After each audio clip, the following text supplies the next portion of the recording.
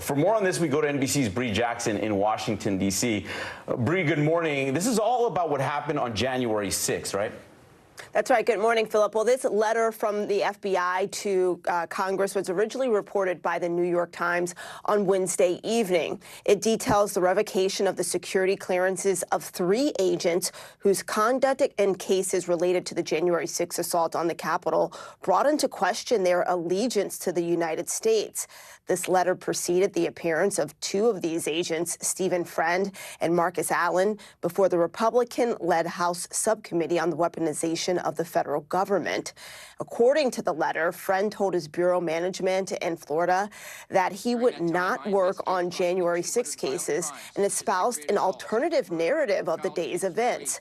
Allen similarly embraced alternative theories about January 6 and failed to provide relevant information to a special agent about a suspect who was discovered to have physically abused Capitol police officers. Allen previously revealed in a lawsuit against the Bureau that he had been suspended without pay. Bree, what did this Republican-led subcommittee expect to hear from these agents? Well, Friend and Allen appeared for a hearing related to the abuses seen at the Bureau and how the FBI is retaliated against whistleblowers. This panel, led by Ohio Republican Jim Jordan, was a major priority of the Republican agenda when they took back the House last fall, and is focused on allegations that the government has unfairly targeted conservatives. Here's what Jordan himself had to say about this letter from the Bureau. It doesn't surprise us. We actually expected it. We were surprised it took them that long to put out this letter about these guys. But you'll get to hear from these individuals today, these brave Americans who are willing to come forward. And Congressman Jordan also answered positively when asked if Republican leadership would be willing to withhold funding for the FBI in order to change behavior in the organization. Back to you. He wants to defund the FBI. All right, got it. Bree, thank you. The G7 summit has kicked off in Japan, and the assembled leaders are getting ready to further sanction Russia over its invasion of Ukraine. The U.S. official speaking to reporters ahead of the meeting said the plan is to blacklist dozens of entities involved in Russian defense production and sanction hundreds of people, vessels, and aircraft. And citing several anonymous officials, the New York Times is reporting that Ukrainian President Vladimir Zelensky will attend this summit in person, although it is unclear when he will arrive in Hiroshima. The feud between Florida Governor Ron DeSantis and Disney may be causing real consequences for the state. The entertainment giant says it's pulling the plug on plans for a $1 billion office development, which would have brought 2,000 jobs to Orlando. In a memo, a Disney executive said the decision was made because of, quote, changing business conditions and because of the return of CEO Bob Iger. He did not mention DeSantis. The governor's office says the decision was unsurprising and that the campus was announced nearly 2 years ago and nothing ever came of the project. House Republicans have filed the first articles of impeachment against President Biden since assuming power last fall. The measure was introduced Thursday by Congresswoman Marjorie Taylor Greene of Georgia and accused Biden of abusing his power by endangering the security of the United States and thwarting the will of Congress. Greene's articles specifically focus on Biden's actions at the border. One article claims that Biden is, quote, endangering the lives of everyday Americans with his open border policies. The measure is expected to go nowhere. The House GOP does not have the votes to impeach Biden. On Thursday, the White House condemned Greene's actions, calling them a shameless sideshow political stunt. At least 13 people have died in severe flooding in northern Italy. The agriculture sector has been hit especially hard, with torrential rain this week. More than 5,000 farms were left underwater. The region's president compared the devastation to an earthquake that struck in 2012, and the economic damage will likely be in the billions of dollars. Let's go live now to Claudio Lavanga, who's following the story for us from Rome. And Claudio, good morning. What's the latest on these rescue efforts? Good morning, Francis. Well, after a break from the rain yesterday, the water started receding, but it left behind a trail of death and devastation that, honestly, we are more used to seeing countries with tropical climate. Certainly not Italy. We've seen scenes of entire towns underwater, roads, bridges collapsed, and cars being washed away, and people had to be rescued from the roofs of their homes with rescuers from a helicopter. Well, now the thousands of people who had to be evacuated for the past couple of days are slowly returning to their their homes and businesses to clear out the rubble, clear out the mud, counter damage. They are being helped by hundreds of young volunteers, but while they do so, they are looking up at the sky, worried because they know that more rain is expected throughout the weekend, Francis. All right, Claudia, and more headlines coming from Italy, specifically in Rome, where we heard of an intruder at the Vatican. What can you tell us about that? Well, last night at 8 p.m., a driver who did not have authorization to enter Vatican State just rushed through with his car through a main gate at the Vatican, past Swiss guards despite their attempt to stop him. And then he started driving at high speed inside Vatican State. The Vatican security fired shots at his front tire, trying to stop him. In the meantime, other security closed the main gate inside the Vatican that leads to sensitive areas like St. Peter's Basilica, the Vatican Gardens, and especially the residence where the Pope resides and sleeps. Well, at some stage, the car had to stop because it couldn't go any further. The driver got out of the car. He was arrested, and he was described by the Vatican as a man with psychiatric problems. So this was probably an act by a disturbed man rather than a premeditated attack, Francis. And good to hear no injuries and nobody was hurt from that incident. Claudia, thank you. Yep. The surge of migrants into the U.S. continues after the expiration of Title 42. On Wednesday, an 8-year-old girl died in Border Patrol custody after suffering a medical emergency. This is the second death of a child in a government-run facility in a week. This is cities thousands of miles from the border are struggling to house migrants sent to them. NBC's Miguel Almaguer has more. After days of protests, New York City officials moving some migrants out of shelters at public school gyms after fierce backlash from parents. I think that they shouldn't be on school grounds, anywhere but not school grounds. Officials insisting they haven't changed their plans, that migrants are still sheltered at gyms as a last resort, with New York City at a breaking point. More than 67,000 migrants have arrived in the city since the crisis began, 4,300 in just the last week. By next year, officials say housing, food and services for migrants will cost city taxpayers more than $4 billion. The mayor of New York City says nearly half of hotels with an occupancy of up to 200 people are now housing migrants. A little over 40% of them are handled by migrant and not outside visitors. It has overwhelmed our system. New York, a so-called sanctuary city where local officials don't enforce federal immigration laws, has been a top draw for migrants, along with Philadelphia and Chicago.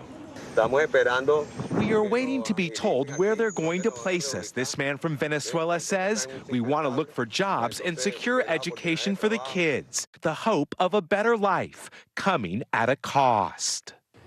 Meanwhile, we've learned an 8-year-old girl has died in Border Patrol custody while in Texas, where her family was being held by the Border Patrol. So far, no other details have been released. Back to you. All right, Miguel, thank you. Montana's first-of-its-kind ban on TikTok is already under legal attack. 5 TikTok users in the state have filed a lawsuit saying the new law set to go into effect January 1st violates free speech rights. The law would make it illegal for app stores to offer downloads of the app and threatens to sue TikTok $10,000 for each violation of the ban. Montana's governor says he is banning TikTok to protect Montana's personal information from China. TikTok's CEO testified before Congress that the company is not controlled by China. A TikTok spokesperson tells NBC News that Montanans can continue using TikTok as they continue working to defend the rights of users. New York City public schools will allow ChatGPT on their devices and networks, rescinding a ban that was announced in early January. In an opinion piece published in Chalkbeat, School Chancellor David Banks says they instead plan to engage with the artificial intelligence chatbot.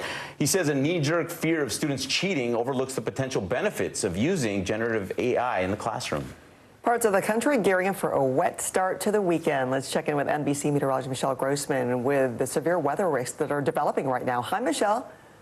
Hi there, guys. Great to see you. And we're seeing that heavy rain falling right now. And then as we get that sun going, the daytime heating going, that's going to give the power to these storms that we'll see strong to severe storms later on this afternoon. But this morning, seeing some rain falling in portions of the southern plains up to the Midwest. We also have a coastal low that's off the southeast coast. You can see some rain falling in portions of South Carolina into North Carolina. That's going to move its way to the north. But we're watching this cold front as we go throughout the afternoon and evening hours. So we are looking at the chance for severe storms. Winds gusting up to 60 miles per hour. Could see some large hail, even a few brief tornadoes. Where you see the yellow, that's the likeliest spot. So Dallas, Waco, Austin, also Abilene, you could see some strong storms later on this afternoon. That's a look at the big weather story of the day. Here's a closer look at your day ahead. All right, feeling like summer in the southern plains. Temperatures soaring into the 90s, 91 in Dallas today, 96 in San Angelo, and feeling really good in the northeast, a little below average, but pretty close. 71 in Philadelphia, 77 in Pittsburgh, 72 in Richmond. All right, dry today in the northeast, but we're going to see some rain by tomorrow. We'll talk more about that coming up. All right, Michelle, thank you. A missing diamond ring reunited with its owner 13 years after it was flushed down the toilet. Workers at a Minnesota wastewater plant found the ring about a month ago. They used social media and the press to find Mary Strand, its rightful owner. The ring was an anniversary gift after she had lost an engagement band. She said she was stunned to see it again, but she said she never gave up hope of finding the ring. Maybe no more expensive rings for her, huh? All right. Still to come, the astronaut gearing up for a return to space after spending almost 2 years among the stars.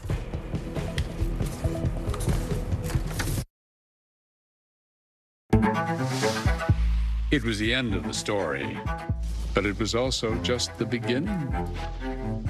We couldn't know then that following the mystery would take us to places as strange as any fiction. The mind whirled among dreadful possibilities. What happened here? The True Crime Original. Dateline, Fridays and Sundays. Watch NBC Nightly News with Lester Holt or listen wherever you get your podcasts. Hi, everybody. Good morning. Welcome to Today. Every day. We are adding to the star power in our studio. The biggest names, only on Today. See, we're coming in this early, right? Everybody, it's Today. Like I won the lottery. How do you feel at this age, this stage? Liberated. We're just getting started, folks. Ain't no stopping us now. The boys are back in town. Boys are back in town. It's a miracle. It's a miracle. This has been fantastic. Everything and everyone you're talking about, only on Today. Watch NBC Nightly News with Lester Holt or listen wherever you get your podcasts. Hey, podcast fans, ready to unlock our true crime mysteries? Try Dateline Premium on Apple Podcasts. You'll get early access to originals, plus bonus content, and everything is ad-free. So head to Apple Podcasts now to subscribe. What is going to happen now? Going back and forth because Go ahead, this is it, right? I'm Gotti Schwartz, and here are the stories we're watching tonight. Storms keep coming here in California. Some of the big headlines trending like crazy on social media. This is what my voice sounds like when I clone it. That wasn't me. You gotta see this. Stay tuned now, weeknights on NBC News Now. What is going to happen now? Going back and forth because Go ahead, this is it, right?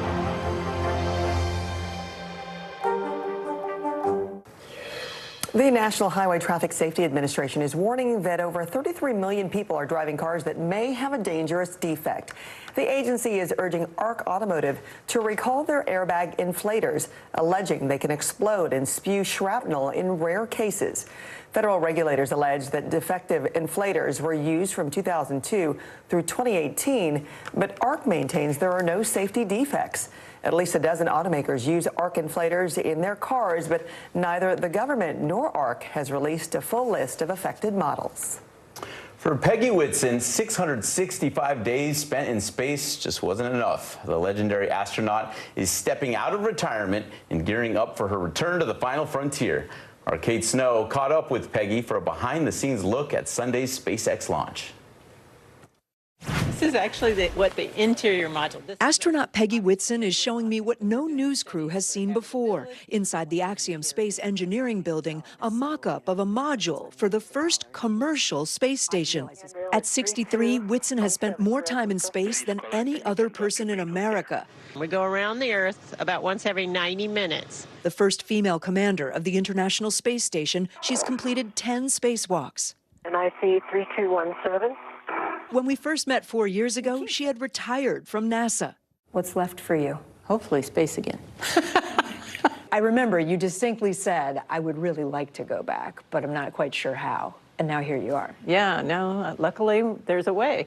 With the development of commercial space, there are lots of opportunities out there. Now she's taken her years of NASA experience to Axiom Space as director of human spaceflight. She'll now be the first female commander of a private space mission, Axiom Mission 2.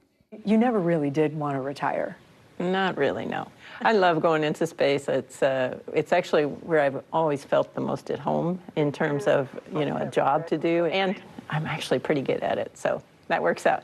In coordination with NASA, she'll lead a 4-person team for the 10-day privately funded mission to the International Space Station. Their research in orbit will help Axiom build a more modern commercial space station that would replace the current one. It's pretty exciting to be a part of that. Liftoff is scheduled for Sunday on a SpaceX Falcon 9 rocket. Whitson's advice: keep pushing your boundaries. Are you still challenging yourself? Absolutely, absolutely. A little out of your comfort zone? Yes, yes, definitely. I think that's one of the biggest messages for success, is to challenge yourself to not just do what you know you can, because you're capable of more than you know. Kate Snow, NBC News, Houston. Godspeed to them. It's still to come, the sweet treat with a cherry twist that is hitting stores just in time for summer. And Starbucks making a cool change to their formula, and hopefully customers won't have a meltdown.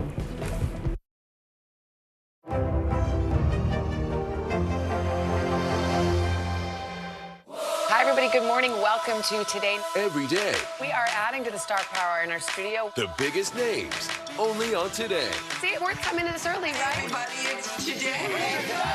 Like I won the lottery. How do you feel at this age, this stage? Liberated. We're just getting started, folks. Ain't no stopping us now.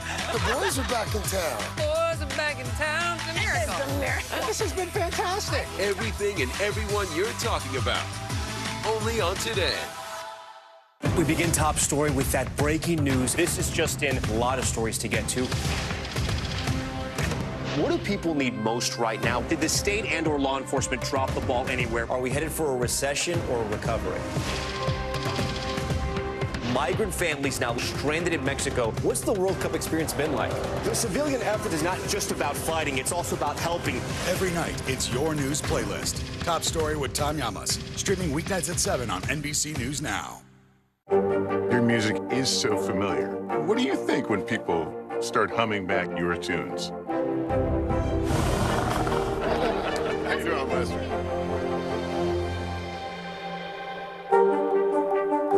Thanks for tuning in. I'm Gotti Schwartz. Here are the stories we're following tonight. Storms keep coming here in California. The U.S. government just declassified this video. A lot more stories trending like crazy on social media. A controversy pitting lawmakers against young voters. What's the state of crypto today? What is going on when we're looking at trends there? Another mind-bending story on artificial intelligence. This is what my voice sounds like when I clone it. That wasn't me. You gotta see this. Stay tuned now. Weeknights at 8 Eastern, 5 Pacific on NBC News Now.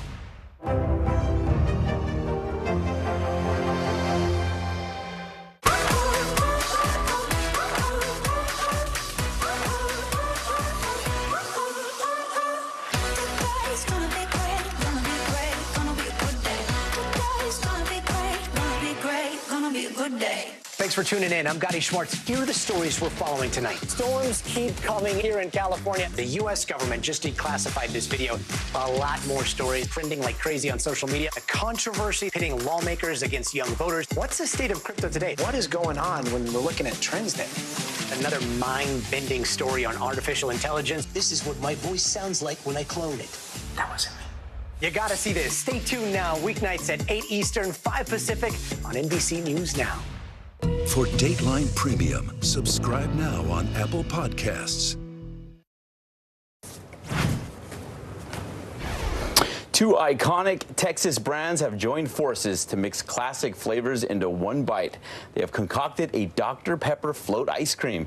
The Bluebell vanilla ice cream is swirled with Dr. Pepper sherbet. It's pretty limited, though. It's only available through 2024, and you can only find it in 23 states. It goes on sale today by the pint and the gallon, and those states are pretty much all in the South. So anywhere north of the Mason-Dixon line, you're going to have to do it old school and just pour it right into a glass. Go buy some Dr. Pepper, which was kicked off in Waco, Texas, is why it's so Texas. And Bluebell, of course, huge, huge Texas brand. But yeah, go old school, right? Yeah, but everybody really, doesn't matter if you're from Texas or not, everybody kind of loves good stuff. A float, right? All right, everybody loves Starbucks. And here's the thing, they're not loving that they're changing its ice cubes to nugget ice, and it is already causing meltdowns. The coffee giant announced it'll be introducing new ice machines to select locations this year, which will create pellet-like ice. But some coffee lovers are concerned that the new ice shape will melt drinks faster and change the texture of the frappuccinos, maybe a little bit of the taste too, watering it down. The change comes as Starbucks handcrafted beverages continue to grow in popularity, accounting for about 70% of sales. So if you're wondering what pellet ice is, it's a little bit smaller. It's kind of like crushed ice, like Sonic ice. Like Sonic ice right there. But if you love crunching on the ice, that'll make it so much easier. Not everybody's going to get it right away. It's going to be a slow rollout. Well, there might be revolts at your local Starbucks. The East Coast could see a weekend washout. Michelle will be back with us. She's tracking storms after the break. And later, forget about the Around the World in 80 Days. Meet this man who saw the world's wonders in less than a week. We begin top story with that breaking news. This is just in, a lot of stories to get to. What do people need most right now? Did the state and or law enforcement drop the ball anywhere? Are we headed for a recession or a recovery? Migrant families now stranded in Mexico. What's the World Cup experience been like? The civilian effort is not just about fighting, it's also about helping. Every night, it's your news playlist. Top story with Tom Llamas. Streaming weeknights at 7 on NBC News Now. Hey, I'm Hallie. It's good to be with you tonight. The debt ceiling. Here's why this matters. Please, please don't have your eyeballs glaze over. Here's why this matters. Talk to us about what we're supposed to call this. Is it a bailout? Is it a backstop? There's a difference because it matters whose money is being used to prop up these banks. We think we're getting close to this news conference. I will be honest with people. This is like an awkward moment where we think we're like right there. You're going to have to like tap dance with us maybe a little bit. I do have my tap dancing shoes on, not to worry. What is going to happen now? Going back and forth because Go ahead. This is it, right? Hey, podcast fans, ready to unlock our true crime mysteries? Try Dateline Premium on Apple Podcasts. You'll get early access to originals, plus bonus content, and everything is ad-free. So head to Apple Podcasts now to subscribe. We're back now from Las Vegas. From Seattle, no, Guatemala City. From Wilmington. I was in space in Texas. From Normandy, From France. Surfside, Florida. Thank you for watching, everyone. For Dateline Premium, subscribe now on Apple Podcasts.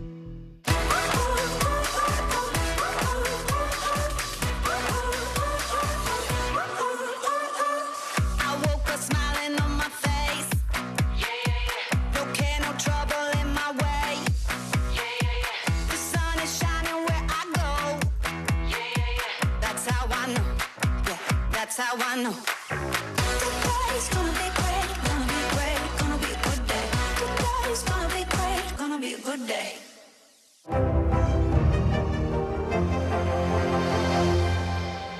I'm Gotti Schwartz, and here are the stories we're watching tonight. Storms keep coming here in California. Some of the big headlines trending like crazy on social media. This is what my voice sounds like when I clone it. That wasn't me. You gotta see this. Stay tuned now, weeknights on NBC News Now. Welcome back on this Friday. We are looking at that western warmth continuing. Temperatures into the 80s, 90s in portions of the Intermountain West. We're looking at Boise, really warm today. It's going to be warm too in the southern plains, along with a cold front that's going to ignite some storms later on this afternoon. Some could be strong to severe as we go throughout the late afternoon to evening hours. As we go throughout Saturday, that cold front's going to move off to the east. We're looking at showers and storms stretching from New England into the mid-Atlantic, portions of the Gulf Coast, and a spring beauty in the Ohio Valley. We'll be right back. Your music is so familiar. What do you think when people start humming back your tunes? How you doing, Lester?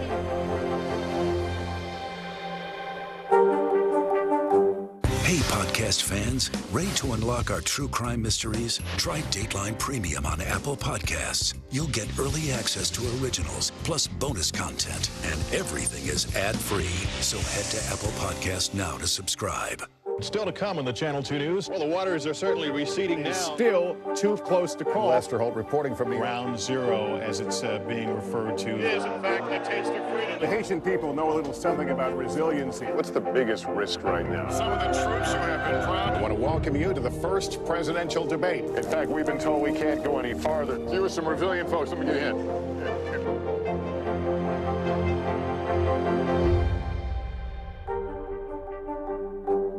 For Dateline Premium, subscribe now on Apple Podcasts. Watch NBC Nightly News with Lester Holt or listen wherever you get your podcasts. Hey, podcast fans, ready to unlock our true crime mysteries? Try Dateline Premium on Apple Podcasts. You'll get early access to originals, plus bonus content, and everything is ad-free. So head to Apple Podcasts now to subscribe. We're back now from Las Vegas, Seattle, from Guatemala City, from Wilmington. I was in space in Texas, from Normandy, from Surfside, Florida. Thank you for watching, everyone. I'm Gotti Schwartz, and here are the stories we're watching tonight. Storms keep coming here in California. Some of the big headlines trending like crazy on social media. This is what my voice sounds like when I clone it. That wasn't me. You gotta see this. Stay tuned now, weeknights on NBC News Now. For Dateline Premium, subscribe now on Apple Podcasts. Watch NBC Nightly News with Lester Holt or listen wherever you get your podcasts.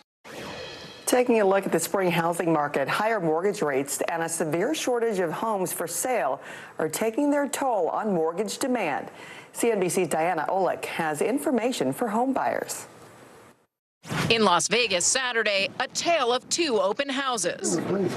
This home, just listed for $395,000, saw a steady stream of potential buyers. This home, listed for a steeper $510,000, saw nearly no one. Under $350,000 and $400,000, there's multiple offers. Over $500,000, it slows down a little bit. Real estate agent Noah Herrera said he priced this fixer-upper to sell. On Monday, he received an offer at full price. Competition for affordable homes is fierce. There are 44% fewer homes for sale now compared with pre-pandemic levels. Last summer, as mortgage rates rose, home prices began to dip.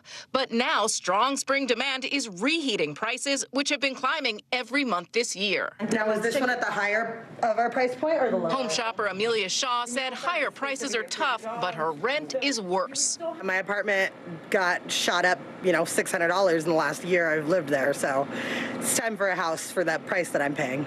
And mortgage rates aren't helping. They just moved to a 2-month high this week because lenders are already worried the government might default on its debt in June. In the event of a debt default, mortgage rates could rise really substantially, taking us from the ballpark of 6.5% to about 8.5% on a 30-year mortgage.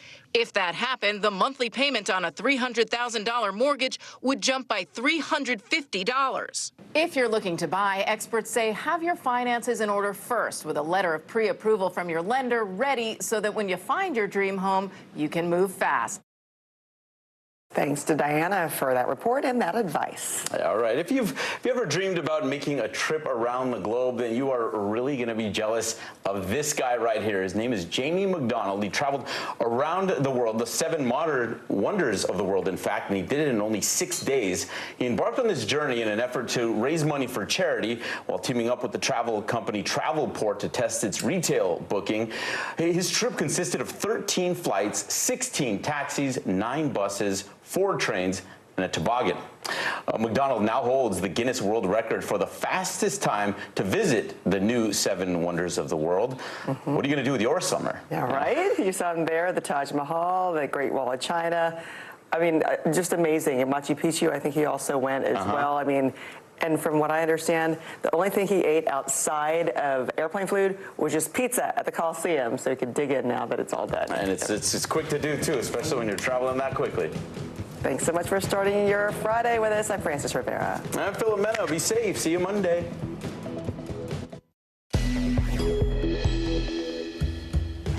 A feud between Ron DeSantis and Disney leaves the Sunshine State caught in the crossfire after Disney pulls the plug on a $1 billion project. A bold move against the commander-in-chief, Marjorie Taylor Greene, introducing impeachment articles against President Biden. A devastating fire engulfs a construction site in North Carolina. Dozens of firefighters scrambled to save the employees. And meet the globetrotter who embarked on a world trip in just 6 days. We'll tell you how he did it.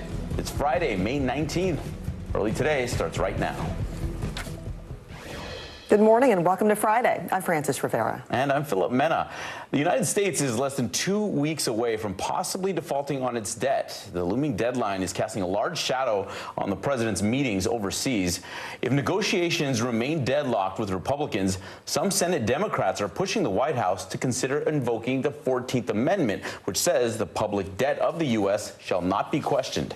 Our Chris Pallone has more on where the negotiations stand. Mr. President, can you guarantee allies that the U.S. won't default? In Japan, President Biden ignored shouted questions about the biggest crisis facing him back home, the fight over raising the nation's debt limit.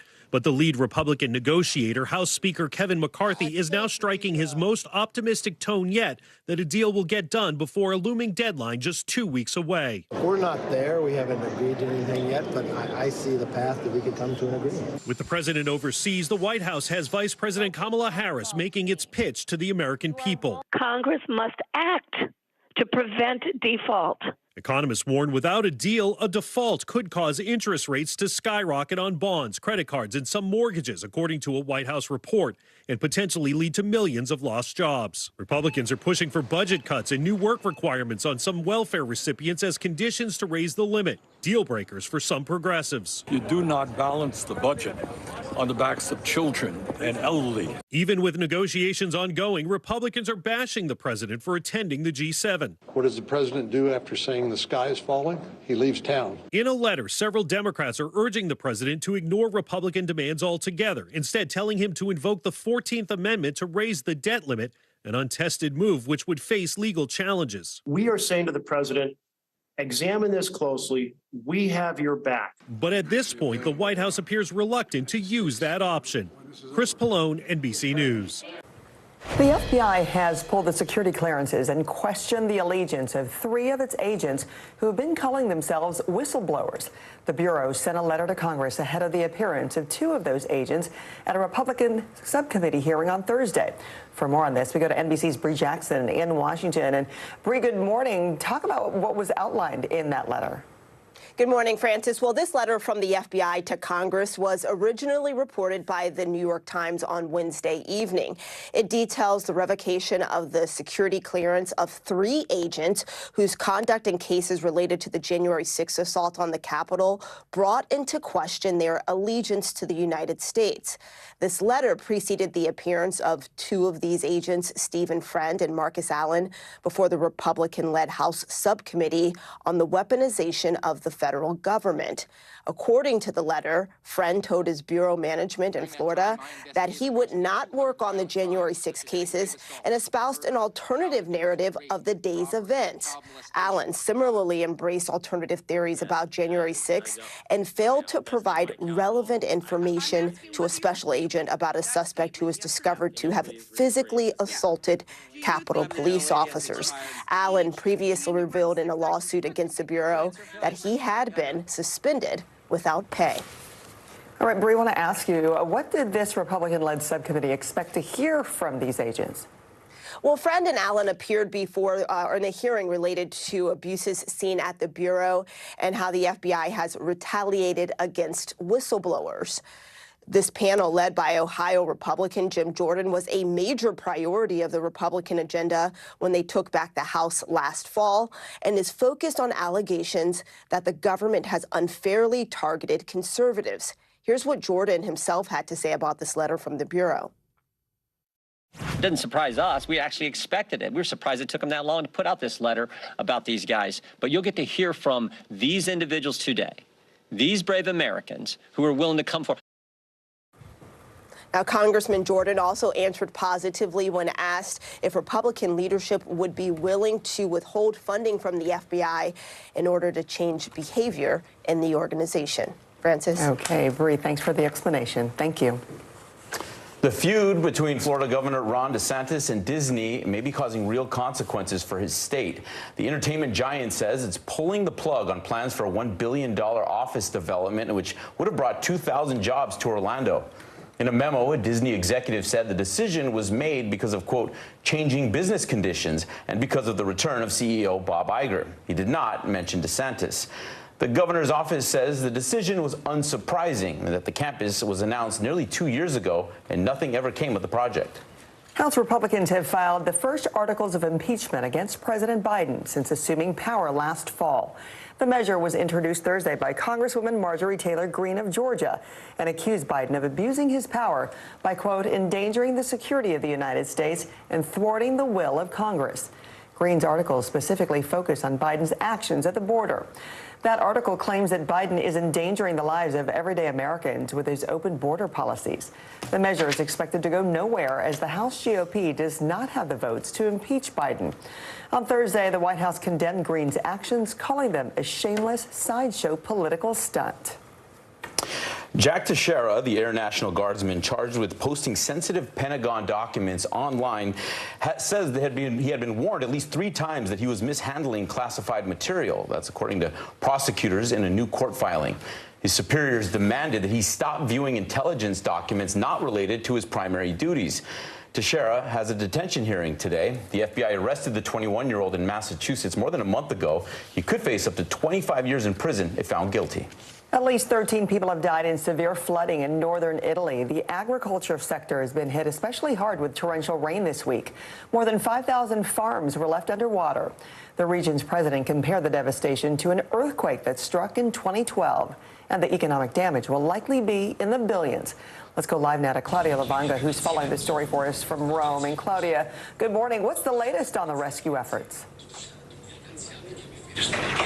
Good morning, Francis. Well, after a break from the rain yesterday, the water started receding and it left behind a trail of death and devastation. We've seen scenes that we're more used to in countries with tropical weather and climate, certainly not Italy, with entire towns underwater, bridges and roads collapsed and cars washed away and people having to be rescued from the roofs of their homes with helicopters by rescuers. Now, the thousands of people who were evacuated in the past few days are starting to go back to their homes, to their businesses, to clear up the mud, the rubble, with the help of hundreds of young volunteers. But while they do so, they also keep an eye at the sky because they know that more rain is expected throughout the weekend, Francis. Well, hopefully they can get somewhat of a break. Claudia, I want to ask you also about other headlines.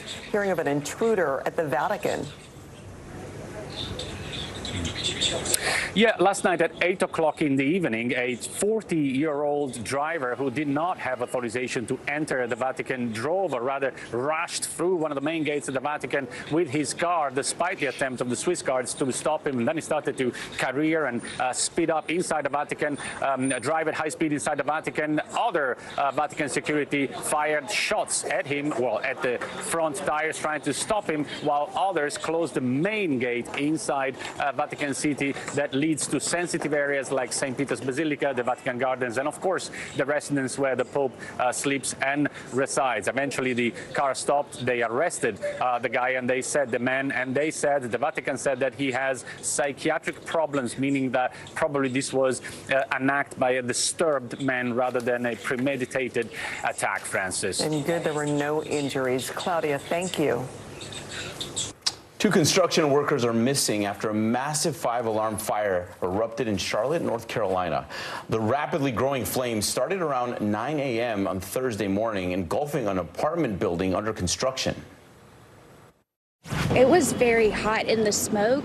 The water in my eyes, it was insane. I've never experienced anything like this. More than 90 firefighters responded, officials say, rescuing 15 workers from the construction site, including one pulled from a crane and taken to the hospital. The blaze became so intense at times, some firefighters needed help.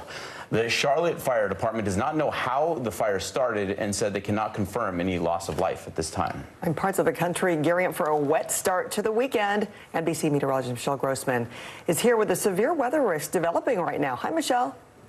Hi there, guys. Great to see you. And we're already seeing that rain falling in spots in portions of the southern plains, also the Midwest. We have a little rain, too, along the southeast coast. We're going to see the chance for strong to severe storms as we go throughout the later part of today once we get that daytime heating going. But radar showing us that we are tracking some heavy rain this morning, especially in Oklahoma, Kansas, into Texas, where you see those brighter colors, especially the reds, the oranges, the yellows. That's where we're seeing the heaviest rain falling, and we're seeing that in the Midwest as well. So as we go throughout the day, we're going to expect the chance for some severe storms. That means winds gusting up to 60 miles per hour. That could cause some damage, some large hail, even the chance of a few tornadoes. They would be brief. The likeliest spots for these storms would be Fort Smith down to Dallas, Waco, Austin, San Antonio, and also Abilene, especially where you see that yellow shading. That's where we're expecting the likelihood for some storms later on today. So here's the setup here. We have a cold front that's moving through the middle of the nation. We'll see showers and storms along this front, ahead of this front, and that severe risk stretches from central Texas into Arkansas.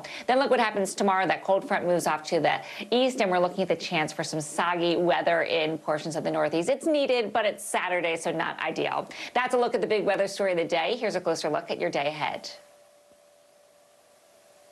All right, feeling very summer-like in the south, temperatures in the 90s, mid-90s in San Angelo. We're looking at the chance for showers and storms in the southern plains as well, so Texas to Arkansas. And then we're looking at a really nice day in the Northeast, temperatures in the 70s, 74 in Scranton. All right, we made it to Friday. That means we're going to take a look at that weekend forecast in just a bit. Hey, we'll see you then. So to come, new details on Deutsche Bank's settlement with victims of Jeffrey Epstein. And federal regulators say millions are driving with potentially dangerous airbag defects and don't even know about it.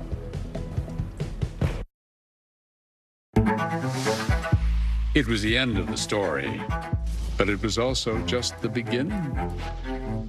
We couldn't know then that following the mystery would take us to places as strange as any fiction. The mind whirled among dreadful possibilities. What happened here? The True Crime Original. Dateline, Fridays and Sundays. What is going to happen now? Going back and forth because Go ahead. This is it, right? Hey, I'm Hallie. It's good to be with you tonight.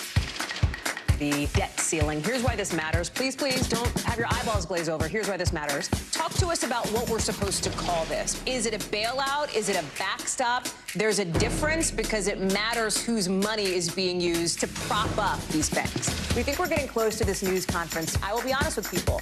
This is like an awkward moment where we think we're like right there. You're going to have to like tap dance with us maybe a little bit. I do have my tap dancing shoes on, not to worry.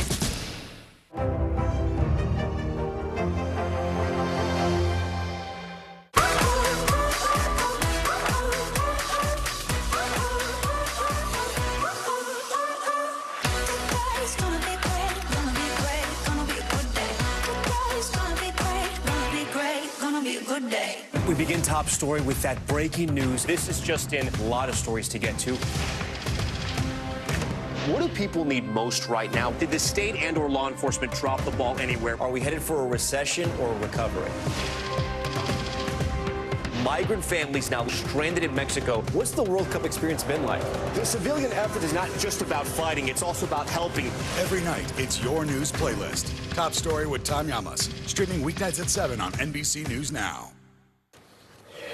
We are learning new details about the payout Deutsche Bank is making to Jeffrey Epstein's accusers. And now there is another high-profile bank in the spotlight for its connection to the disgraced financier. NBC's Laura Jarrett reports. A massive settlement. A major bank accused of bankrolling convicted sex offender Jeffrey Epstein now compensating his victims. Deutsche Bank has agreed to pay $75 million to settle claims brought by an Epstein survivor accusing the bank of knowingly facilitating a sex trafficking operation in order to churn profits, enabling Epstein's abuse for years. This is a watershed moment. Sigrid McCauley represents the survivor, going only as Jane Doe in court papers to protect her identity. these financial institutions who hold those purse strings being held to account for their involvement. I would say there's more to come with respect to the Epstein saga. The settlement terms are still confidential, and Deutsche Bank has not publicly admitted any wrongdoing. It would not comment, but said the bank has made considerable progress in remedying a number of past issues.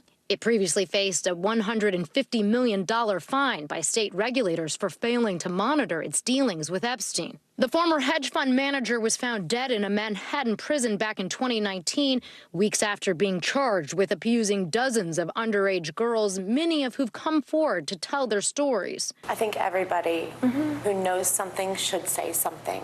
Help us put the pieces of our lives back together, because we're missing so much of it. Even years after his death, the fallout over Wall Street's relationship with the disgraced financier continues, as J.P. Morgan Chase is now fighting similar claims of turning a blind eye to his conduct. CEO Jamie Dimon is set to be deposed next month. The bank has denied any liability. Laura Jarrett, NBC News, New York. The National Highway Traffic Safety Administration is warning that over 33 million people are driving cars that may have a dangerous defect. The group is urging ARC Automotive to recall their airbag inflators, claiming they can explode and, in rare cases, spew shrapnel. Federal regulators allege that the defective inflators were used from 2002 through 2018. But ARC maintains there are no safety defects. At least a dozen automakers use ARC inflators in their cars, but neither the government nor ARC have released a full list of affected models. Still to come, the drag queen given a first-of-its-kind platform for an ambassador for the LGBTQ community. Well, first, we will introduce you to the man who wasted no time taking in the wonders of the world. Hi, everybody. Good morning. Welcome to Today. Every day. We are adding to the star power in our studio. The biggest names, only on Today. See, it worth coming in this early, right? Everybody, it's Today. Like I won the lottery. How do you feel at this age, this stage? Liberated. We're just getting started, folks. Anal stop with a snap. The boys are back in town. Boys are back in town. It's a miracle. It's a miracle. This has been fantastic. Everything and everyone you're talking about, only on Today. Watch NBC Nightly News with Lester Holt or listen wherever you get your podcasts. It was the end of the story, but it was also just the beginning. We couldn't know then that following the mystery would take us to places as strange as any fiction. The mind whirled among dreadful possibilities. What happened here?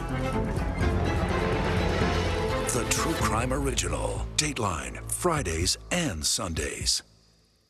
Hi, everybody. Good morning. Welcome to Today. Every day. We are adding to the star power in our studio. The biggest names, only on Today. See, it worth coming in this early, right? Everybody, it's Today. Like I won the lottery. How do you feel at this age, this stage? Liberated. We're just getting started, folks. Anal stop with a snap. The boys are back in town. Boys are back in town. It's a miracle. It's a miracle. This has been fantastic. Everything and everyone you're talking about, only on Today. Your music is so familiar. What do you think when people start humming back your tunes? How you doing, Lester?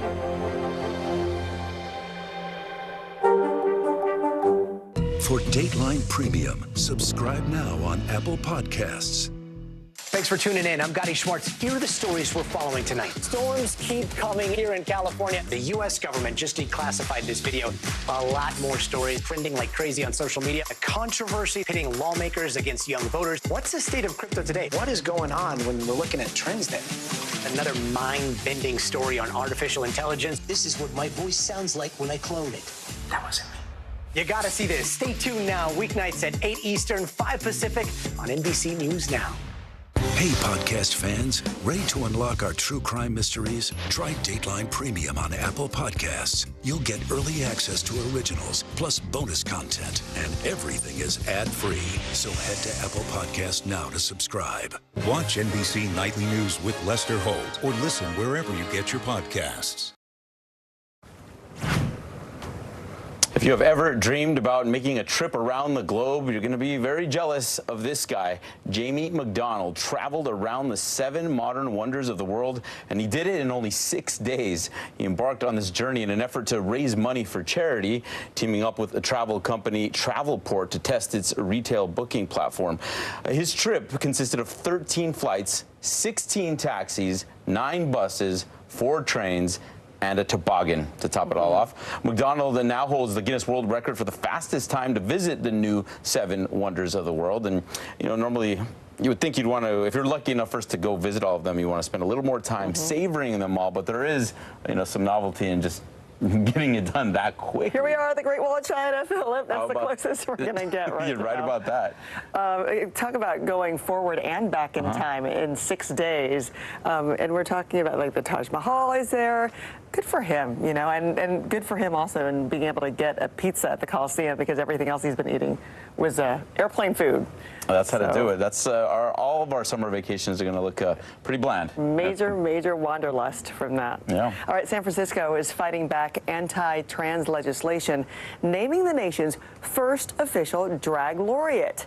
That's an ambassador-style position designated for someone to represent the city's famous LGBTQ+ community at a time when rights are under attack. So, Mayor London Breed presented well-known drag performer Darcy Drollinger with the honor. There she is. That's on what is the first of many drag laureate days to come in the city. So this is a huge honor for her. What a great gig. It lasts 18 months, and she gets a stipend of $55,000 to do her thing. So proclamation, and, you know, the first of its kind. Yeah, it is. San Francisco, usually a trailblazing city when it comes to those things. And, you know, maybe other cities will follow suit. We'll see. That is some major drag brunch to be happening right there with that stipend. Some good stuff. Yep. All right, stay with us. We are almost there. Almost. The weekend. You can taste it. After the break, Michelle will help you plan for it. She's got a coast-to-coast forecast. Stay with us.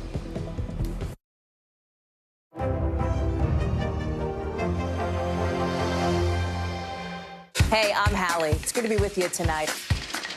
The debt ceiling. Here's why this matters. Please don't have your eyeballs glaze over. Here's why this matters. Talk to us about what we're supposed to call this. Is it a bailout? Is it a backstop? There's a difference because it matters whose money is being used to prop up these banks. We think we're getting close to this news conference. I will be honest with people. This is like an awkward moment where we think we're like right there. You're going to have to like tap dance with us maybe a little bit. I do have my tap dancing shoes on, not to worry. Hi, everybody. Good morning. Welcome to Today. Every day, We are adding to the star power in our studio. the biggest names, only on Today. See, we're coming in this early, right? Everybody, it's today. Like I won the lottery. How do you feel at this age, this stage? Liberated. We're just getting started, folks. Ain't no stop with us now. The boys are back in town. Boys are back in town. It's a miracle. It's a miracle. This has been fantastic. Everything and everyone you're talking about, only on Today. Your music is so familiar. What do you think when people start humming back your tunes? How you doing, Lester?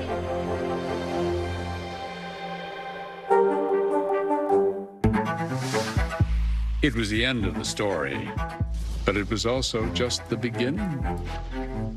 We couldn't know then that following the mystery would take us to places as strange as any fiction. The mind whirled among dreadful possibilities. What happened here?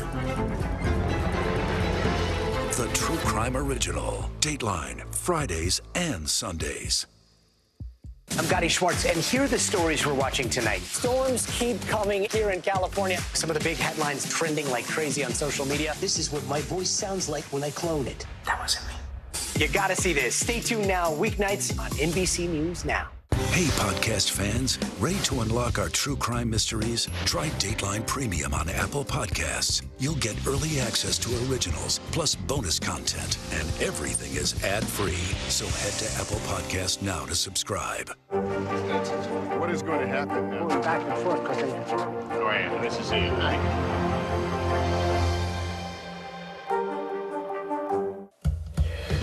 Welcome back on this Friday, your Friday forecast. Looking at stormy and soggy in spots. We have a cold front that's moving through, and that's bringing the chance for some showers, some storms. Some could be strong, especially in the southern plains to the lower Mississippi Valley. Could see rounds of heavy rain as well. It's going to be warm once again in the Intermountain West. Temperatures into the upper 80s in Boise, right around 90 degrees. And then as we go throughout tomorrow, that cold front that I mentioned earlier is going to move out to the east. We're looking at showers and storms from New England into the mid-Atlantic, down to the Tennessee Valley, also the Gulf Coast. Behind that cold front, though, is spring beauty. Lots of sunshine, nice temperatures into the 70s in the upper Midwest, into the northern plains. Sunday, we'll see lingering showers in the morning in the Northeast, and they're going to move off the coast by later Sunday. Back to you both. Okay, thank you, Michelle. After the break, the Walmart employee who became the customer's guardian angel. Still to come on the Channel 2 News. Well, the waters are certainly receding now. Still too close to call. Lester Holt reporting from the Ground Zero, as it's being referred to. It is, in fact, a taste of freedom. The Haitian people know a little something about resiliency. What's the biggest risk right now? Some of the troops who have been proud. I want to welcome you to the first presidential debate. In fact, we've been told we can't go any farther. You with some resilient folks. Let me get a hint.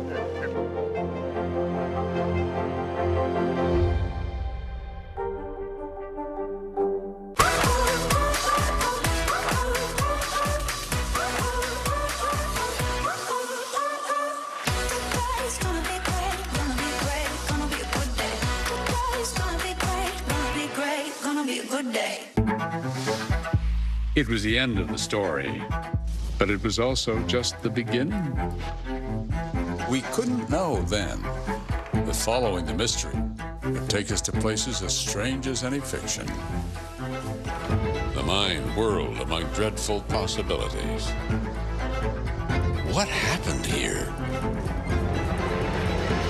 The True Crime Original. Dateline, Fridays and Sundays. Thanks for tuning in. I'm Gotti Schwartz. Here are the stories we're following tonight. Storms keep coming here in California. The U.S. government just declassified this video. A lot more stories trending like crazy on social media. A controversy pitting lawmakers against young voters. What's the state of crypto today? What is going on when we're looking at trends there? Another mind-bending story on artificial intelligence. This is what my voice sounds like when I clone it. That wasn't me. You gotta see this. Stay tuned now. Weeknights at 8 Eastern, 5 Pacific on NBC News Now. Hey, podcast fans, ready to unlock our true crime mysteries? Try Dateline Premium on Apple Podcasts. You'll get early access to originals, plus bonus content, and everything is ad-free. So head to Apple Podcasts now to subscribe. A Walmart employee in Kentucky is being praised as a hero after jumping into action to save the life of a customer in distress. Reporter Larry Smith of our Kentucky affiliate has the story of this woman's selfless act. At first glance, this could be a scene from a family reunion. To say there's a lot of heart in those hugs would be an understatement. The day was Saturday, February 4th. John Harris was making a run to the store as he had done hundreds of times before. But this time would turn out unlike any other. I paid for my stuff, which was some water, about 10 gallons of water. And after I paid for it, I was walking to the exit. And that's all I remember. I just dropped like a rock. That's when Natalie Jenkins sprung into action. This man is not right there on my watch. Those are my exact words. A 7-year employee at Walmart who had never gone through any kind of CPR training, but knew that she had to do something. Everybody was just standing around, wasn't doing nothing. So it just clicked in. I had never done this before, a day in my life. And CPR just clicked in my brain, and I just started doing chest compressions until paramedics got there. It wasn't nobody but, it had been nobody but God, because like I said, I was just stunned. Next thing you know, I'm up in the hospital. She's beside me. My wife's beside me. And my wife told me that this lady named Natalie is the one that, kind of saved my life, because she gave me chest compressions. Natalie's quick thinking had saved John's life, a life the Harrises want to share with her family, and they wasted no time seeking her out. Me and my daughter was standing on the front porch, and she came up and she was like, "Are you Natalie?" And I'm like, "Yes, ma'am." And next thing I knew, she just grabbed me and she just hugged me, and she got to crying at thanking me. Then she turned around, she grabbed my daughter and hugged my daughter, and she was like, "You just don't know how blessing your mama has been." And I told my daughter, and all three were standing on the front porch crying. Harris family members have showered Natalie with gifts to show their appreciation, and perhaps the best of all, calling her a member of their family now. And I call her my guardian angel, you know, because she was my guardian angel at that day, you know. And I don't know, God get crying stuff. It's okay. Yeah, but she saved my life. Thanks to Larry Smith for bringing us that heartwarming story. All right, now to Starbucks with a big change on its way, and it's ice cubes. They're changing it to nugget ice, and it's already causing meltdowns. The coffee giant will be introducing new ice machines to select locations this year, which will create pellet-like ice. Some coffee lovers are saying, you know what, that will melt the ice faster, it'll change the texture. Starbucks says, no, we've tested it, it won't. It's like the Sonic kind of ice. Worked for Sonic. I think that's the best kind of ice. Right? It crunch right on that, too. Have a great weekend.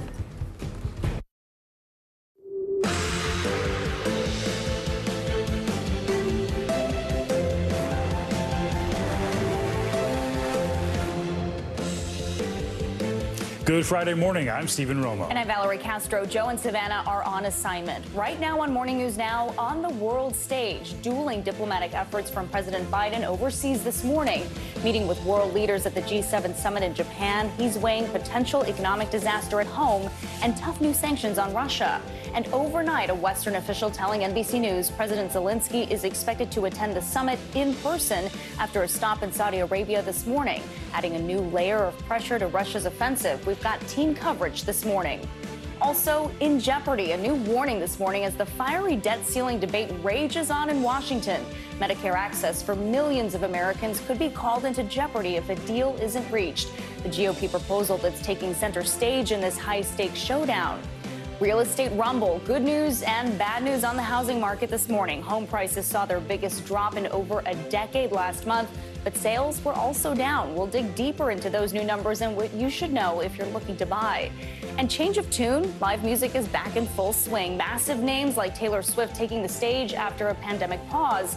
But for many concert goers, their fellow fans just aren't hitting the right notes. A concert culture shift explained later this hour. Oh, I hope it's not singing along. That's my favorite part of concerts. Me too, right? Okay. So good. Happy Friday morning to you. Good to be here. Yeah, great to be here. We start this hour with the latest in the G7 summit and the new information this morning that Ukrainian President Vladimir Zelensky is expected to attend in person. Yeah, this morning he landed in Saudi Arabia. The meeting there should happen before he heads to Japan, and his trip will continue on to Hiroshima. More countries announced tougher sanctions against Russia as a way to try to stop its invasion of Ukraine. At the same time, looming in the background of these talks, of course, is the prospect of a possible U.S. debt default and the massive effects it could have, not just here in the U.S., but on the global economy.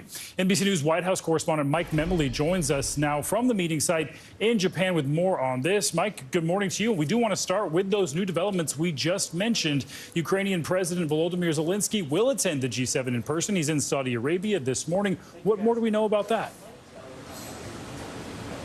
Yes, Stephen, Ukraine was always going to be at the top of the agenda for this three-day G7 summit here in Hiroshima.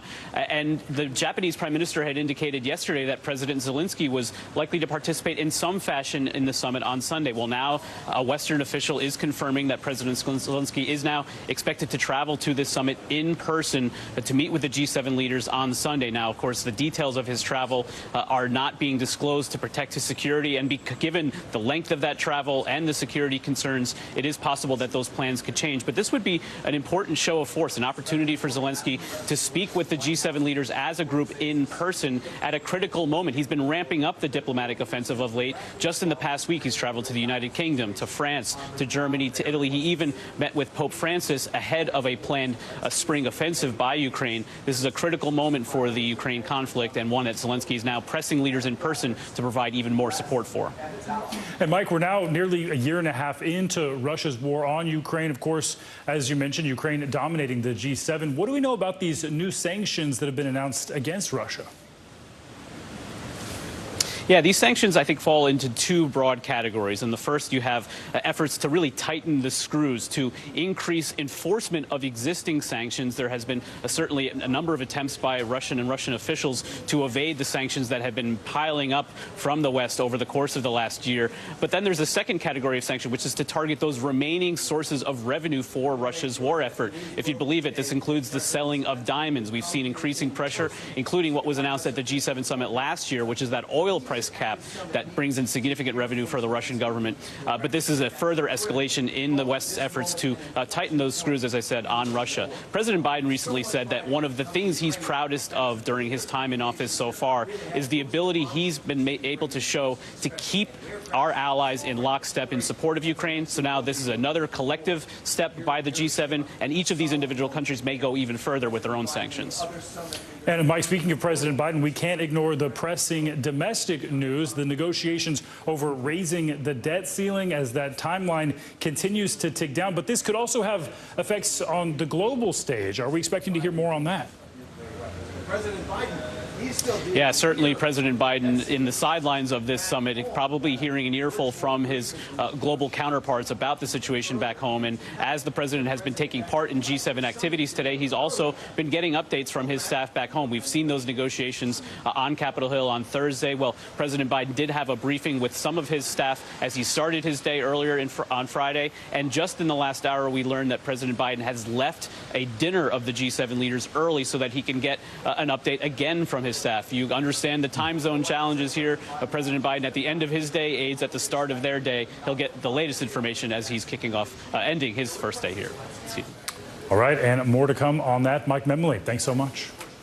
Back here at home, negotiations are ongoing to try to reach a deal to raise the debt ceiling. We're just days away from the June 1st deadline. The date Treasury Secretary Yellen said the country could risk defaulting on its debt if a deal isn't reached. That could send stocks plummeting, affecting 401ks and retirement funds, and even possibly leave the government with no way to pay its workers. On a call with community leaders yesterday, Vice President Kamala Harris criticized Republicans and warned about the potential dangers of a debt default. For Republicans in Congress, this issue is not really about lowering our nation's debt, because if they really cared about lowering our debt, they would not also fight to protect trillions of dollars in Trump tax cuts for the wealthiest Americans and the biggest corporations. NBC News Capitol Hill correspondent Ali Vitale joins us now with more on that. Ali, so negotiations have continued even with President Biden attending the G7 summit, and there have been some hopeful signs that progress is being made, especially some new comments from House Speaker McCarthy, right? Yeah, look, the tone has shifted significantly here, Valerie, from the start of the week when I talked to the speaker and he was very pessimistic, very dour on the tone of the talks. And now you're hearing him not just say that they're productive, but also we're starting to see some similar themes start to take shape publicly, which means they could be starting to coalesce around points of a deal in these backroom dealings that they're doing between the speaker's closest allies and the White House's top aides. McCarthy, though, keeps trumpeting this need for a timeline and a framework by this weekend. That's different than what the White House is saying, but here's the speaker anyway. Watch.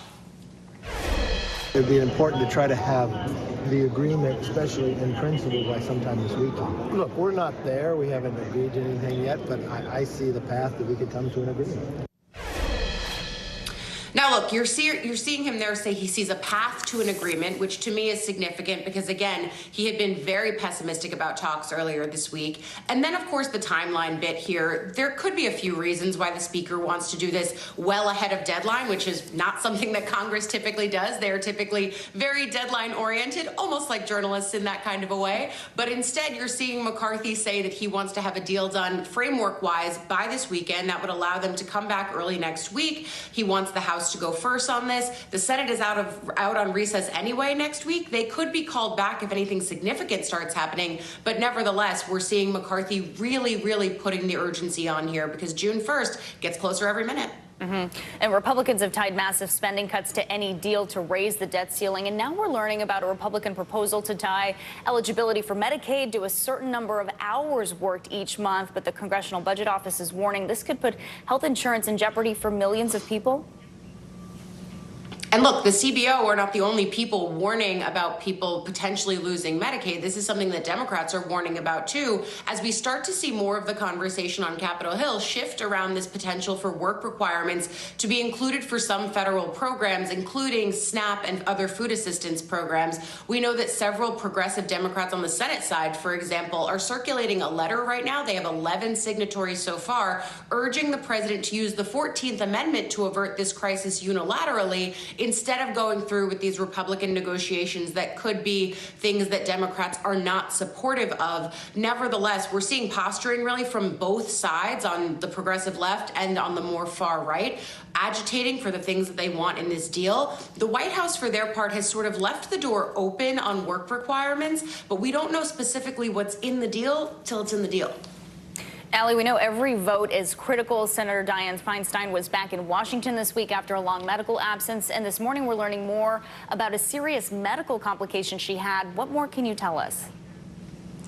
Yeah, look, she'd been out for several weeks from shingles. That started in February. And of course, during the intervening months that she was out of Washington, it stalled some of the work of the important Judiciary Committee that she sits on. And it also spurred some people in the California delegation, but also in Congress writ large, to question whether or not she was able to do this job. And if she couldn't return to Washington, pressuring her to retire her seat early. That would, of course, kick off a lot of political dynamics in California. Feinstein, though, ultimately several weeks ago coming back to Washington, but we're now learning of other complications from the shingles virus that she contracted, things like encephalitis as well as Ramsay-Hunt syndrome. You can see the drooping on one side of her face, and it leads to questions about whether or not she's up for this job, especially as some of the effects of those health problems can be things like memory loss or confusion. Certainly those were questions that were asked about Feinstein's fitness even before she contracted shingles, but now those questions are certainly up for debate. As you see her looking frail as she walks around the Senate,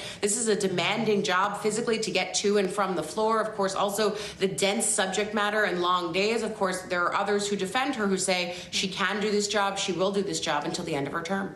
Yes, so much at stake. Okay, Allie, thank you so much.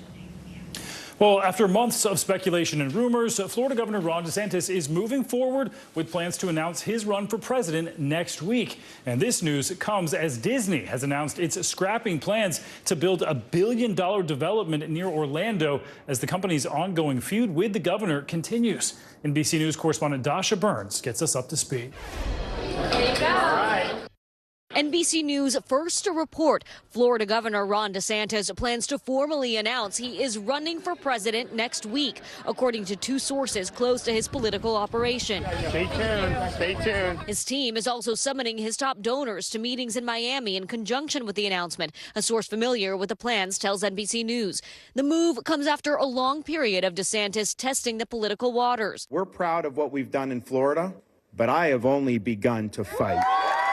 Just last week, making several high-profile campaign-style stops in Iowa, where he's been refining his attack on his soon-to-be top rival, former President Donald J. Trump. We must reject the culture of losing that has infected our party in recent years. The time for excuses is over. But the former president attacking DeSantis head-on, trying to take out his biggest rival early with a familiar battle plan. The problem with Ron DeSanctimonious is that he needs a personality transplant, and those are not yet available. Ron DeSantis, did anyone ever hear of DeSantis, DeSanctimonious? They keep saying, oh, I think DeSantis can do okay with farmers. I don't think so. Based on polls, he's not doing okay with anything. The DeSantis strategy establishing himself as the anti-woke candidate. What we've said in Florida is we are going to remain a refuge of sanity. And leaning into legislation to boost his conservative bona fides. This week, signing bills banning gender-affirming care for trans minors and expanding the controversial parental rights and education law that critics call the Don't Say Gay bill.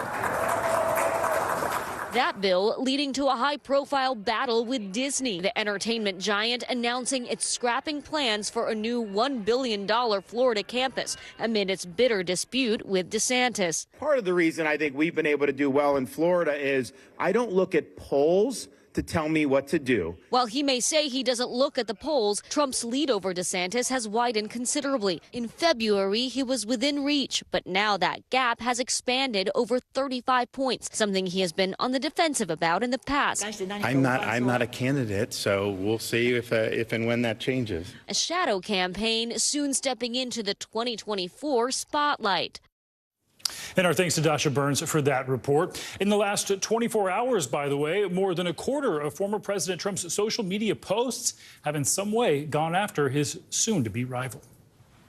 Turning now to the Supreme Court, the justices handed down several high-profile rulings this week, ranging from Silicon Valley to the art world. The court is expected to ramp up its rulings as they begin preparing for summer recess, which typically happens at the end of June. Let's bring in attorney and legal analyst Angela Senadella to help us break down these Supreme Court decisions. So, Angela, good morning. Let's start with two cases involving tech giants Google and Twitter.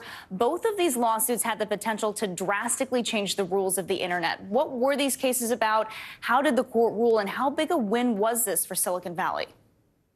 So these rulings were a huge win for Silicon Valley, largely because the opposite ruling would have been catastrophic. And that's because many of these companies in Silicon Valley make their money off of the algorithm. So the content is user generated, as you see in YouTube, and then the algorithm that's personalized and proprietary farms and feeds content to users based on their preferences. That's why if you, for example, like cats and you watch one video about cats, you might see a whole lot of videos about cats. But what these cases try to do is hold the companies responsible if any of that algorithmic provided content led to bad acts. And Section 230, which was at stake here, protects companies from this type of liability, and that remains intact. That means Silicon Valley can breathe deeply because they will not be held liable if that user-generated content leads to crimes.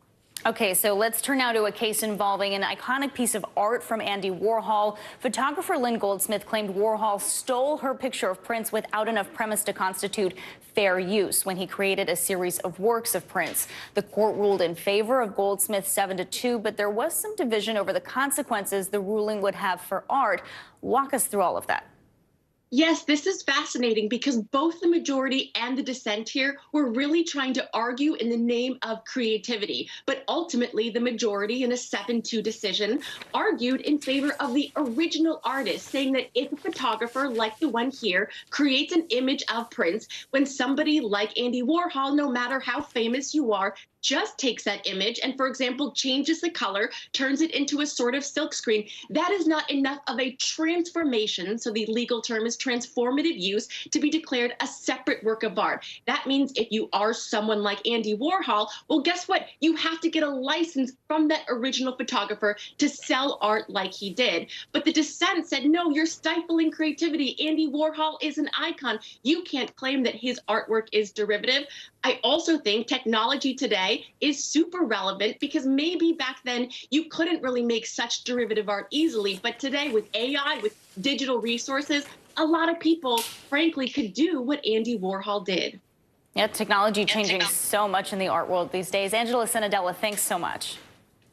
Turning now to the latest on a massive fire in North Carolina. Crews there are searching for 2 missing workers after the 5-alarm fire at a construction site hit Thursday morning. At least 15 other construction workers had to be rescued from those flames. NBC News correspondent Shaq Brewster brings us the details. Hi there. Well, the scene of this apartment complex that was under construction is now contained. The fire chief said you can expect to see crews here for an extended period of time as the investigation into what caused this fire is just beginning. 2 construction workers are missing after a massive 5-alarm fire in Charlotte, North Carolina. It was huge. The pictures were terrifying. The rapidly moving flames began around 9 a.m., taking over an apartment building under construction. It's a very fast-moving fire, high heat conditions, well over 2,000 degrees. And as a construction site is open, a lot of wood is exposed. The dense smoke could be seen for miles, the mayor warning residents to stay indoors. It was very hot in the smoke, the water in my eyes. It was insane. I've never experienced anything like this. More than 90 firefighters responded. Officials say rescuing 15 workers from the construction site, including one pulled from a crane and taken to the hospital. The blaze so intense at times, some firefighters needed help. We had several Maydays. Mill Creek Residential, the company who owns the apartment building, says no residents were living there and that our #1 priority is the health and safety of the people who are working there today and those in the surrounding area. And unfortunately, we have not heard any updated information about the 2 construction workers who were missing after this fire. The police department reaching out to the public online saying if you know of someone who was supposed to be at this scene and haven't heard from them, they're asking for your help. Scary situation. Shaq, thank you. Now pull out your umbrellas because it could get a little rainy near you this weekend. Yeah, let's bring in meteorologist Michelle Grossman for a check on our Morning News Now forecast. Hey, Michelle.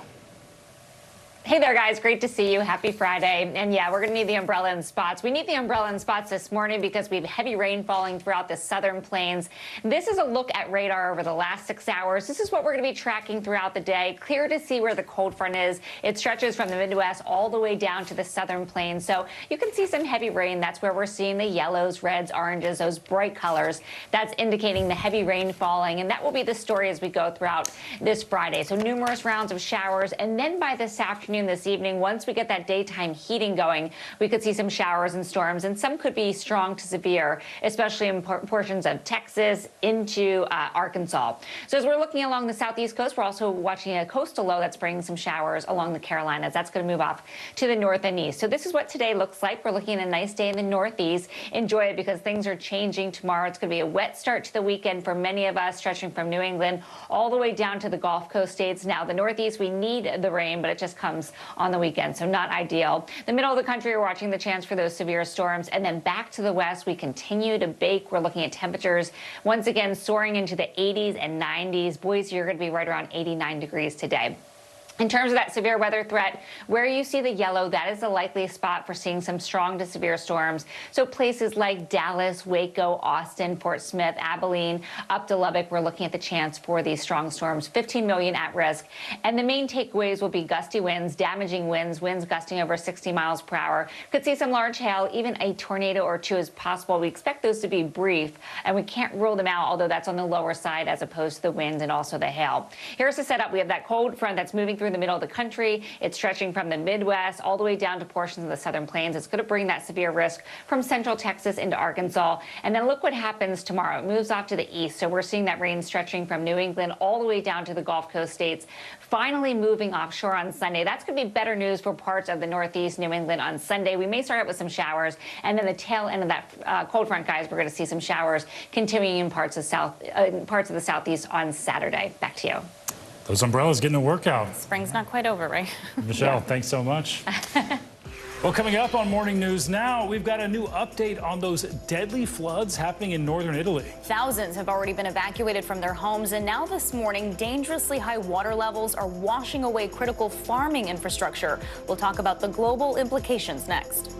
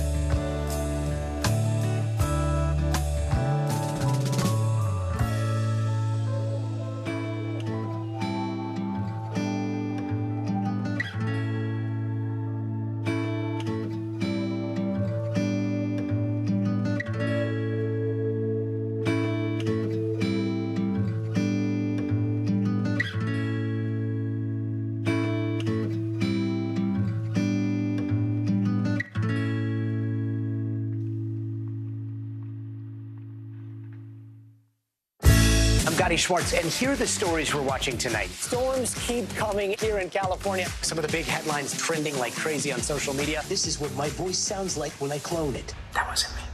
You gotta see this. Stay tuned now, weeknights on NBC News Now. We're back now from Las Vegas. From Seattle, Guatemala City. From Wilmington. I was in space in Texas. From Normandy, From France. Surfside, Florida. Thank you for watching, everyone.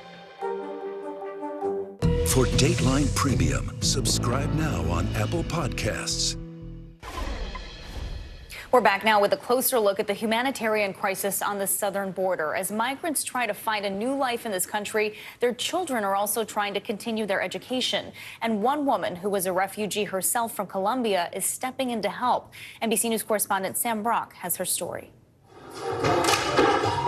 At a celebration of social changemakers in Miami, Estefania Rebellon takes it all in and has quite the story to tell. I come from a family that unfortunately had to migrate. It was a forced migration. I was 10 years old at the time, and my dad unfortunately was targeted by the FARC in Colombia. Threats of kidnapping prompting Estefania and her family to seek refuge from her home in Colombia to Miami in 2002, ultimately landing on her feet and gifted with a new perspective. I always invite everyone to ask themselves, what would it take for you to leave your home? Literally, just today, put 2 outfits in a bag and go.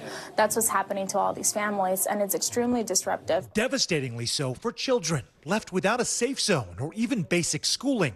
But in 2018, as news reports highlighted caravans and treacherous journeys, Yay! Estefania says a eureka moment. She pushed pause on her acting career to turn school buses into classrooms. ¿Esto qué es? And shelters into safe spaces for learning, aided by the modern wonders of the internet. How much does a school bus cost on eBay? So our first bus was about $10,000, and then we ended up spending about $25,000 converting it. We learned everything on YouTube. Rebellon and her Yes We Can World Foundation now have several buses in Tijuana and a full facility in Juarez, helping about 300 students at a time. In the 4 years the program's been running, she's enrolled around 2,500 kids. Is this your life mission now? Oh my gosh, that's a question I ask myself all the time.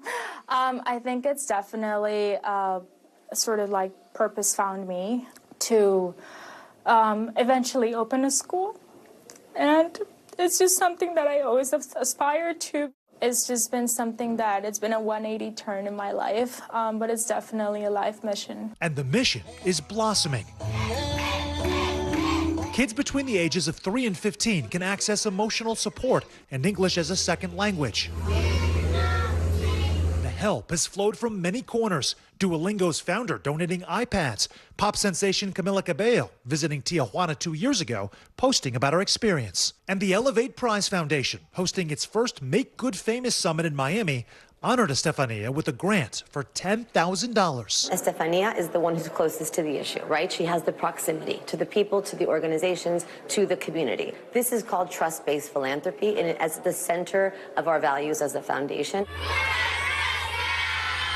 With Title 42 only deepening the need, Estefania knows these children face an uphill battle. It is something you carry with you. You're an immigrant forever, and it completely changes your life. But in this case, with a few converted buses and a whole lot of care, Estefania's changing their lives too, driving a new direction of hope. Sam Brock, NBC News, Miami. All right, turning now to Italy, where floods have devastated a region in the north of the country. According to government officials, at least 9 people are dead now, with at least 10,000 more people displaced from their homes. NBC News foreign correspondent Claudio Labanga joins us now from Rome with more on this. Claudio, good morning to you. So we've seen this major devastation in Italy over the past few days now. What could the fallout be here? I know there's a lot of farmland there. Well, that's right, Stephen. Well, first of all, the emergency is not over. This morning, the authorities found yet another body. Well, that brings the total death toll to 14, actually, not 9 as it was yesterday. And the emergency, as I said, is not over because now, after a break from the rain yesterday, it started raining again, bringing, of course, the worries among all the people that are clearing out the mess that this flooding and landslides caused and left behind, a trail of devastation. And a lot of people that were evacuated were able to go back to their houses to clear the mud that was left behind. But as you mentioned, there is also a major damage to the economy because that region, the Emilia-Romagna in the north of Italy, is a very highly productive region, especially when it comes to farming. So you have hundreds, if not thousands, of farmers there who've lost not only their crops, they've also lost a lot of animals. So the damage to the economy there is severe, even though, of course, there is no definitive estimate yet. Stephen. So much fallout, and devastating to hear the death toll rising again, Claudio. We know this is just the latest natural disaster for that area. I know it sparked calls for some type of plan to be made to help with the impacts of natural disasters and climate change. What do we know about those efforts? Well, that's right. The government has already said that they will hold an extraordinary meeting next Tuesday to face this situation, and they are expected then to call or declare the state of emergency for that region, and probably they will also issue funds to help the region to get back to its feet. But honestly, this is not the first extreme weather event in Italy.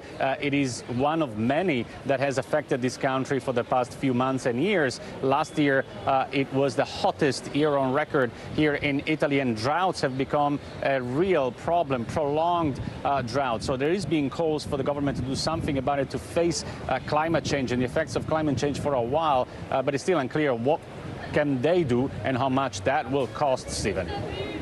Yeah, there's a lot of problems and very few solutions. We did want to highlight something positive that's happened in that area, Claudio. Bruce Springsteen, I understand, held a concert in one of the areas affected. And initially, I think he was facing some criticism for not canceling that show. So how did it end up going? Well, the concert was being held in Ferrara, which is a town in the region, but it's not one of those towns that were flooded and it wasn't affected. So the organizers decided to carry on. Some people on social media, presumably those without tickets, were criticizing the concert going ahead because they said, oh, you should cancel it or you should postpone it. Well, they said, fair enough. They said that they wanted to cancel it or postpone it out of respect of the people who lost their lives, but also to use the resources that were channeled through that concert, like Civil Protection Agency authorities, to the areas affected by the flooding. But the concert went ahead with 50,000 people attending. There were no problems there. Bruce Springsteen is playing Rome next on Sunday, so I have tickets for that, so I hope they don't cancel that one. Well, let's hope. All right, Claudio, thanks so much for that update. We're learning more this morning about that $75 million settlement that Deutsche Bank has agreed to pay to sex abuse victims of Jeffrey Epstein. It resolves a lawsuit filed last year by a group of Epstein's victims. NBC News senior legal correspondent Laura Jarrett has more on this.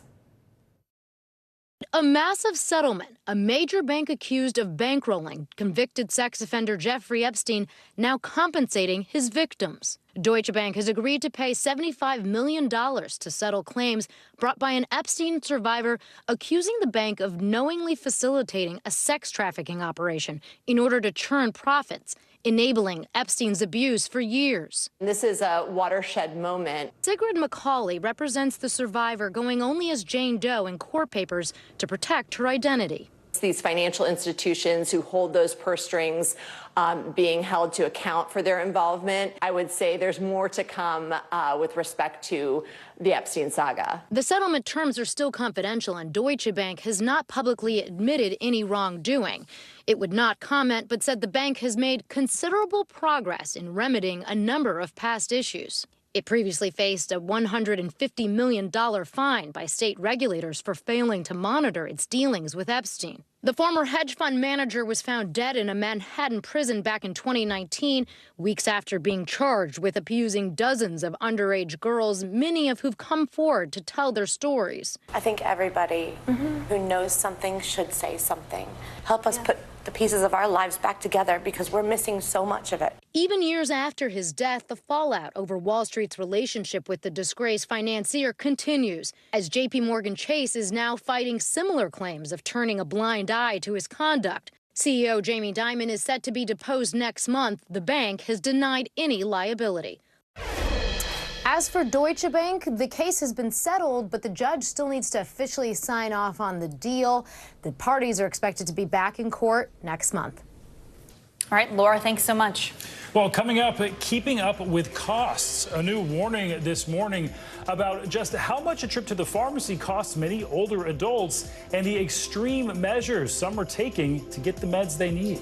But first, some good news if you're in the market for a new home. Prices were down big last month, but so were sales. We'll dig into what's going on and what you should know if you're looking to buy. That's up next on This Morning News Now.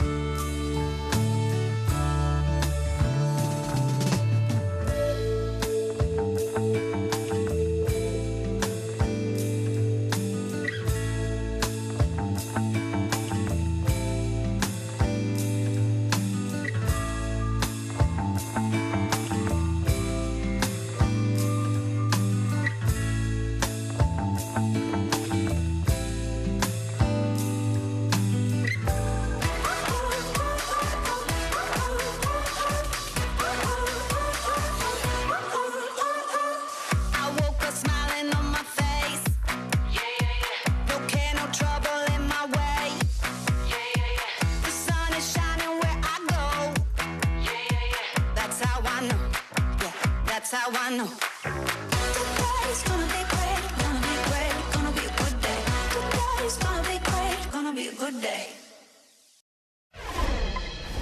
We're back with new data on the state of our housing market. Yeah, the National Association of Realtors says sales of existing homes in April were down just over 3% from last month. And that means they were down over 23% compared to last year, which is the biggest drop in 11 years now.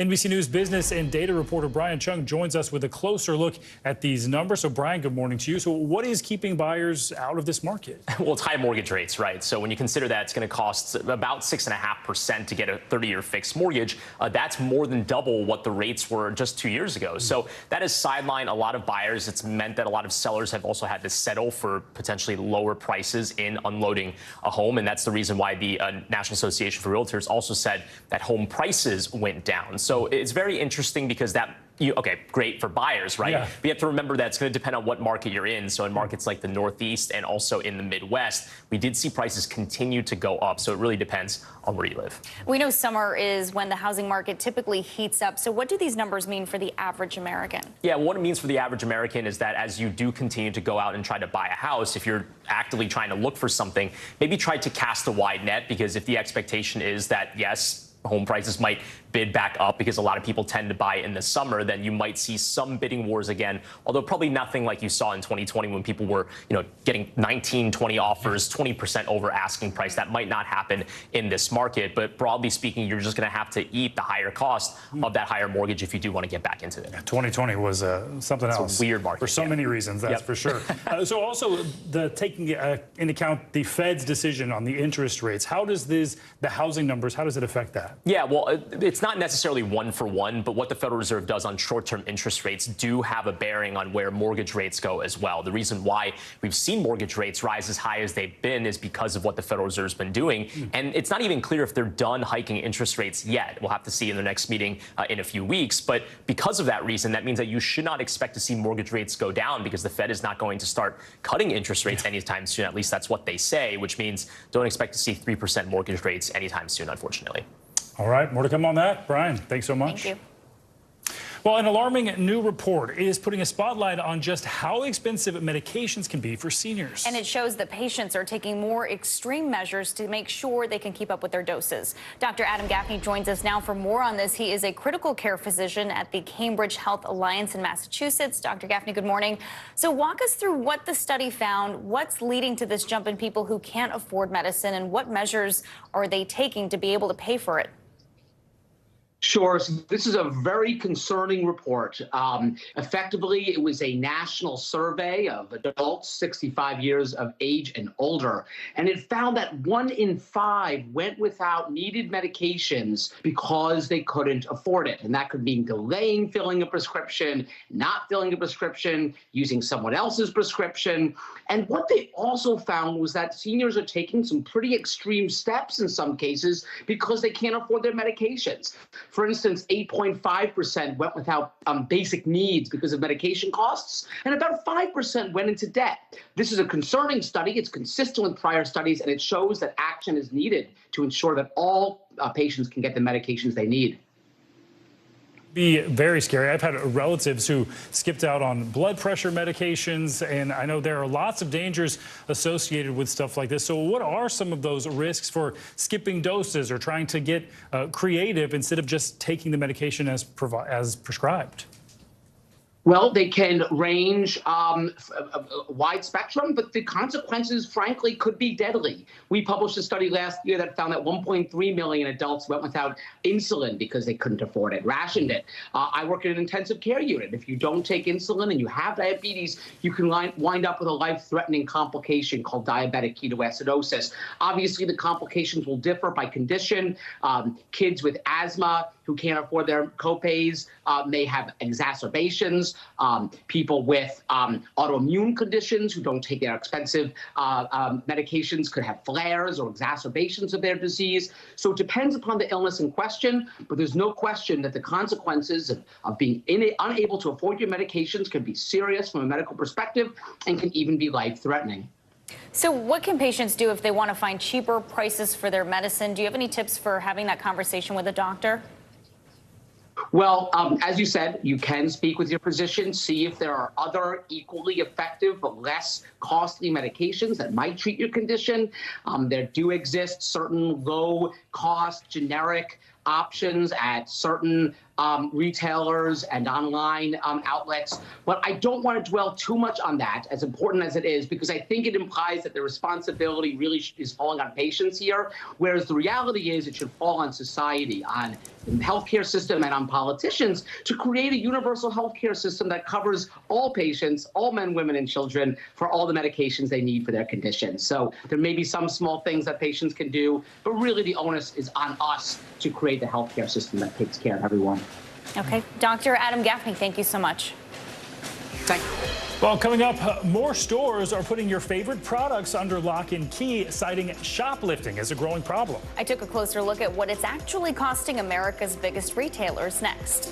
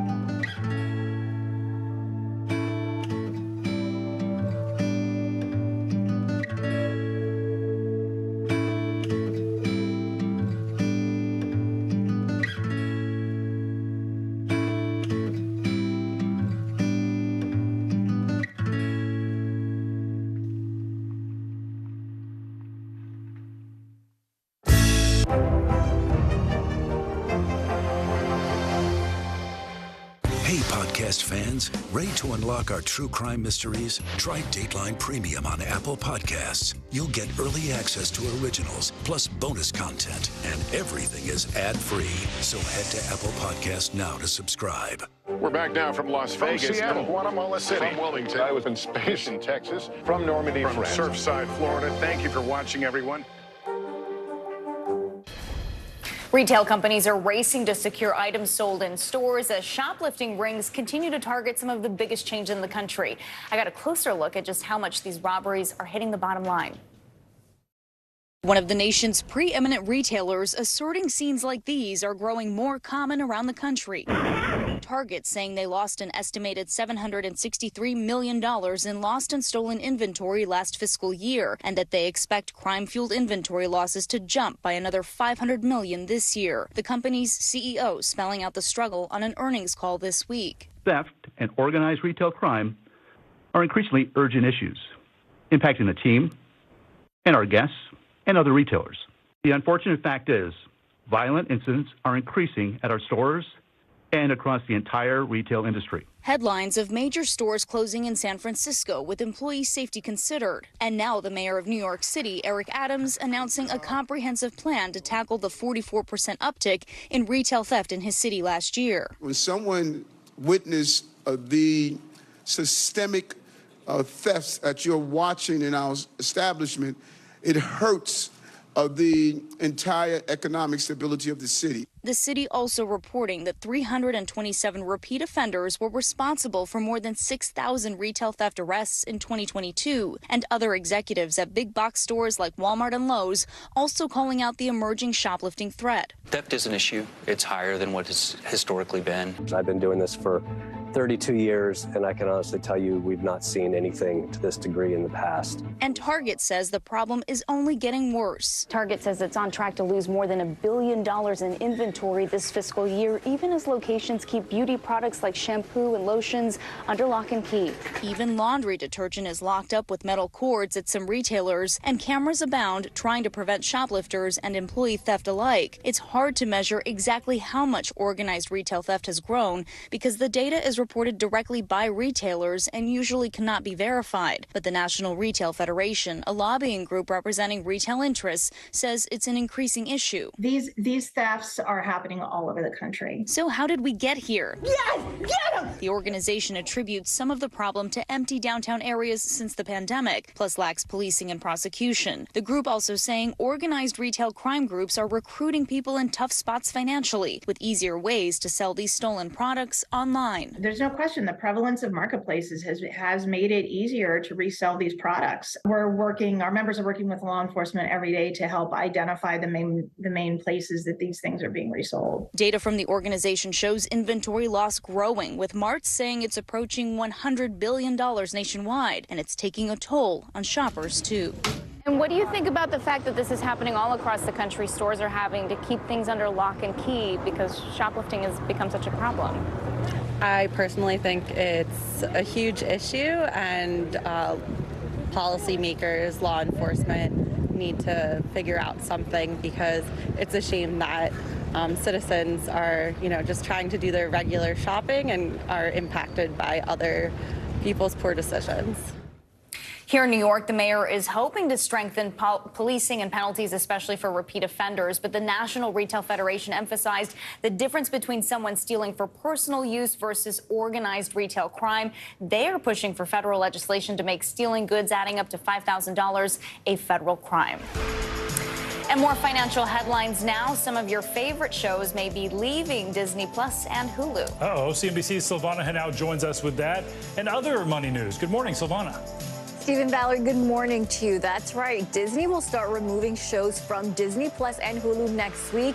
This is in a move to reduce losses in the streaming business, and reports say that Disney will pull content from the original slate for Disney Plus, which launched in November 2019, but also more recent shows such as Willow and The World According to Jeff Goldblum. Now, some of these shows hadn't been renewed, but were still available on Disney Plus and Hulu. The content must be removed to avoid additional costs, such as residual fees for creators and writers.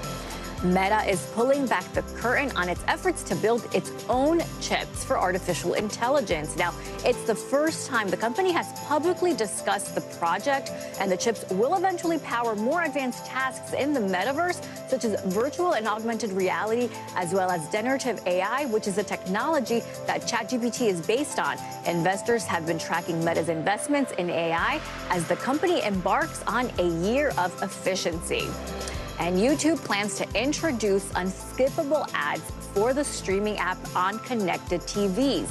Viewers will see a single 30-second ad instead of 2 straight 15-second ads. YouTube will also test ads that appear when a viewer pauses a video, similar to the pause ad that Hulu rolled out a few years ago. The announcement follows a recent crackdown on ad blockers. YouTube wants to encourage people to subscribe to its premium version for an ad-free experience, guys. I mean, we used to sit through like 4 minutes of commercials without being able to do anything. Right. Forced to watch them. All right, Silvana, thanks so much. Sure thing. Well, coming up, a cultural shift at the concert hall. Why many fans who paid top dollar to see artists like Taylor Swift and Harry Styles say their experiences hit some sour notes, but it's got nothing to do with who's on stage. We'll explain next.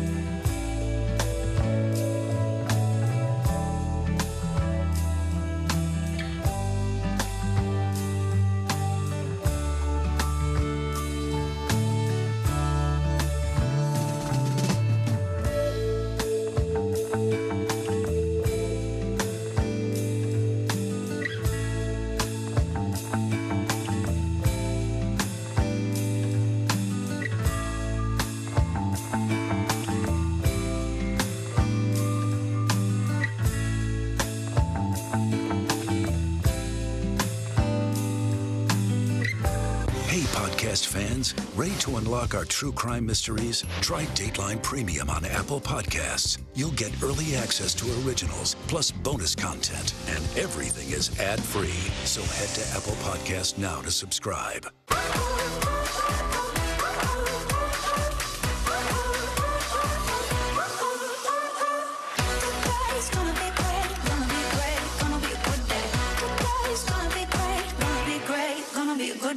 We're back now from Las Vegas. From Seattle, Guatemala City, from Wilmington. I was in space in Texas. From Normandy, from Surfside, Florida. Thank you for watching, everyone. I'm Gotti Schwartz, and here are the stories we're watching tonight. Storms keep coming here in California. Some of the big headlines trending like crazy on social media. This is what my voice sounds like when I clone it. That wasn't me. You gotta see this. Stay tuned now, weeknights on NBC News Now.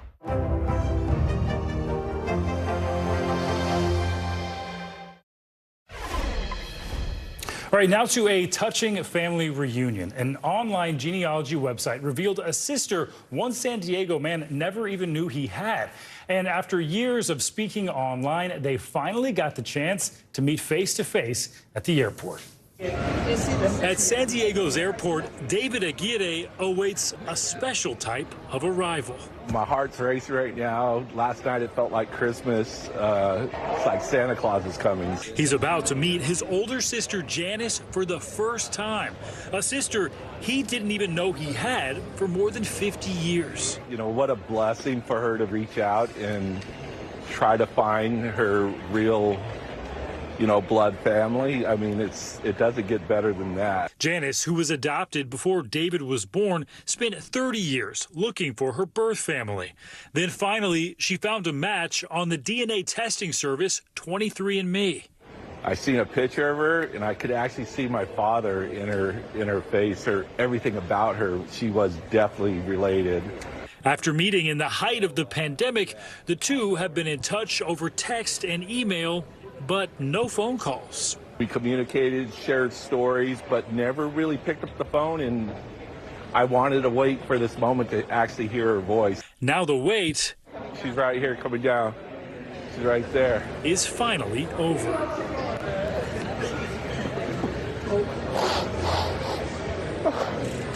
Look just like Dad. See you. Precisely.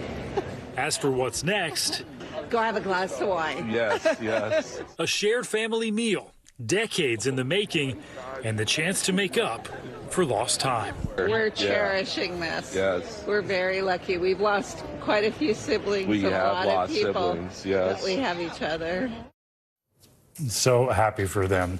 And with the at-home DNA kits becoming more popular, family secrets and unexpected relationships, well, they are also becoming more common. In fact, many services like 23andMe include warnings about the unexpected finds, and they allow people to opt out of connecting with relatives. Not everyone is happy as that pair was.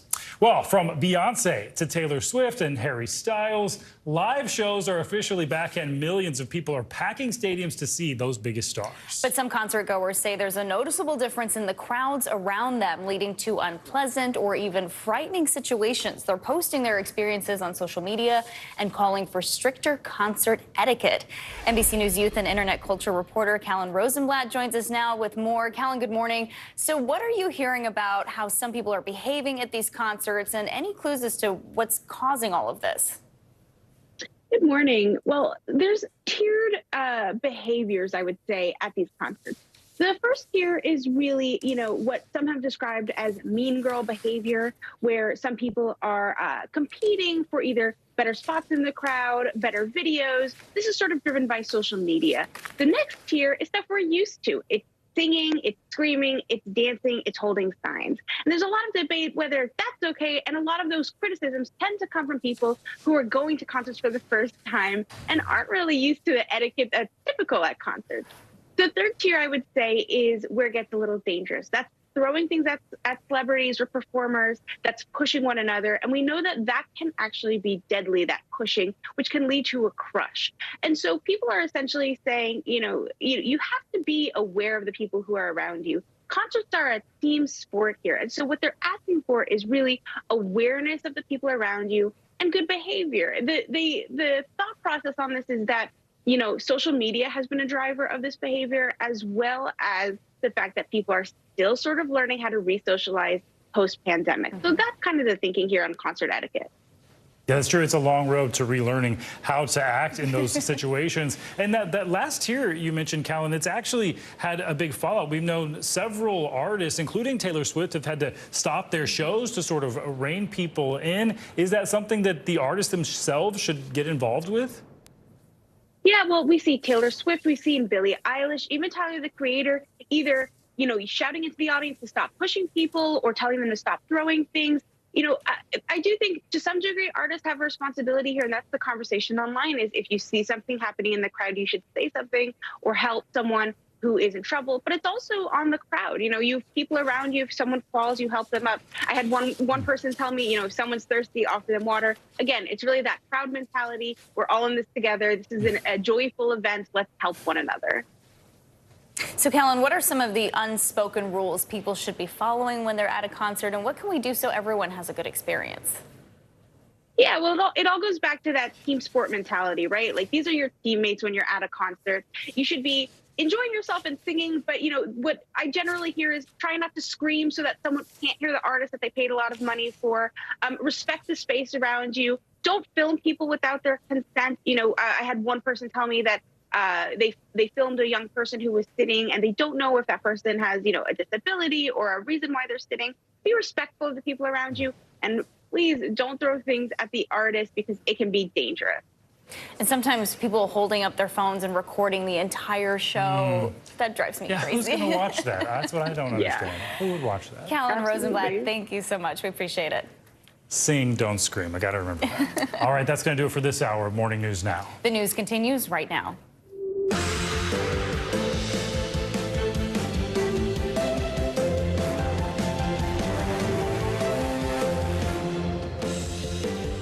Good Friday morning. I'm Valerie Castro. And I'm Stephen Romo. Joe and Savannah are on assignment. Right now on Morning News Now, a surprise visit. Breaking this morning, Ukrainian President Volodymyr Zelensky set to make an in-person appearance at the G7 summit this weekend. And this morning, he's attending a regional summit meeting in Saudi Arabia. At the G7, a diplomatic split screen will play out with President Biden focusing on threats from Russia and China, while back at home, negotiators are working to reach a deal before time runs out on the debt limit. Can you, as an administration official, guarantee that the U.S. will not default on its debt? What I can guarantee you is that President Biden takes this responsibility extraordinarily seriously. Where things stand this morning as the countdown ticks closer to a potential economic crisis. Warning signs. This morning, prosecutors say the Air National Guardsman behind the biggest U.S. intelligence leak in more than a decade had been caught before, taking notes about classified information. We're digging into the new court filings and why, despite repeated warnings, he was still allowed to access classified information. Pulling the plug this morning, Disney is upping the ante in the ongoing feud with Florida Governor Ron DeSantis, abandoning a planned billion-dollar campus in the Orlando area. What the decision means for the state, as NBC News has learned DeSantis is on the brink of announcing a run for the White House. And making history at a time when most of his peers are still a year away from starting high school, one 13-year-old just graduated from college and in the process became the youngest black college student in Oklahoma history. We'll talk to the teenage prodigy about his jaw-dropping achievements and what he's planning on doing next. I feel like an underachiever now. Already, yes. A great story for your Friday. We do begin, though, this morning with that breaking news out of Saudi Arabia, where Ukrainian President Volodymyr Zelensky just landed in Jeddah to attend the Arab League summit. Right now, he's speaking to members of the league and is expected to meet with officials there, like Saudi Arabia's Crown Prince Mohammed bin Salman. The Crown Prince recently used his relationship with Russian President Vladimir Putin to help with the release of 10 prisoners captured by Russia in Ukraine. From there, he is expected to travel to Japan and attend the G7 summit, where the war in Ukraine has topped the agenda. We have full coverage this morning, beginning in Japan with NBC News Chief White House Correspondent Peter Alexander.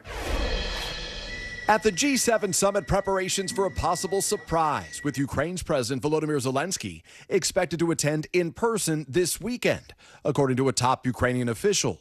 It would be a daring trip as he tries to secure continued support in the form of arms and aid from the world's most powerful democracies. It would also be the first face-to-face meeting for Biden and Zelensky since the U.S. president's secret visit to Kyiv in February. The news comes as the G7 leaders here unveiled a new round of sanctions against Russia, while vowing to step up enforcement of existing penalties, all designed to further isolate Vladimir Putin. With Putin threatening to use nuclear weapons in Ukraine, here in Hiroshima, President Biden and U.S. allies today visited the Memorial Peace Park, honoring those who lost their lives when an American atomic bomb leveled this city during World War II. The summit, a show of resolve against new obstacles to peace and an effort to counter an increasingly assertive China. What should the consequence be from the U.S. for China? 1, protect ourselves. 2, invest in ourselves. 3, make sure that we're straight and honest with them. The days in which you get to cheat and think that we don't care, those days have come to an end. Also overnight, President Biden receiving updates on the ongoing debt ceiling negotiations back home, with the U.S. now less than 2 weeks away from running out of money to pay its bills, triggering what experts warn would be a catastrophic default. Aides telling the president steady progress is being made, but still no bipartisan deal. Look, we're not there. We haven't agreed to anything yet, but I see the path that we could come to an agreement. One key sticking point remains whether an agreement would include stricter work requirements for public assistance programs like food stamps and Medicaid, a move some Democrats oppose. I would vote no. That was Peter Alexander reporting. President Zelensky is expected to ask for F-16 fighter jets from the United States and its allies while at the G7. President Biden is under increasing pressure from Congress and others to provide those jets, but so far he has resisted, saying he's concerned it could further escalate the conflict. Let's bring in NBC News foreign correspondent Raf Sanchez with more on Zelensky's visit to the Arab League meeting in Saudi Arabia this morning. Hey there, Raf. So what has been going on so far this morning? Valerie, good morning. President Zelensky just wrapped up his remarks at the Arab League summit. He spoke in English, and his message would be familiar to anyone who's been following his diplomacy around the world. He said Ukraine has been a victim of aggression. It is just trying to defend its own territory, and any country that supports freedom and sovereignty should stand with Ukraine. But then, interestingly, Valerie, he tailored his message for his largely Muslim audience at the Arab League. He pointed out that Ukraine has a large Muslim indigenous population, especially among the Crimean Tatars, and they are living right now under Russian occupation. He said he'd brought one of the community leaders with him to Saudi Arabia.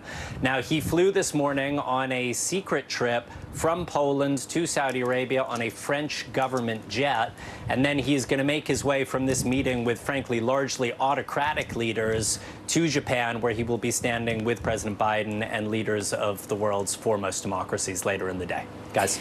And we know Bashar al-Assad, the leader of Syria, who's a close ally of Vladimir Putin, he is also expected at the summit. Are we expecting any interaction between him and Zelensky? We don't know if the two men are going to meet, but Valerie, you can imagine that if they do, it is going to be a pretty frosty encounter. Assad is part of that rogues gallery of international leaders from countries like North Korea, like Belarus, like Iran, that have just been in absolute lockstep with Vladimir Putin over the course of the war, echoing his propaganda about Ukraine being run by neo-Nazis.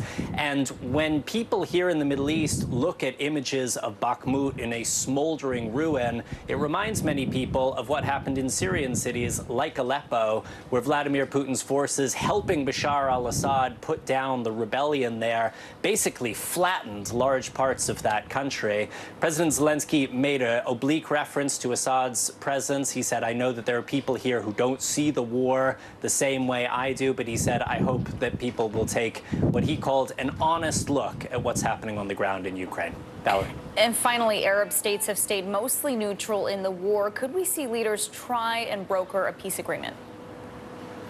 So over the course of the war, we have seen different countries try to play the mediator role. Israel in the first couple of weeks, China now. Saudi Arabia has also expressed an interest in trying to be a go-between between Russia and Ukraine. They have had some limited success, as you mentioned earlier, helping to broker a prisoner exchange between the two warring sides. We have seen Saudi Arabia trying to flex its muscle on the diplomatic stage, so we'll see.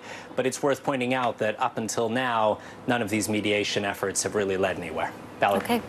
Raf, thank you so much. Well, new this morning, we're learning troubling new information about major oversights connected to the 21-year-old airman who was caught leaking classified government information online. NBC News Justice and Intelligence correspondent Ken Delaney joins us now for more on that. Ken, in these court filings, prosecutors say that Jack Teixeira was previously caught with classified information. What do we know about that? Yeah, this is a stunner, Stephen. Good morning. In this memo that the Justice Department is using to argue to keep him in jail, they disclosed that on 3 different occasions in his job at this airbase on Cape Cod, he was written up for acting suspiciously with classified information. In one case, he took notes, they said, and put a note in his pocket. In another case, he was seen doing a deep dive, as they put it, into a classified system. He was warned about that, not to do that. And then a third time, they caught him doing it in February of this year. And yet, on no occasion did they take away his access to classified information, nor apparently did they look at his social media, because if they had, they would have seen that he was leaking classified documents online the entire time. It's just very perplexing, Stephen. That's remarkable to hear. You would think that the next step would be to check to see if he was using that information anywhere. So, Ken, what do we expect next in court to happen? Well, there's going to be a big clash over whether he should remain in jail pending trial. The government is arguing that he's just too dangerous and unstable to release. And in fact, they're saying that he has a history of hiding what they call his unsavory character, including racist and extremist rants. Now, his lawyers are asking the judge to release him to his father's house, where he would be without weapons or access to the internet. And the judge has said that he will make a decision today. Stephen. Wow, today, okay, more to come on that. Ken, also curious here, could there be more fallout for the military officials who may have overlooked this or not taken it very seriously? Could there be more fallout for them? It sure seems like it. Now, the military has already suspended 2 of his commanders at that base, and they also stood the base down from its intelligence mission. But the real question here is whether this is just an issue of incompetence at one base on Cape Cod, or whether there's more of a systemic issue across the military in terms of how it's dealing with classified information and the young people who are entrusted with it. I think there are many reviews going on right now to answer that question, Stephen. Yeah, certainly raises a lot of questions. All right, Ken Delanian, thank you. You bet. Turning now to new details in that shooting in New Mexico. Police released body cam video Thursday of the chilling pursuit of the gunman and the heroism of the officers and community members during that deadly attack that left 3 people dead and injured 6 others. NBC News correspondent Aaron McLaughlin has the latest. Hey there. In the nearly 7 minutes of footage released to the public, we see 4 different clips of how the incident unfolded. It's chaos caught on camera. As police continue to investigate, they're praising the actions of their officers and calling the mass shooting an assault on their close-knit community. We have to warn you, what you're about to see is disturbing. On the left side. Left side. This morning, chilling video of the Monday morning New Mexico mass shooting that left 3 dead. The Farmington Police Department releasing Ring and police body cam footage of the terrifying incident. I'm being told he's got an automatic weapon. In the shooter's own neighborhood, the sound of gunshots ringing out as he fired at random, piercing homes and cars. There were so many shots that it left the impression with some citizens that there were multiple shooters. Officers are seen running towards the danger. And this is sobering perspective of the moment a sergeant was shot. I'm shot! Captured by her own body cam, her colleagues coming to her aid. Subject is down! Subject is down! Also caught on camera, an officer firing on 18-year-old shooter Bo Wilson, who was killed by police. Subject is down. He is secured. Police say Wilson was initially wearing a bulletproof vest modified with steel plates, removing it before a standoff. He is yelling on the Ring footage, come kill me. It's my belief that ultimately in his head, he has made a decision that he's going to stand and fight it out until he's killed. Police now say 97-year-old Gwendolyn Schofield and her 73-year-old daughter Melody died trying to save 79-year-old Shirley Voita, who was also killed. According to police, the shooting took place the day before the shooter's high school graduation. Wilson was armed with 3 different guns and with access to around 1,400 rounds of ammunition, firing an AR-15 assault rifle from his home. As of yet, there's no clear motive. Their only clue, this note found on the shooter's body, reading in part, "I'm at the end of the chapter." His family sending their condolences in a statement, writing Wilson was fighting a battle of mental illness that he lost. Another tight-knit community left to make sense of a senseless tragedy. All of the injured who were shot survived and have been released from the hospital. As the investigation continues, police say without the community effort to take down the shooter, this could have been so much worse. Back to you. Okay, Aaron, thanks so much. This morning, there is a new salvo in the war between Disney and Florida Governor Ron DeSantis. Yeah, Disney has announced it's pulling the plug on plans to open a new billion-dollar office complex, a move that will cost the state at least 2,000 jobs. And this news comes just days ahead of Governor Ron DeSantis' plan to announce his run for president. NBC News national correspondent Gabe Gutierrez joins us now with more. Gabe, good morning. Valerie and Stephen, good morning. Now, this Disney drama has been escalating for more than a year now, and it appears CEO Bob Iger was not bluffing about canceling that project. And it comes amid new reporting that Governor DeSantis may be entering the presidential race very soon. This morning, NBC News has learned Florida Governor Ron DeSantis is preparing to formally announce he's running for president next week.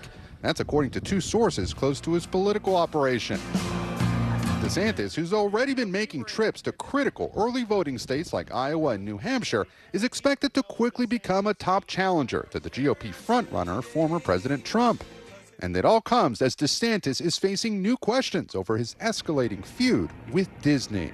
We will fight the woke in the legislature. We will fight the woke in corporate America. We will never, ever surrender to the woke mob. The entertainment giant now scrapping plans to build a $1 billion office complex in Florida and relocate 2,000 jobs from California. In a letter to employees, a Disney executive writing, "This was not an easy decision to make, but I believe it is the right one," citing changing business conditions. DeSantis' press secretary firing back. Given the company's financial straits, falling market cap and declining stock price, it is unsurprising that they would restructure their business operations and cancel unsuccessful ventures. They are the latest grenades in the war of words between DeSantis and Disney, which is also suing Florida for stripping its special self-governing status after the company opposed the state's Parental Rights in Education Act that critics call the Don't Say Gay law. Disney CEO Bob Iger responding last week before the office complex decision was announced. Does the state want us to invest more, employ more people, and pay more taxes, or not? Not just because Disney is Florida's largest single-site employer, but also because DeSantis married his wife Casey at Walt Disney World in 2009. Who would have thought that when we're leaving Disney World as newlyweds, that, a decade and a half later, we'd be staring them down over a fundamental fight about, what is appropriate for our kids. DeSantis has repeatedly said Disney should not get any special privileges that other companies don't get. And despite abandoning plans for the office complex, though, Disney does say it plans to invest another $17 billion in Florida over the next decade. But it really goes to show how high stakes this is and how much money is at stake over the coming years. Yeah, this battle not slowing down. All right, Gabe, thank you. Since last week, California Senator Dianne Feinstein has been back on Capitol Hill following that 3-month absence while she recovered from shingles. But this morning, there are still growing concerns about her health and whether she will be able to carry out her duties. It comes after her office confirmed she suffered some serious complications from her illness. NBC News senior congressional correspondent Garrett Haake joins us now for more on her condition. Hey, good morning. Look, Democrats were thrilled to welcome Senator Feinstein back to Washington just last week, but that return has now gotten rocky. And now her office is revealing that her illness was far more significant than previously known. New details this morning about Senator Dianne Feinstein's recovery from shingles. Her office sharing the 89-year-old was also dealing with a number of previously undisclosed complications, including a form of facial paralysis called Ramsay-Hunt syndrome and encephalitis, swelling of the brain. While the encephalitis resolved itself shortly after she was released from the hospital in March, she continues to have complications from Ramsay-Hunt syndrome, her office telling NBC News. The Senate's oldest member, Feinstein, returned to the Senate just last week after missing 91 votes in a 3-month span. As she recovers, Feinstein has been escorted in Congress by one of former Speaker Nancy Pelosi's daughters, whom a spokesperson says is an old friend. Many prominent Democrats have been supporting Feinstein, and they need her vote, especially on the closely divided Judiciary Committee, where last week she helped advance 3 stalled Biden nominees. And though some Democratic House members have called for her resignation, her Senate colleagues in both parties have defended her decision to finish her current term, her 6th, and retire next year. She should be accorded respect and dignity. Right now, she is performing as a United States Senator, doing her job. But Feinstein has struggled with elements of that job, missing 4 votes since her return, and appearing to forget her own prolonged absence in a rare exchange with reporters this week. "I haven't been gone, I've been working," she told an LA Times reporter. "I've been here, I've been voting." Feinstein has been adamant about finishing her term and participating in that key Judiciary Committee, where on Thursday she sounded like her old self. I was mayor of San Francisco for 9 years. There was no program more favorable with people than police on the streets. With a debt ceiling vote likely soon in which every senator's vote could prove crucial, Democrats hope Feinstein remains healthy enough to stay in Washington. Now, some of Feinstein's supporters say that the concerns about her fitness and the calls for her resignation are blatantly sexist. Former Senator Strom Thurmond, after all, retired at 100, and Republican leader Mitch McConnell spent 5 weeks at home this year recovering from a concussion. Then there's Iowa's Chuck Grassley, who's just 3 months Feinstein's junior. All of them, of course, are men. Garrett, thank you so much. All right, now let's get a check of your Morning News Now weather for the weekend. Meteorologist Michelle Grossman joins us again with the latest forecast. Michelle, good morning.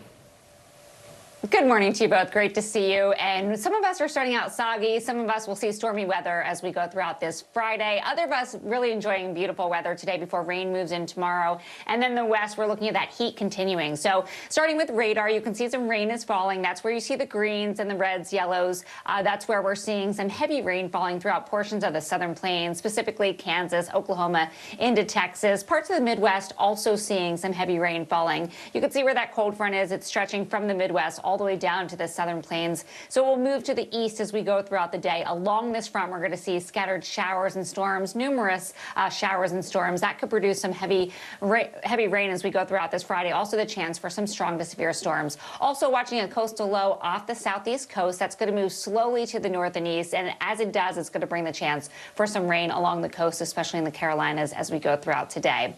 Otherwise, looking at a really nice day in the northeast. Enjoy that because we do have some pretty big changes coming on Saturday in the form of rain, so you need the umbrella to kick off your weekend. We're not looking at washout day on Saturday, but still looking at the chance for scattered showers pretty much all throughout the day. In the middle of the country, mentioning those severe storms, and then record highs continuing in the west. Temperatures climbing once again into the 80s and 90s. Boise are going to be right around 90 degrees as we head throughout this afternoon.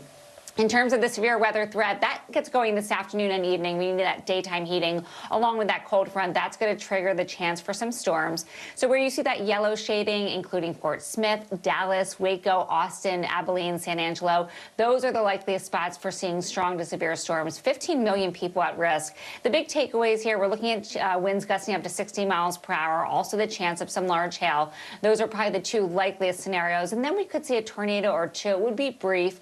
We can't rule that out, but it's not the biggest threat as we go throughout the afternoon. As we go throughout tomorrow, we're looking at a moderate risk or marginal risk, winds gusting up to 60 miles per hour, damaging hail, and also a tornado risk. It's low, but it's still there along the Gulf Coast. So from Louisiana into Alabama, Mississippi, and also Georgia, Atlanta, you are under the threat for severe storms as we go throughout tomorrow afternoon and evening. So in terms of the Saturday, the overall picture showing a spring beauty back behind this cold front. So as it sweeps through, we're looking at a really nice day in the northern plains, the central plains, the Ohio Valley into the Midwest, at least parts of the Ohio Valley. You can see that cold front kind of getting hung up there on Saturday. And then that rain stretching from New England all the way down through the mid-Atlantic, the Tennessee Valley into the southeast. And we could see heavy rain in portions of New England, record highs continuing out west. So what does that mean for Preakness? Well, we are looking at the chance for some scattered showers. So this will be in Baltimore tomorrow afternoon, 4:30. We're looking at clouds, chance for showers 75. So that track could be a little bit wet as we go throughout the afternoon hours. And then we're looking at heavy rainfall, especially in portions of New England, especially along the coast where you see those brighter colors once again. That's indicating where we could see that heavy rain falling. So the umbrellas will be needed there.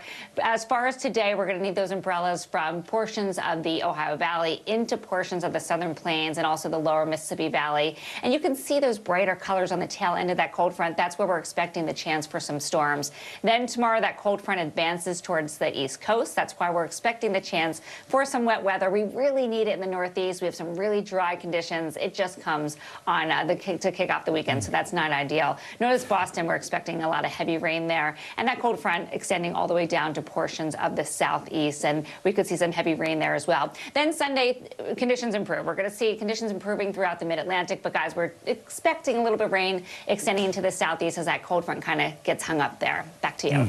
I feel like it's every weekend that it happens. We do need that rain, though. I know. All right. Michelle, thank you. Yeah, it does feel like every weekend. You're right. Yeah.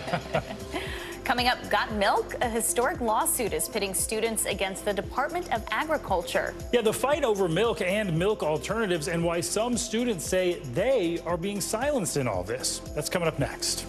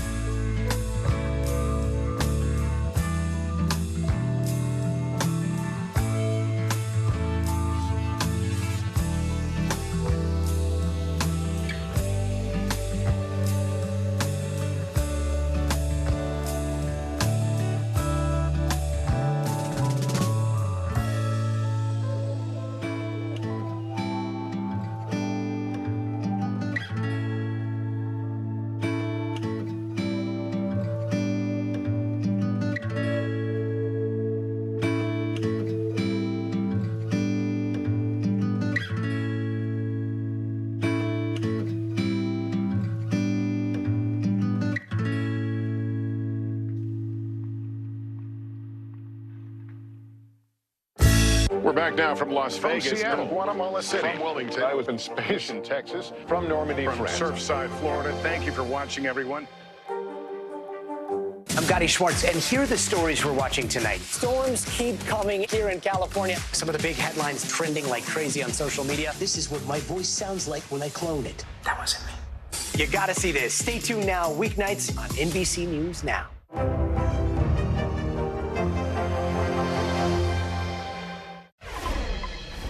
We're back with a historic lawsuit filed by a high school student from Los Angeles. She is suing both the LA School District and the U.S. Department of Agriculture for allegedly blocking her from sharing information about traditional milk alternatives in her school. Yeah, and in a statement to NBC News, a Los Angeles Unified spokesperson said, quote, Los Angeles Unified takes pride in empowering students to amplify their voice on issues they find important. They went on to say, quote, we continue to support our students with nutritious meals and healthy alternatives for those who have specific dietary requests. And we have that student with us on set here, Marielle Williamson. She's joined by Physicians Committee for Responsible Medicine Associate General Counsel Deborah Press. Thank you both for being here. Marielle, let's start with you. What prompted you to file this lawsuit, and why are you concerned about other students who might not drink regular milk? Well, my school has pro-dairy information all over. Our cafeteria has got milk posters. Milk is highlighted more than any other product in our cafeteria. We learn about it in health, over morning announcements. It's featured. So through personal research, I learned about the ethical, environmental, and social impact of dairy on students. And I wanted to highlight a different perspective because the information that we see at school is misinformation. And so in requesting to highlight this differing perspective, I asked to hold a campaign to discuss the benefits of plant-based milk and highlight the issues associated with dairy milk. And I was told that I could only hold this campaign if I promoted milk as well. So, Deborah, your organization filed this lawsuit on behalf of Marielle. Why her case, and what's your strategy, I guess, behind this lawsuit? Sure. So the National School Lunch Program is a set of federal laws that is administered by the U.S. Department of Agriculture. And there's a specific law that prohibits any interference with milk marketing by schools. So that law raised a lot of concerns. Why are our federal meal programs silencing students who want to educate their peers or speak out about this one particular product? We think our school meal programs should be in the business of feeding our students nutritious food and not silencing them when they want to talk about health concerns, ethical or environmental concerns. So that's why we were interested in this case.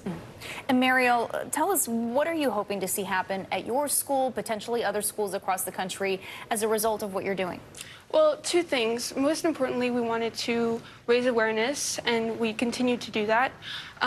Just highlighting, like I said, all of the issues associated with dairy milk. And we also want students to have the freedom of choosing a different option, whether it's plant-based milk or whether it's water. Because there was an issue a few years ago where water was served in the lunch line before milk at a school, and the dairy industry interfered because it affected their dairy sales. And so now milk is not allowed to be promoted in schools. So that just goes to show you just how much of a role the dairy industry has in nutritional guidelines and policies in our school system and for schools that participate in the National School Lunch Program. And this seems like something that many people have not put a lot of thought into, but it's something that has growing awareness behind it. And Deborah, I know the Healthy Future Students and Earth Act is being reintroduced in Congress, something that could address students who may need accommodations for different options for milk. What do you think about that? What do you know about that?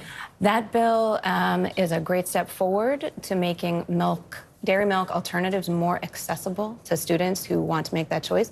It doesn't completely solve the problem of milk promotion in our school meals. It's still very much built into our federal school meal programs, but it really does a lot to remove a lot of the barriers for students like Marielle and many of the other students out there who don't want to support dairy or don't have ethical or environmental objections to it at school. So a lot more to come on this. Marielle, Deborah, thank you so much for your time. A high school student bringing a lawsuit, not a small feat. We appreciate you taking the time for being here. Thank you. Thank you for having us. Thank you. Now for what's making headlines around the world, starting at the Vatican, where an arrest has been made after a vehicle rammed through its gates. NBC News foreign correspondent Claudio Lavanca joins us now from Rome with more. Good morning, Claudio. Good morning, guys. Yes, on Thursday evening, a 40-year-old man was arrested after he drove through a main access gate at the Vatican despite attempts by Swiss guards to stop him. Now, Vatican security fired shots at the front tires and quickly closed down another gate that leads to sensitive areas within the Vatican, including St. Peter's Basilica and especially the residence where the Pope lives. The man was arrested, and the Vatican said he has psychiatric problems, meaning that this was more likely an act by a disturbed man and not a premeditated attack. Now let's go to Saudi Arabia, where the president of Syria, Bashar al-Assad, is to attend an Arab League summit for the first time in 12 years. Syria was suspended from the Arab League in 2011 following the bloody civil war in which 500,000 people have been killed so far. In a statement, the U.S. State Department said it did not believe that Syria merits readmission and that the U.S. are not going to normalize relations with the Assad regime and certainly do not support others doing that as well. And let's go to Spain, where scientists say they have unearthed the skeleton of a new species of carnivorous dinosaur. The dinosaur is believed to have been 30 feet long, weighed about 2 tons, and was part of a group of man-eaters. He was named Protathylitis sinstorensis, or something like that. But I'm sure that the humans who lived at the same time of that dinosaur, they were lucky they didn't know the name of this dinosaur, because by the time they pronounced them, they would have been eaten alive, probably. Wow. They were just screaming. That is a good point. I'm glad you're the one that had to say that, though, Claudio. Thank you so much. Yeah. Coming up, making the grade, an Oklahoma team just made history by graduating college at 13 years old. I thought that was a typo, but it's true. 13 years old. Up next, we're talking one-on-one with the talented teen about this big achievement and what he's got planned next.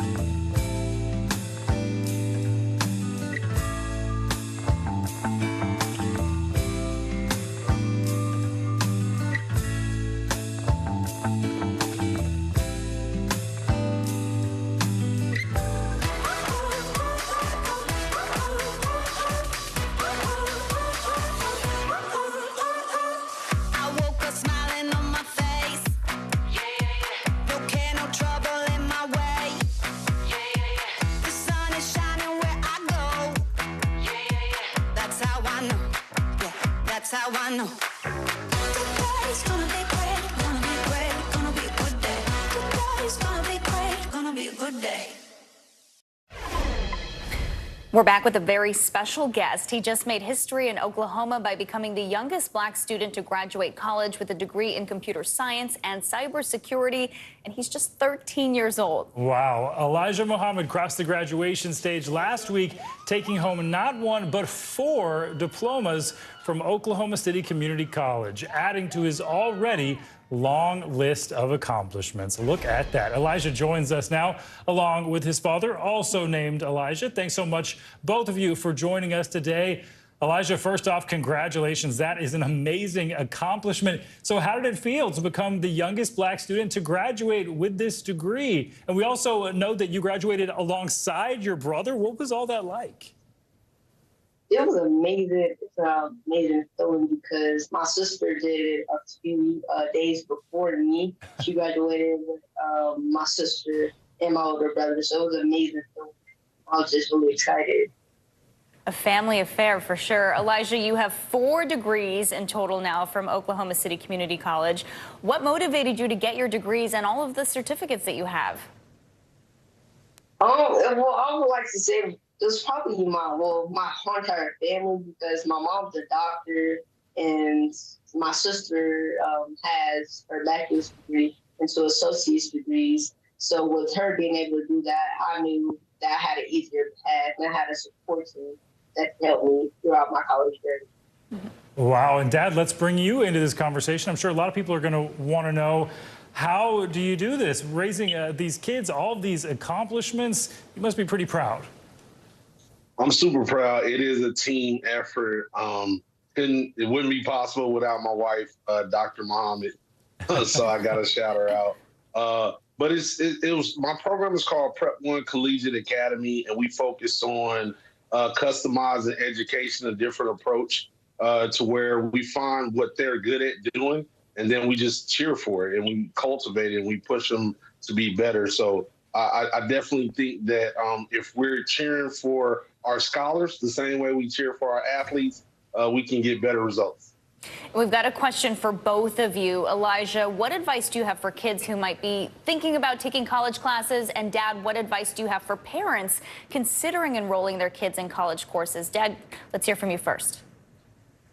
When it comes to putting young kids in college, I'm not necessarily a big advocate for saying just put them in college while they're, underage, kind of like my kids. We were able to do it because we had all the pieces, as the family unit and team, and we definitely focus on them having recreational activities. One of the biggest questions that I get is, what about their childhood? Well, I tell people average kids go to school from 8 to 3, and my kids do their classes from 8 to 3 as well. So we're very particular about making sure they have breaks, free time, and then just being allowed to be kids, because the stress can be overwhelming if you don't have the support team and leadership to do it. However, I'm a very big advocate of college prep, meaning that you can start practicing on the ACT early. You can start reading and writing more, working on higher levels of math. You can do that stuff early, but just as far as shoving them into the college environment, that's not something that I would just personally recommend that you do with a kid that's underage, unless they have all the support pieces, mom, dad, brothers and sisters, to be able to do it, because we're not doing this to stress them out. We're doing it to be inspiring, to let people know that we can do things in education. Well, inspiring is certainly something you have achieved. And Elijah, I also hear you're enrolled at Oklahoma State University and Langston University, so you're not done with the college degrees yet. What's next for you? Well, I'm currently working on my bachelor's degree at Oklahoma State University in cybersecurity and forensics. And I'm also attending Langston University right now, working on another associate's degree. So after I finish, I'm going to finish my bachelor's degree and my associate's degree. Then I'm going to start working on my master's degree. Wow. Well, we're definitely going to have to keep our eye on you and see exactly what you do. That is quite an accomplishment you've already made. Elijah and Elijah, thank you both for joining us this morning. Thank you. Coming up, countdown to tip-off. The WNBA season officially kicks off tonight, and we're going to talk to this year's #1 draft pick. That's coming up next.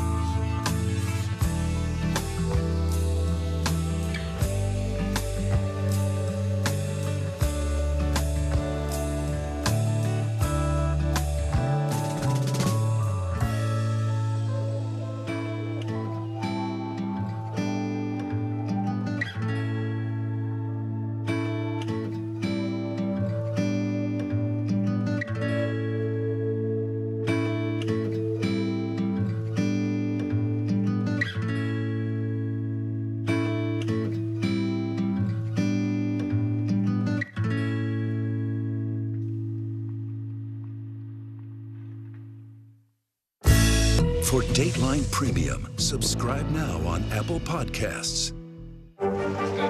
What is going to happen now? Going back and forth because they Oh, yeah, this is it, right?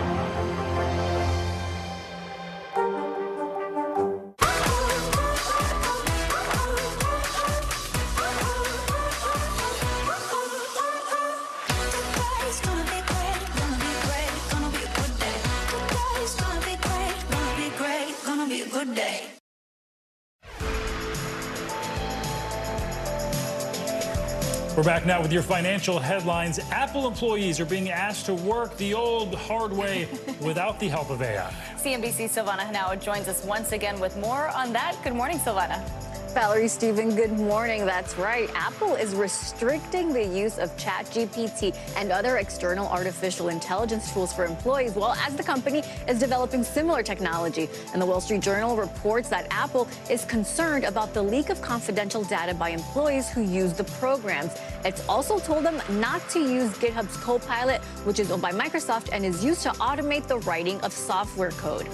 OpenAI has launched a ChatGPT app for the iPhone, and an Android version is coming soon. Now, the iOS app is the first official mobile app for ChatGPT, which was previously available on the company's website. Apple has hosted apps that use OpenAI software in the App Store, but none were directly from OpenAI.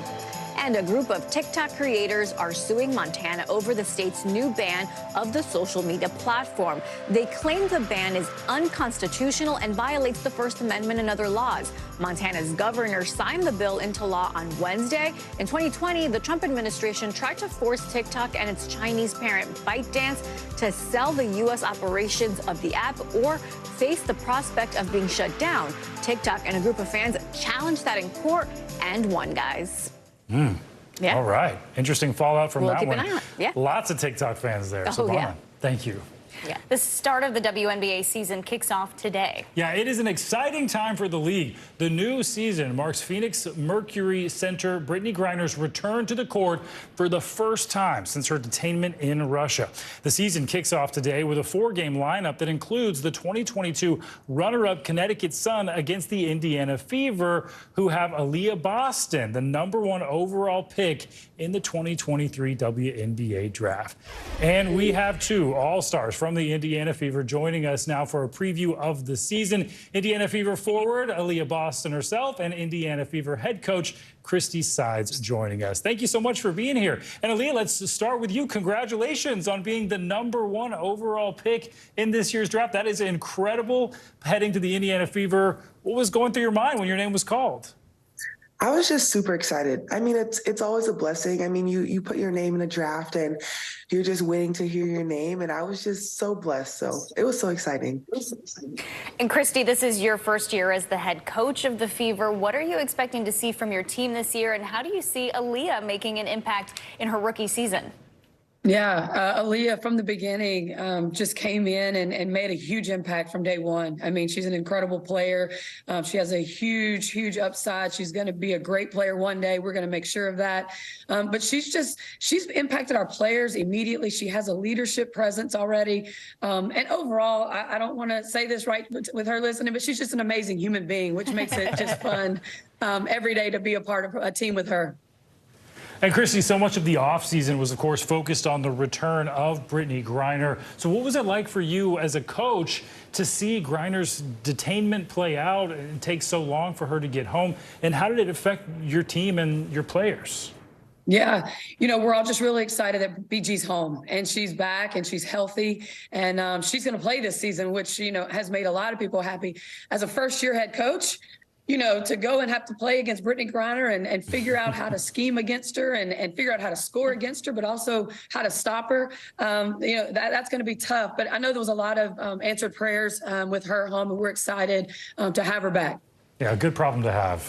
And Aaliyah, Brittany Griner's situation really put a spotlight on the gender pay gap in sports, particularly between the WNBA and the NBA. Like Griner, many WNBA players travel overseas in the offseason to supplement their income. According to data from Basketball Reference, in the 2021 to 2022 season, the average NBA player earned $5 million a year, while WNBA players earn an average of $130,000 a year. What do you think needs to be done to ensure players are getting equal pay? Well, just to start, I feel like from where the WNBA first started and where it's at now, I think there's been a lot of growth.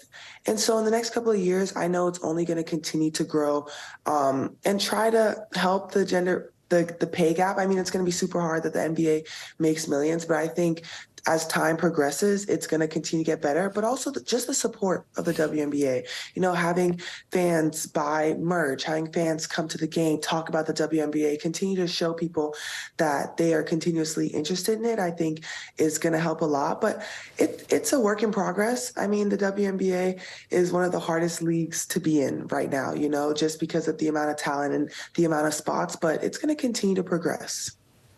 Progress indeed. And Christy, I was going to ask you, the WNBA, of course, starting with so much interest this year being in women's sports. It seems like it's at an all-time high. There's been a lot of conversation about expanding teams and roster spots, getting more women out there on the court. So how do you see the league capitalizing on this moment?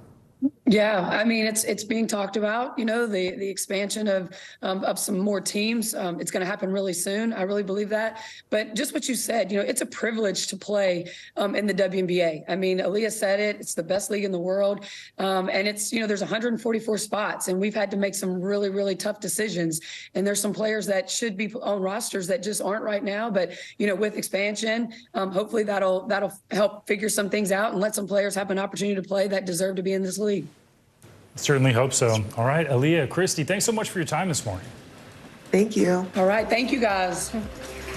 Coming up, it's Friday, and that means it's time for your can't miss list. Yeah, from fast cars to Little Mermaids, we've got the lowdown on everything you need to be on the lookout for. That's coming up next.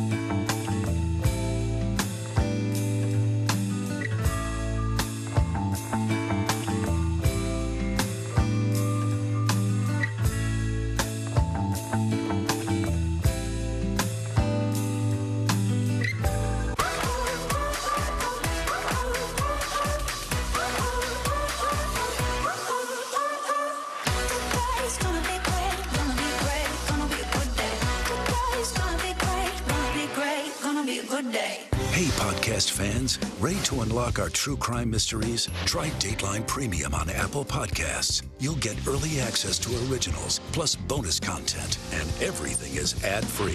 So head to Apple Podcasts now to subscribe. Welcome back. The Harrison Ford hit the red carpet at the 76th Cannes Film Festival for the highly anticipated premiere of Indiana Jones and the Dial of Destiny. It has been 15 years since Ford last took to the screen as the iconic archaeologist. Celebrities and fans pulled out all the stops for the premiere, which received a 5-minute ovation and largely positive early reviews. Ford also received an honorary award for his long career in cinema ahead of the screening. The film is the 5th installment in the franchise and will be released to larger audiences late next month. And I just, that music pops into my head. Dun, dun, dun, dun. So there you go. 15 years, it seems like it's been longer than 15 years. I think I have something to catch up on. Okay. Well, the countdown to summer is on, and that means plenty of people will, of course, be flocking to beaches nationwide. But if you're looking for the absolutely best place for some fun in the sun, NBC News correspondent Sam Brock has the breakdown of this year's top 10 beaches. With winter finally in the rear-view mirror, many travelers have been desperate for a little fun in the sun. Memorial Day weekend, the unofficial start of summer, is now just over a week away. The big question is, where are the very best beaches to stick our toes in the sand? For some answers, we turn to Florida International University's Dr. Stephen Leatherman, better known as Dr. Beach, who's out with his annual top 10 list. Of the 50 criteria that you look at, what are the most important ones? You got to have clean sand, clean water, and safe beach.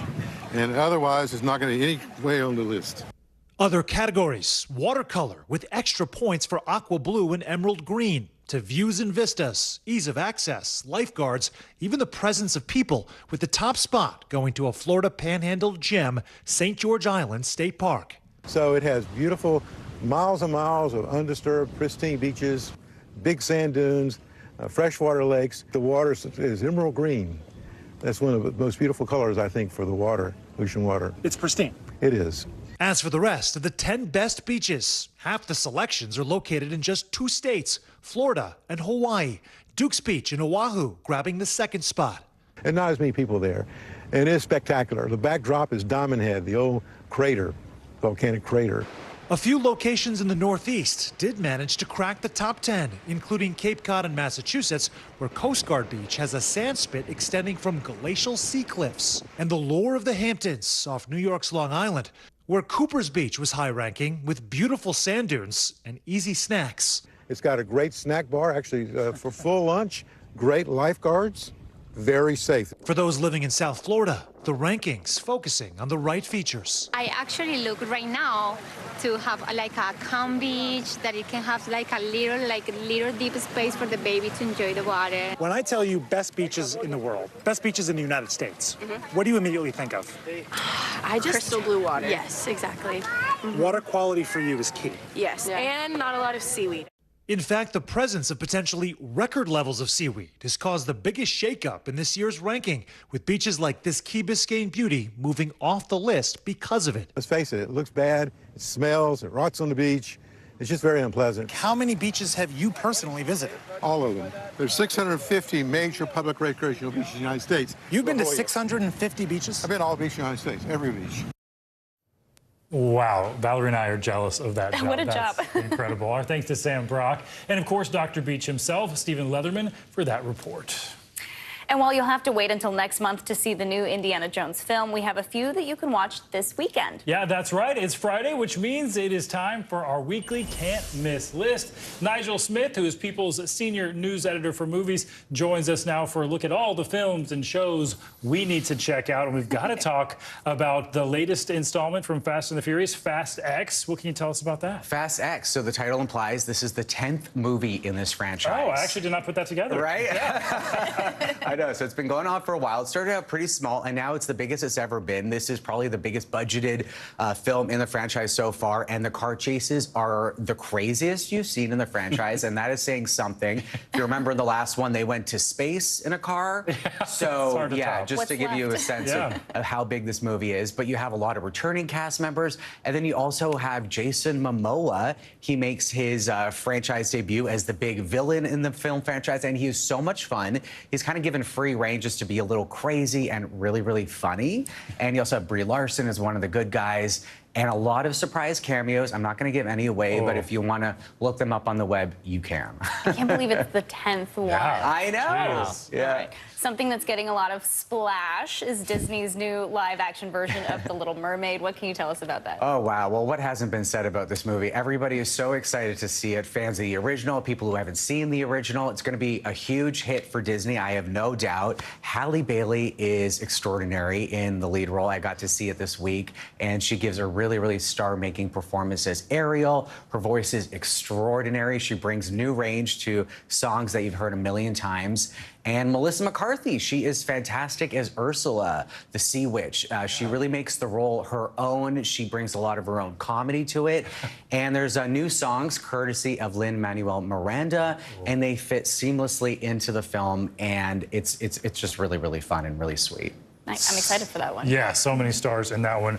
Also wanted to ask about another remake, White Men Can't Jump, from 1992, being remade for Hulu. What do we know about that one? Yeah, well, a lot of fans of the original, when they first heard that Hulu was remaking this movie, they weren't so happy. Didn't really think it needed a remake. You know, the original starred Woody Harrelson and Wesley Snipes. And now you have rapper Jack Harlow making his movie debut, and he's actually really, really good. He wants to make a lot more films, and I think this is a really good calling card for Hollywood. It brings a new, fresh spin to the tale that everybody loves. And you also have one of the last appearances of Lance Reddick, the late actor, the John Wick star. So if you're fans of him, definitely check this one out. A couple of fun shows. The first is a docuseries starring Rainn Wilson. He, of course, was Dwight on The Office. And the other is season 6 of Selling Sunset. I'm also excited about this. What can you tell us about those? Yeah, well, if you're a fan of The Office and travel shows, it's a combo you probably didn't really see coming. This Rainn Wilson travel docuseries is something you want to check out. All the episodes are streaming now on Peacock, and he travels the world, including places like Iceland and Ghana, in search of the meaning of happiness. So it's an uplifting and sweet show.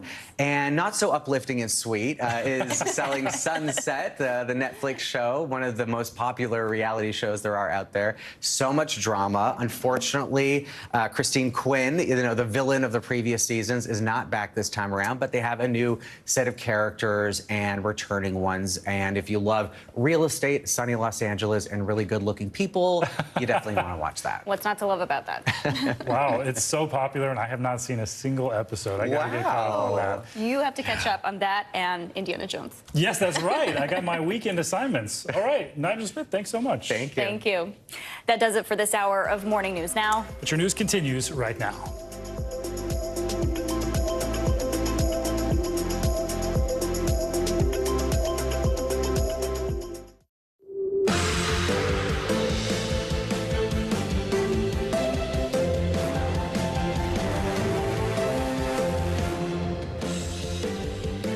Good Friday morning. I'm Stephen Romo. And I'm Valerie Castro. Joe and Savannah are on assignment. Right now on Morning News Now, on the world stage, dueling diplomatic efforts from President Biden overseas this morning.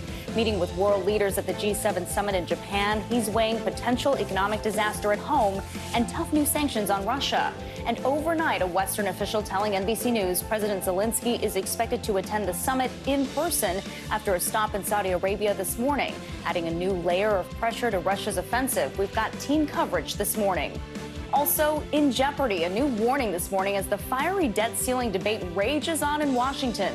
Medicare access for millions of Americans could be called into jeopardy if a deal isn't reached. The GOP proposal that's taking center stage in this high-stakes showdown. Real estate rumble, good news and bad news on the housing market this morning. Home prices saw their biggest drop in over a decade last month, but sales were also down. We'll dig deeper into those new numbers and what you should know if you're looking to buy. And change of tune, live music is back in full swing. Massive names like Taylor Swift taking the stage after a pandemic pause. But for many concert goers, their fellow fans just aren't hitting the right notes. A concert culture shift explained later this hour. Oh, I hope it's not singing along. That's my favorite part of concerts. Me too, right? Okay. So good. Happy Friday morning to you. Good to be here. Yeah, great to be here. We start this hour with the latest in the G7 summit and the new information this morning that Ukrainian President Vladimir Zelensky is expected to attend in person. Yeah, this morning he landed in Saudi Arabia. The meeting there should happen before he heads to Japan, and his trip will continue on to Hiroshima. More countries announced tougher sanctions against Russia as a way to try to stop its invasion of Ukraine. At the same time, looming in the background of these talks, of course, is the prospect of a possible U.S. debt default and the massive effects it could have, not just here in the U.S., but on the global economy. NBC News White House correspondent Mike Memoli joins us now from the meeting site in Japan with more on this. Mike, good morning to you. We do want to start with those new developments we just mentioned. Ukrainian President Volodymyr Zelensky will attend the G7 in person. He's in Saudi Arabia this morning. What more do we know about that? Yes, Stephen, Ukraine was always going to be at the top of the agenda for this 3-day G7 summit here in Hiroshima. And the Japanese prime minister had indicated yesterday that President Zelensky was likely to participate in some fashion in the summit on Sunday. Well, now a Western official is confirming that President Zelensky is now expected to travel to this summit in person to meet with the G7 leaders on Sunday. Now, of course, the details of his travel are not being disclosed to protect his security. And given the length of that travel and the security concerns, it is possible that those plans could change. But this would be an important show of force, an opportunity for Zelensky to speak with the G7 leaders as a group in person at a critical moment. He's been ramping up the diplomatic offensive of late. Just in the past week, he's traveled to the United Kingdom, to France, to Germany, to Italy. He even met with Pope Francis ahead of a planned spring offensive by Ukraine. This is a critical moment for the Ukraine conflict, and one that Zelensky is now pressing leaders in person to provide even more support for. And Mike, we're now nearly a year and a half into Russia's war on Ukraine. Of course, as you mentioned, Ukraine dominating the G7. What do we know about these new sanctions that have been announced against Russia? Yeah, these sanctions, I think, fall into two broad categories. And the first, you have efforts to really tighten the screws, to increase enforcement of existing sanctions. There has been certainly a number of attempts by Russian officials to evade the sanctions that have been piling up from the West over the course of the last year. But then there's a second category of sanction, which is to target those remaining sources of revenue for Russia's war effort. If you believe it, this includes the selling of diamonds. We've seen increasing pressure, including what was announced at the G7 summit last year, which is that oil price cap that brings in significant revenue for the Russian government. But this is a further escalation in the West's efforts to tighten those screws, as I said, on Russia. President Biden recently said that one of the things he's proudest of during his time in office so far is the ability he's been able to show to keep our allies in lockstep in support of Ukraine. So now this is another collective step by the G7, and each of these individual countries may go even further with their own sanctions. And Mike, speaking of President Biden, we can't ignore the pressing domestic news, the negotiations over raising the debt ceiling as that timeline continues to tick down. But this could also have effects on the global stage. Are we expecting to hear more on that? President Biden. Yeah, certainly President Biden in the sidelines of this summit, probably hearing an earful from his global counterparts about the situation back home. And as the president has been taking part in G7 activities today, he's also been getting updates from his staff back home. We've seen those negotiations on Capitol Hill on Thursday. Well, President Biden did have a briefing with some of his staff as he started his day earlier on Friday. And just in the last hour, we learned that President Biden has left a dinner of the G7 leaders early so that he can get an update again from his staff. You understand the time zone challenges here. President Biden, at the end of his day, aides at the start of their day. He'll get the latest information as he's kicking off, ending his first day here. Steve. All right, and more to come on that. Mike Memley, thanks so much. Back here at home, negotiations are ongoing to try to reach a deal to raise the debt ceiling. We're just days away from the June 1st deadline. The date Treasury Secretary Yellen said the country could risk defaulting on its debt if a deal isn't reached. That could send stocks plummeting, affecting 401ks and retirement funds, and even possibly leave the government with no way to pay its workers. On a call with community leaders yesterday, Vice President Kamala Harris criticized Republicans and warned about the potential dangers of a debt default. For Republicans in Congress, this issue is not really about lowering our nation's debt, because if they really cared about lowering our debt, they would not also fight to protect trillions of dollars in Trump tax cuts for the wealthiest Americans and the biggest corporations. NBC News Capitol Hill correspondent Ali Vitale joins us now with more on that. Ali, so negotiations have continued even with President Biden attending the G7 summit, and there have been some hopeful signs that progress is being made, especially some new comments from House Speaker McCarthy, right? Yeah, look, the tone has shifted significantly here, Valerie, from the start of the week when I talked to the speaker and he was very pessimistic, very dour on the tone of the talks. And now you're hearing him not just say that they're productive, but also we're starting to see some similar themes start to take shape publicly, which means they could be starting to coalesce around points of a deal in these backroom dealings that they're doing between the speaker's closest allies and the White House's top aides. McCarthy, though, keeps trumpeting this need for a timeline and a framework by this weekend. That's different than what the White House is saying, but here's the speaker anyway. Watch. It'd be important to try to have the agreement, especially in principle, by sometime this weekend. Look, we're not there. We haven't agreed to anything yet, but I see the path that we could come to an agreement. Now, look, you're seeing him there say he sees a path to an agreement, which to me is significant because, again, he had been very pessimistic about talks earlier this week. And then, of course, the timeline bit here. There could be a few reasons why the speaker wants to do this well ahead of deadline, which is not something that Congress typically does. They're typically very deadline-oriented, almost like journalists in that kind of a way. But instead, you're seeing McCarthy say that he wants to have a deal done framework-wise by this weekend. That would allow them to come back early next week. He wants the House to go first on this. The Senate is out on recess anyway next week. They could be called back if anything significant starts happening. But nevertheless, we're seeing McCarthy really putting the urgency on here because June 1st gets closer every minute.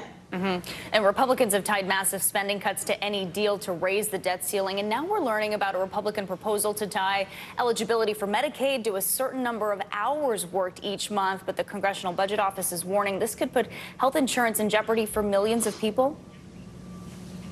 And look, the CBO are not the only people warning about people potentially losing Medicaid. This is something that Democrats are warning about, too, as we start to see more of the conversation on Capitol Hill shift around this potential for work requirements to be included for some federal programs, including SNAP and other food assistance programs. We know that several progressive Democrats on the Senate side, for example, are circulating a letter right now. They have 11 signatories so far, urging the president to use the 14th Amendment to avert this crisis unilaterally, instead of going through with these Republican negotiations that could be things that Democrats are not supportive of. Nevertheless, we're seeing posturing really from both sides, on the progressive left and on the more far right, agitating for the things that they want in this deal. The White House, for their part, has sort of left the door open on work requirements, but we don't know specifically what's in the deal till it's in the deal.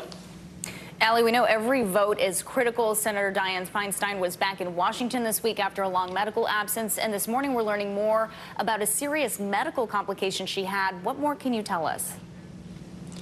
Yeah, look, she'd been out for several weeks from shingles. That started in February. And of course, during the intervening months that she was out of Washington, it stalled some of the work of the important Judiciary Committee that she sits on. And it also spurred some people in the California delegation, but also in Congress writ large, to question whether or not she was able to do this job. And if she couldn't return to Washington, pressuring her to retire her seat early. That would, of course, kick off a lot of political dynamics in California.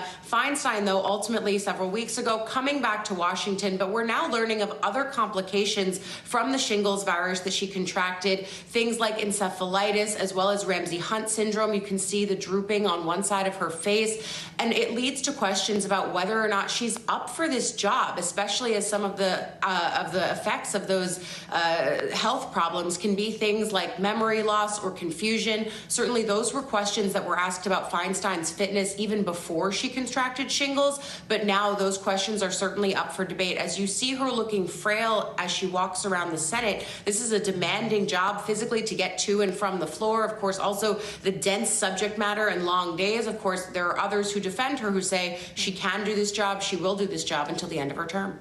Yes, so much at stake. Okay, Allie, thank you so much.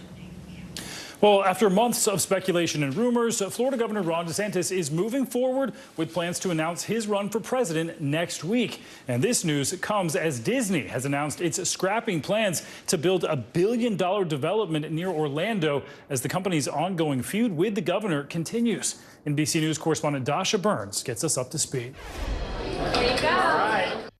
NBC News first to report Florida Governor Ron DeSantis plans to formally announce he is running for president next week, according to two sources close to his political operation. Stay tuned. Stay tuned. His team is also summoning his top donors to meetings in Miami in conjunction with the announcement. A source familiar with the plans tells NBC News.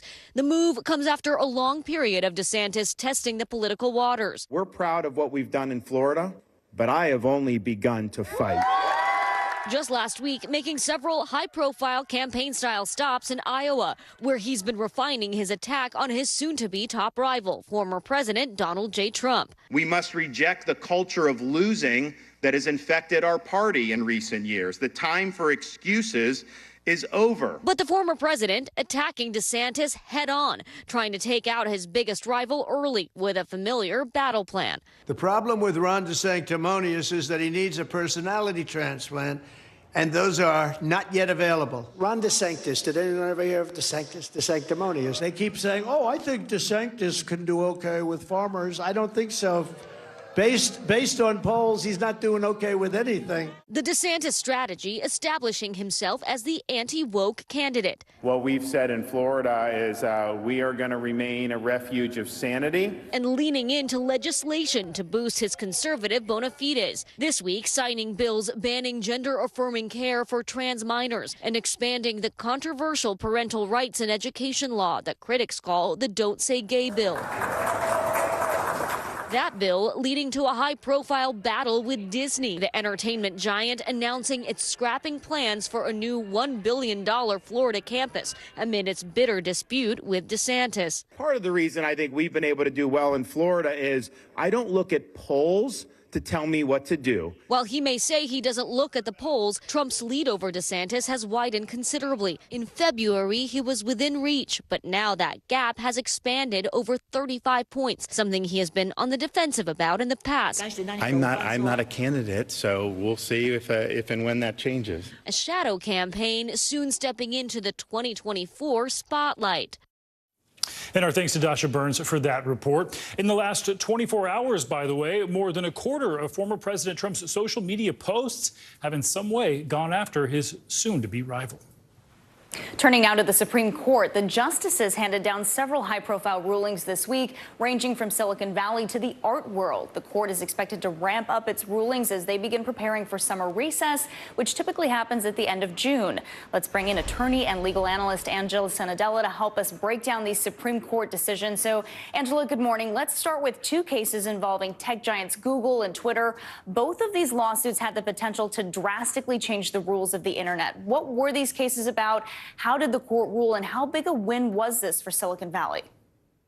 So these rulings were a huge win for Silicon Valley, largely because the opposite ruling would have been catastrophic. And that's because many of these companies in Silicon Valley make their money off of the algorithm. So the content is user generated, as you see in YouTube, and then the algorithm that's personalized and proprietary farms and feeds content to users based on their preferences. That's why if you, for example, like cats and you watch one video about cats, you might see a whole lot of videos about cats. But what these cases try to do is hold the companies responsible if any of that algorithmic provided content led to bad acts. And Section 230, which was at stake here, protects companies from this type of liability, and that remains intact. That means Silicon Valley can breathe deeply because they will not be held liable if that user-generated content leads to crimes. Okay, so let's turn now to a case involving an iconic piece of art from Andy Warhol. Photographer Lynn Goldsmith claimed Warhol stole her picture of Prince without enough premise to constitute fair use when he created a series of works of Prince. The court ruled in favor of Goldsmith 7-2, but there was some division over the consequences the ruling would have for art. Walk us through all of that.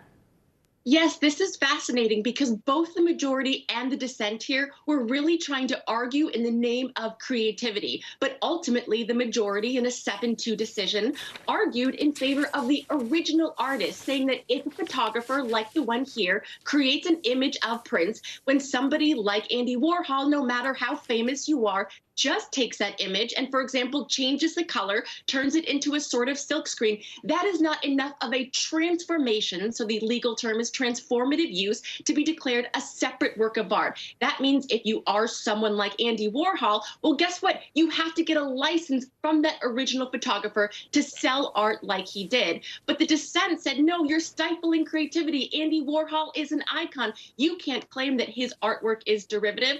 I also think technology today is super relevant because maybe back then you couldn't really make such derivative art easily. But today with AI, with digital resources, a lot of people, frankly, could do what Andy Warhol did. Yeah, technology changing so much in the art world these days. Angela Senadella, thanks so much. Turning now to the latest on a massive fire in North Carolina. Crews there are searching for 2 missing workers after the 5-alarm fire at a construction site hit Thursday morning. At least 15 other construction workers had to be rescued from those flames. NBC News correspondent Shaq Brewster brings us the details. Hi there. Well, the scene of this apartment complex that was under construction is now contained. The fire chief said you can expect to see crews here for an extended period of time as the investigation into what caused this fire is just beginning. 2 construction workers are missing after a massive 5-alarm fire in Charlotte, North Carolina. It was huge. The pictures were terrifying. The rapidly moving flames began around 9 a.m., taking over an apartment building under construction. A very fast-moving fire, high heat conditions, well over 2,000 degrees. And as a construction site is open, a lot of wood is exposed. The dense smoke could be seen for miles, the mayor warning residents to stay indoors. It was very hot in the smoke, the water in my eyes. It was insane. I've never experienced anything like this. More than 90 firefighters responded. Officials say rescuing 15 workers from the construction site, including one pulled from a crane and taken to the hospital. The blaze so intense at times, some firefighters needed help. We had several maydays. Mill Creek Residential, the company who owns the apartment building, says no residents were living there and that our #1 priority is the health and safety of the people who are working there today and those in the surrounding area. And unfortunately, we have not heard any updated information about the 2 construction workers who were missing after this fire. The police department reaching out to the public online saying if you know of someone who was supposed to be at this scene and haven't heard from them, they're asking for your help. Scary situation. Shaq, thank you. Now pull out your umbrellas because it could get a little rainy near you this weekend. Yeah, let's bring in meteorologist Michelle Grossman for a check on our Morning News Now forecast. Hey, Michelle. Hey there, guys. Great to see you. Happy Friday. And yeah, we're going to need the umbrella in spots. We need the umbrella in spots this morning because we have heavy rain falling throughout the southern plains. This is a look at radar over the last 6 hours. This is what we're going to be tracking throughout the day. Clear to see where the cold front is. It stretches from the Midwest all the way down to the southern plains. So you can see some heavy rain. That's where we're seeing the yellows, reds, oranges, those bright colors. That's indicating the heavy rain falling. And that will be the story as we go throughout this Friday. So numerous rounds of showers. And then by this afternoon, this evening, once we get that daytime heating going, we could see some showers and storms, and some could be strong to severe, especially in portions of Texas into Arkansas. So as we're looking along the southeast coast, we're also watching a coastal low that's bringing some showers along the Carolinas. That's going to move off to the north and east. So this is what today looks like. We're looking at a nice day in the northeast. Enjoy it because things are changing tomorrow. It's going to be a wet start to the weekend for many of us, stretching from New England all the way down to the Gulf Coast states. Now, the northeast, we need the rain, but it just comes on the weekend, so not ideal. The middle of the country, we're watching the chance for those severe storms, and then back to the west, we continue to bake. We're looking at temperatures once again soaring into the 80s and 90s. Boise, you're going to be right around 89 degrees today. In terms of that severe weather threat, where you see the yellow, that is the likely spot for seeing some strong to severe storms. So places like Dallas, Waco, Austin, Fort Smith, Abilene, up to Lubbock, we're looking at the chance for these strong storms, 15 million at risk. And the main takeaways will be gusty winds, damaging winds, winds gusting over 60 miles per hour. Could see some large hail, even a tornado or two is possible. We expect those to be brief, and we can't rule them out, although that's on the lower side as opposed to the winds and also the hail. Here's the setup. We have that cold front that's moving through the middle of the country. It's stretching from the Midwest all the way down to portions of the southern plains. It's going to bring that severe risk from central Texas into Arkansas. And then look what happens tomorrow. It moves off to the east. So we're seeing that rain stretching from New England all the way down to the Gulf Coast states, finally moving offshore on Sunday. That's going to be better news for parts of the Northeast, New England on Sunday. We may start out with some showers, and then the tail end of that cold front, guys, we're going to see some showers continuing in parts of the Southeast on Saturday. Back to you. Those umbrellas getting a workout. Spring's not quite over, right? Michelle, thanks so much. Well, coming up on Morning News Now, we've got a new update on those deadly floods happening in northern Italy. Thousands have already been evacuated from their homes, and now this morning, dangerously high water levels are washing away critical farming infrastructure. We'll talk about the global implications next. For Dateline Premium, subscribe now on Apple Podcasts. We're back now from Las From Vegas. Seattle, Guatemala City. From Wilmington. I was in space in Texas. From Normandy, From France. Surfside, Florida. Thank you for watching, everyone. Hey, podcast fans, ready to unlock our true crime mysteries? Try Dateline Premium on Apple Podcasts. You'll get early access to originals, plus bonus content, and everything is ad-free. So head to Apple Podcasts now to subscribe.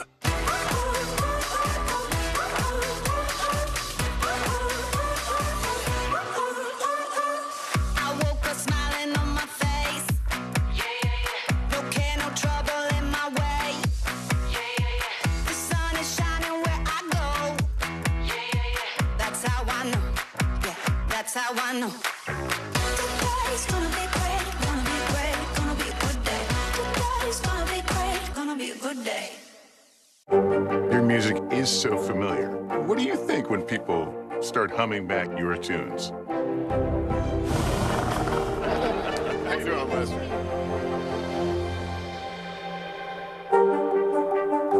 I'm Gotti Schwartz, and here are the stories we're watching tonight. Storms keep coming here in California. Some of the big headlines trending like crazy on social media. This is what my voice sounds like when I clone it. That wasn't me. You gotta see this. Stay tuned now, weeknights on NBC News Now. Your music is so familiar.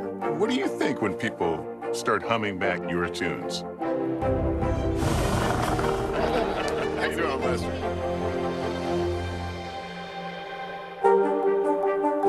Thanks for tuning in. I'm Gotti Schwartz. Here are the stories we're following tonight. Storms keep coming here in California. The U.S. government just declassified this video.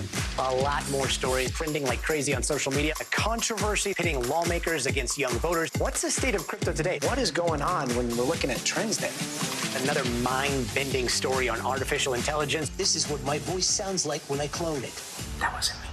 You gotta see this. Stay tuned now, weeknights at 8 Eastern, 5 Pacific on NBC News Now. Still to come on the Channel 2 News. Well, the waters are certainly receding now. Still too close to call. Lester Holt reporting from the Ground Zero, as it's being referred to. It is, in fact, the taste of freedom. The Haitian people know a little something about resiliency. What's the biggest risk right now? Some of the troops who have been proud. I want to welcome you to the first presidential debate. In fact, we've been told we can't go any farther. You are some resilient folks. Let me get a hint.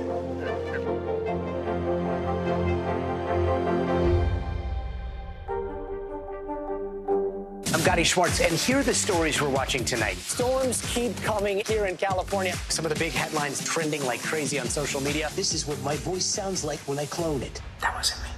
You gotta see this. Stay tuned now, weeknights on NBC News Now. We're back now with a closer look at the humanitarian crisis on the southern border. As migrants try to find a new life in this country, their children are also trying to continue their education. And one woman who was a refugee herself from Colombia is stepping in to help. NBC News correspondent Sam Brock has her story. At a celebration of social changemakers in Miami, Estefania Rebellon takes it all in and has quite the story to tell. I come from a family that unfortunately had to migrate. It was a forced migration. I was 10 years old at the time, and my dad unfortunately was targeted by the FARC in Colombia. Threats of kidnapping prompting Estefania and her family to seek refuge from her home in Colombia to Miami in 2002, ultimately landing on her feet and gifted with a new perspective. I always invite everyone to ask themselves, what would it take for you to leave your home? Literally, just today, put 2 outfits in a bag and go. That's what's happening to all these families, and it's extremely disruptive. Devastatingly so for children left without a safe zone or even basic schooling. But in 2018, as news reports highlighted caravans and treacherous journeys, Yay! Estefania says a eureka moment. She pushed pause on her acting career to turn school buses into classrooms. ¿Esto qué es? And shelters into safe spaces for learning, aided by the modern wonders of the internet. How much does a school bus cost on eBay?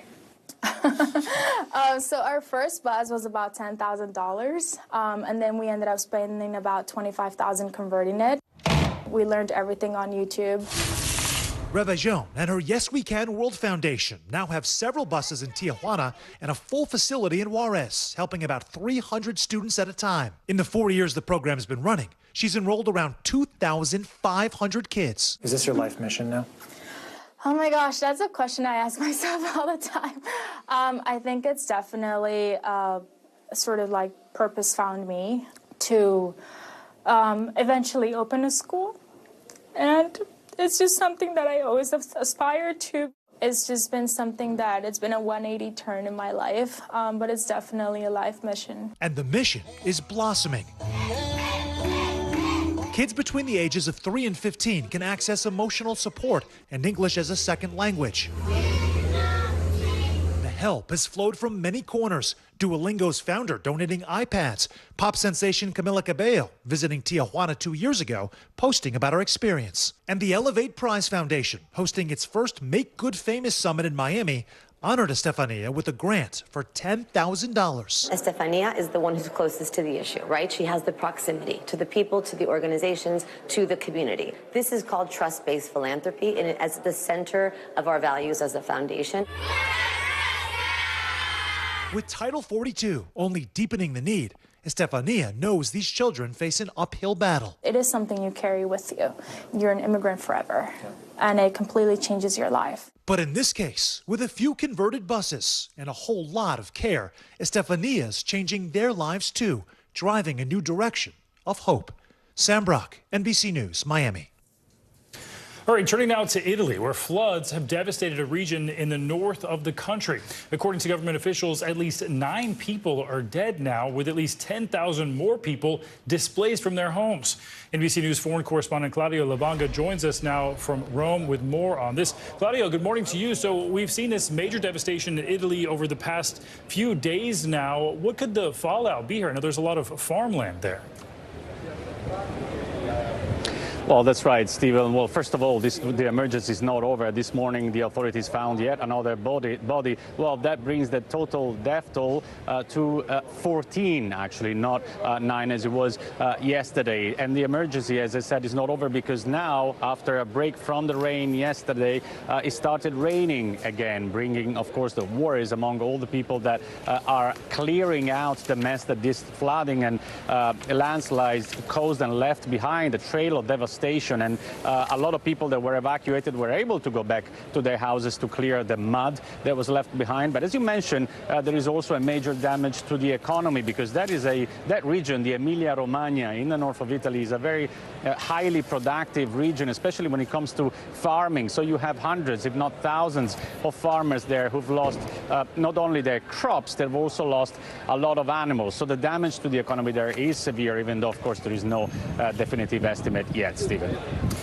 So much fallout, and devastating to hear the death toll rising again, Claudio. We know this is just the latest natural disaster for that area. I know it sparked calls for some type of plan to be made to help with the impacts of natural disasters and climate change. What do we know about those efforts? Well, that's right. The government has already said that they will hold an extraordinary meeting next Tuesday to face this situation, and they are expected then to call or declare the state of emergency for that region, and probably they will also issue funds to help the region to get back to its feet. But honestly, this is not the first extreme weather event in Italy. It is one of many that has affected this country for the past few months and years. Last year, it was the hottest year on record here in Italy, and droughts have become a real problem, prolonged drought. So there is being calls for the government to do something about it to face climate change and the effects of climate change for a while, but it's still unclear what can they do and how much that will cost, Stephen. Yeah, there's a lot of problems and very few solutions. We did want to highlight something positive that's happened in that area, Claudio. Bruce Springsteen, I understand, held a concert in one of the areas affected. And initially, I think he was facing some criticism for not canceling that show. So how did it end up going? Well, the concert was being held in Ferrara, which is a town in the region, but it's not one of those towns that were flooded and it wasn't affected. So the organizers decided to carry on. Some people on social media, presumably those without tickets, were criticizing the concert going ahead because they said, oh, you should cancel it or you should postpone it. Well, they said, fair enough. They said that they wanted to cancel it or postpone it out of respect of the people who lost their lives, but also also to use the resources that were channeled through that concert, like Civil Protection Agency authorities, to the areas affected by the flooding. But the concert went ahead with 50,000 people attending. There were no problems there. Bruce Springsteen is playing Rome next on Sunday, so I have tickets for that, so I hope they don't cancel that one. Let's hope. All right, Claudio, thanks so much for that update. We're learning more this morning about that $75 million settlement that Deutsche Bank has agreed to pay to sex abuse victims of Jeffrey Epstein. It resolves a lawsuit filed last year by a group of Epstein's victims. NBC News senior legal correspondent Laura Jarrett has more on this.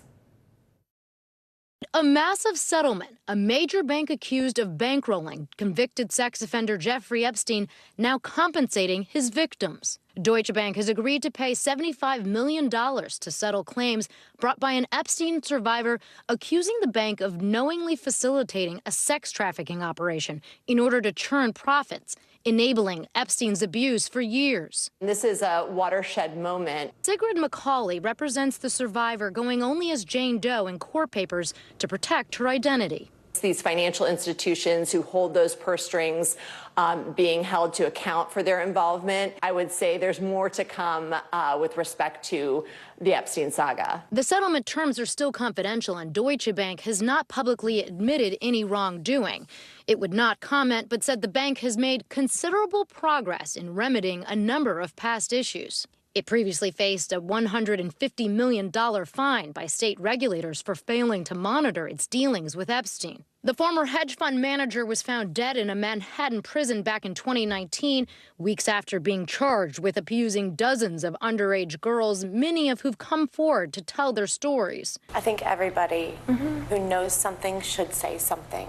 Help us put the pieces of our lives back together, because we're missing so much of it. Even years after his death, the fallout over Wall Street's relationship with the disgraced financier continues, as JP Morgan Chase is now fighting similar claims of turning a blind eye to his conduct. CEO Jamie Dimon is set to be deposed next month. The bank has denied any liability. As for Deutsche Bank, the case has been settled, but the judge still needs to officially sign off on the deal.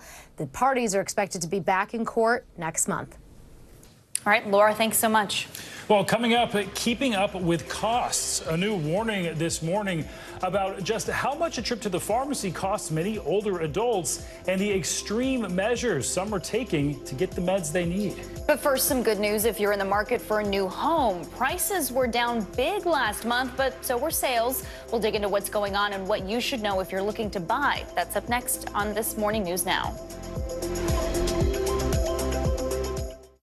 I'm Gotti Schwartz, and here are the stories we're watching tonight. Storms keep coming here in California. Some of the big headlines trending like crazy on social media. This is what my voice sounds like when I clone it. That wasn't me. You gotta see this. Stay tuned now, weeknights on NBC News Now. Hey, podcast fans, ready to unlock our true crime mysteries? Try Dateline Premium on Apple Podcasts. You'll get early access to originals, plus bonus content, and everything is ad-free. So head to Apple Podcasts now to subscribe.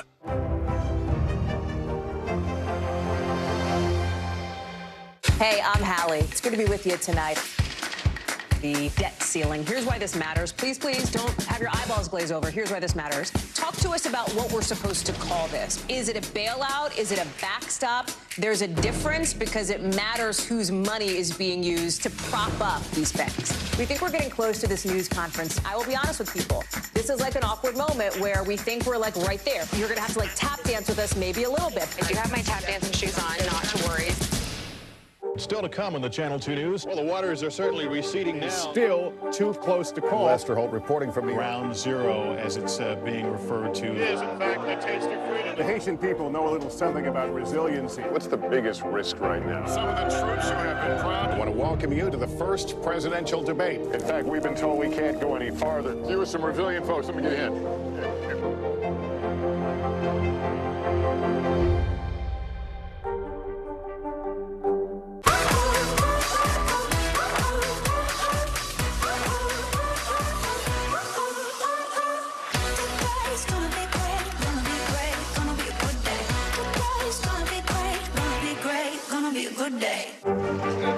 What is going to happen now? Going back and forth because they... Oh, yeah, this is it, right?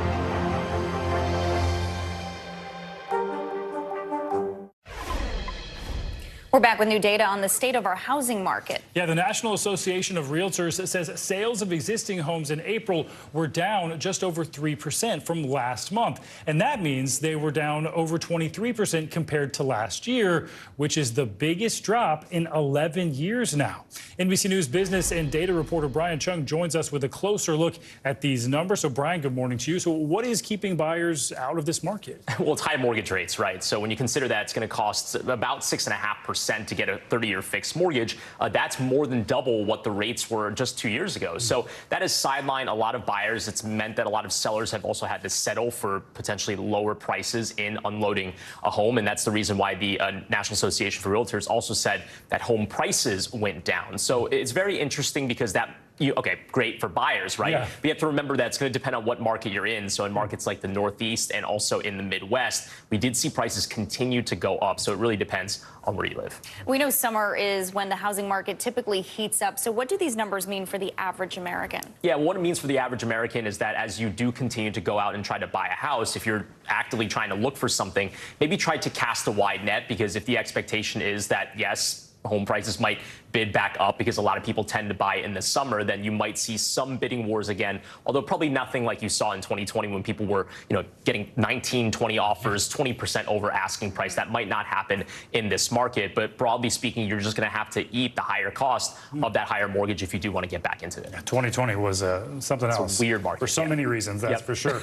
So also, taking into account the Fed's decision on the interest rates, how does the housing numbers, how does it affect that? Yeah, well, it's not necessarily one for one, but what the Federal Reserve does on short-term interest rates do have a bearing on where mortgage rates go as well. The reason why we've seen mortgage rates rise as high as they've been is because of what the Federal Reserve's been doing. And it's not even clear if they're done hiking interest rates yet. We'll have to see in the next meeting in a few weeks. But because of that reason, that means that you should not expect to see mortgage rates go down, because the Fed is not going to start cutting interest rates anytime soon. At least that's what they say, which means don't expect to see 3% mortgage rates anytime soon, unfortunately.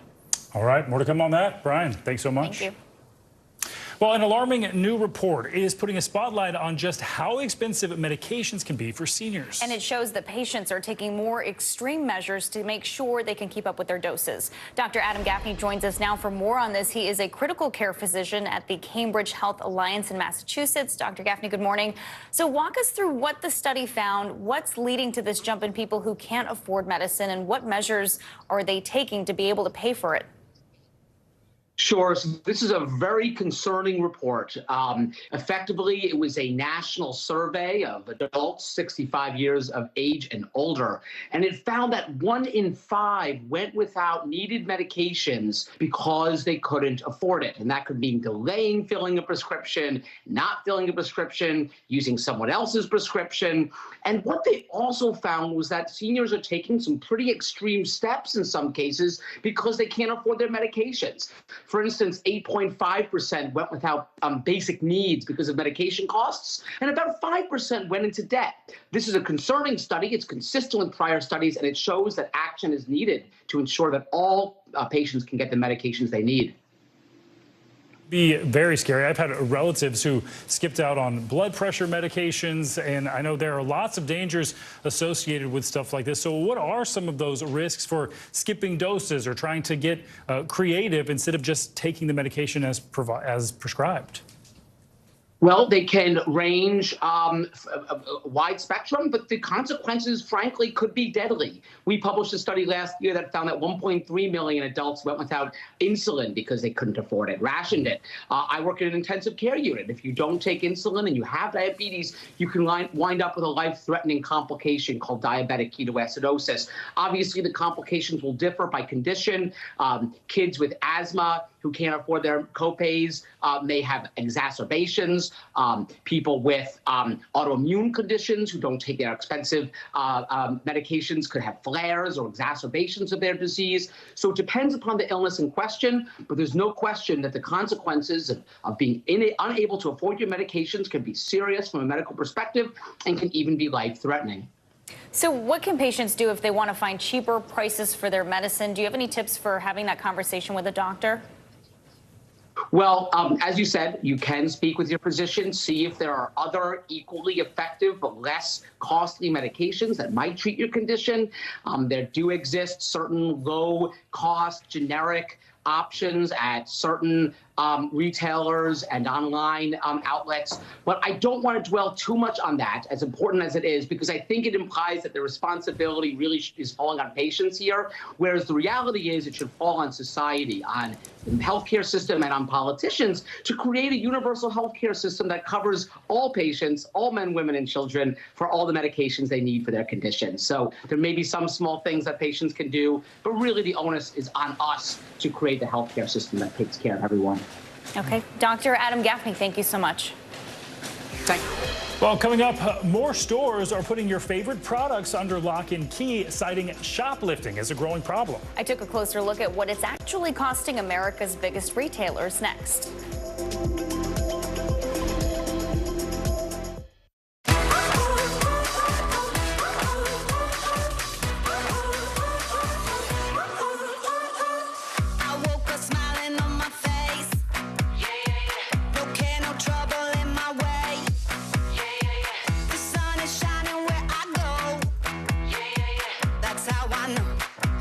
That's how I know. Today's gonna be great, gonna be great, gonna be a good day. Today's gonna be great, gonna be a good day. Watch NBC Nightly News with Lester Holt or listen wherever you get your podcasts. It was the end of the story, but it was also just the beginning. We couldn't know then that following the mystery would take us to places as strange as any fiction. The mind whirled among dreadful possibilities. What happened here? The True Crime Original. Dateline, Fridays and Sundays. Thanks for tuning in. I'm Gotti Schwartz. Here are the stories we're following tonight. Storms keep coming here in California. The U.S. government just declassified this video. A lot more stories trending like crazy on social media. A controversy pitting lawmakers against young voters. What's the state of crypto today? What is going on when we're looking at trends there? Another mind-bending story on artificial intelligence. This is what my voice sounds like when I clone it. That wasn't me. You gotta see this. Stay tuned now. Weeknights at 8 Eastern, 5 Pacific on NBC News Now. Your music is so familiar. What do you think when people start humming back your tunes? How you doing, Lester?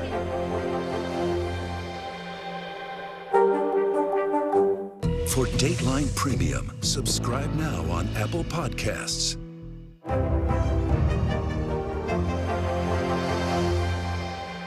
We begin top story with that breaking news. This is just in, a lot of stories to get to. What do people need most right now? Did the state and or law enforcement drop the ball anywhere? Are we headed for a recession or a recovery? Migrant families now stranded in Mexico. What's the World Cup experience been like? The civilian effort is not just about fighting, it's also about helping. Every night, it's your news playlist. Top Story with Tom Llamas. Streaming weeknights at 7 on NBC News Now. Hi, everybody. Good morning. Welcome to Today. Every day. We are adding to the star power in our studio. The biggest names, only on Today. See, it's worth coming in this early, right? Everybody, it's Today.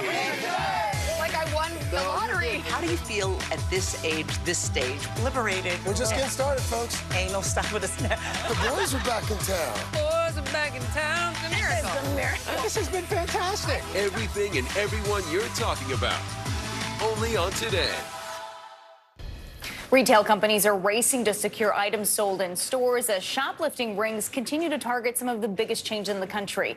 I got a closer look at just how much these robberies are hitting the bottom line.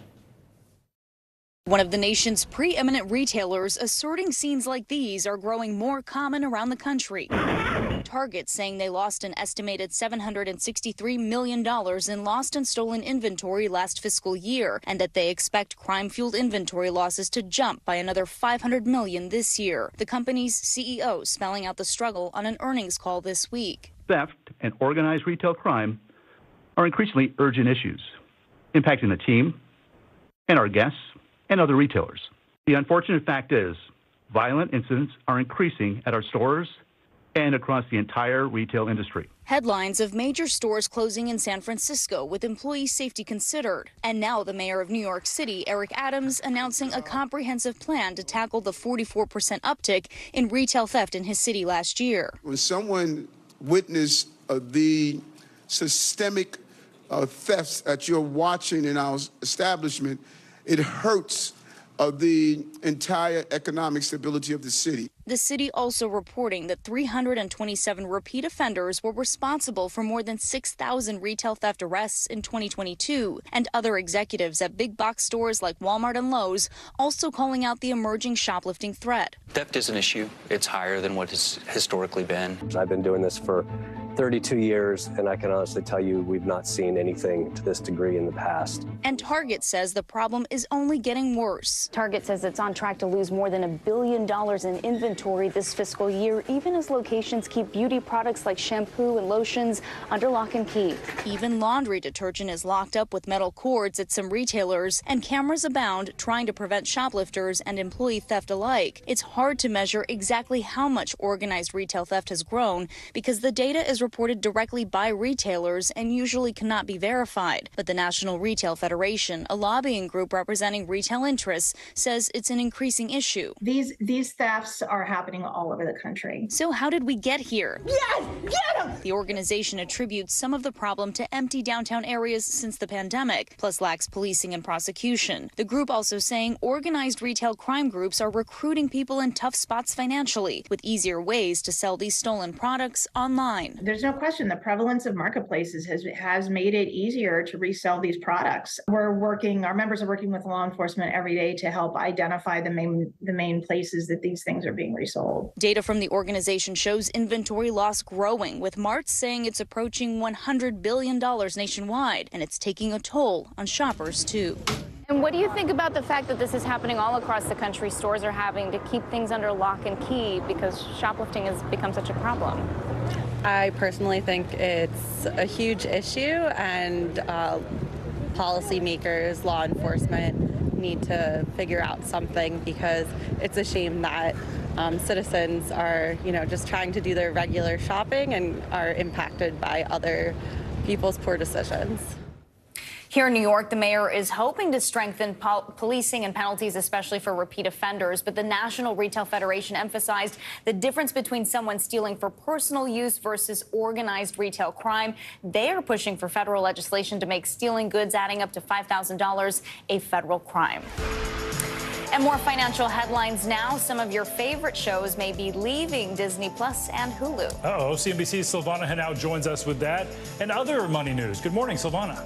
Stephen Valerie, good morning to you. That's right. Disney will start removing shows from Disney Plus and Hulu next week. This is in a move to reduce losses in the streaming business, and reports say that Disney will pull content from the original slate for Disney Plus, which launched in November 2019, but also more recent shows such as Willow and The World According to Jeff Goldblum. Now, some of these shows hadn't been renewed, but were still available on Disney Plus and Hulu. The content must be removed to avoid additional costs, such as residual fees for creators and writers.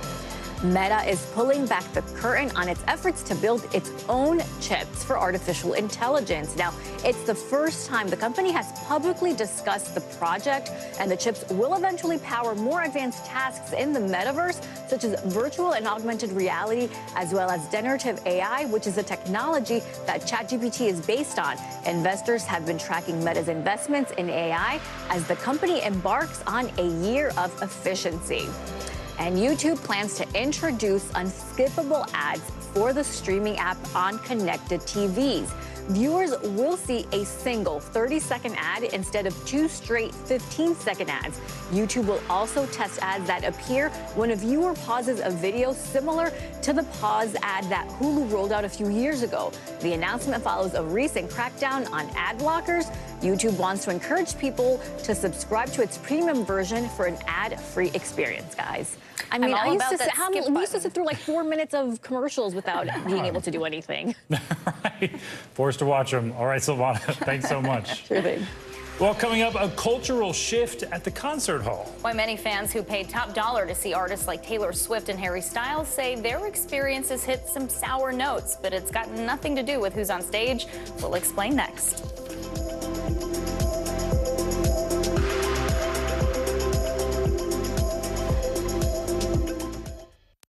Thanks for tuning in. I'm Gotti Schwartz. Here are the stories we're following tonight. Storms keep coming here in California. The U.S. government just declassified this video. A lot more stories trending like crazy on social media. A controversy pitting lawmakers against young voters. What's the state of crypto today? What is going on when we're looking at trends there? Another mind-bending story on artificial intelligence. This is what my voice sounds like when I clone it. That wasn't me. You gotta see this. Stay tuned now. Weeknights at 8 Eastern, 5 Pacific on NBC News Now. What is going to happen now? Going back and forth because Go ahead. Nice to see you.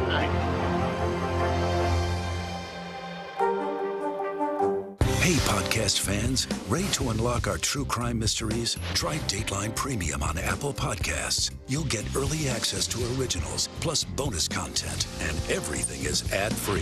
So head to Apple Podcasts now to subscribe. I'm Gotti Schwartz, and here are the stories we're watching tonight. Storms keep coming here in California. Some of the big headlines trending like crazy on social media. This is what my voice sounds like when I clone it. That wasn't me. You gotta see this. Stay tuned now. Weeknights on NBC News Now. We begin top story with that breaking news. This is just in. A lot of stories to get to. What do people need most right now? Did the state and or law enforcement drop the ball anywhere? Are we headed for a recession or a recovery? Migrant families now stranded in Mexico. What's the World Cup experience been like? The civilian effort is not just about fighting, it's also about helping. Every night, it's your news playlist. Top story with Tom Llamas. Streaming weeknights at 7 on NBC News Now. Your music is so familiar. What do you think when people start humming back your tunes? How you doing, Lester?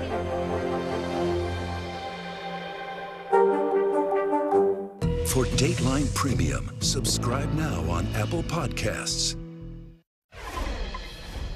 All right, now to a touching family reunion. An online genealogy website revealed a sister one San Diego man never even knew he had. And after years of speaking online, they finally got the chance to meet face to face at the airport. At San Diego's airport, David Aguirre awaits a special type of arrival. My heart's racing right now. Last night it felt like Christmas. It's like Santa Claus is coming. He's about to meet his older sister Janice for the first time.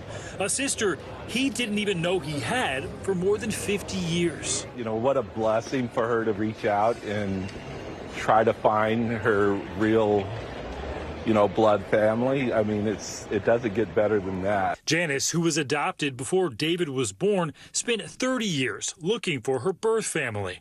Then finally, she found a match on the DNA testing service 23andMe.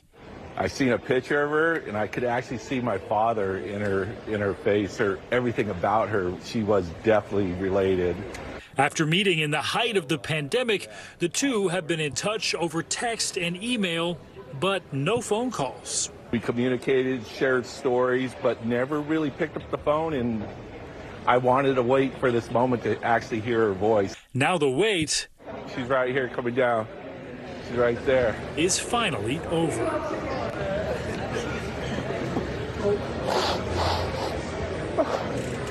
Look just like Dad.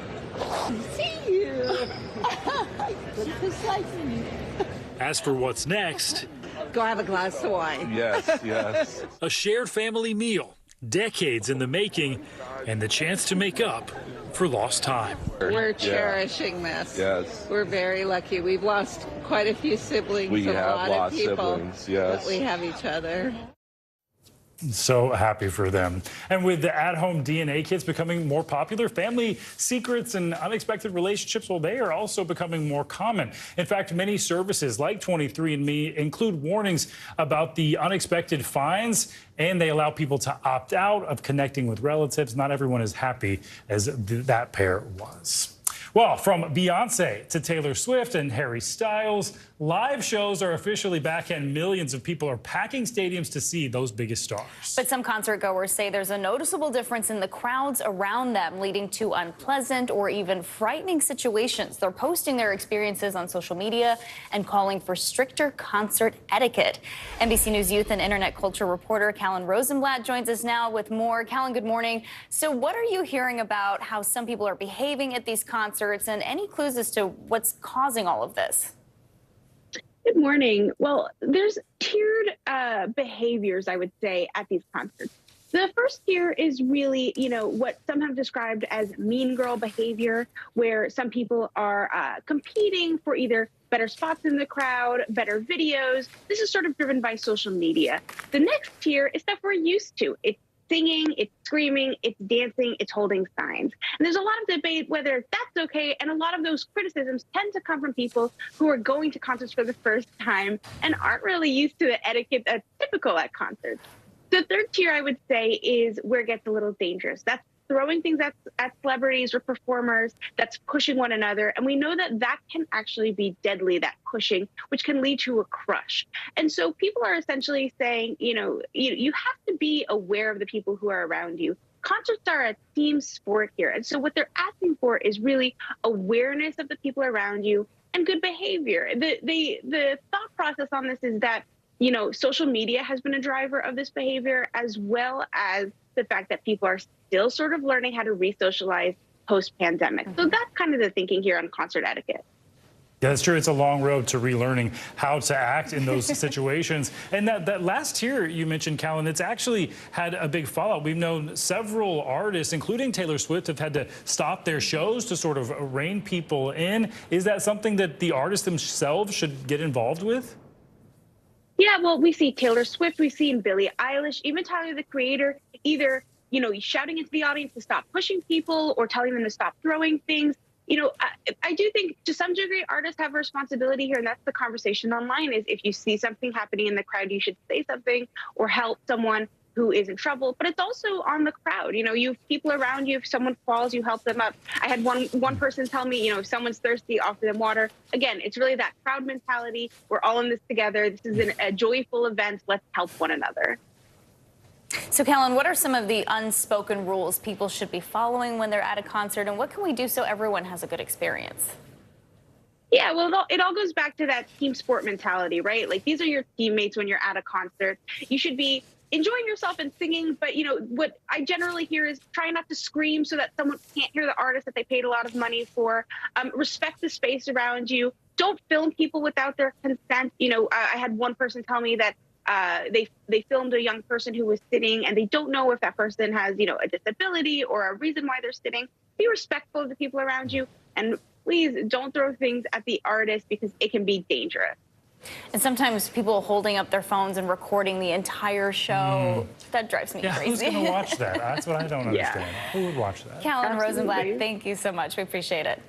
Sing, don't scream. I got to remember that. All right, that's going to do it for this hour of Morning News Now. The news continues right now.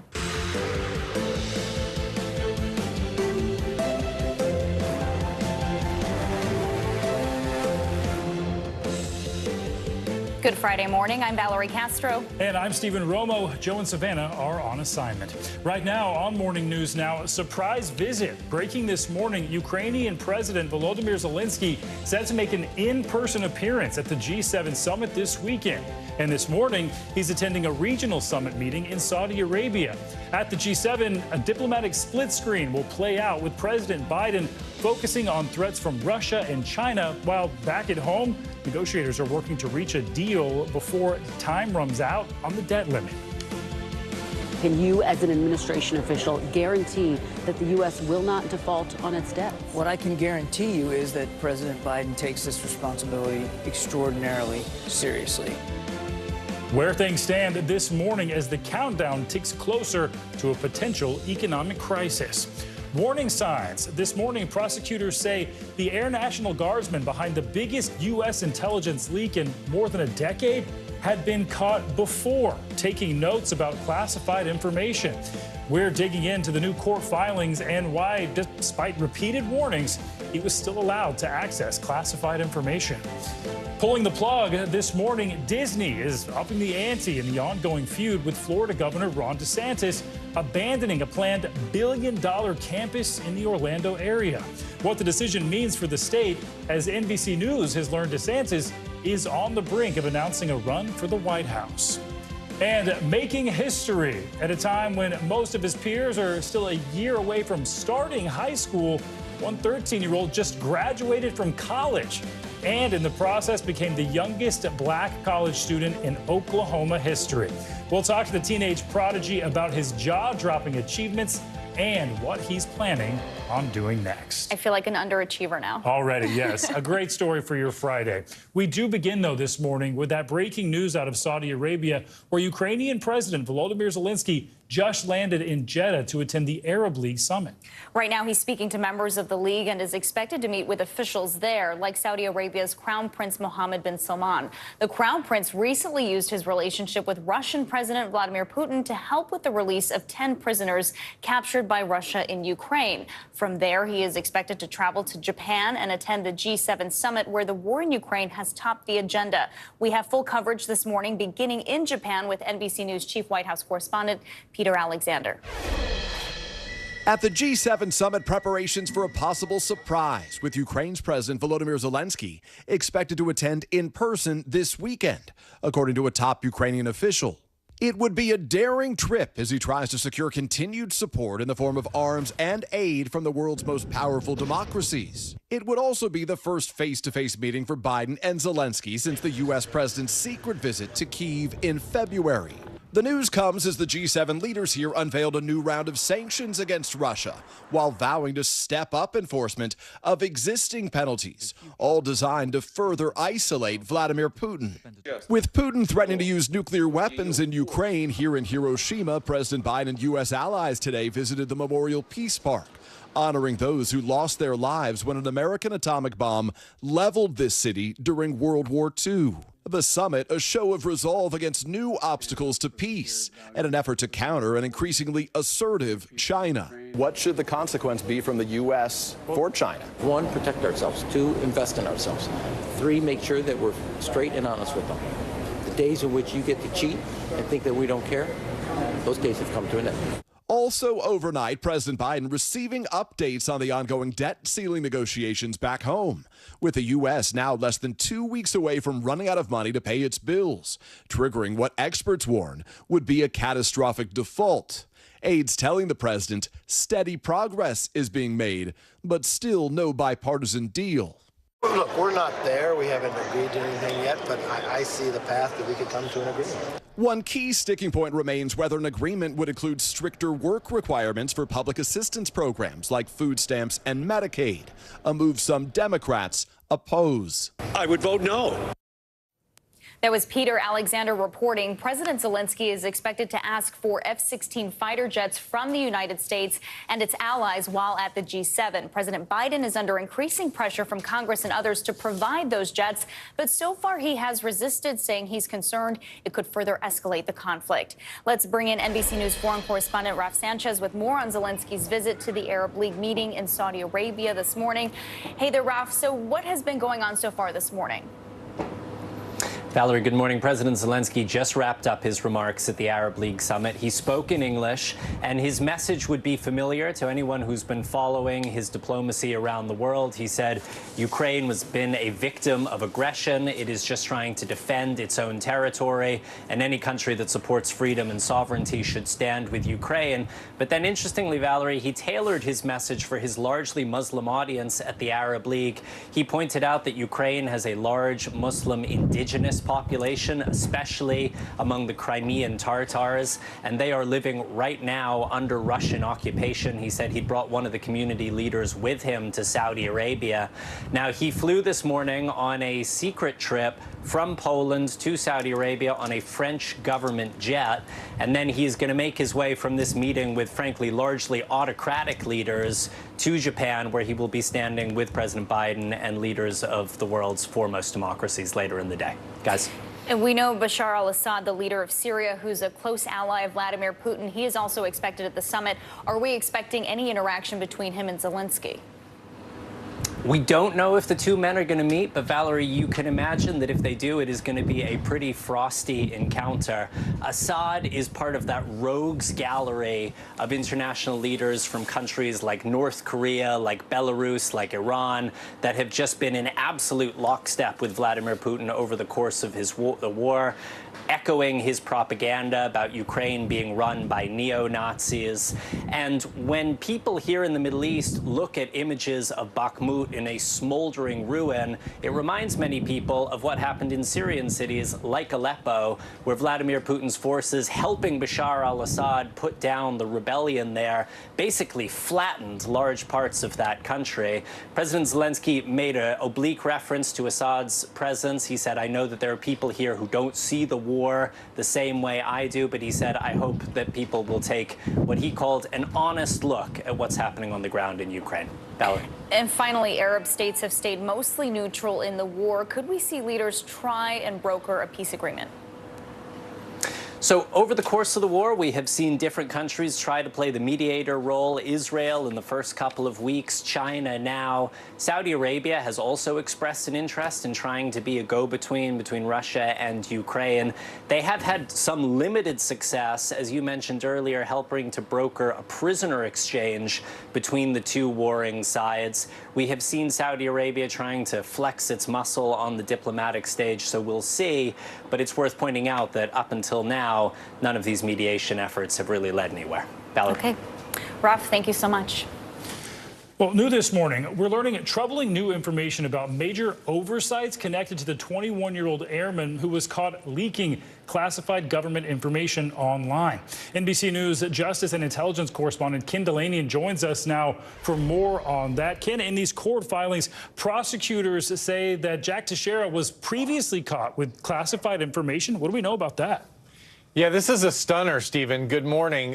In this memo that the Justice Department is using to argue to keep him in jail, they disclosed that on 3 different occasions in his job at this airbase on Cape Cod, he was written up for acting suspiciously with classified information. In one case, he took notes, they said, and put a note in his pocket. In another case, he was seen doing a deep dive, as they put it, into a classified system. He was warned about that, not to do that. And then a third time, they caught him doing it in February of this year. And yet, on no occasion did they take away his access to classified information, nor apparently did they look at his social media, because if they had, they would have seen that he was leaking classified documents online the entire time. It's just very perplexing, Stephen. That's remarkable to hear. You would think that the next step would be to check to see if he was using that information anywhere. So, Ken, what do we expect next in court to happen? Well, there's going to be a big clash over whether he should remain in jail pending trial. The government is arguing that he's just too dangerous and unstable to release. And in fact, they're saying that he has a history of hiding what they call his unsavory character, including racist and extremist rants. Now, his lawyers are asking the judge to release him to his father's house, where he would be without weapons or access to the internet. And the judge has said that he will make a decision today, Stephen. Wow, today, okay, more to come on that. Ken, also curious here, could there be more fallout for the military officials who may have overlooked this or not taken it very seriously? Could there be more fallout for them? It sure seems like it. Now, the military has already suspended 2 of his commanders at that base, and they also stood the base down from its intelligence mission. But the real question here is whether this is just an issue of incompetence at one base on Cape Cod, or whether there's more of a systemic issue across the military in terms of how it's dealing with classified information and the young people who are entrusted with it. I think there are many reviews going on right now to answer that question, Stephen. Yeah, certainly raises a lot of questions. All right, Ken Delaney, thank you. You bet. Turning now to new details in that shooting in New Mexico. Police released body cam video Thursday of the chilling pursuit of the gunman and the heroism of the officers and community members during that deadly attack that left 3 people dead and injured 6 others. NBC News correspondent Erin McLaughlin has the latest. Hey there. In the nearly 7 minutes of footage released to the public, we see 4 different clips of how the incident unfolded. It's chaos caught on camera. As police continue to investigate, they're praising the actions of their officers and calling the mass shooting an assault on their close-knit community. We have to warn you, what you're about to see is disturbing. On the left side. Left.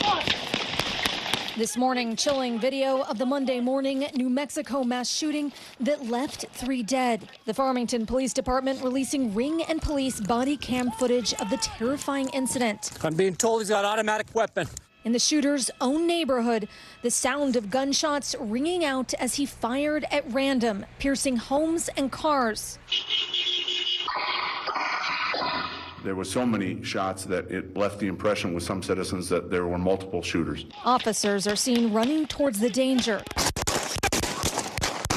And this is sobering perspective of the moment a sergeant was shot. I'm shot!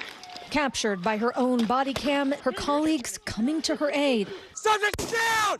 Subject is down! Also caught on camera, an officer firing on 18-year-old shooter Bo Wilson, who was killed by police. Subject is down. He is secured. Police say Wilson was initially wearing a bulletproof vest modified with steel plates, removing it before a standoff.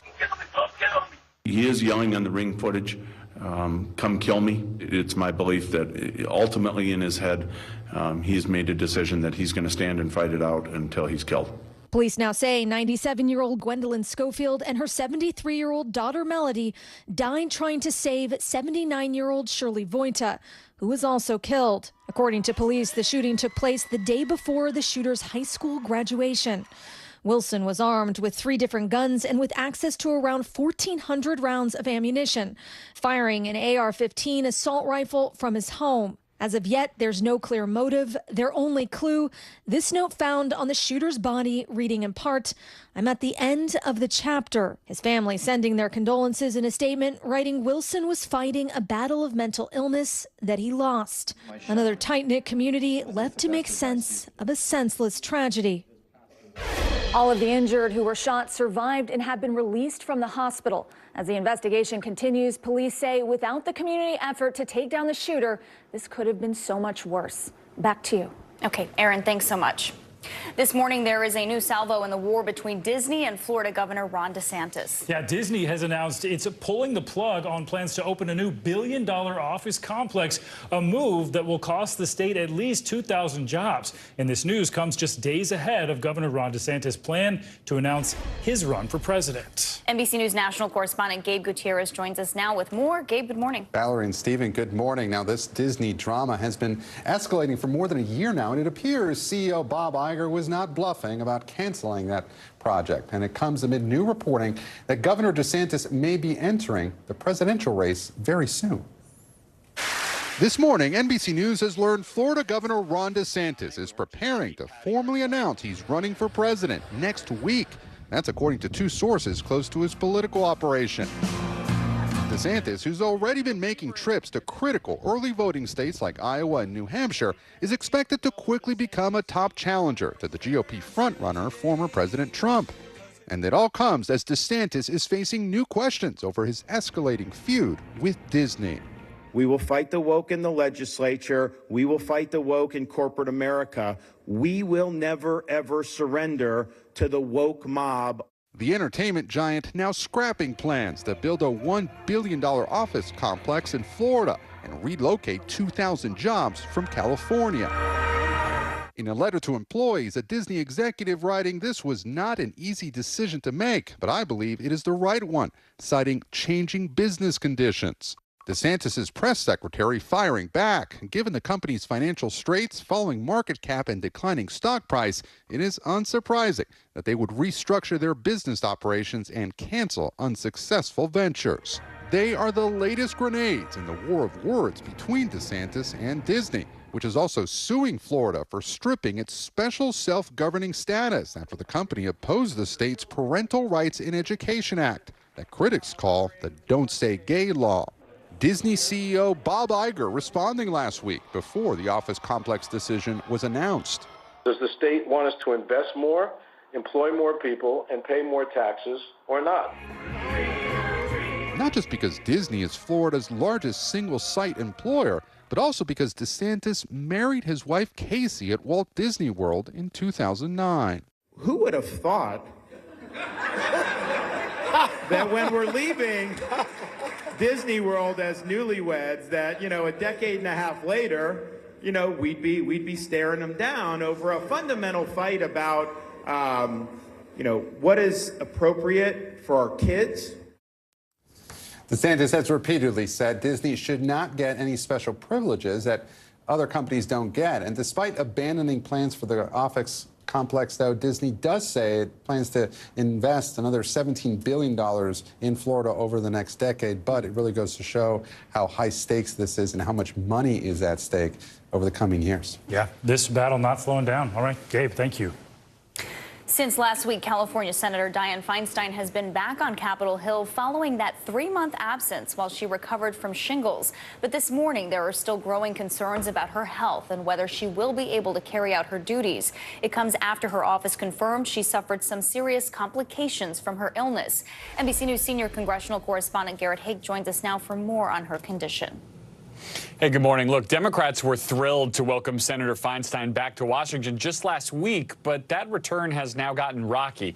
And now her office is revealing that her illness was far more significant than previously known. New details this morning about Senator Dianne Feinstein's recovery from shingles.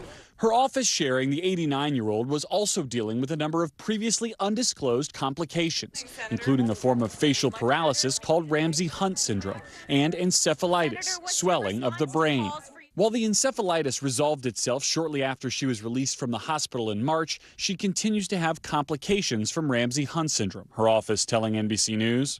The Senate's oldest member, Feinstein, returned to the Senate just last week after missing 91 votes in a 3-month span. As she recovers, Feinstein has been escorted in Congress by one of former Speaker Nancy Pelosi's daughters, whom a spokesperson says is an old friend. Many prominent Democrats have been supporting Feinstein, and they need her vote, especially on the closely divided Judiciary Committee, where last week she helped advance 3 stalled Biden nominees. And though some Democratic House members have called for her resignation, her Senate colleagues in both parties have defended her decision to finish her current term, her 6th, and retire next year. She should be accorded respect and dignity. Right now, she is performing as a United States Senator, doing her job. But Feinstein has struggled with elements of that job, missing 4 votes since her return, and appearing to forget her own prolonged absence in a rare exchange with reporters this week. "I haven't been gone, I've been working," she told an LA Times reporter. "I've been here, I've been voting." Feinstein has been adamant about finishing her term and participating in that key Judiciary Committee, where on Thursday she sounded like her old self. I was mayor of San Francisco for 9 years. There was no program more favorable with people than police on the streets. With a debt ceiling vote likely soon in which every senator's vote could prove crucial, Democrats hope Feinstein remains healthy enough to stay in Washington. Now, some of Feinstein's supporters say that the concerns about her fitness and the calls for her resignation are blatantly sexist. Former Senator Strom Thurmond, after all, retired at 100, and Republican leader Mitch McConnell spent 5 weeks at home this year recovering from a concussion. Then there's Iowa's Chuck Grassley, who's just 3 months Feinstein's junior. All of them, of course, are men. Garrett, thank you so much. All right, now let's get a check of your Morning News Now weather for the weekend. Meteorologist Michelle Grossman joins us again with the latest forecast. Michelle, good morning. Good morning to you both. Great to see you. And some of us are starting out soggy. Some of us will see stormy weather as we go throughout this Friday. Other of us really enjoying beautiful weather today before rain moves in tomorrow. And then the west, we're looking at that heat continuing. So starting with radar, you can see some rain is falling. That's where you see the greens and the reds, yellows. That's where we're seeing some heavy rain falling throughout portions of the southern plains, specifically Kansas, Oklahoma, into Texas. Parts of the Midwest also seeing some heavy rain falling. You can see where that cold front is. It's stretching from the Midwest all the way down to the southern plains. So we'll move to the east as we go throughout the day. Along this front, we're going to see scattered showers and storms, numerous showers and storms. That could produce some heavy rain as we go throughout this Friday. Also the chance for some strong to severe storms. Also watching a coastal low off the southeast coast. That's going to move slowly to the north and east. And as it does, it's going to bring the chance for some rain along the coast, especially in the Carolinas as we go throughout today. Otherwise, looking at a really nice day in the northeast. Enjoy that because we do have some pretty big changes coming on Saturday in the form of rain, so you need the umbrella to kick off your weekend. We're not looking at washout day on Saturday, but still looking at the chance for scattered showers pretty much all throughout the day. In the middle of the country, mentioning those severe storms, and then record highs continuing in the west. Temperatures climbing once again into the 80s and 90s. Boise are going to be right around 90 degrees as we head throughout this afternoon. In terms of the severe weather threat, that gets going this afternoon and evening. We need that daytime heating along with that cold front. That's going to trigger the chance for some storms. So where you see that yellow shading, including Fort Smith, Dallas, Waco, Austin, Abilene, San Angelo, those are the likeliest spots for seeing strong to severe storms. 15 million people at risk. The big takeaways here, we're looking at winds gusting up to 60 miles per hour, also the chance of some large hail. Those are probably the two likeliest scenarios. And then we could see a tornado or two. It would be brief. We can't rule that out, but it's not the biggest threat as we go throughout the afternoon.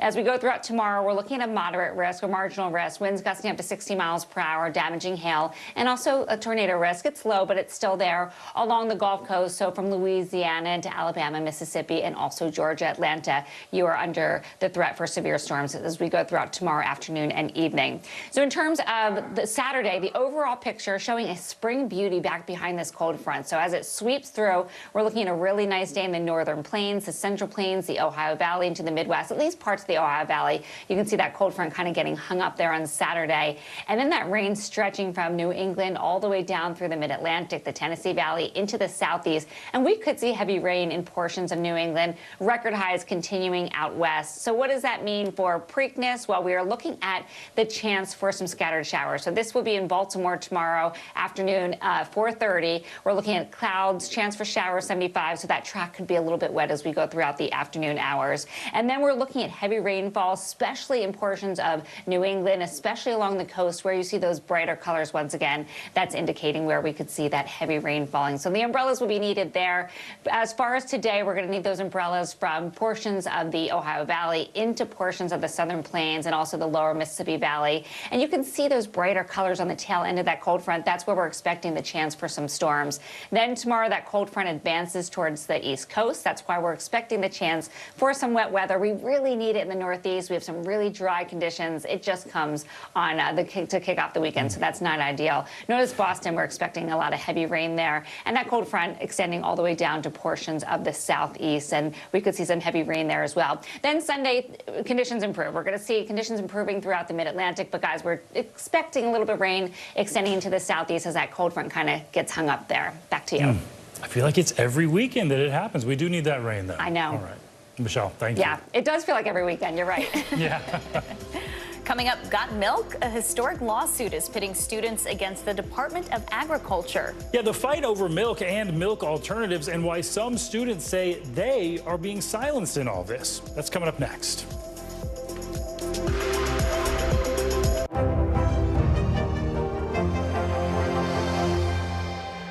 Hey, I'm Hallie. It's good to be with you tonight.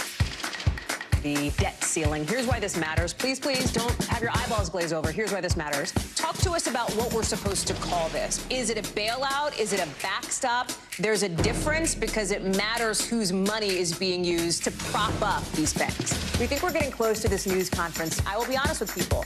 This is like an awkward moment where we think we're like right there. You're going to have to like tap dance with us maybe a little bit. I do have my tap dancing shoes on, not to worry. Hey, podcast fans, ready to unlock our true crime mysteries? Try Dateline Premium on Apple Podcasts. You'll get early access to originals, plus bonus content, and everything is ad-free. So head to Apple Podcasts now to subscribe.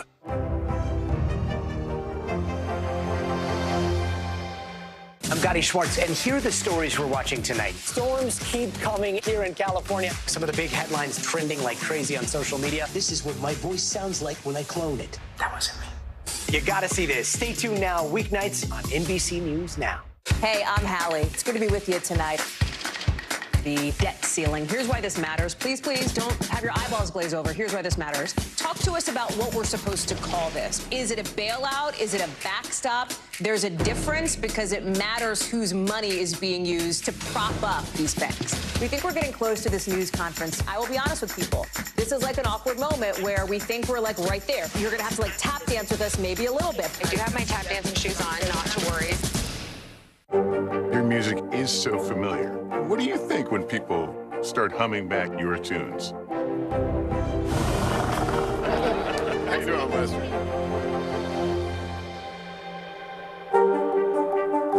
Hey, I'm Hallie. It's good to be with you tonight. The debt ceiling. Here's why this matters. Please, please don't have your eyeballs glaze over. Here's why this matters. Talk to us about what we're supposed to call this. Is it a bailout? Is it a backstop? There's a difference because it matters whose money is being used to prop up these banks. We think we're getting close to this news conference. I will be honest with people. This is like an awkward moment where we think we're like right there. You're going to have to like tap dance with us maybe a little bit. I do have my tap dancing shoes on, not to worry. For Dateline Premium, subscribe now on Apple Podcasts. Thanks for tuning in. I'm Gotti Schwartz. Here are the stories we're following tonight. Storms keep coming here in California. The U.S. government just declassified this video. A lot more stories trending like crazy on social media. A controversy pitting lawmakers against young voters. What's the state of crypto today? What is going on when we're looking at trends there? Another mind-bending story on artificial intelligence. This is what my voice sounds like when I clone it. That wasn't me. You gotta see this. Stay tuned now. Weeknights at 8 Eastern, 5 Pacific on NBC News Now. We're back with a historic lawsuit filed by a high school student from Los Angeles. She is suing both the LA School District and the U.S. Department of Agriculture for allegedly blocking her from sharing information about traditional milk alternatives in her school. Yeah, and in a statement to NBC News, a Los Angeles Unified spokesperson said, quote, Los Angeles Unified takes pride in empowering students to amplify their voice on issues they find important. They went on to say, quote, we continue to support our students with nutritious meals and healthy alternatives for those who have specific dietary requests. And we have that student with us on set here, Marielle Williamson. She's joined by Physicians Committee for Responsible Medicine Associate General Counsel Deborah Press. Thank you both for being here. Marielle, let's start with you. What prompted you to file this lawsuit, and why are you concerned about other students who might not drink regular milk? Well, my school has pro-dairy information all over. Our cafeteria has got milk posters. Milk is highlighted more than any other product in our cafeteria. We learn about it in health, over morning announcements. It's featured. So through personal research, I learned about the ethical, environmental, and social impact of dairy on students. And I wanted to highlight a different perspective because the information that we see at school is misinformation. And so in requesting to highlight this differing perspective, I asked to hold a campaign to discuss the benefits of plant-based milk and highlight the issues associated with dairy milk. And I was told that I could only hold this campaign if I promoted milk as well. So, Deborah, your organization filed this lawsuit on behalf of Marielle. Why her case, and what's your strategy, I guess, behind this lawsuit? Sure. So the National School Lunch Program is a set of federal laws that is administered by the U.S. Department of Agriculture. And there's a specific law that prohibits any interference with milk marketing by schools. So that law raised a lot of concerns. Why are our federal meal programs silencing students who want to educate their peers or speak out about this one particular product? We think our school meal program should be in the business of feeding our students nutritious food and not silencing them when they want to talk about health concerns, ethical or environmental concerns. So that's why we were interested in this case. And Marielle, tell us, what are you hoping to see happen at your school, potentially other schools across the country, as a result of what you're doing? Well, two things. Most importantly, we wanted to raise awareness, and we continue to do that. Just highlighting, like I said, all of the issues associated with dairy milk. And we also want students to have the freedom of choosing a different option, whether it's plant-based milk or whether it's water. Because there was an issue a few years ago where water was served in the lunch line before milk at a school, and the dairy industry interfered because it affected their dairy sales. And so now milk is not allowed to be promoted in schools. So that just goes to show you just how much of a role the dairy industry has in nutritional guidelines and policies in our school system and for schools that participate in the National School Lunch Program. And this seems like something that many people have not put a lot of thought into, but it's something that has growing awareness behind it. And Deborah, I know the Healthy Future Students and Earth Act is being reintroduced in Congress, something that could address students who may need accommodations for different options for milk. What do you think about that? What do you know about that? That bill is a great step forward to making dairy milk alternatives more accessible to students who want to make that choice. It doesn't completely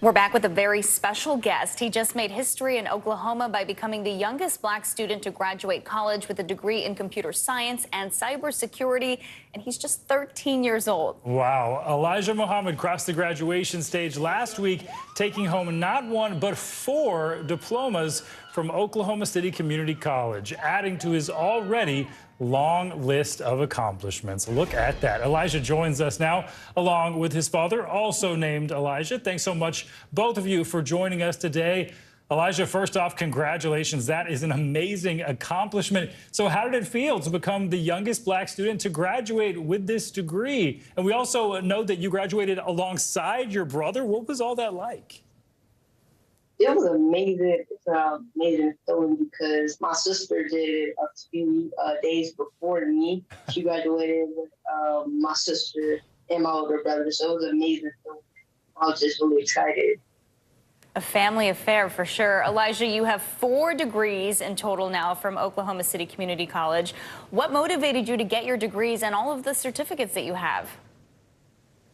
Well, I would like to say it was probably my whole entire family because my mom's a doctor and my sister has her bachelor's degree and 2 associate's degrees. So with her being able to do that, I knew that I had an easier path and I had a support team that helped me throughout my college journey. Wow. And Dad, let's bring you into this conversation. I'm sure a lot of people are going to want to know, how do you do this? Raising these kids, all of these accomplishments, you must be pretty proud. I'm super proud. It is a team effort. It wouldn't be possible without my wife, Dr. Muhammad. So I got to shout her out. But it was my program is called Prep 1 Collegiate Academy, and we focus on customizing education, a different approach to where we find what they're good at doing, and then we just cheer for it and we cultivate it and we push them to be better. So I definitely think that if we're cheering for our scholars the same way we cheer for our athletes, we can get better results. We've got a question for both of you. Elijah, what advice do you have for kids who might be thinking about taking college classes? And Dad, what advice do you have for parents considering enrolling their kids in college courses? Dad, let's hear from you first.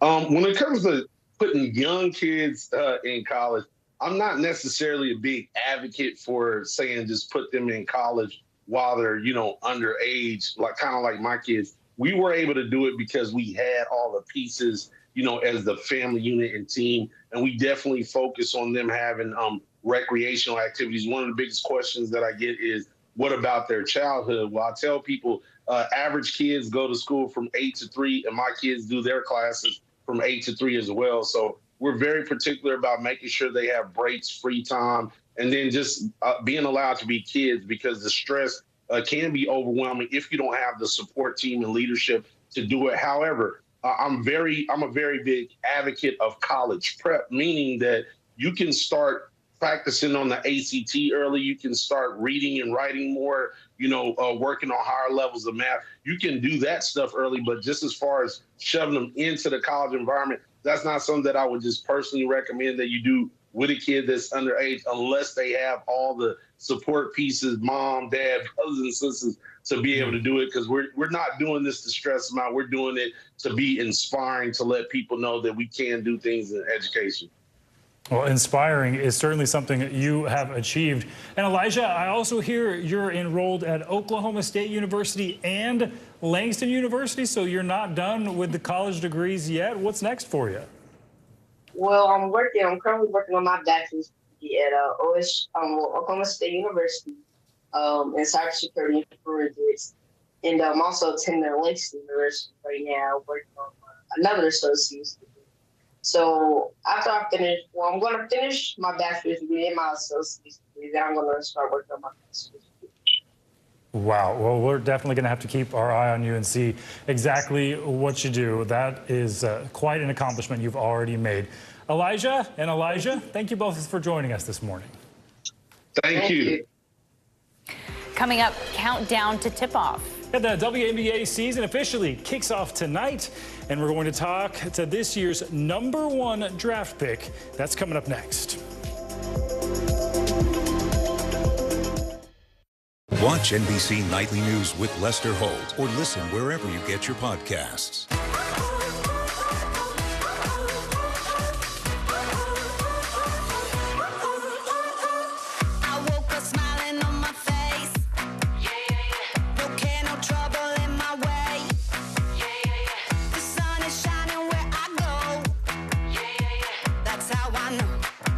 That's how I know. Today's gonna be great, gonna be great, gonna be a good day. Today's gonna be great, gonna be a good day.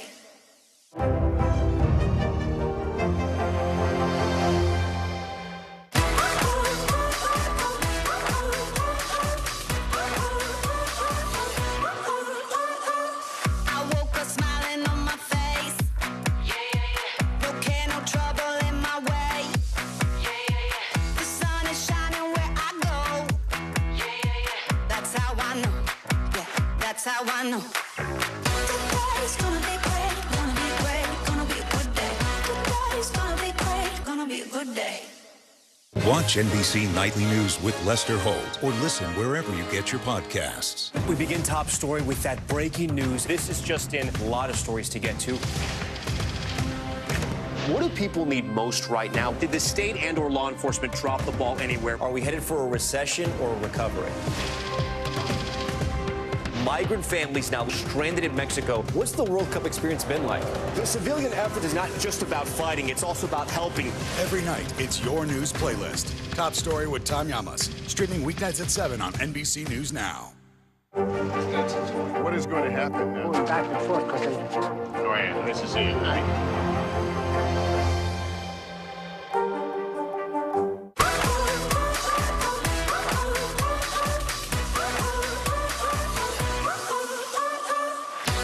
Today's gonna be great, gonna be great, gonna be a good day. Today's gonna be great, gonna be great, gonna be a good day. I'm Gotti Schwartz, and here are the stories we're watching tonight. Storms keep coming here in California. Some of the big headlines trending like crazy on social media. This is what my voice sounds like when I clone it. That wasn't me. You gotta see this. Stay tuned now, weeknights on NBC News Now. Still to come on the Channel 2 News. Well, the waters are certainly receding now. Still too close to call. Lester Holt reporting from the Ground Zero, as it's being referred to. It is, in fact, a taste of freedom. The Haitian people know a little something about resiliency. What's the biggest risk right now? Some of the troops who have been proud. I want to welcome you to the first presidential debate. In fact, we've been told we can't go any farther. You with some resilient folks. Let me get a hint.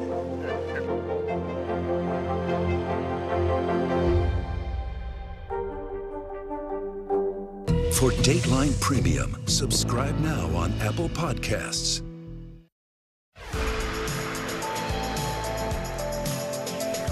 We're back now with your financial headlines. Apple employees are being asked to work the old hard way without the help of AI. CNBC's Silvana Henao joins us once again with more on that. Good morning, Silvana. Valerie, Stephen, good morning. That's right. Apple is restricting the use of ChatGPT and other external artificial intelligence tools for employees, while as the company is developing similar technology. And the Wall Street Journal reports that Apple is concerned about the leak of confidential data by employees who use the programs. It's also told them not to use GitHub's Copilot, which is owned by Microsoft and is used to automate the writing of software code. OpenAI has launched a ChatGPT app for the iPhone, and an Android version is coming soon. Now, the iOS app is the first official mobile app for ChatGPT, which was previously available on the company's website. Apple has hosted apps that use OpenAI software in the App Store, but none were directly from OpenAI. And a group of TikTok creators are suing Montana over the state's new ban of the social media platform. They claim the ban is unconstitutional and violates the First Amendment and other laws. Montana's governor signed the bill into law on Wednesday. In 2020, the Trump administration tried to force TikTok and its Chinese parent ByteDance to sell the U.S. operations of the app or face the prospect of being shut down. TikTok and a group of fans challenged that in court and won, guys. Yeah. All right. Interesting fallout from that Keep one. an eye on it. Yeah. Lots of TikTok fans there. Oh, Silvana, yeah. thank you. Yeah, the start of the WNBA season kicks off today. Yeah, it is an exciting time for the league. The new season marks Phoenix Mercury center Brittany Griner's return to the court for the first time since her detainment in Russia. The season kicks off today with a 4-game lineup that includes the 2022 runner-up Connecticut Sun against the Indiana Fever, who have Aaliyah Boston, the #1 overall pick in the 2023 WNBA draft. And we have 2 All-Stars from the Indiana Fever joining us now for a preview of the season. Indiana Fever forward Aaliyah Boston herself and Indiana Fever head coach Christy Sides joining us. Thank you so much for being here. And Aaliyah, let's start with you. Congratulations on being the #1 overall pick in this year's draft. That is incredible, heading to the Indiana Fever. What was going through your mind when your name was called?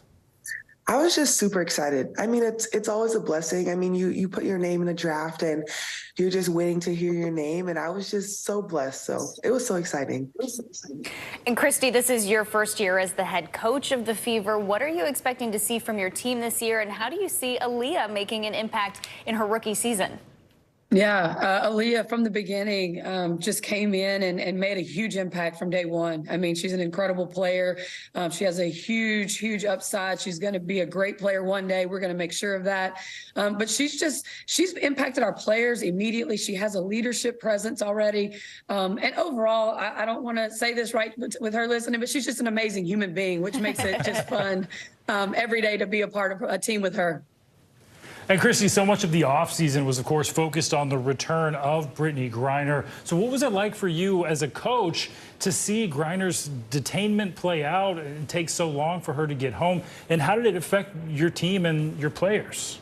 Yeah, we're all just really excited that BG's home and she's back and she's healthy and she's going to play this season, which, has made a lot of people happy.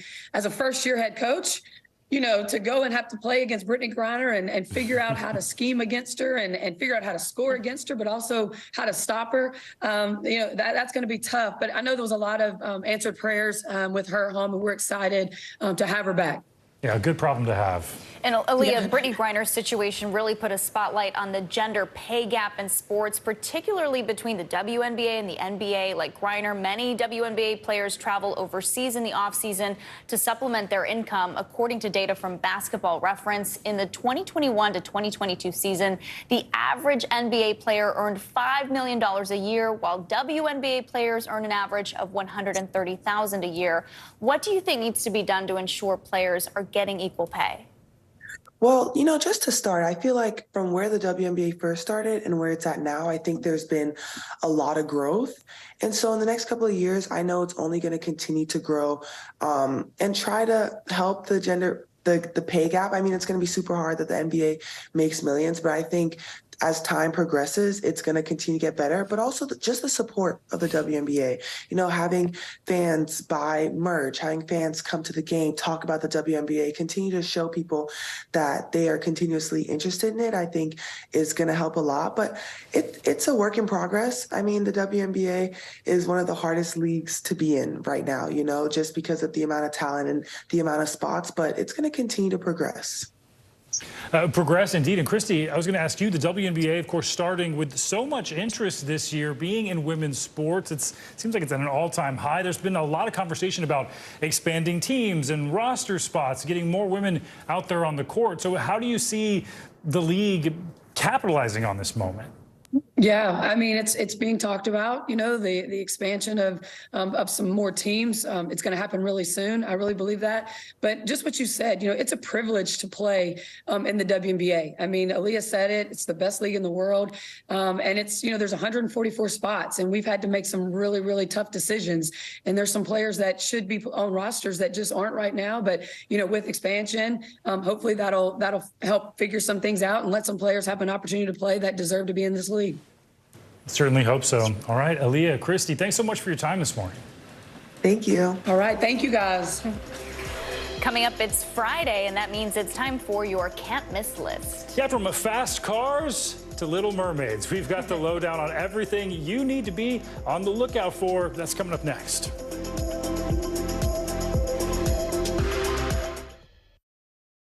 Still to come on the Channel 2 News. Well, the waters are certainly receding now. Still too close to call. Lester Holt reporting from the Ground Zero, as it's being referred to. It is, in fact, a taste of freedom. The Haitian people know a little something about resiliency. What's the biggest risk right now? Some of the troops who have been proud. I want to welcome you to the first presidential debate. In fact, we've been told we can't go any farther. You are some resilient folks. Let me get in.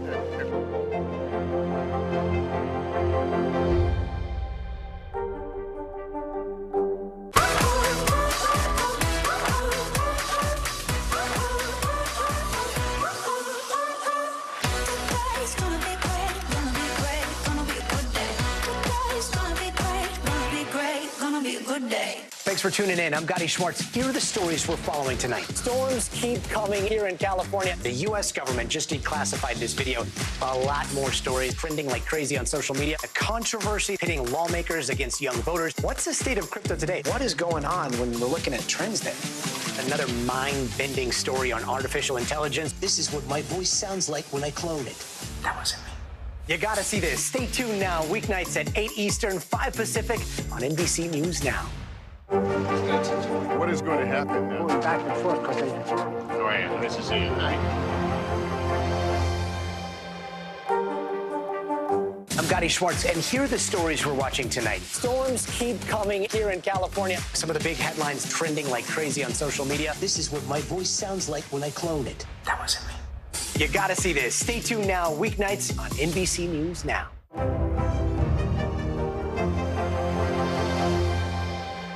Hey, podcast fans, ready to unlock our true crime mysteries? Try Dateline Premium on Apple Podcasts. You'll get early access to originals, plus bonus content, and everything is ad-free. So head to Apple Podcasts now to subscribe.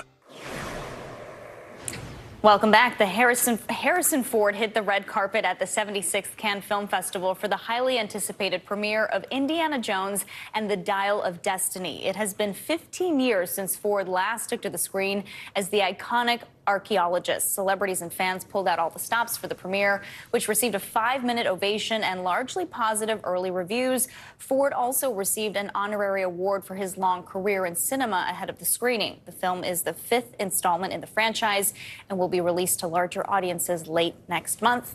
And I just, that music pops into my head. Dun, dun, dun. So there you go. 15 years, it seems like it's been longer than 15 years. I think I have something to catch up on. Okay. Well, the countdown to summer is on, and that means plenty of people will, of course, be flocking to beaches nationwide. But if you're looking for the absolutely best place for some fun in the sun, NBC News correspondent Sam Brock has the breakdown of this year's top 10 beaches. With winter finally in the rear-view mirror, many travelers have been desperate for a little fun in the sun. Memorial Day weekend, the unofficial start of summer, is now just over a week away.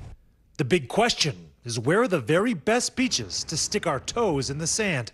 For some answers, we turn to Florida International University's Dr. Stephen Leatherman, better known as Dr. Beach, who's out with his annual top 10 list. Of the 50 criteria that you look at, what are the most important ones? You got to have clean sand, clean water, and safe beach. And otherwise, it's not going to be any way on the list.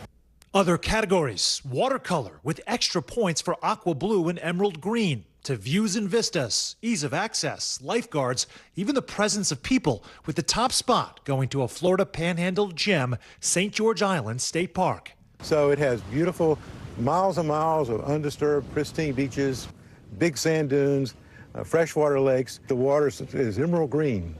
That's one of the most beautiful colors, I think, for the water, ocean water. It's pristine. It is. As for the rest of the 10 best beaches, half the selections are located in just 2 states, Florida and Hawaii. Duke's Beach in Oahu grabbing the second spot. And not as many people there. And it is spectacular. The backdrop is Diamond Head, the old crater, volcanic crater. A few locations in the Northeast did manage to crack the top 10, including Cape Cod in Massachusetts, where Coast Guard Beach has a sand spit extending from glacial sea cliffs, and the lure of the Hamptons off New York's Long Island, where Cooper's Beach was high-ranking with beautiful sand dunes and easy snacks. It's got a great snack bar, actually, for full lunch, great lifeguards, very safe. For those living in South Florida, the rankings focusing on the right features. I actually look right now to have like a calm beach, that it can have like a little deep space for the baby to enjoy the water. When I tell you best beaches in the world, best beaches in the United States, what do you immediately think of? I just crystal blue water. Yes, exactly. Water quality for you is key. Yes, and not a lot of seaweed. In fact, the presence of potentially record levels of seaweed has caused the biggest shakeup in this year's ranking, with beaches like this Key Biscayne beauty moving off the list because of it. Let's face it looks bad, it smells, it rots on the beach. It's just very unpleasant. How many beaches have you personally visited? All of them. There's 650 major public recreational beaches in the United States. You've been to 650 beaches? I've been to all beaches in the United States, every beach. Wow, Valerie and I are jealous of that job. What a That's job. incredible. Our thanks to Sam Brock and, of course, Dr. Beach himself, Stephen Leatherman, for that report. And while you'll have to wait until next month to see the new Indiana Jones film, we have a few that you can watch this weekend. Yeah, that's right. It's Friday, which means it is time for our weekly Can't Miss list. Nigel Smith, who is People's senior news editor for movies, joins us now for a look at all the films and shows we need to check out. And we've got to talk about the latest installment from Fast and the Furious, Fast X. What can you tell us about that? Fast X. So the title implies this is the 10th movie in this franchise. Oh, I actually did not put that together. Right? Yeah. I know. So it's been going on for a while. It started out pretty small, and now it's the biggest it's ever been. This is probably the biggest budgeted film in the franchise so far, and the car chases are the craziest you've seen in the franchise, and that is saying something. If you remember the last one, they went to space in a car. Yeah, so, yeah, just What's to give you a sense of how big this movie is. But you have a lot of returning cast members, and then you also have Jason Momoa. He makes his franchise debut as the big villain in the film franchise, and he is so much fun. He's kind of given free reign just to be a little crazy and really, really funny. And you also have Brie Larson as one of the good guys. And a lot of surprise cameos. I'm not going to give any away, but if you want to look them up on the web, you can. I can't believe it's the 10th one. Yeah. I know. Wow. Yeah. Right. Something that's getting a lot of splash is Disney's new live-action version of The Little Mermaid. What can you tell us about that? Oh, wow. Well, what hasn't been said about this movie? Everybody is so excited to see it. Fans of the original, people who haven't seen the original. It's going to be a huge hit for Disney, I have no doubt. Halle Bailey is extraordinary in the lead role. I got to see it this week, and she gives a really, really star-making performance as Ariel. Her voice is extraordinary. She brings new range to songs that you've heard a million times. And Melissa McCarthy, she is fantastic as Ursula, the Sea Witch. She really makes the role her own. She brings a lot of her own comedy to it. And there's new songs courtesy of Lin-Manuel Miranda, and they fit seamlessly into the film. And it's just really, really fun and really sweet. I'm excited for that one. Yeah, so many stars in that one. Also wanted to ask about another remake, White Men Can't Jump, from 1992, being remade for Hulu. What do we know about that one? Yeah, well, a lot of fans of the original, when they first heard that Hulu was remaking this movie, they weren't so happy. Didn't really think it needed a remake. You know, the original starred Woody Harrelson and Wesley Snipes. And now you have rapper Jack Harlow making his movie debut, and he's actually really, really good. He wants to make a lot more films, and I think this is a really good calling card for Hollywood. It brings a new, fresh spin to the tale that everybody loves. And you also have one of the last appearances of Lance Reddick, the late actor, the John Wick star. So if you're fans of him, definitely check this one out. A couple of fun shows. The first is a docuseries starring Rainn Wilson. He, of course, was Dwight on The Office. And the other is season 6 of Selling Sunset. I'm also excited about this. What can you tell us about those? Yeah, well, if you're a fan of The Office and travel shows, it's a combo you probably didn't really see coming. This Rainn Wilson travel docuseries is something you want to check out. All the episodes are streaming now on Peacock, and he travels the world, including places like Iceland and Ghana, in search of the meaning of happiness. So it's an uplifting and sweet show. And not so uplifting and sweet is Selling Sunset, the Netflix show, one of the most popular reality shows there are out there. So much drama. Unfortunately, Christine Quinn, you know, the villain of the previous seasons, is not back this time around, but they have a new set of characters and returning ones. And if you love real estate, sunny Los Angeles, and really good-looking people, you definitely want to watch that. What's not to love about that? Wow, it's so popular, and I have not seen a single episode. I gotta get caught up on that. You have to catch up on that and Indiana Jones. Yes, that's right. I got my weekend assignments. All right, Nigel Smith, thanks so much. Thank you. Thank you. That does it for this hour of Morning News Now. But your news continues right now.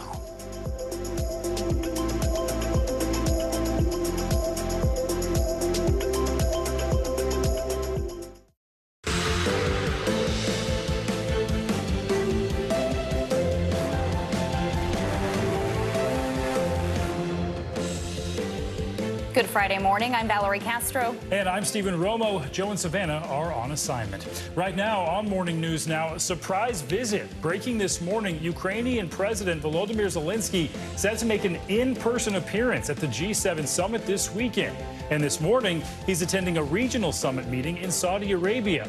At the G7, a diplomatic split screen will play out with President Biden focusing on threats from Russia and China, while back at home, negotiators are working to reach a deal before time runs out on the debt limit.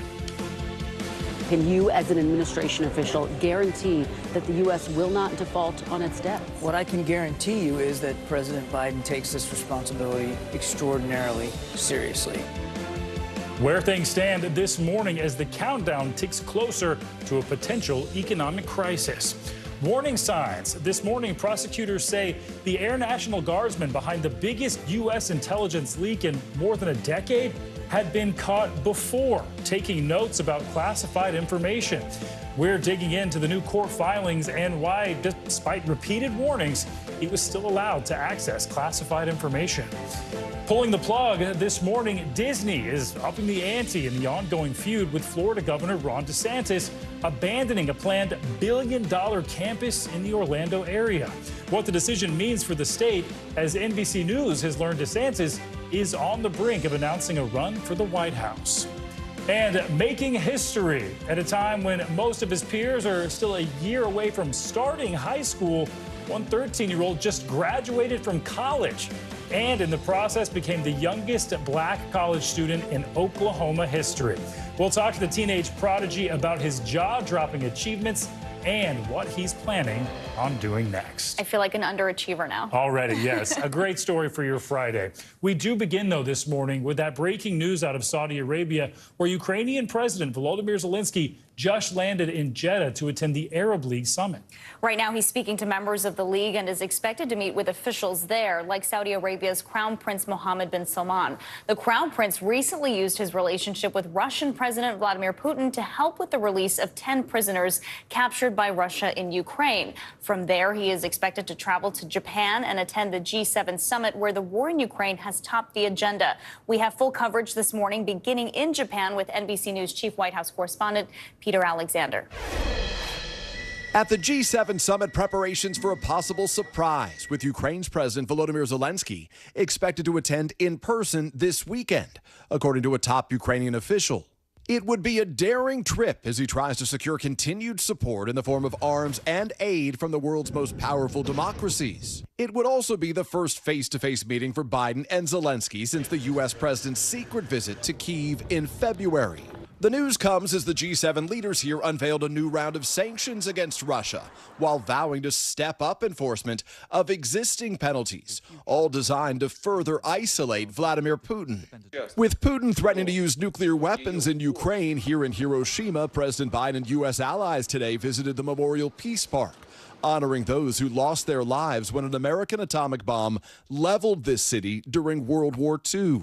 The summit, a show of resolve against new obstacles to peace and an effort to counter an increasingly assertive China. What should the consequence be from the U.S. for China? 1, protect ourselves. 2, invest in ourselves.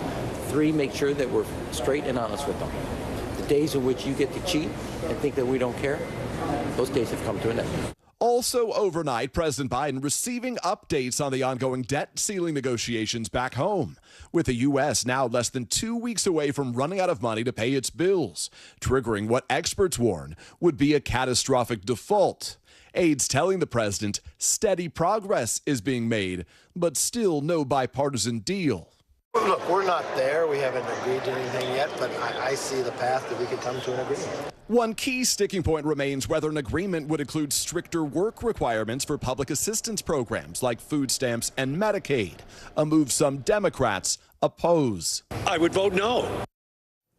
That was Peter Alexander reporting. President Zelensky is expected to ask for F-16 fighter jets from the United States and its allies while at the G7. President Biden is under increasing pressure from Congress and others to provide those jets, but so far he has resisted, saying he's concerned it could further escalate the conflict. Let's bring in NBC News foreign correspondent Raf Sanchez with more on Zelensky's visit to the Arab League meeting in Saudi Arabia this morning. Hey there, Raf. So what has been going on so far this morning? Valerie, good morning. President Zelensky just wrapped up his remarks at the Arab League summit. He spoke in English, and his message would be familiar to anyone who's been following his diplomacy around the world. He said Ukraine has been a victim of aggression. It is just trying to defend its own territory, and any country that supports freedom and sovereignty should stand with Ukraine. But then, interestingly, Valerie, he tailored his message for his largely Muslim audience at the Arab League. He pointed out that Ukraine has a large Muslim indigenous population, especially among the Crimean Tatars, and they are living right now under Russian occupation. He said he'd brought one of the community leaders with him to Saudi Arabia. Now, he flew this morning on a secret trip from Poland to Saudi Arabia on a French government jet, and then he's going to make his way from this meeting with, frankly, largely autocratic leaders to Japan, where he will be standing with President Biden and leaders of the world's foremost democracies later in the day. Guys. And we know Bashar al-Assad, the leader of Syria, who's a close ally of Vladimir Putin, he is also expected at the summit. Are we expecting any interaction between him and Zelensky? We don't know if the two men are going to meet, but Valerie, you can imagine that if they do, it is going to be a pretty frosty encounter. Assad is part of that rogues gallery of international leaders from countries like North Korea, like Belarus, like Iran, that have just been in absolute lockstep with Vladimir Putin over the course of the war, echoing his propaganda about Ukraine being run by neo-Nazis. And when people here in the Middle East look at images of Bakhmut in a smoldering ruin, it reminds many people of what happened in Syrian cities like Aleppo, where Vladimir Putin's forces, helping Bashar al-Assad put down the rebellion there, basically flattened large parts of that country. President Zelensky made an oblique reference to Assad's presence. He said, I know that there are people here who don't see the war the same way I do, but he said, I hope that people will take what he called an honest look at what's happening on the ground in Ukraine. Valerie. And finally, Arab states have stayed mostly neutral in the war. Could we see leaders try and broker a peace agreement? So over the course of the war, we have seen different countries try to play the mediator role. Israel in the first couple of weeks, China now. Saudi Arabia has also expressed an interest in trying to be a go-between between Russia and Ukraine. They have had some limited success, as you mentioned earlier, helping to broker a prisoner exchange between the two warring sides. We have seen Saudi Arabia trying to flex its muscle on the diplomatic stage, so we'll see. But it's worth pointing out that up until now, none of these mediation efforts have really led anywhere. Valerie. Okay. Raf, thank you so much. Well, new this morning, we're learning troubling new information about major oversights connected to the 21-year-old airman who was caught leaking classified government information online. NBC News Justice and Intelligence correspondent Ken Delaney joins us now for more on that. Ken, in these court filings, prosecutors say that Jack Teixeira was previously caught with classified information. What do we know about that? Yeah, this is a stunner, Stephen. Good morning. In this memo that the Justice Department is using to argue to keep him in jail, they disclosed that on 3 different occasions in his job at this airbase on Cape Cod, he was written up for acting suspiciously with classified information. In one case, he took notes, they said, and put a note in his pocket. In another case, he was seen doing a deep dive, as they put it, into a classified system. He was warned about that, not to do that. And then a third time, they caught him doing it in February of this year. And yet, on no occasion did they take away his access to classified information, nor apparently did they look at his social media, because if they had, they would have seen that he was leaking classified documents online the entire time. It's just very perplexing, Stephen. That's remarkable to hear. You would think that the next step would be to check to see if he was using that information anywhere. So, Ken, what do we expect next in court to happen? Well, there's going to be a big clash over whether he should remain in jail pending trial. The government is arguing that he's just too dangerous and unstable to release. And in fact, they're saying that he has a history of hiding what they call his unsavory character, including racist and extremist rants. Now, his lawyers are asking the judge to release him to his father's house, where he would be without weapons or access to the internet. And the judge has said that he will make a decision today, Stephen. Wow, today, okay, more to come on that. Ken, also curious here, could there be more fallout for the military officials who may have overlooked this or not taken it very seriously? Could there be more fallout for them? It sure seems like it. Now, the military has already suspended 2 of his commanders at that base, and they also stood the base down from its intelligence mission. But the real question here is whether this is just an issue of incompetence at one base on Cape Cod, or whether there's more of a systemic issue across the military in terms of how it's dealing with classified information and the young people who are entrusted with it. I think there are many reviews going on right now to answer that question, Stephen. Yeah, certainly raises a lot of questions. All right, Ken Delanian, thank you. You bet. Turning now to new details in that shooting in New Mexico. Police released body cam video Thursday of the chilling pursuit of the gunman and the heroism of the officers and community members during that deadly attack that left 3 people dead and injured 6 others. NBC News correspondent Aaron McLaughlin has the latest. Hey there. In the nearly 7 minutes of footage released to the public, we see 4 different clips of how the incident unfolded. It's chaos caught on camera. As police continue to investigate, they're praising the actions of their officers and calling the mass shooting an assault on their close-knit community. We have to warn you, what you're about to see is disturbing. On the left side. Left side. This morning, chilling video of the Monday morning New Mexico mass shooting that left 3 dead. The Farmington Police Department releasing Ring and police body cam footage of the terrifying incident. I'm being told he's got an automatic weapon. In the shooter's own neighborhood, the sound of gunshots ringing out as he fired at random, piercing homes and cars. There were so many shots that it left the impression with some citizens that there were multiple shooters. Officers are seen running towards the danger. And this is sobering perspective of the moment a sergeant was shot. I'm shot! Captured by her own body cam, her colleagues coming to her aid. Subject is down! Subject is down! Also caught on camera, an officer firing on 18-year-old shooter Bo Wilson, who was killed by police. Subject is down. He is secured. Police say Wilson was initially wearing a bulletproof vest modified with steel plates, removing it before a standoff. He is yelling on the Ring footage, come kill me. It's my belief that ultimately in his head, he has made a decision that he's going to stand and fight it out until he's killed. Police now say 97-year-old Gwendolyn Schofield and her 73-year-old daughter Melody died trying to save 79-year-old Shirley Voita, who was also killed. According to police, the shooting took place the day before the shooter's high school graduation. Wilson was armed with 3 different guns and with access to around 1,400 rounds of ammunition, firing an AR-15 assault rifle from his home. As of yet, there's no clear motive. Their only clue, this note found on the shooter's body, reading in part, "I'm at the end of the chapter." His family sending their condolences in a statement, writing Wilson was fighting a battle of mental illness that he lost. Another tight-knit community left to make sense of a senseless tragedy. All of the injured who were shot survived and have been released from the hospital. As the investigation continues, police say without the community effort to take down the shooter, this could have been so much worse. Back to you. Okay, Aaron, thanks so much.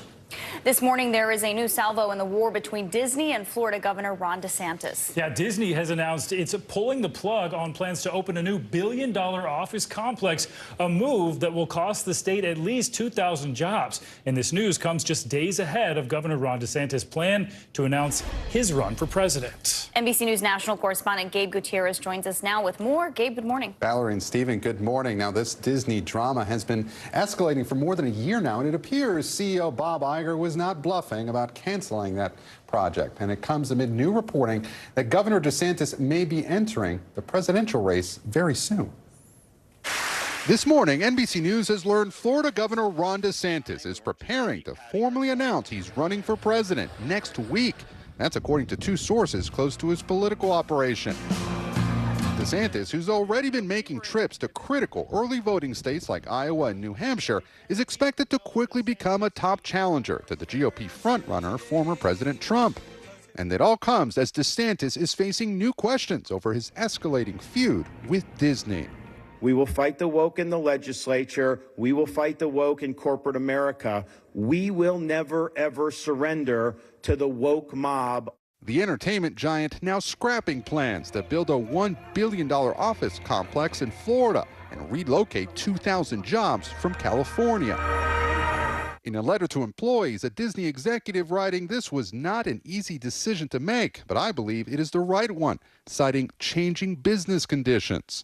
DeSantis' press secretary firing back. Given the company's financial straits following market cap and declining stock price, it is unsurprising that they would restructure their business operations and cancel unsuccessful ventures. They are the latest grenades in the war of words between DeSantis and Disney, which is also suing Florida for stripping its special self-governing status after the company opposed the state's Parental Rights in Education Act that critics call the Don't Say Gay law. Disney CEO Bob Iger responding last week before the office complex decision was announced. Does the state want us to invest more, employ more people, and pay more taxes, or not? Not just because Disney is Florida's largest single-site employer, but also because DeSantis married his wife Casey at Walt Disney World in 2009. Who would have thought that when we're leaving Disney World as newlyweds, that, a decade and a half later, we'd be staring them down over a fundamental fight about, what is appropriate for our kids. DeSantis has repeatedly said Disney should not get any special privileges that other companies don't get. And despite abandoning plans for the office complex, though, Disney does say it plans to invest another $17 billion in Florida over the next decade. But it really goes to show how high stakes this is and how much money is at stake over the coming years. Yeah, this battle not slowing down. All right, Gabe, thank you. Since last week, California Senator Dianne Feinstein has been back on Capitol Hill following that 3-month absence while she recovered from shingles. But this morning, there are still growing concerns about her health and whether she will be able to carry out her duties. It comes after her office confirmed she suffered some serious complications from her illness. NBC News senior congressional correspondent Garrett Haake joins us now for more on her condition. Hey, good morning. Look, Democrats were thrilled to welcome Senator Feinstein back to Washington just last week, but that return has now gotten rocky. And now her office is revealing that her illness was far more significant than previously known. New details this morning about Senator Dianne Feinstein's recovery from shingles. Her office sharing the 89-year-old was also dealing with a number of previously undisclosed complications, including a form of facial paralysis called Ramsay-Hunt syndrome and encephalitis, swelling of the brain. While the encephalitis resolved itself shortly after she was released from the hospital in March, she continues to have complications from Ramsay-Hunt syndrome, her office telling NBC News. The Senate's oldest member, Feinstein, returned to the Senate just last week after missing 91 votes in a 3-month span. As she recovers, Feinstein has been escorted in Congress by one of former Speaker Nancy Pelosi's daughters, whom a spokesperson says is an old friend. Many prominent Democrats have been supporting Feinstein, and they need her vote, especially on the closely divided Judiciary Committee, where last week she helped advance 3 stalled Biden nominees. And though some Democratic House members have called for her resignation, her Senate colleagues in both parties have defended her decision to finish her current term, her 6th, and retire next year. She should be accorded respect and dignity. Right now, she is performing as a United States Senator, doing her job. But Feinstein has struggled with elements of that job, missing 4 votes since her return, and appearing to forget her own prolonged absence in a rare exchange with reporters this week. "I haven't been gone, I've been working," she told an LA Times reporter. "I've been here, I've been voting." Feinstein has been adamant about finishing her term and participating in that key Judiciary Committee, where on Thursday she sounded like her old self. I was mayor of San Francisco for 9 years. There was no program more favorable with people than police on the streets. With a debt ceiling vote likely soon in which every senator's vote could prove crucial, Democrats hope Feinstein remains healthy enough to stay in Washington. Now, some of Feinstein's supporters say that the concerns about her fitness and the calls for her resignation are blatantly sexist. Former Senator Strom Thurmond, after all, retired at 100, and Republican leader Mitch McConnell spent 5 weeks at home this year recovering from a concussion.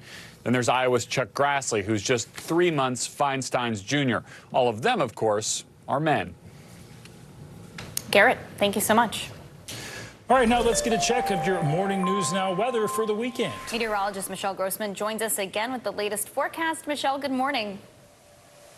Good morning to you both. Great to see you. And some of us are starting out soggy. Some of us will see stormy weather as we go throughout this Friday. Other of us really enjoying beautiful weather today before rain moves in tomorrow. And then the west, we're looking at that heat continuing. So starting with radar, you can see some rain is falling. That's where you see the greens and the reds, yellows. That's where we're seeing some heavy rain falling throughout portions of the southern plains, specifically Kansas, Oklahoma, into Texas. Parts of the Midwest also seeing some heavy rain falling. You can see where that cold front is. It's stretching from the Midwest all the way down to the southern plains. So we'll move to the east as we go throughout the day. Along this front, we're going to see scattered showers and storms, numerous showers and storms. That could produce some heavy rain as we go throughout this Friday. Also the chance for some strong to severe storms. Also watching a coastal low off the southeast coast. That's going to move slowly to the north and east. And as it does, it's going to bring the chance for some rain along the coast, especially in the Carolinas as we go throughout today.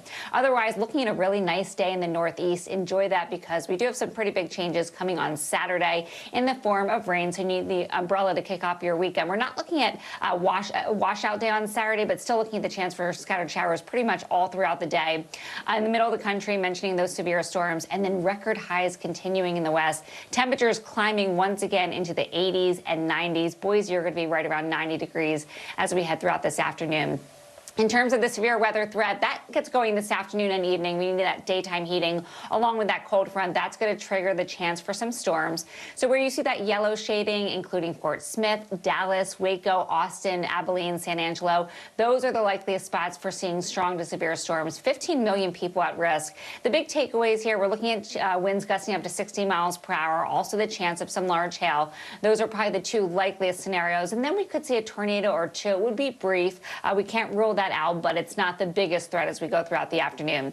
As we go throughout tomorrow, we're looking at a moderate risk or marginal risk, winds gusting up to 60 miles per hour, damaging hail, and also a tornado risk. It's low, but it's still there along the Gulf Coast. So from Louisiana to Alabama, Mississippi, and also Georgia, Atlanta, you are under the threat for severe storms as we go throughout tomorrow afternoon and evening. So in terms of the Saturday, the overall picture showing a spring beauty back behind this cold front. So as it sweeps through, we're looking at a really nice day in the northern plains, the central plains, the Ohio Valley into the Midwest, at least parts of the Ohio Valley. You can see that cold front kind of getting hung up there on Saturday. And then that rain stretching from New England all the way down through the mid-Atlantic, the Tennessee Valley into the southeast. And we could see heavy rain in portions of New England, record highs continuing out west. So what does that mean for Preakness? Well, we are looking at the chance for some scattered showers. So this will be in Baltimore tomorrow afternoon, 4:30. We're looking at clouds, chance for showers 75. So that track could be a little bit wet as we go throughout the afternoon hours. And then we're looking at heavy rainfall, especially in portions of New England, especially along the coast where you see those brighter colors once again. That's indicating where we could see that heavy rain falling. So the umbrellas will be needed there. As far as today, we're going to need those umbrellas from portions of the Ohio Valley into portions of the southern plains and also the lower Mississippi Valley. And you can see those brighter colors on the tail end of that cold front. That's where we're expecting the chance for some storms.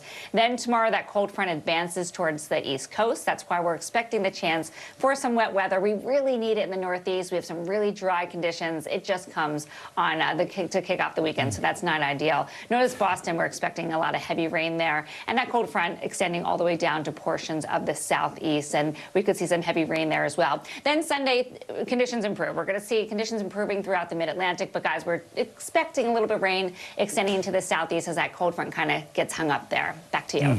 I feel like it's every weekend that it happens. We do need that rain, though. I know. All right. Michelle, thank you. Yeah, it does feel like every weekend. You're right. Yeah. Coming up, Got Milk? A historic lawsuit is pitting students against the Department of Agriculture. Yeah, the fight over milk and milk alternatives and why some students say they are being silenced in all this. That's coming up next.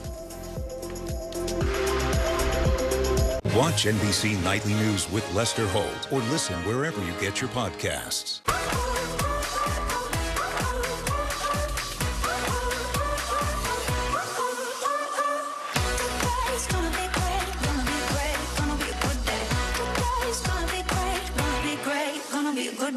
I'm Gotti Schwartz, and here are the stories we're watching tonight. Storms keep coming here in California. Some of the big headlines trending like crazy on social media. This is what my voice sounds like when I clone it. That wasn't me. You gotta see this. Stay tuned now, weeknights on NBC News Now. For Dateline Premium, subscribe now on Apple Podcasts. We begin top story with that breaking news. This is just in, a lot of stories to get to. What do people need most right now? Did the state and/or law enforcement drop the ball anywhere? Are we headed for a recession or a recovery? Migrant families now stranded in Mexico. What's the World Cup experience been like? The civilian effort is not just about fighting, it's also about helping. Every night, it's your news playlist. Top Story with Tom Llamas, streaming weeknights at 7 on NBC News Now. I'm Gotti Schwartz, and here are the stories we're watching tonight. Storms keep coming here in California. Some of the big headlines trending like crazy on social media. This is what my voice sounds like when I clone it. That wasn't me.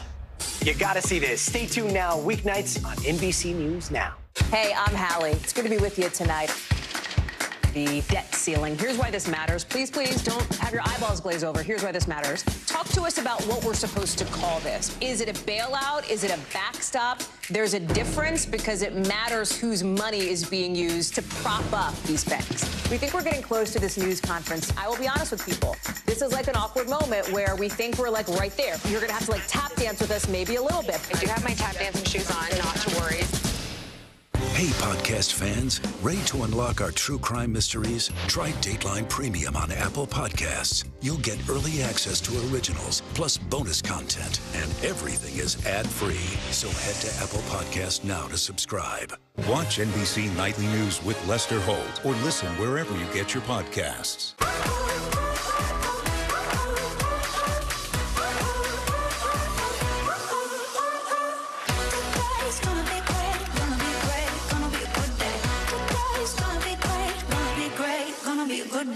Still to come on the Channel 2 News. Well, the waters are certainly receding now. Still too close to call. Lester Holt reporting from Ground Zero, as it's being referred to. It is, in fact, a taste of freedom. The Haitian people know a little something about resiliency. What's the biggest risk right now? Some of the troops who have been proud. I want to welcome you to the first presidential debate. In fact, we've been told we can't go any farther. You were some resilient folks. Let me get in.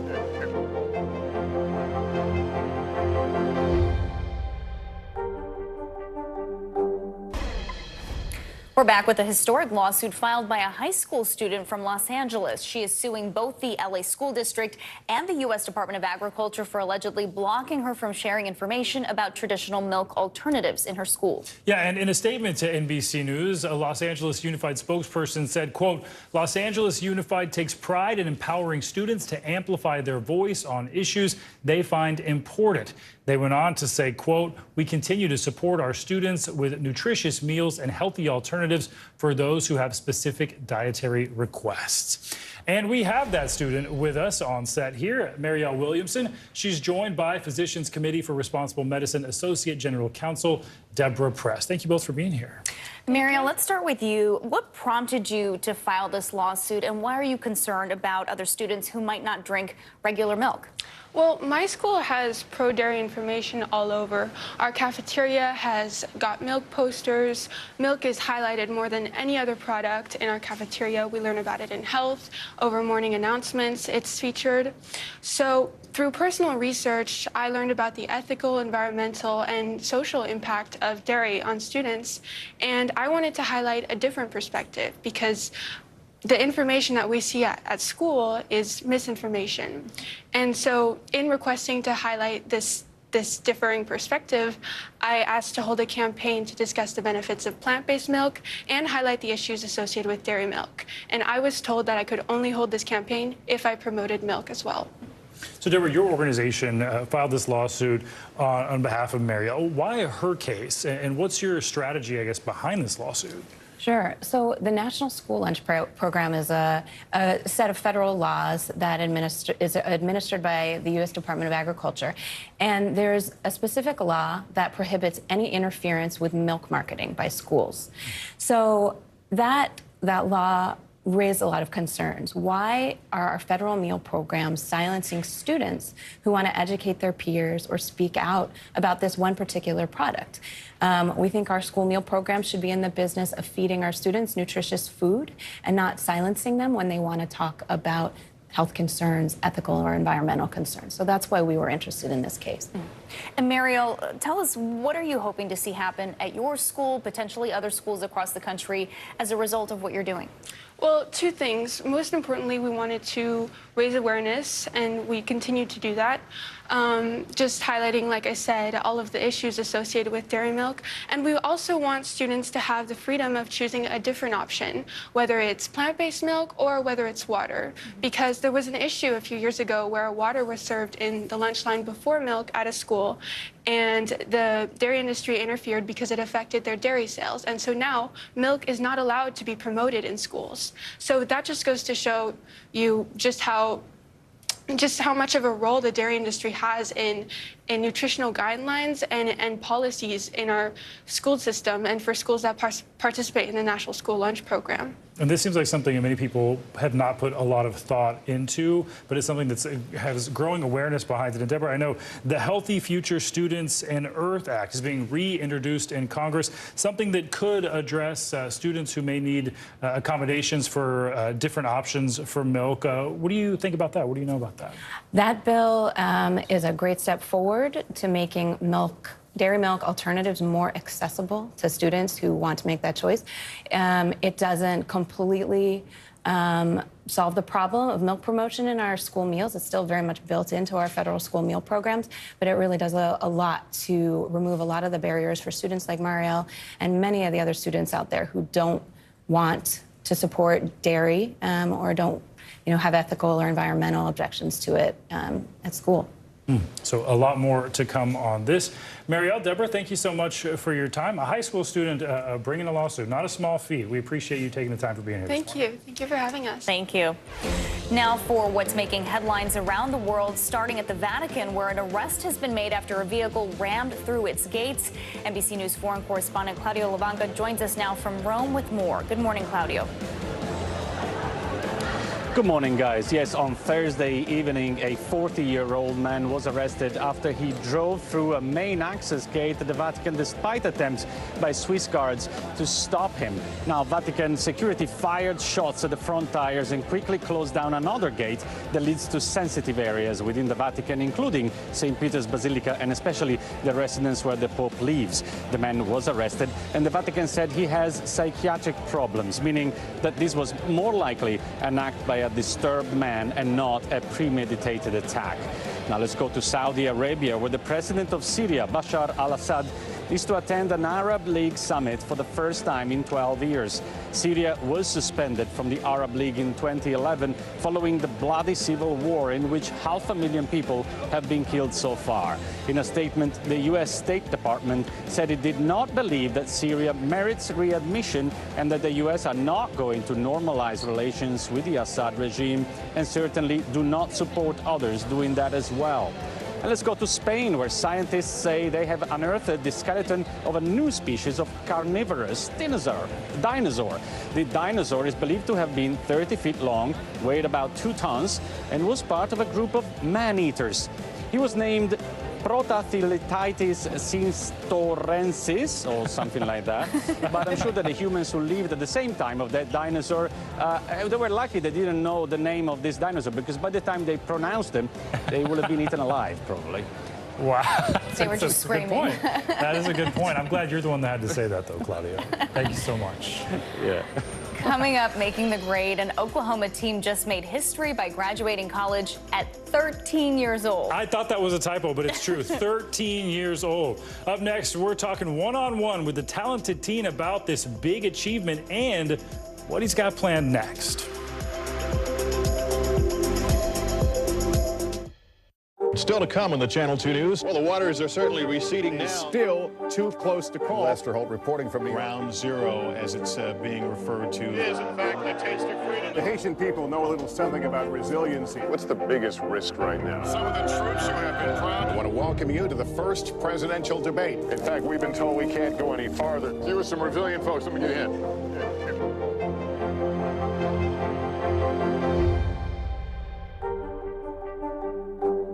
For Dateline Premium, subscribe now on Apple Podcasts. We're back now from Las Vegas. Seattle, from Guatemala City. From Wilmington. I was in space in Texas. From Normandy, From France. Surfside, Florida. Thank you for watching, everyone. It was the end of the story, but it was also just the beginning. We couldn't know then the following the mystery would take us to places as strange as any fiction. The mind whirled among dreadful possibilities. What happened here? The True Crime Original. Dateline, Fridays and Sundays.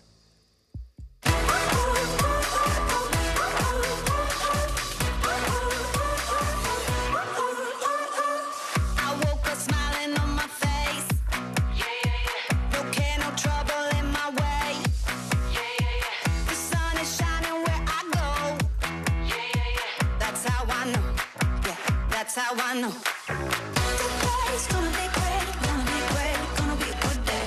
Today's gonna be great, gonna be a good day. I'm Gotti Schwartz, and here are the stories we're watching tonight. Storms keep coming here in California. Some of the big headlines trending like crazy on social media. This is what my voice sounds like when I clone it. That wasn't me. You gotta see this. Stay tuned now, weeknights on NBC News Now.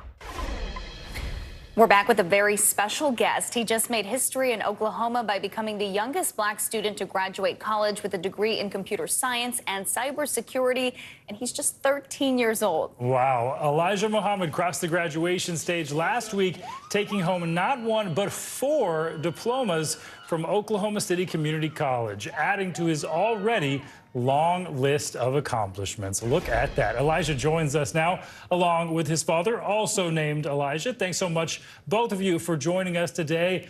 Elijah, first off, congratulations. That is an amazing accomplishment. So how did it feel to become the youngest black student to graduate with this degree? And we also know that you graduated alongside your brother. What was all that like? It was amazing. It's an amazing feeling because my sister did it a few days before me. She graduated with my sister and my older brother, so it was an amazing feeling. I was just really excited. A family affair for sure. Elijah, you have 4 degrees in total now from Oklahoma City Community College. What motivated you to get your degrees and all of the certificates that you have? Well, I would like to say it was probably my whole entire family because my mom's a doctor and my sister has her bachelor's degree and 2 associate's degrees. So with her being able to do that, I knew that I had an easier path and I had a support team that helped me throughout my college journey. Wow. And Dad, let's bring you into this conversation. I'm sure a lot of people are going to want to know, how do you do this? Raising these kids, all of these accomplishments, you must be pretty proud. I'm super proud. It is a team effort. It wouldn't be possible without my wife, Dr. Muhammad. So I got to shout her out. But it was my program is called Prep 1 Collegiate Academy, and we focus on customizing education, a different approach to where we find what they're good at doing, and then we just cheer for it and we cultivate it and we push them to be better. So I definitely think that if we're cheering for our scholars the same way we cheer for our athletes, we can get better results. We've got a question for both of you. Elijah, what advice do you have for kids who might be thinking about taking college classes? And Dad, what advice do you have for parents considering enrolling their kids in college courses? Dad, let's hear from you first. When it comes to putting young kids in college, I'm not necessarily a big advocate for saying just put them in college while they're, underage, kind of like my kids. We were able to do it because we had all the pieces, as the family unit and team, and we definitely focus on them having recreational activities. One of the biggest questions that I get is, what about their childhood? Well, I tell people average kids go to school from 8 to 3, and my kids do their classes from 8 to 3 as well. So we're very particular about making sure they have breaks, free time, and then just being allowed to be kids, because the stress can be overwhelming if you don't have the support team and leadership to do it. However, I'm a very big advocate of college prep, meaning that you can start practicing on the ACT early. You can start reading and writing more, working on higher levels of math. You can do that stuff early, but just as far as shoving them into the college environment, that's not something that I would just personally recommend that you do with a kid that's underage, unless they have all the support pieces, mom, dad, brothers and sisters, to be able to do it. Because we're not doing this to stress them out. We're doing it to be inspiring, to let people know that we can do things in education. Well, inspiring is certainly something you have achieved. And Elijah, I also hear you're enrolled at Oklahoma State University and Langston University, so you're not done with the college degrees yet. What's next for you? Well, I'm currently working on my bachelor's degree at Oklahoma State University in cybersecurity and forensics. And I'm also attending Langston University right now, working on another associate's degree. So after I finish, I'm going to finish my bachelor's degree and my associate's degree. Then I'm going to start working on my master's degree. Wow. Well, we're definitely going to have to keep our eye on you and see exactly what you do. That is quite an accomplishment you've already made. Elijah and Elijah, thank you both for joining us this morning. Thank you. Coming up, countdown to tip-off. The WNBA season officially kicks off tonight, and we're going to talk to this year's #1 draft pick. That's coming up next.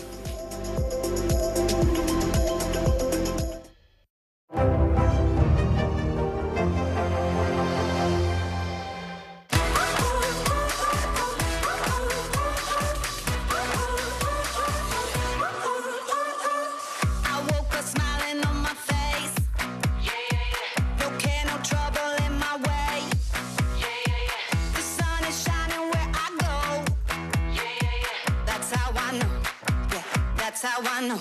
Today's gonna be great, gonna be great, gonna be a good day. Today's gonna be great, gonna be a good day. Hey, I'm Hallie. It's good to be with you tonight. The debt ceiling. Here's why this matters. Please, please don't have your eyeballs glaze over. Here's why this matters. Talk to us about what we're supposed to call this. Is it a bailout? Is it a backstop? There's a difference because it matters whose money is being used to prop up these banks. We think we're getting close to this news conference. I will be honest with people. This is like an awkward moment where we think we're like right there. You're going to have to like tap dance with us maybe a little bit. I do have my tap dancing shoes on, not to worry. We're back now from Las Vegas, Seattle, Guatemala City, from Wilmington, I was in space in Texas, from Normandy, from France, Surfside, Florida. Thank you for watching, everyone. Hey, I'm Hallie. It's good to be with you tonight. The debt ceiling. Here's why this matters. Please, please don't have your eyeballs glaze over. Here's why this matters. Talk to us about what we're supposed to call this. Is it a bailout? Is it a backstop? There's a difference because it matters whose money is being used to prop up these banks. We think we're getting close to this news conference. I will be honest with people. This is like an awkward moment where we think we're like right there. You're going to have to like tap dance with us maybe a little bit. I do have my tap dancing shoes on, not to worry.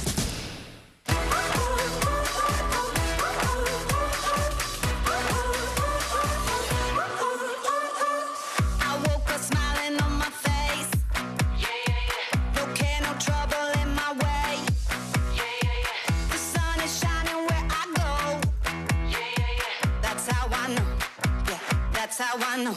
Today's gonna be great, gonna be great, gonna be a good day. Today's gonna be great, gonna be a good day.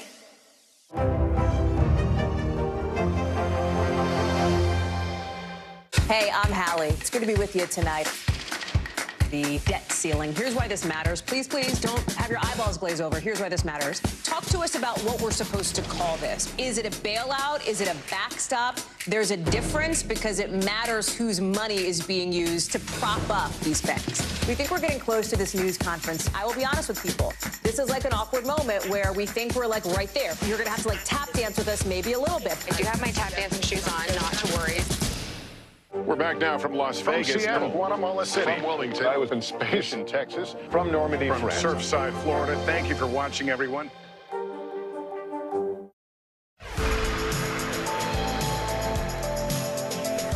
We're back now with your financial headlines. Apple employees are being asked to work the old hard way without the help of AI. CNBC's Silvana Henao joins us once again with more on that. Good morning, Silvana. Valerie, Stephen, good morning. That's right. Apple is restricting the use of ChatGPT and other external artificial intelligence tools for employees, while as the company is developing similar technology. And the Wall Street Journal reports that Apple is concerned about the leak of confidential data by employees who use the programs. It's also told them not to use GitHub's Copilot, which is owned by Microsoft and is used to automate the writing of software code. OpenAI has launched a ChatGPT app for the iPhone, and an Android version is coming soon. Now, the iOS app is the first official mobile app for ChatGPT, which was previously available on the company's website. Apple has hosted apps that use OpenAI software in the App Store, but none were directly from OpenAI. And a group of TikTok creators are suing Montana over the state's new ban of the social media platform. They claim the ban is unconstitutional and violates the First Amendment and other laws. Montana's governor signed the bill into law on Wednesday. In 2020, the Trump administration tried to force TikTok and its Chinese parent ByteDance to sell the U.S. operations of the app or face the prospect of being shut down. TikTok and a group of fans challenged that in court and won, guys.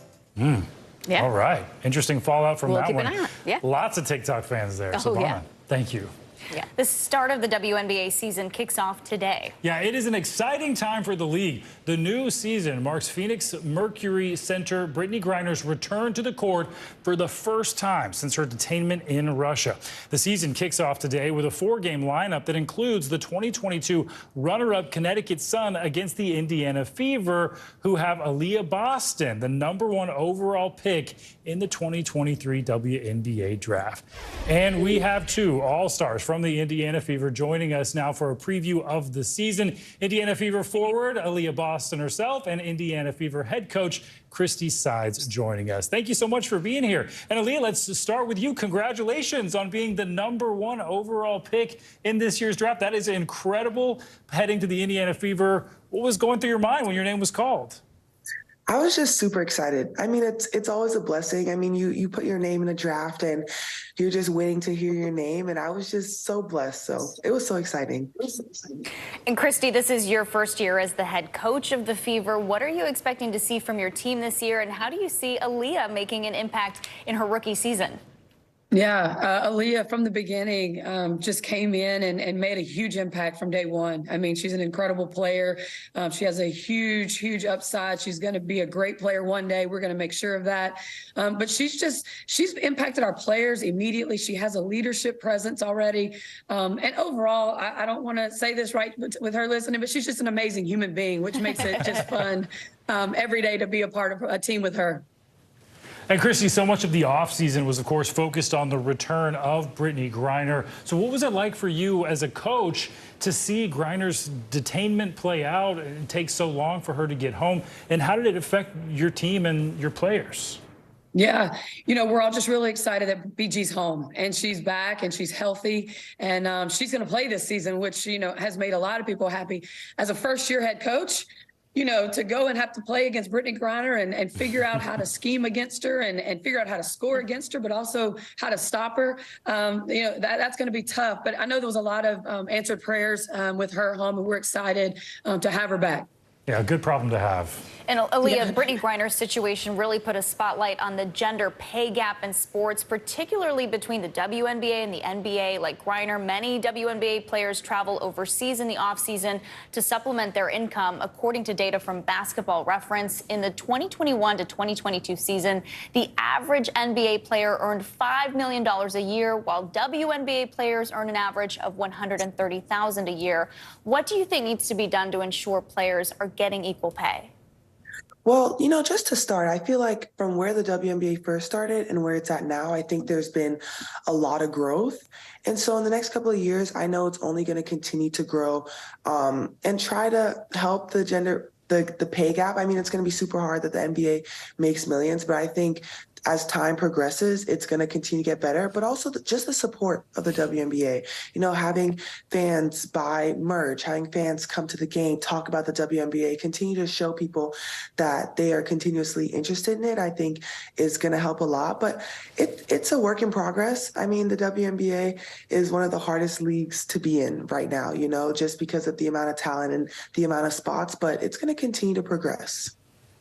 Progress indeed. And Christy, I was going to ask you, the WNBA, of course, starting with so much interest this year being in women's sports. It seems like it's at an all-time high. There's been a lot of conversation about expanding teams and roster spots, getting more women out there on the court. So how do you see the league capitalizing on this moment? Yeah, I mean, it's being talked about, the expansion of some more teams. It's going to happen really soon. I really believe that. But just what you said, it's a privilege to play in the WNBA. I mean, Aaliyah said it. It's the best league in the world. And it's, there's 144 spots, and we've had to make some really, really tough decisions. And there's some players that should be on rosters that just aren't right now. But, with expansion, hopefully that'll help figure some things out and let some players have an opportunity to play that deserve to be in this league. Certainly hope so. All right, Aaliyah, Christy, thanks so much for your time this morning. Thank you. All right, thank you, guys. Coming up, it's Friday, and that means it's time for your can't miss list. Yeah, from fast cars to Little Mermaids, we've got the lowdown on everything you need to be on the lookout for. That's coming up next.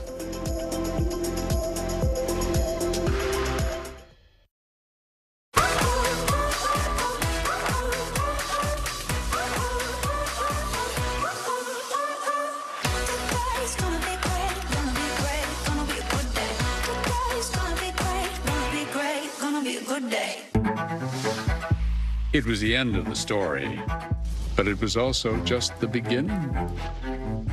We couldn't know then, but following the mystery would take us to places as strange as any fiction. The mind whirled among dreadful possibilities.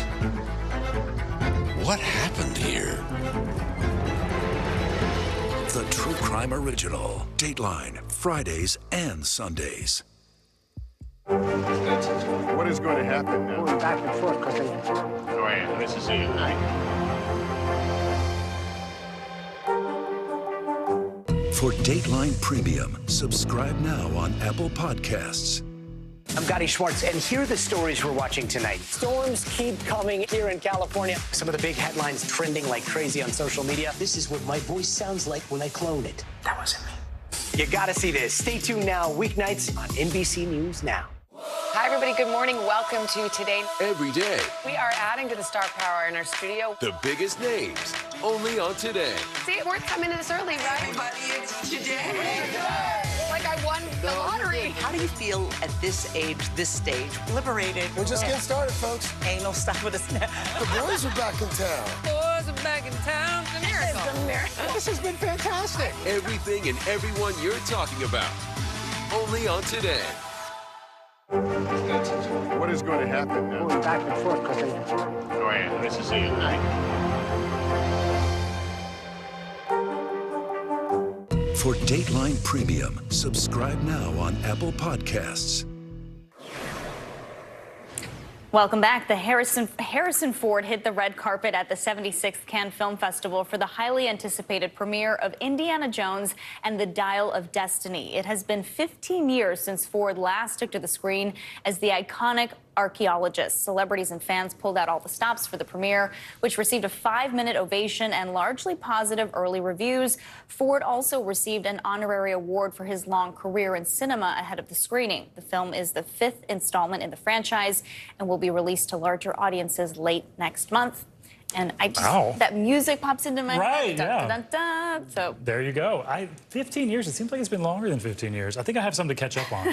Okay. Well, the countdown to summer is on, and that means plenty of people, of course, be flocking to beaches nationwide. But if you're looking for the absolutely best place for some fun in the sun, NBC News correspondent Sam Brock has the breakdown of this year's top 10 beaches. With winter finally in the rear-view mirror, many travelers have been desperate for a little fun in the sun. Memorial Day weekend, the unofficial start of summer, is now just over a week away. The big question is, where are the very best beaches to stick our toes in the sand? For some answers, we turn to Florida International University's Dr. Stephen Leatherman, better known as Dr. Beach, who's out with his annual top 10 list. Of the 50 criteria that you look at, what are the most important ones? You got to have clean sand, clean water, and safe beach. And otherwise, it's not going to be any way on the list. Other categories: watercolor with extra points for aqua blue and emerald green, to views and vistas, ease of access, lifeguards, even the presence of people, with the top spot going to a Florida Panhandle gem, St. George Island State Park. So it has beautiful miles and miles of undisturbed, pristine beaches, big sand dunes, freshwater lakes. The water is emerald green. That's one of the most beautiful colors, I think, for the water, ocean water. It's pristine. It is. As for the rest of the 10 best beaches, half the selections are located in just 2 states, Florida and Hawaii. Duke's Beach in Oahu grabbing the 2nd spot. And not as many people there. It is spectacular. The backdrop is Diamond Head, the old crater, volcanic crater. A few locations in the Northeast did manage to crack the top 10, including Cape Cod in Massachusetts, where Coast Guard Beach has a sand spit extending from glacial sea cliffs, and the lure of the Hamptons off New York's Long Island, where Cooper's Beach was high-ranking with beautiful sand dunes and easy snacks. It's got a great snack bar, actually, for full lunch, great lifeguards, very safe. For those living in South Florida, the rankings focusing on the right features. I actually look right now to have like a calm beach, that it can have like a little deep space for the baby to enjoy the water. When I tell you best beaches in the world, best beaches in the United States, what do you immediately think of? Crystal blue water. Yes, exactly. Water quality for you is key. Yes, and not a lot of seaweed. In fact, the presence of potentially record levels of seaweed has caused the biggest shakeup in this year's ranking, with beaches like this Key Biscayne beauty moving off the list because of it. Let's face it, it looks bad, it smells, it rots on the beach. It's just very unpleasant. How many beaches have you personally visited? All of them. There's 650 major public recreational beaches in the United States. You've been to 650 beaches? I've been to all beaches in the United States, every beach. Wow, Valerie and I are jealous of that job. What a job. Incredible. Our thanks to Sam Brock and, of course, Dr. Beach himself, Stephen Leatherman, for that report. And while you'll have to wait until next month to see the new Indiana Jones film, we have a few that you can watch this weekend. Yeah, that's right. It's Friday, which means it is time for our weekly can't miss list. Nigel Smith, who is People's senior news editor for movies, joins us now for a look at all the films and shows we need to check out. And we've got to talk about the latest installment from Fast and the Furious, Fast X. What can you tell us about that? Fast X. So the title implies this is the 10th movie in this franchise. Oh, I actually did not put that together. Right? Yeah. I know. So it's been going on for a while. It started out pretty small, and now it's the biggest it's ever been. This is probably the biggest budgeted film in the franchise so far, and the car chases are the craziest you've seen in the franchise, and that is saying something. If you remember the last one, they went to space in a car. So, yeah, just to give you a sense of how big this movie is. But you have a lot of returning cast members, and then you also have Jason Momoa. He makes his franchise debut as the big villain in the film franchise, and he is so much fun. He's kind of given free rein just to be a little crazy and really, really funny. And you also have Brie Larson as one of the good guys. And a lot of surprise cameos. I'm not going to give any away, but if you want to look them up on the web, you can. I can't believe it's the 10th one. I know. Yeah. All right. Something that's getting a lot of splash is Disney's new live-action version of The Little Mermaid. What can you tell us about that? Oh, wow. Well, what hasn't been said about this movie? Everybody is so excited to see it. Fans of the original, people who haven't seen the original. It's going to be a huge hit for Disney, I have no doubt. Halle Bailey is extraordinary in the lead role. I got to see it this week, and she gives a really, really star-making performance as Ariel. Her voice is extraordinary. She brings new range to songs that you've heard a million times. And Melissa McCarthy, she is fantastic as Ursula, the Sea Witch. She really makes the role her own. She brings a lot of her own comedy to it. And there's new songs courtesy of Lin-Manuel Miranda, and they fit seamlessly into the film. And it's just really, really fun and really sweet. I'm excited for that one. Yeah, so many stars in that one. Also wanted to ask about another remake, White Men Can't Jump, from 1992, being remade for Hulu. What do we know about that one? Yeah, well, a lot of fans of the original, when they first heard that Hulu was remaking this movie, they weren't so happy. Didn't really think it needed a remake. You know, the original starred Woody Harrelson and Wesley Snipes. And now you have rapper Jack Harlow making his movie debut, and he's actually really, really good. He wants to make a lot more films, and I think this is a really good calling card for Hollywood. It brings a new, fresh spin to the tale that everybody loves. And you also have one of the last appearances of Lance Reddick, the late actor, the John Wick star. So if you're fans of him, definitely check this one out. A couple of fun shows. The first is a docuseries starring Rainn Wilson. He, of course, was Dwight on The Office. And the other is season 6 of Selling Sunset. I'm also excited about this. What can you tell us about those? Yeah, well, if you're a fan of The Office and travel shows, it's a combo you probably didn't really see coming. This Rainn Wilson travel docuseries is something you want to check out. All the episodes are streaming now on Peacock, and he travels the world, including places like Iceland and Ghana, in search of the meaning of happiness. So it's an uplifting and sweet show. And not so uplifting and sweet is Selling Sunset, the Netflix show, one of the most popular reality shows there are out there. So much drama. Unfortunately, Christine Quinn, the villain of the previous seasons, is not back this time around, but they have a new set of characters and returning ones. And if you love real estate, sunny Los Angeles, and really good-looking people, you definitely want to watch that. What's not to love about that? Wow, it's so popular, and I have not seen a single episode. I got to get caught up on that. You have to catch up on that and Indiana Jones. Yes, that's right. I got my weekend assignments. All right, Nigel Smith, thanks so much. Thank you. Thank you.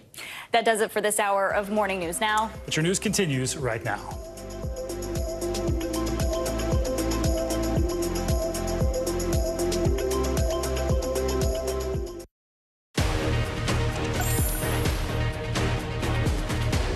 Everyone, and happy Friday. I'm Vicki Wynn. And I'm Sinclair Samoa. NBC News Daily starts right now.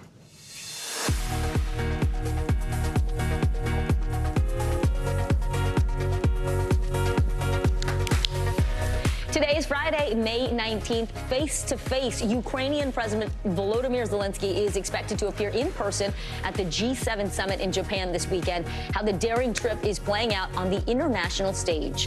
Florida feud, Disney announcing it's pulling the plug on $1 billion project that could cost the state thousands of jobs. We'll explain their escalating legal battle with Governor Ron DeSantis. Trailblazing to celebrate AAPI Heritage Month, we are taking a look at how Asian American representation is growing in Hollywood. Why many are calling this moment a golden era for the community. And swiping right, with 1 in 10 Americans now saying they met their current love interest online. We have a dating expert here live with advice on how to shape up your online profiles.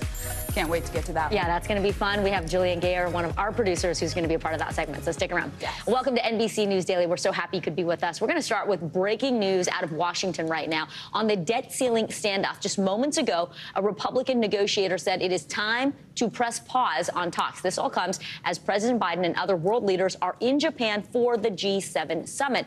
Their main focus today, the war in Ukraine.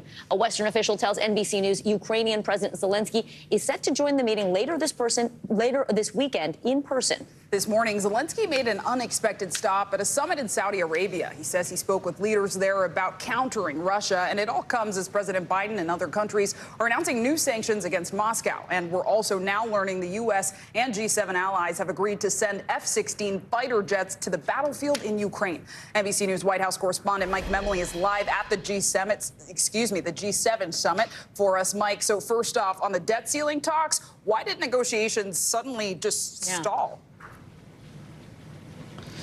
Yeah, it's been a real roller coaster here as it relates to the debt ceiling. Just a few hours ago, White House officials I was speaking to were expressing confidence in the state of the negotiations, expressing confidence potentially that a deal could be at least close to completion by the time the president returns to Washington on Monday. But just in the last few hours, the White House team of negotiators on Capitol Hill meeting with Speaker McCarthy's team left a meeting abruptly. Congressman Garrett Graves, who's been leading the effort for Speaker McCarthy, said that these negotiations are now being put on pause, calling the White House position unreasonable, and said that we're not going to sit here and talk to ourselves. A White House spokesperson just in the last few minutes responding and saying that a deal is still possible if both sides realize that not everybody is going to get everything that they want. So what is to explain for the sudden breakdown here? It might have a little something to do with the time difference here between Japan and Washington. The president, just as he was ending his Friday here a few hours ago, had a final catch-up with his staff in Washington as they were preparing to head into those negotiations. It's possible he was giving them some fresh red lines on where he's willing to negotiate and where he's not. They enter into those discussions and then things suddenly break down. But it also is important to note that we have these kinds of ups and downs throughout these kinds of tense negotiations. The easy stuff is easy to agree to early on, and the hard stuff is always really waiting until the last minute. So the real question is just how quickly do these talks resume, or is the pause somewhat indefinite here? Mike, what about the war in Ukraine? We know as far as the G7 summit, that topic has really dominated. What is the latest on this shipment of F-16s and the new round of sanctions at this point? Yeah, two major developments on the first full day of the G7 summit here in Hiroshima. The first was expected, that the G7 leaders coming out with a fresh set of sanctions and new efforts to strengthen existing sanctions by clamping down on efforts by Russian and Russian allies to evade the sanctions that are already in place. The G7 in a strong statement continuing to support Ukraine, saying that they will do everything to clamp down on Russia's efforts to fund its war effort by further reducing and restricting the exports of materials that are critical for its development of weaponry. Secondly, the F-16 development is significant. The United States, President Biden, telling his allies that he will support an effort to train Ukrainian pilots on F-16s and similar aircraft. The question of when, how many, and who will provide those aircraft to the Ukrainians still needs to be resolved. All right, NBC News White House correspondent Mike Memley in Hiroshima, Japan for us. Thank you, Mike. Well, Vicky, Disney has scrapped its plans for a $1 billion project in Florida. The company says it would have given the state 2,000 new jobs. This all comes after a year of escalating drama between the entertainment giant and the state's governor, Ron DeSantis. DeSantis is expected to officially announce his 2024 presidential bid next week. NBC News national correspondent Gabe Gutierrez has the latest for us. So, Gabe, first off, that's a lot of potential lost jobs, 2,000. So how will this move impact the economy and its employees at Disney? Hi there, Zane Clay. Well, as you said, 2,000 white-collar jobs that were supposed to be relocated from California to Florida. Now, this project had been announced years ago, and there were some Disney employees that actually didn't want to see it happen because they didn't want to relocate to Florida. But this was all systems go, even though it had been pushed back. The news coming yesterday that after more than a year of this escalating feud between Governor DeSantis and Disney, and by the way, Zane Clay, just several weeks ago, a lawsuit between Disney and the state of Florida. Now this project is being scrapped, and yeah, it could cost the state of Florida 2,000 jobs, Zane Clay. And Gabe, I know we've heard from Disney on this. They say they scrapped the project because of considerable, quote, business changes. But of course, this leaves many wondering exactly how Disney's ongoing feud with DeSantis may have played into all this. So have we heard from Florida Governor Ron DeSantis on this? I know a lot of Florida legislatures are calling this a huge loss. Well, look, the governor has repeatedly said that this feud is entirely about preventing Disney from keeping any special privileges. Of course, that special governing district that essentially allowed Disney to rule itself, that the governor has been railing against now for months, ever since the company opposed what critics have dubbed the Don't Say Gay law in Florida. Now, Governor DeSantis' press secretary released a statement yesterday that we're putting it up on the screen.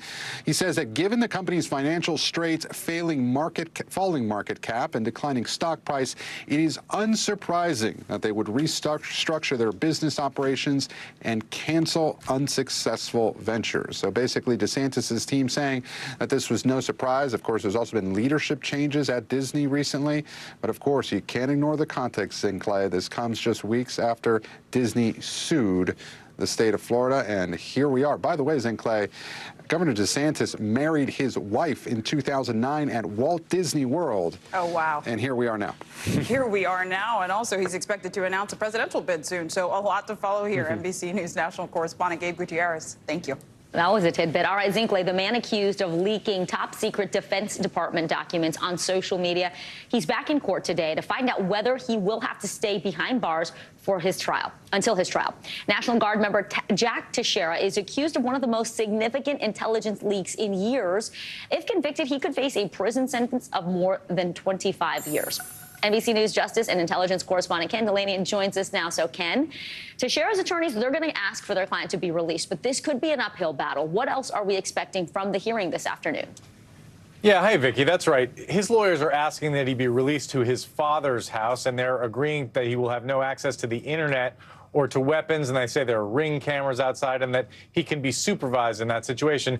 Prosecutors are really pushing back on that. And this is the second detention hearing. There's already been one. And they filed some new paperwork where they really expanded on their portrayal of Teixeira as essentially a person who lacks candor, who is trying to hide his true nature, as they put it, as an extremist and a racist. And they authenticated a video that was first published in the Washington Post that shows Teixeira uttering horrific racial slurs and then firing an assault rifle at a firing range. And they really showed that he seemed to be aware that he was leaking a lot of information on these Discord servers, including even to people who said they were foreigners. And so they're suggesting this portrayal of him as kind of a naive young person who just wanted to impress his friends, that's bogus. And so they're trying to convince the judge to keep him in jail. They say he would be a threat to national security if released, Vicky.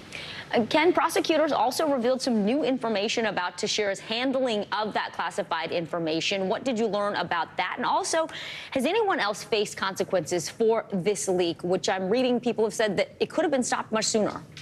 Yeah, this is a real stunner. As part of this latest filing, prosecutors released memos that showed that the Air Force wrote up Teixeira on 3 different occasions over suspicions of mishandling classified information. He was observed in one case taking notes on classified material, putting it in his pocket. In another case, a memo said that he should cease and desist from, quote-unquote, deep dives into the classified systems, and then they found that he was doing it again. But there's no evidence that they took any action other than writing these memos. So right now you have 2 Air Force commanders suspended. The mission, the intelligence mission of the unit has been stood down, but there are certainly questions about whether there should be other accountability, Vicky. Wow, 3 separate memos. All right, NBC News Justice and Intelligence correspondent Ken Delaney. Ken, thank you.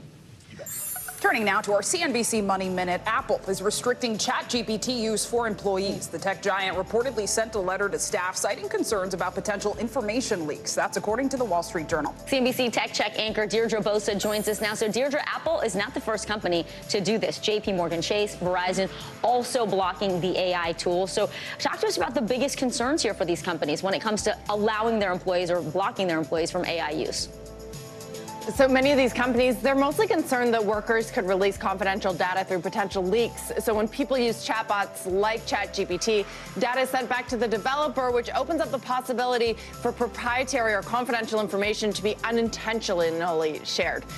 General Motors, meanwhile, is recalling over 660,000 SUVs due to a potential safety issue involving car seats. According to the National Highway Traffic Safety Administration, certain models of the Chevy Equinox and GMC Terrain from model years 2020 through 2023 may have faulty rear seat anchor bars that would prevent car seats from being properly installed. And finally, guys, for the first time, Uber is lifting age restrictions to allow some minors to take unaccompanied rides. Teens aged 13 to 17 can sign up for their own Uber accounts, but it must be linked to a parent or guardian's account. Uber drivers will also be able to opt out of the program if they wish. Guys, kind of funny they can opt out if they don't want to carry the kids. I get it. Interesting. I got to look at Vicky here. Would you do it? Yeah, you know, I know a lot of parents who are going to be breathing a sigh of relief because of the carpool jam. Like, you're either serving as your child's Uber or you rely on an Uber to get them where they need to go. So I think people will appreciate this option. A little ease for some parents. Yeah, exactly. Tech Check anchor Deirdre Bosa. Deirdre, have a great weekend. Thank you. Well, coming up, the online debate that's swirling around whether adult children who live at home should pay rent to their parents. You're watching NBC News Daily.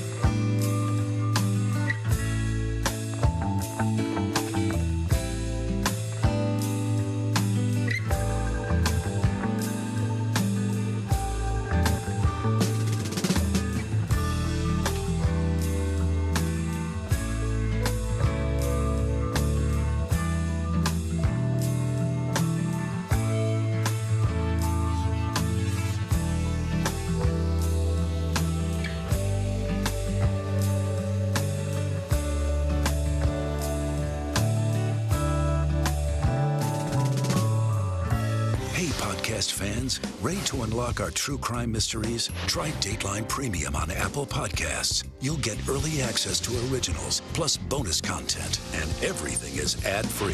So head to Apple Podcasts now to subscribe.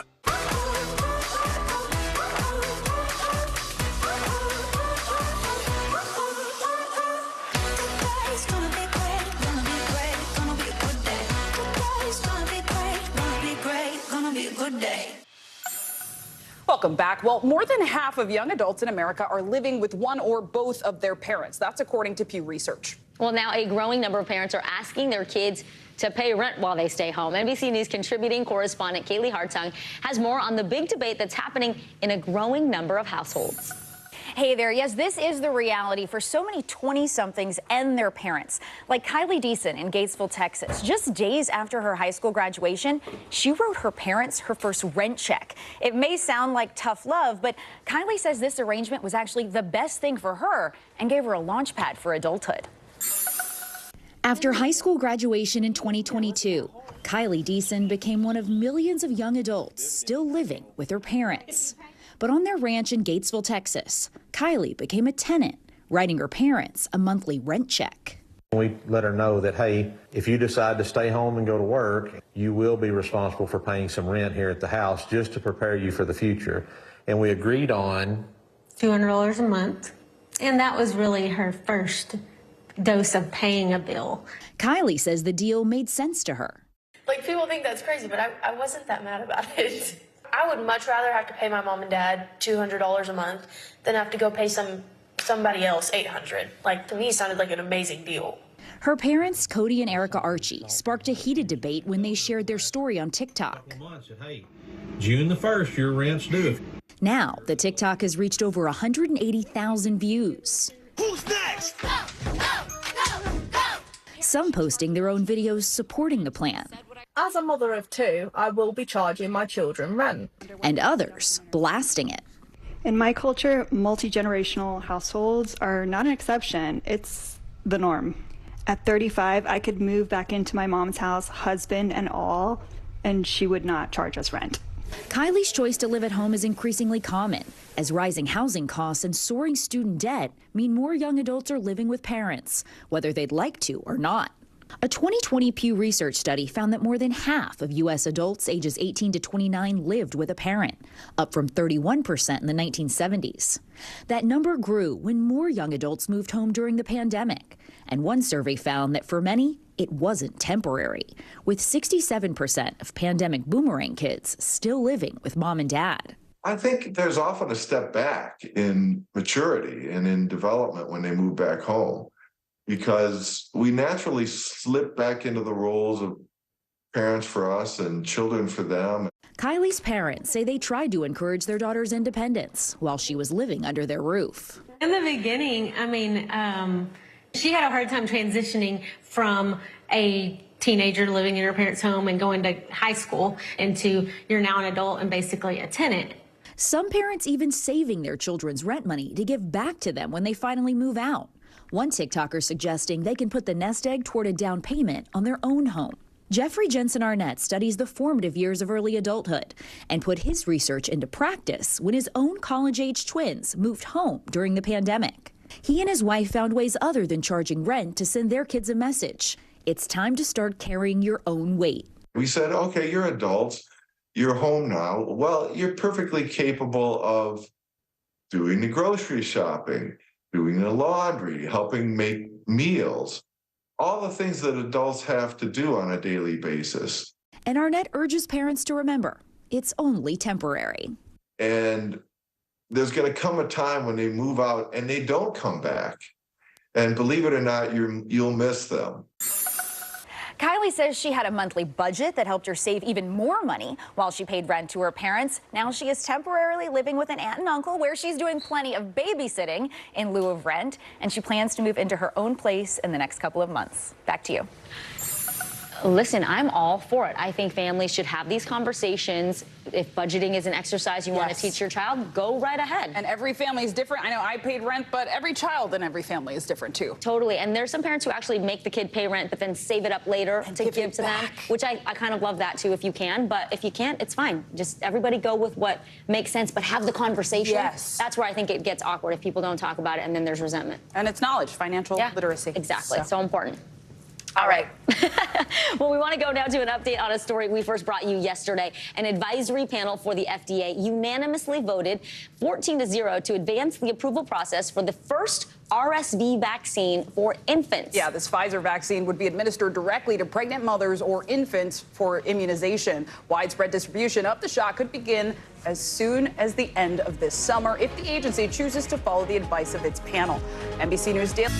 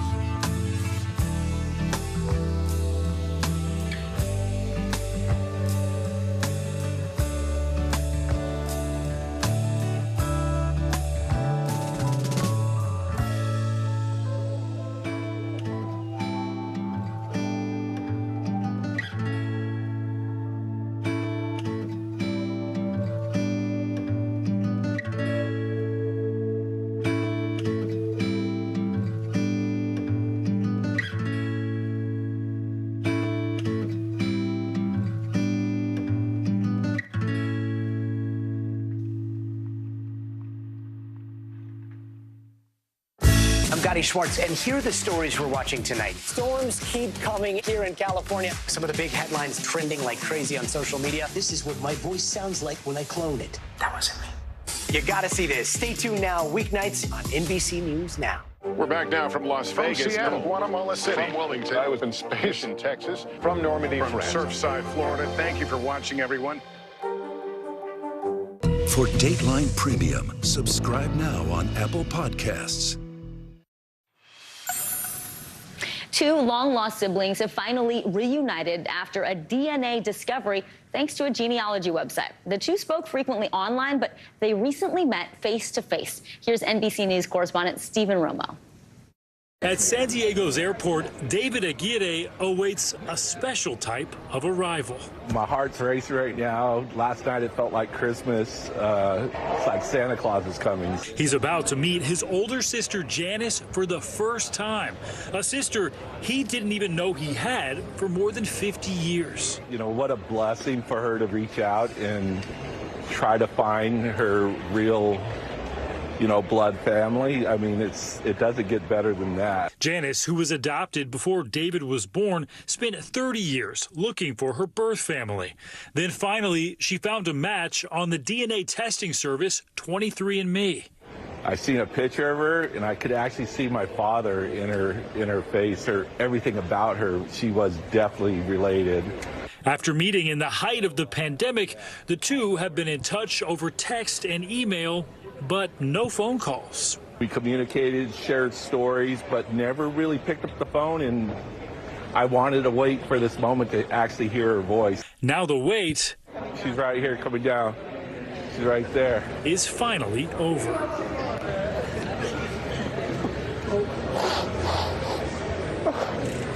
Look just like that. See you. Just like you. As for what's next, go have a glass of wine. Yes, yes. A shared family meal, decades in the making, and the chance to make up for lost time. We're cherishing this. Yes. We're very lucky. We've lost quite a few siblings. We a have lot lost of people, siblings, yes. But we have each other. Stephen Romo, NBC News.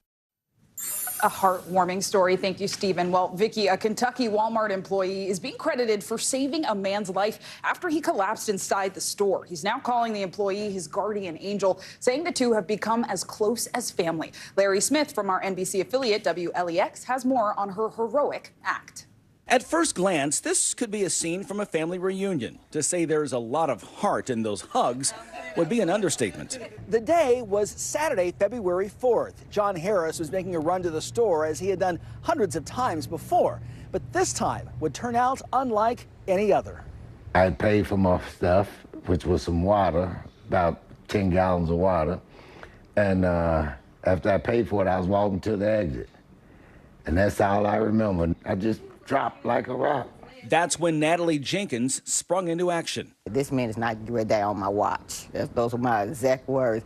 A 7-year employee at Walmart who had never gone through any kind of CPR training, but knew that she had to do something. Everybody was just standing around, wasn't doing nothing. So it just clicked in. I had never done this before, a day in my life. And CPR just clicked in my brain, and I just started doing chest compressions until paramedics got there. It wasn't nobody but, it had been nobody but God, because like I said, I was just stunned. Next thing you know, I'm up in the hospital. She's beside me.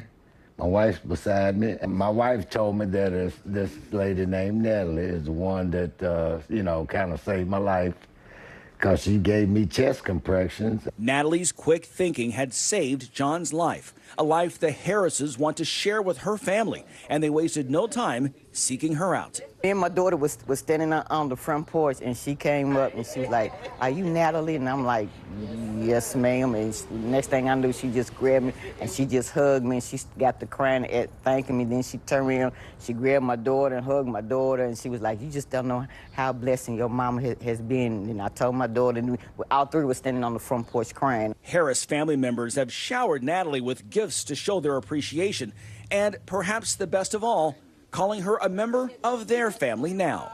And I call her my guardian angel, because she was my guardian angel at that day, and I don't want God to get crying and stuff. It's okay. Yeah, but she saved my life. For NBC News Daily, I'm Larry Smith. Just another beautiful story of family and heroism. Yeah, people thinking and taking action when they see something wrong. Love it. You are watching NBC News Daily, by the way. You can watch us for free 24/7 on our streaming network, NBC News Now, wherever you stream, including YouTube, Hulu, Roku, and Peacock. Your news continues right after this.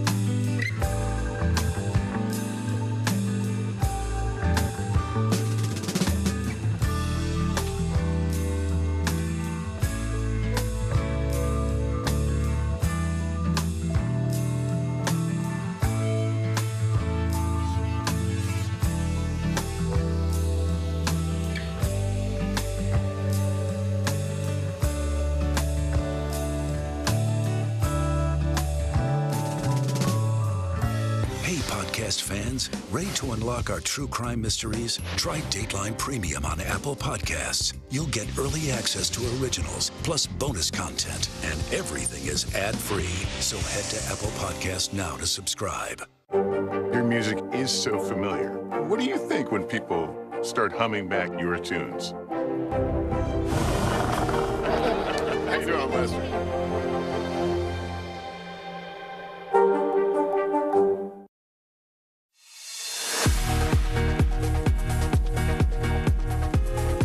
Welcome back. Thanks for being with us. I'm Zinklea Asamoah. Great to have you with us. I'm Vicki Nguyen. Making news right now. The Biden administration is vowing to put more federal funding into reducing homelessness. White House officials say 5 major cities and the state of California will receive federal help to get more unsheltered residents into permanent housing. The plan, called the All Inside Initiative, will start off in Los Angeles, Chicago, Dallas, Seattle, and Phoenix. The White House says it is part of the administration's goal to reduce homelessness by 25% before the year 2025. Today, we're getting new details in the tragic California car crash where a man was accused of intentionally driving his Tesla off a 300-foot cliff with his family inside. Court documents unsealed on Wednesday show the wife of the driver who told authorities that he deliberately drove off the cliff and was, quote, trying to kill them all. The entire family miraculously survived the crash, and the driver was charged with 3 counts of attempted murder back in January. He pleaded not guilty to those charges.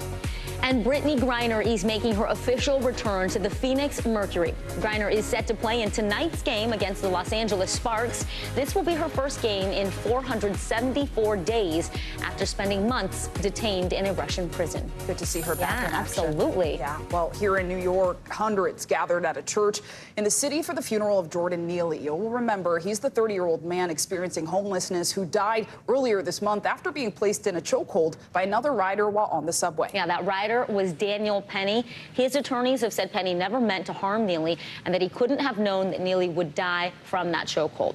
NBC News correspondent Rahema Ellis joins us now from outside the church in New York City where the funeral was held. The services just ended, Rahema. Reverend Al Sharpton was there. He gave a eulogy. Can you tell us more about this service? For sure. And to point out, just to set the scene here, behind me you see some of the folks who were inside of the church. There are many, many photographers and reporters here. The Hertz just left the church and followed by the family. Inside of the church, one person that we heard most prominently from was the Reverend Al Sharpton. He was talking about, what happened to Jordan Neely, saying, he said that Jordan wasn't screaming on the train, he was asking for help. As you point out, there were those witnesses on the train who said that they felt threatened by Jordan, that he came on the train, that he was screaming, that he was saying he was hungry. But Reverend Al said that's not what people should be focusing on. He said people keep criminalizing those who need help. They don't need abuse. They need help. That was the message here today. And more than that, people were saying they want to make certain that there is justice for Jordan Neely, and that he should not have died the way that he did on the floor of a New York City subway. Sinclair? Rahema, to that point you just said that he needed help. Of course, the death of Neely has brought renewed attention to New York social services. Have we heard from the mayor on this, on the service and the support that Neely may have needed? They have talked about it, and it's not only the support that Neely needed, but what thousands and maybe tens of thousands of people need, not only in the city, but across the state. The mayor has spoken about this, including the governor of New York, saying that she is committing $1 billion to try to increase the social services for those who are mentally ill, who are homeless, and also struggling with mental illness.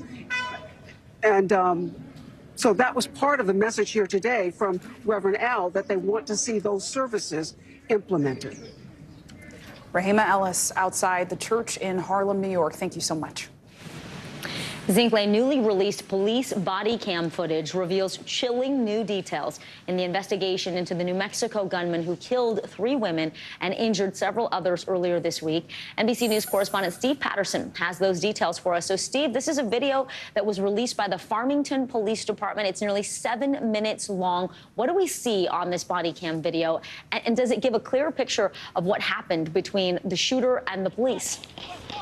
It certainly does. It is a harrowing account, as you're seeing now, a first-person perspective of not one but two officers, police going through great lengths as well to describe what's happening. And what you're seeing is the chaos that ensues as shots are fired, the officers approaching the suspect. One of the things that we didn't know is how well neighbors are integrating with police as they're on the ground, essentially pointing out at every second where the suspect is, pointing them in the right direction so they can safely neutralize that suspect. And that is, in effect, what happens. There is a second perspective, as you're seeing. They kind of bounce back and forth there, but there is an officer that also gets shot and goes down. We get to see that as well. Police also saying that the suspect essentially had a death wish, was taunting police to come and shoot him, took off his body armor in a final stand, and had something of a suicide note in his pocket. But I think that the biggest takeaway is the cooperation with the people that are on the ground helping police in this case. Vicky? Steve, it really cannot be understated, the bravery of those officers who literally ran right into the danger zone themselves. Yeah. Can you update us on the 6 survivors of the shooting? Yeah, good news there, Vicky. All 6 victims, all the 6 that were injured, have been treated and released from the hospital. Of course, that includes those 2 police officers that were also shot, and one of them in that video, we're told, doing a lot better, you know, as this hospitalization progressed, and then being released from the hospital, Vicky. All right, NBC News correspondent Steve Patterson. Steve, thank you so much. Well, Vicki, we're going to turn now to the economy. Potential home buyers are facing a confounding market this season. Existing home sales in the U.S. dropped last month more than 23% year over year. That's according to the National Association of Realtors. CNBC real estate correspondent Diana Olick explains why people are struggling to buy right now. In Las Vegas Saturday, a tale of 2 open houses.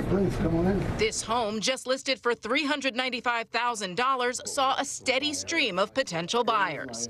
This home, listed for a steeper $510,000, saw nearly no one. Under $350,000 and $400,000, there's multiple offers. Over $500,000, it slows down a little bit. Real estate agent Noah Herrera said he priced this fixer-upper to sell. On Monday, he received an offer at full price. Competition for affordable homes is fierce. There are 44% fewer homes for sale now compared with pre-pandemic levels. Last summer, as mortgage rates rose, home prices began to dip.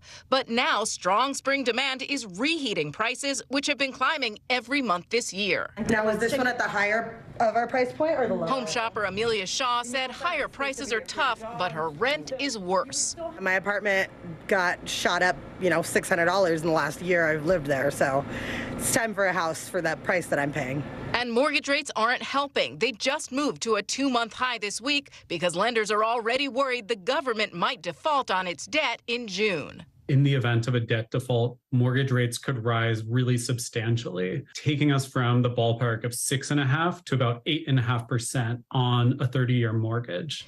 If that happened, the monthly payment on a $300,000 mortgage would jump by $350. Ooh, prices going up. Yeah, let's hope that we don't see that spike. Yes. Our thanks to Diana Olick for that. All right, well, to celebrate AAPI Heritage Month, we are rolling out a new series called Golden. And today we are focusing on pop culture. Yeah, there was a recent survey, and it found that more than 1 in 4 people in the United States cannot name a famous Asian American. Here's NBC News correspondent Kathy Park with a look at the importance of representation.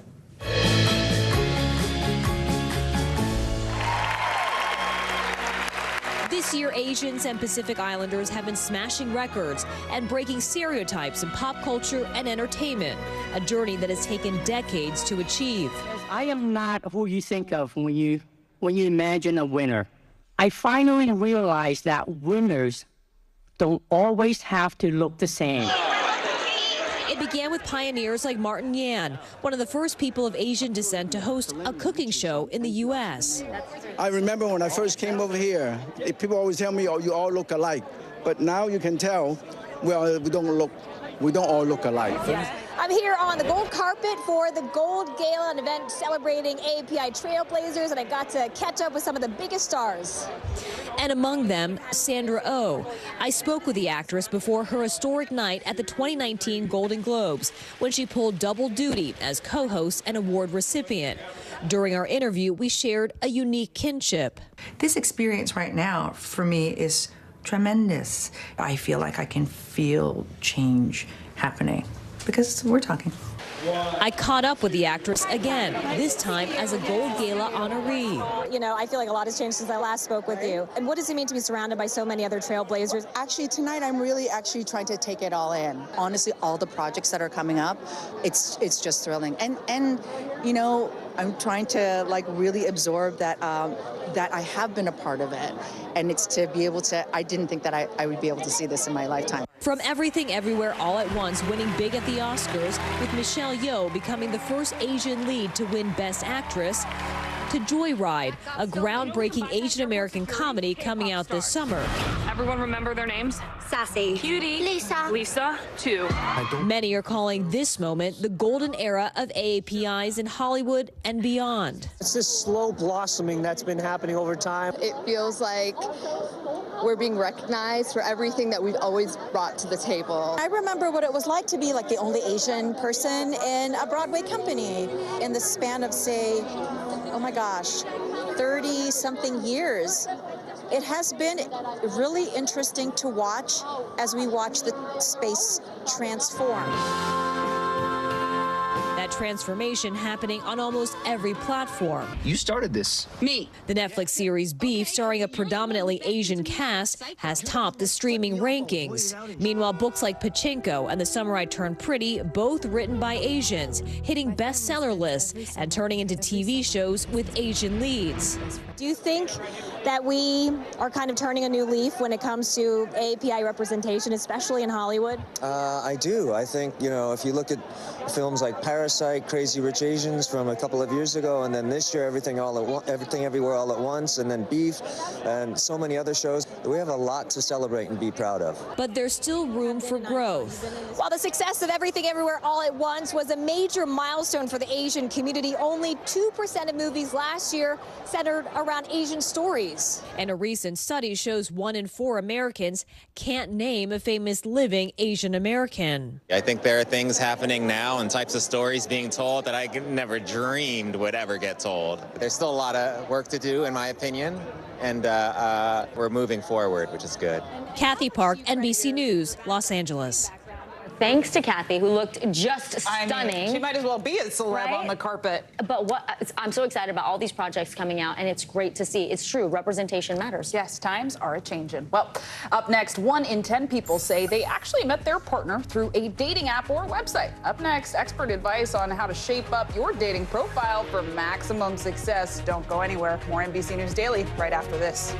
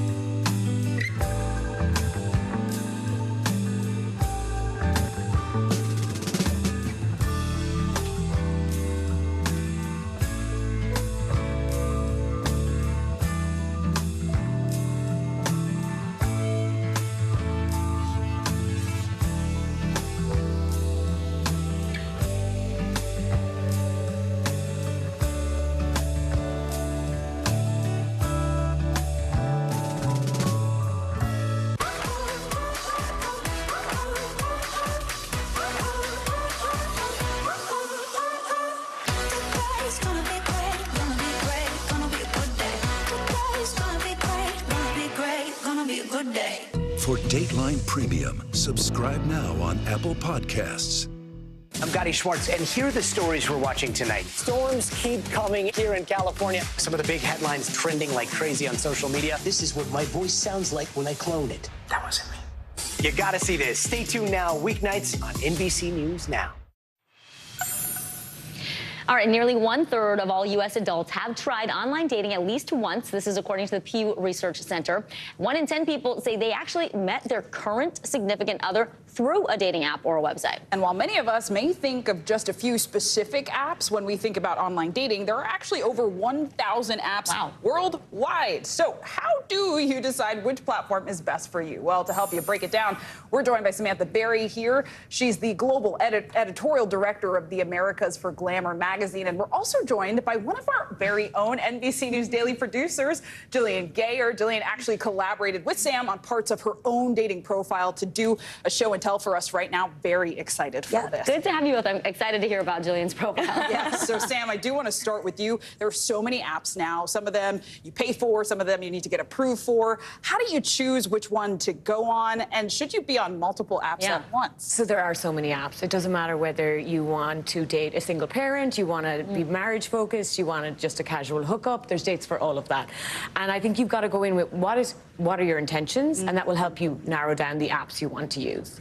I would recommend not using more than 2. It is a lot of work, right? I don't think you want to be in 3 or 4 different dating apps. I think you want to focus your energy because it's a numbers game, right? You might swipe 100 people. Out of those, you might talk to 20, and then you may end up going on a date with 3. So I think you're spreading yourself too thin if you're on more than 2 dating apps. And you got to keep up with all the different conversations. Yeah, exactly. I can't even imagine. It's like a whole nother full-time job. Okay, when you are trying to make a profile, and we're going to get to Jillian's in a minute, what are some of the things you should prioritize? Obviously, you want to get photos where you're in a good light and that kind of thing. But what else should you be putting out there to attract the right partner? I think show your personality. It's interesting because I've seen a lot of my friends dating apps, and they're the most, gregarious, brilliant people in real life. And then you look at their dating app, and I'm like, you seem really boring. Oh. So just like show your personality, right? I would say no fish photos, no gym selfies. There's a couple of, fast and hard rules, but just use conversation starters. And one of the biggest things that I recommend if you're using a dating app, to have some kind of hook there that either starts a conversation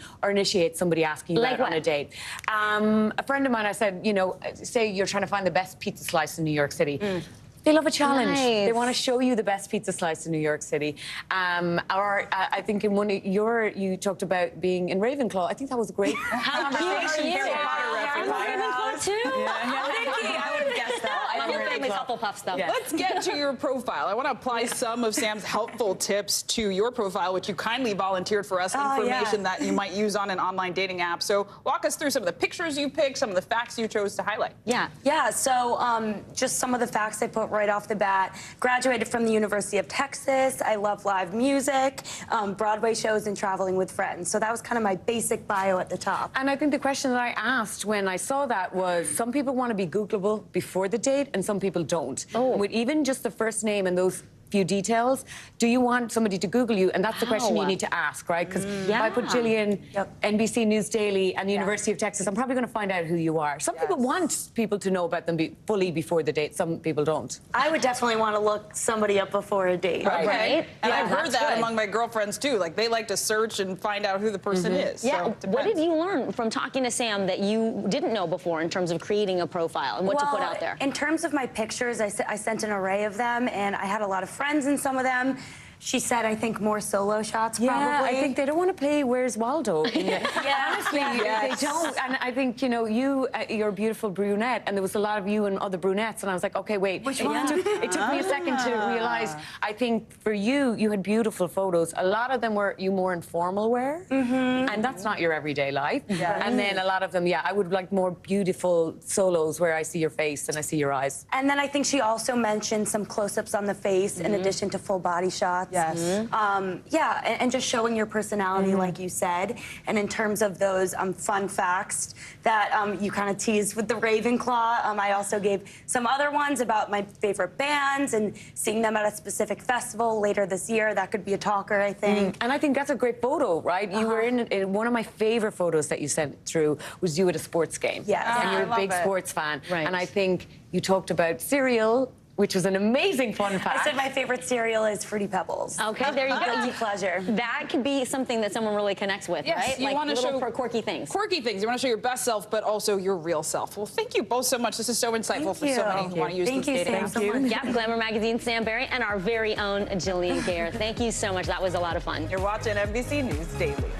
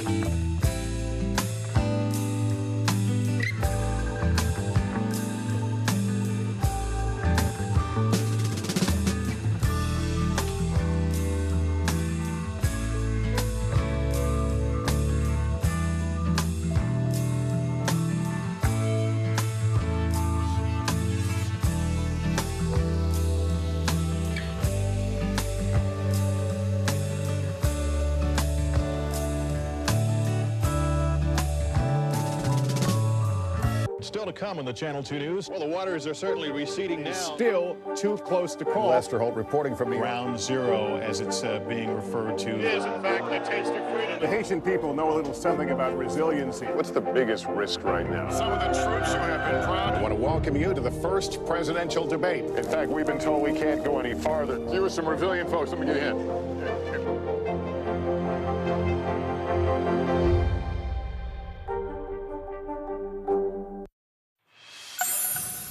Welcome back. Well, experts say anxiety affects 30% of kids and teenagers, yet 80% never seek out help. Today, co-anchor Carson Daly teamed up with the Child Mind Institute for the You Got This campaign, where teens interview people in the public eye about their mental health journeys. Cheers. To Wyatt. Cheers. First of all, it's great to meet you. Great to meet you, Carson. I feel like I'm in a time portal looking at me at your age. Hit me with some questions. So, how old were you when you first experienced anxiety? Only later in my life was I able to look back when I was a teenager and go, oh my gosh, that was all like anxiety. Like, oh, that time. Oh yeah, when I was feeling really scared and like, felt like I was like on edge. Like, oh, that's what that was. When we were growing up, my generation, we didn't talk about mental health. Only now are we, through these conversations, starting to treat our mental health like we do our physical health. Like, no big deal. Everybody's got mental health struggles. I think it's really important that we're doing that. 16-year-old Wyatt is like many teenagers his age. He loves playing basketball and soccer, and like many teens, he struggles with anxiety, but is speaking up in hopes of helping kids who suffer in silence. Wyatt is one of a handful of teenagers interviewing famous people about their mental health struggles to help destigmatize mental illness. Like, I didn't know anxiety was like a categorical thing. I'm not a psycho. This is me. Here I am. When I was younger, that was it. If you had something going on up here, you were just crazy. So we've come a long, long way, but we still have a lot of work to do. You know, we have all this, this stigma around it. It's getting less and less and less. Wyatt is a part of the Child Mind Institute's You Got This campaign. When did you first realize that you were a little anxious? When I was about 12, right when I got to my new school, not just like worrying about a test the next day, it's a different kind of feeling. It's this feeling, in your head that you can't kind of, be yourself because you're just nonstop having this in the back of your head, just bugging you and bugging you.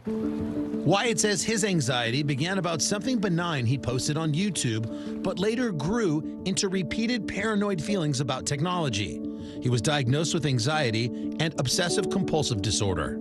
My phone, just right here, I didn't have it for a whole year because I was worried that I was being listened in on and spied on. It really, really took a toll on me. I mean, I've come really far, and now here I am. There's like 4 cameras. My phone's right here. And you don't have that same worry? No, I'm able to have my phone around with me. And therapy helped you get through that? Yes. And I always had, we call it catastrophic thinking. Negative thoughts on negative thoughts. Oh, I do that too. I've struggled with general anxiety disorder and panic attacks most of my life. Therapy has made all the difference. And that's why talking about this and like ultimately for me, going to therapy, working on certain tools that help me, it's my superpower now. So it's not going to hold me back. You're saving other people with the superpower. I don't want to have a panic attack, and then I'm like, I'm going, and I know I'll be okay. I'm doing it. I know I'm going to be okay. I think I can kind of relate to that in like, I have, soccer games. Sometimes I feel, not a panic attack, but I feel, in my chest, like I'm gonna throw up, and it's kind of a little hard to breathe. And is it better, like once you get into the game? Yeah, once you're waiting for the whistle to be blown, you're out there, you're ready to play, and I'm sure Kevin probably has that too. Wyatt also interviewed Miami Heat's Kevin Love for the campaign. Hopefully we can help a lot of people. Yeah, definitely. It's an honor. Kevin has been very public about his own panic attacks. He's one of the reasons I opened up about mine on Today. General anxiety disorder. I'm thinking like, here's Kevin Love, badass, successful, like operates at a high level. Amazing. And it made me feel so good about, wow, I'm not alone. And I still perform. Like, and I perform at a high level, but you I'm drop not 30 points. Right, exactly. Every day. I'm dropping a 50 biscuit on him. 50. You know what I'm saying, Wyatt? Oh my God, what a hustler. And so when I talk about mental health, if I talk to young people, like, I was like, man, I was you, bro. Like, I know what it's like. You're not alone, man. That's the message. We're all in this together. Wow, that's really I love talking about it. It means a lot. It's great to hear from someone such a high power. It's right to me how I'm gonna be okay. I just want to be open that I do have anxiety and OCD, and so. It's so cool to hear, because people are gonna hear that and go, oh, then it's okay if I have it. Like, you got this. That's the message at the end. That's what I wanted to know when I struggled the most, was like, was I gonna be okay? Am I gonna be good? Am I normal? Am I normal? And the answer is yes. Yes, you are. You're okay. You're normal. You're okay. And you got this. Carson Daly, NBC News. An important conversation about mental health there. And getting help and talking to a professional if you feel like you need it can really unlock some more awareness and understanding, I think. I know therapy's been transformational for me. So. All right. Well, I'm Vicki Nguyen. I'm Zinklea Samwa. You're watching NBC News Daily. You can watch us free 24/7 on our streaming network, NBC News Now, wherever you stream, including YouTube, Hulu, Roku, and a lot more. The news continues after this.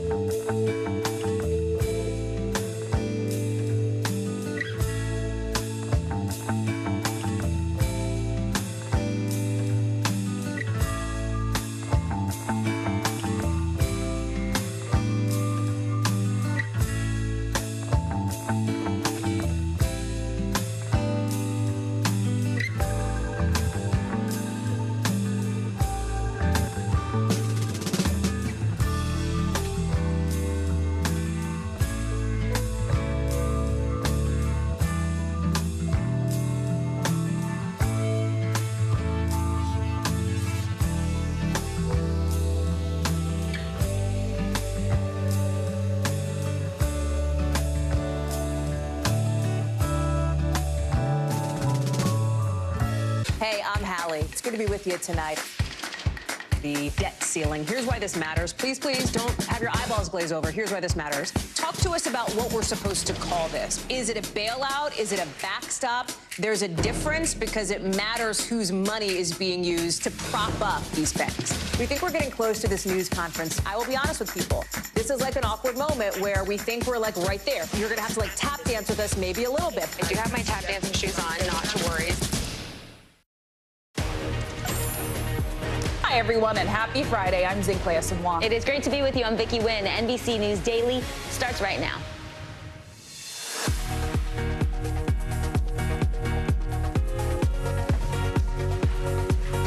Today is Friday, May 19th. Surprise visit. Ukrainian President Volodymyr Zelensky is in Saudi Arabia, rallying support from leaders in the Arab world against Russia's invasion. More on the unannounced trip before he heads to Japan to attend the G7 summit. 5-alarm blaze. 90 firefighters were called to the scene of a fast-moving fire that engulfed a construction site in Charlotte, North Carolina. What started the fire and the latest on the people rescued from the flames. Bet on it. Illegal gambling dens are growing in Southern California and pulling in tens of thousands of dollars a week. We'll take you inside an underground criminal operation as it's uncovered by law enforcement. Celebrity Spotlight actor Taylor Lautner and his wife launched a new podcast focused on mental health and well-being. They'll tell us about how they're creating a safe space for vulnerability. An important conversation we had earlier this week. Can't wait to get to it. Yep.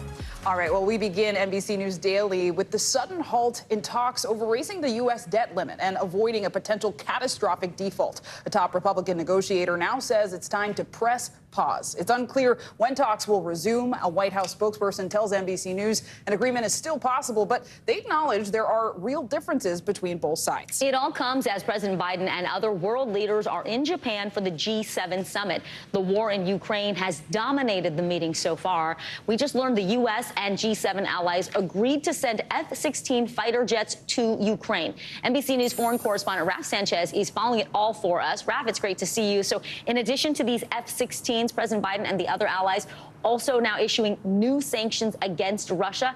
Tell us what's happening. Yeah, Vicki, so starting with the F-16s, this has been a long-standing request of the Ukrainians, and it's followed a similar pattern to what we've seen with other requests for advanced weapons, that first the allies say no, and then they say maybe, and then they finally get to yes. Now, we do not at this point know the details about the F-16s. They are American-made warplanes, but they're used by a number of NATO allies all across Europe, so not clear right now who's going to supply them to the Ukrainians. Not clear when exactly they might arrive and whether they would get there in time for this long-awaited offensive, counteroffensive that the Ukrainians are planning. But this would be a major, major step if the NATO allies do end up giving these combat aircraft to the Ukrainians. As you said, the G7 also planning to announce new sanctions on Russia. There have been wave after wave of sanctions so far, but these new ones we expect will be aimed at cutting down Russia's exports, especially industrial exports. And one of the challenges facing the G7 leaders is how do you cut the economic relationship between Russia and China without putting the rest of the G7 on a collision course with the Chinese? Guys. A lot we're watching here. Raf, I also know that Ukrainian President Zelensky is expected to join the G7 summit in person later this weekend, but today he made an unexpected stop, yet another one, in Saudi Arabia. Can you just give us some more context on this visit and talk about the significance of him joining the G7 meeting in person? Yeah, that's right. So President Zelensky went to Saudi Arabia today, to the city of Jeddah, and he joined a summit of the Arab League. So this is a gathering of the different Arab states across the Middle East and North Africa. He relayed a kind of message that we're familiar with, that the world needs to stand with Ukraine, that Ukraine is a victim of aggression. But then he kind of tailored his message for his largely Muslim audience, pointing out that Ukraine's indigenous Tatar population, who are Muslim, are living right now under Russian occupation. Guys, it was interesting. He was in the same room as Syrian dictator Bashar al-Assad, who's actually a close ally of Vladimir Putin. He's part of this kind of rogues gallery of leaders from countries like North Korea, Belarus, Iran, who have been in absolute lockstep with the Russians throughout this war. He said, I know we may not see this war the same way, but I hope you will take an honest look at what's happening on the ground. Guys. We'll see what comes of all this. NBC's Raf Sanchez. Thank you. Zinkley, the National Guard member accused of leaking a trove of top-secret documents, he's expected in federal court today. Jack Teixeira was arrested last month for posting sensitive Defense Department information on social media, leading to a lot of questions about America's ability to guard its secrets. Now a judge is deciding whether or not this 21-year-old should remain in jail as he awaits trial. NBC News Justice and Intelligence correspondent Ken Delanian joins us now. So, Ken, what are the arguments from each side about Teixeira's temporary release? How soon do we expect the judge to rule on this? The judge has said he will rule today, Vicky. This is the second detention hearing. And essentially, Teixeira's lawyers are portraying him as kind of a misguided youth who didn't mean for this material to get out widely. They say he was only trying to impress his friends in this chat room. They say he's an upstanding member of society, a member of the military. The Justice Department could not disagree with that more strongly. They have released a series of pieces of information in various court filings that seeks to portray Teixeira as essentially lying about what they call his disreputable character, including racism and extremism. They say he essentially got a security clearance under false pretenses. They say that releasing him would be a security risk because foreign governments would be only too happy to help him escape and to try to download the information that's in his brain. They say he knew exactly what he was doing when he was leaking this information, including, they say, to foreigners on some of these chat rooms. So a real clash of visions. It's hard to know what the judge is going to do, but I personally would be surprised if he is released on bail. Ken, we're also learning more from Justice Department lawyers about the suspect's behavior before the documents were leaked. What can you tell us? Yeah, this is really remarkable. In the latest court filing, the Justice Department released 3 memos where essentially his bosses in the Air Force wrote up memos where he was observed behaving suspiciously with classified information, starting in last September, then again in October, then again in February. In one case, he took notes, allegedly, and put a note in his pocket. In another case, he was accused of doing a quote-unquote deep dive into a classified system. But all they did was write the memos. There's no evidence they did anything to take away his access or investigate anything that he might have been doing outside of work. It looks like a real missed opportunity to have stopped this very damaging leak, Vicky. Wow, it's crazy to think, looking back now, what they knew then. NBC News Justice and Intelligence correspondent Ken Delanian. Ken, thank you. Well, Vicky, in New Mexico, new video was released following Monday's shooting that left 3 women dead, several injured, and the entire community reeling. NBC News correspondent Aaron McLaughlin shares the new details about the 18-year-old gunman. Hey there. In the nearly 7 minutes of footage released to the public, we see 4 different clips of how the incident unfolded. It's chaos caught on camera. As police continue to investigate, they're praising the actions of their officers and calling the mass shooting an assault on their close-knit community. We have to warn you, what you're about to see is disturbing. On the left side. Left side. Chilling video of the Monday morning New Mexico mass shooting that left 3 dead. The Farmington Police Department releasing Ring and police body cam footage of the terrifying incident. I'm being told he's got an automatic weapon. In the shooter's own neighborhood, the sound of gunshots ringing out as he fired at random, piercing homes and cars. There were so many shots that it left the impression with some citizens that there were multiple shooters. Officers are seen running towards the danger.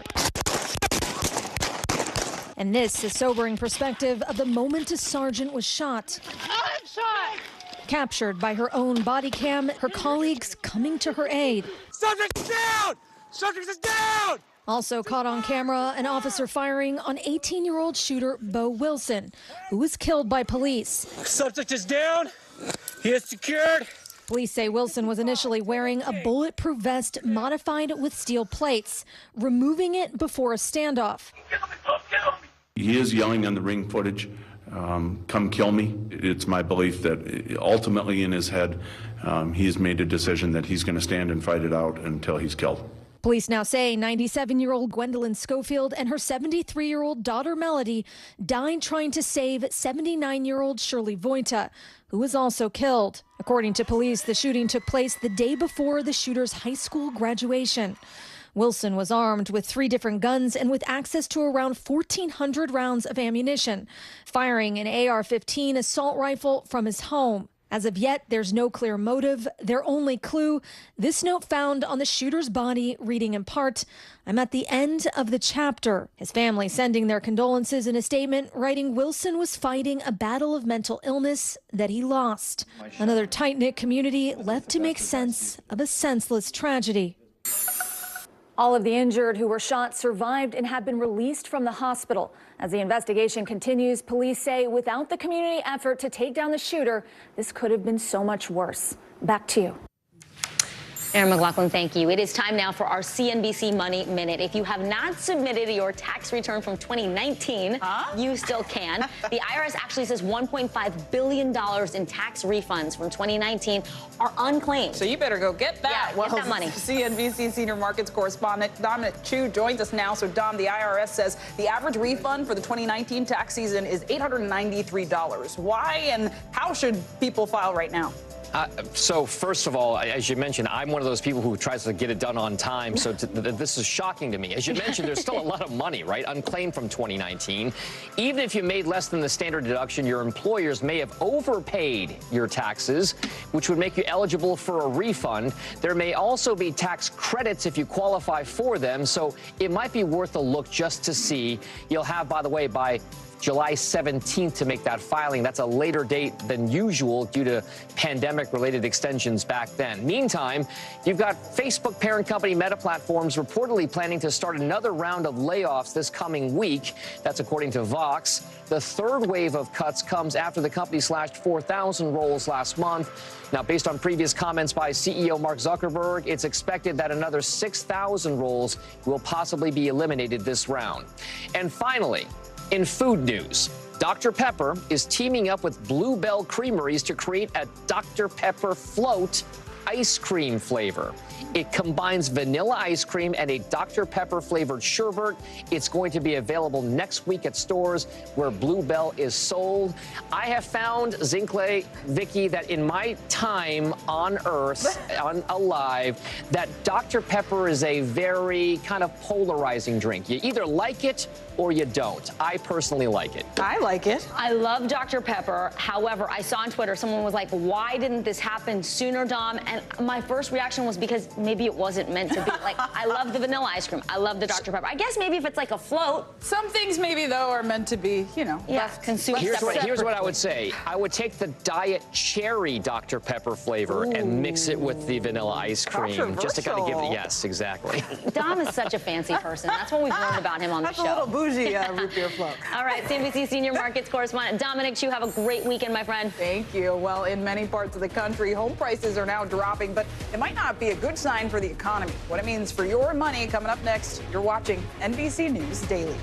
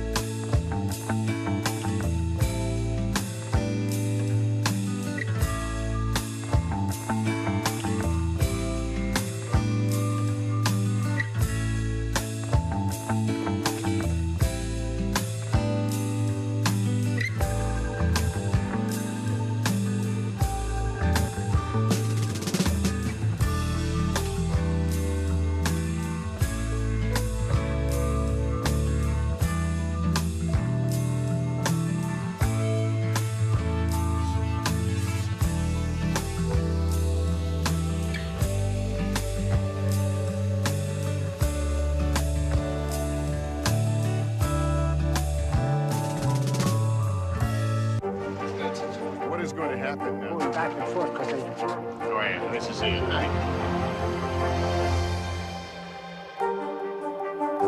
Hey, podcast fans, ready to unlock our true crime mysteries? Try Dateline Premium on Apple Podcasts. You'll get early access to originals, plus bonus content, and everything is ad-free. So head to Apple Podcasts now to subscribe. Watch NBC Nightly News with Lester Holt or listen wherever you get your podcasts. Well, right now, first responders are looking for 2 people who are missing after a massive fire broke out at a construction site in downtown Charlotte, North Carolina. Yeah, you can see from this drone footage, we'll show you just how intense the flames were on Thursday. Fortunately, firefighters were about to put the fire out. NBC News correspondent Kathy Park joins us now from Charlotte. Kathy, so what do we know about the 2 people who are missing right now, and was anyone else hurt in this incident? Zinkley, good afternoon to you. Officials are saying at least 1 person was hurt, and they're not releasing any more information about the 2 still unaccounted for. They do have the painstaking task of going through the debris here on the ground. You might see some of the officials here right now. This has kind of been the scene throughout the morning and afternoon. But our local affiliate here in Charlotte, WCNC, did speak with the family of DeMonte Sherrill, and they say that he was actually inside the construction zone when this fire broke out and never made it out alive, unfortunately. He happened to call his fiancée asking for help, and he even Facebook live streamed the incident as well. So some heartbreaking details that are coming to light now. Meanwhile, on the ground here, this is just a massive debris field, and obviously they'll be combing through all of this in the next coming hours and days, trying to get more answers. In fact, some witnesses at the height of the fire yesterday, they were several miles away, and they even saw the flames and the smoke shooting from this area right here. Wow, Kathy, I mean, those images are just shocking. Can you clarify for us, is this fire out presently? Yes, Zinkley, this fire is completely out. In fact, this was an hours-long firefight, but it was contained yesterday afternoon. The presence you see here now is just more on the investigative front. We're going to be looking through the debris right now, trying to get some more answers as to what exactly went wrong. But yesterday, when we heard from the fire chief here in Charlotte, he said that the fire got so intense, the temperature got close to 2,000 degrees, and this quickly went from a 1-alarm fire to a 5-alarm fire in a span of just an hour, which is extremely rare. So at one point, there were 90 firefighters here. Obviously, they were leaning on other resources from local jurisdictions as well. All right, NBC News correspondent Kathy Park. Kathy, thank you so much. Thank you.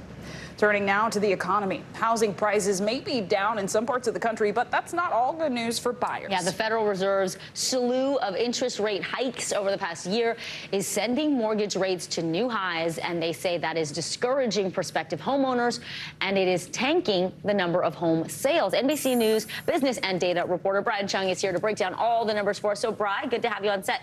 Let's talk about this new report that just came out from the National Association of Realtors. What are the highlights? What does it tell us about the housing market right now? Yeah, well, as you mentioned, it's really home sales going down in terms of the number of transactions, but then also in home price itself. So that could be some welcome news to home buyers or prospective home buyers that have been waiting on the sidelines, just watching home prices appreciate quite a lot over the past few years. However, I want to caveat that by saying, well, okay, yeah, the report says that prices are going down, but a lot of people might be watching saying, whoa, in my market, it's definitely not going down. That's because it's going to depend on where you are. So in areas like the Northeast and in the Midwest, prices are actually going up, although in places like the West and then also in the South, you're seeing prices go down. Okay, so lots of movement up, down. What does this mean, though, for the home buyers? And also, where do we see interest rates going long term? Yeah, so for home buyers, again, it shows that the market is softening and that prices are going down again, depending on where you are. But we have to keep in mind, even if the prices are going down, you see those high mortgage rates on the screen ahead of you. The borrowing cost to just get a mortgage is already still so high when you consider 6.4% is more than double what it was a few years ago, although historically, people that were buying houses in the 1980s will say that, well, that's still relatively cheap. So it's just about your budget and making sure that you're aware of the difference between the interest rates and then also the principal cost of the home itself. Yeah, when you've been sitting at 3% for a while, 6% seems like a lot. You compare it to the 80s, it was in the 15% range. Double digits. Yeah, crazy.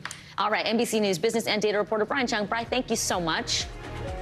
Well, straight ahead, Disney is pulling the plug on a massive investment in Florida. It's the latest development in its ongoing feud with Governor Ron DeSantis just as he's set to announce his presidential run. You're watching NBC News Daily.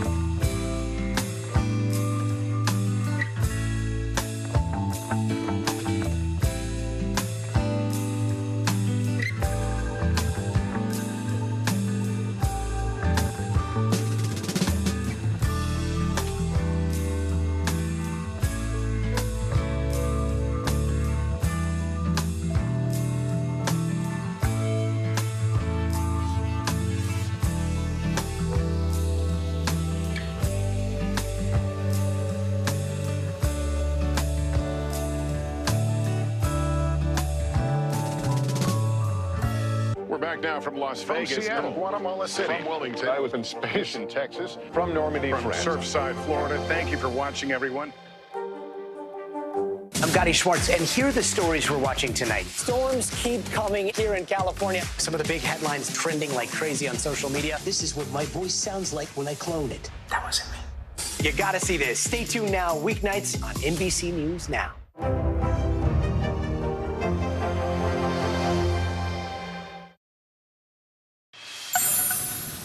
Two long-lost siblings have finally reunited after a DNA discovery thanks to a genealogy website. The two spoke frequently online, but they recently met face-to-face. Here's NBC News correspondent Stephen Romo. At San Diego's airport, David Aguirre awaits a special type of arrival. My heart's racing right now. Last night it felt like Christmas. It's like Santa Claus is coming. He's about to meet his older sister Janice for the first time. A sister he didn't even know he had for more than 50 years. You know, what a blessing for her to reach out and try to find her real, blood family. I mean, it doesn't get better than that. Janice, who was adopted before David was born, spent 30 years looking for her birth family. Then finally, she found a match on the DNA testing service 23andMe. I seen a picture of her, and I could actually see my father in her face, or everything about her. She was definitely related. After meeting in the height of the pandemic, the two have been in touch over text and email, but no phone calls. We communicated, shared stories, but never really picked up the phone, and I wanted to wait for this moment to actually hear her voice. Now the wait, she's right here coming down. She's right there. Is finally over.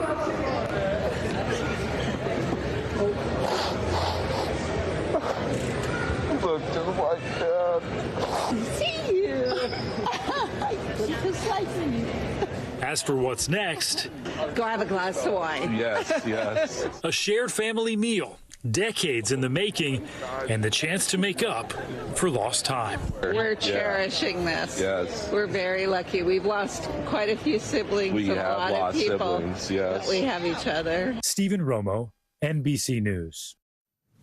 A heartwarming story. Thank you, Stephen. Well, Vicky, a Kentucky Walmart employee, is being credited for saving a man's life after he collapsed inside the store. He's now calling the employee his guardian angel, saying the two have become as close as family. Larry Smith from our NBC affiliate WLEX has more on her heroic act. At first glance, this could be a scene from a family reunion. To say there's a lot of heart in those hugs would be an understatement. The day was Saturday, February 4th. John Harris was making a run to the store as he had done hundreds of times before. But this time would turn out unlike any other. I had paid for my stuff, which was some water, about 10 gallons of water. And after I paid for it, I was walking to the exit. And that's all I remember. I just dropped like a rock. That's when Natalie Jenkins sprung into action. This man is not right there on my watch. Those are my exact words. A 7-year employee at Walmart who had never gone through any kind of CPR training, but knew that she had to do something. Everybody was just standing around, wasn't doing nothing. So it just clicked in. I had never done this before, a day in my life. And CPR just clicked in my brain, and I just started doing chest compressions until paramedics got there. It wasn't nobody but, it had been nobody but God, because like I said, I was just stunned. Next thing you know, I'm up in the hospital. She's beside me. My wife's beside me. And my wife told me that this lady named Natalie is the one that, you know, kind of saved my life, because she gave me chest compressions. Natalie's quick thinking had saved John's life, a life the Harrises want to share with her family, and they wasted no time seeking her out. Me and my daughter was standing on the front porch, and she came up and she was like, "Are you Natalie?" And I'm like, "Yes, ma'am." And next thing I knew, she just grabbed me and she just hugged me, and she got to crying at thanking me. Then she turned around, she grabbed my daughter and hugged my daughter, and she was like, "You just don't know how blessing your mama has been." And I told my daughter, and all three were standing on the front porch crying. Harris family members have showered Natalie with gifts to show their appreciation, and perhaps the best of all, calling her a member of their family now. And I call her my guardian angel, you know, because she was my guardian angel at that day, you know. And I don't know, God get crying and stuff. It's okay. Yeah, but she saved my life. For NBC News Daily, I'm Larry Smith. Just another beautiful story of family and heroism. Yeah, people thinking and taking action when they see something wrong. Love it. You are watching NBC News Daily, by the way. You can watch us for free 24/7 on our streaming network, NBC News Now, wherever you stream, including YouTube, Hulu, Roku, and Peacock. Your news continues right after this.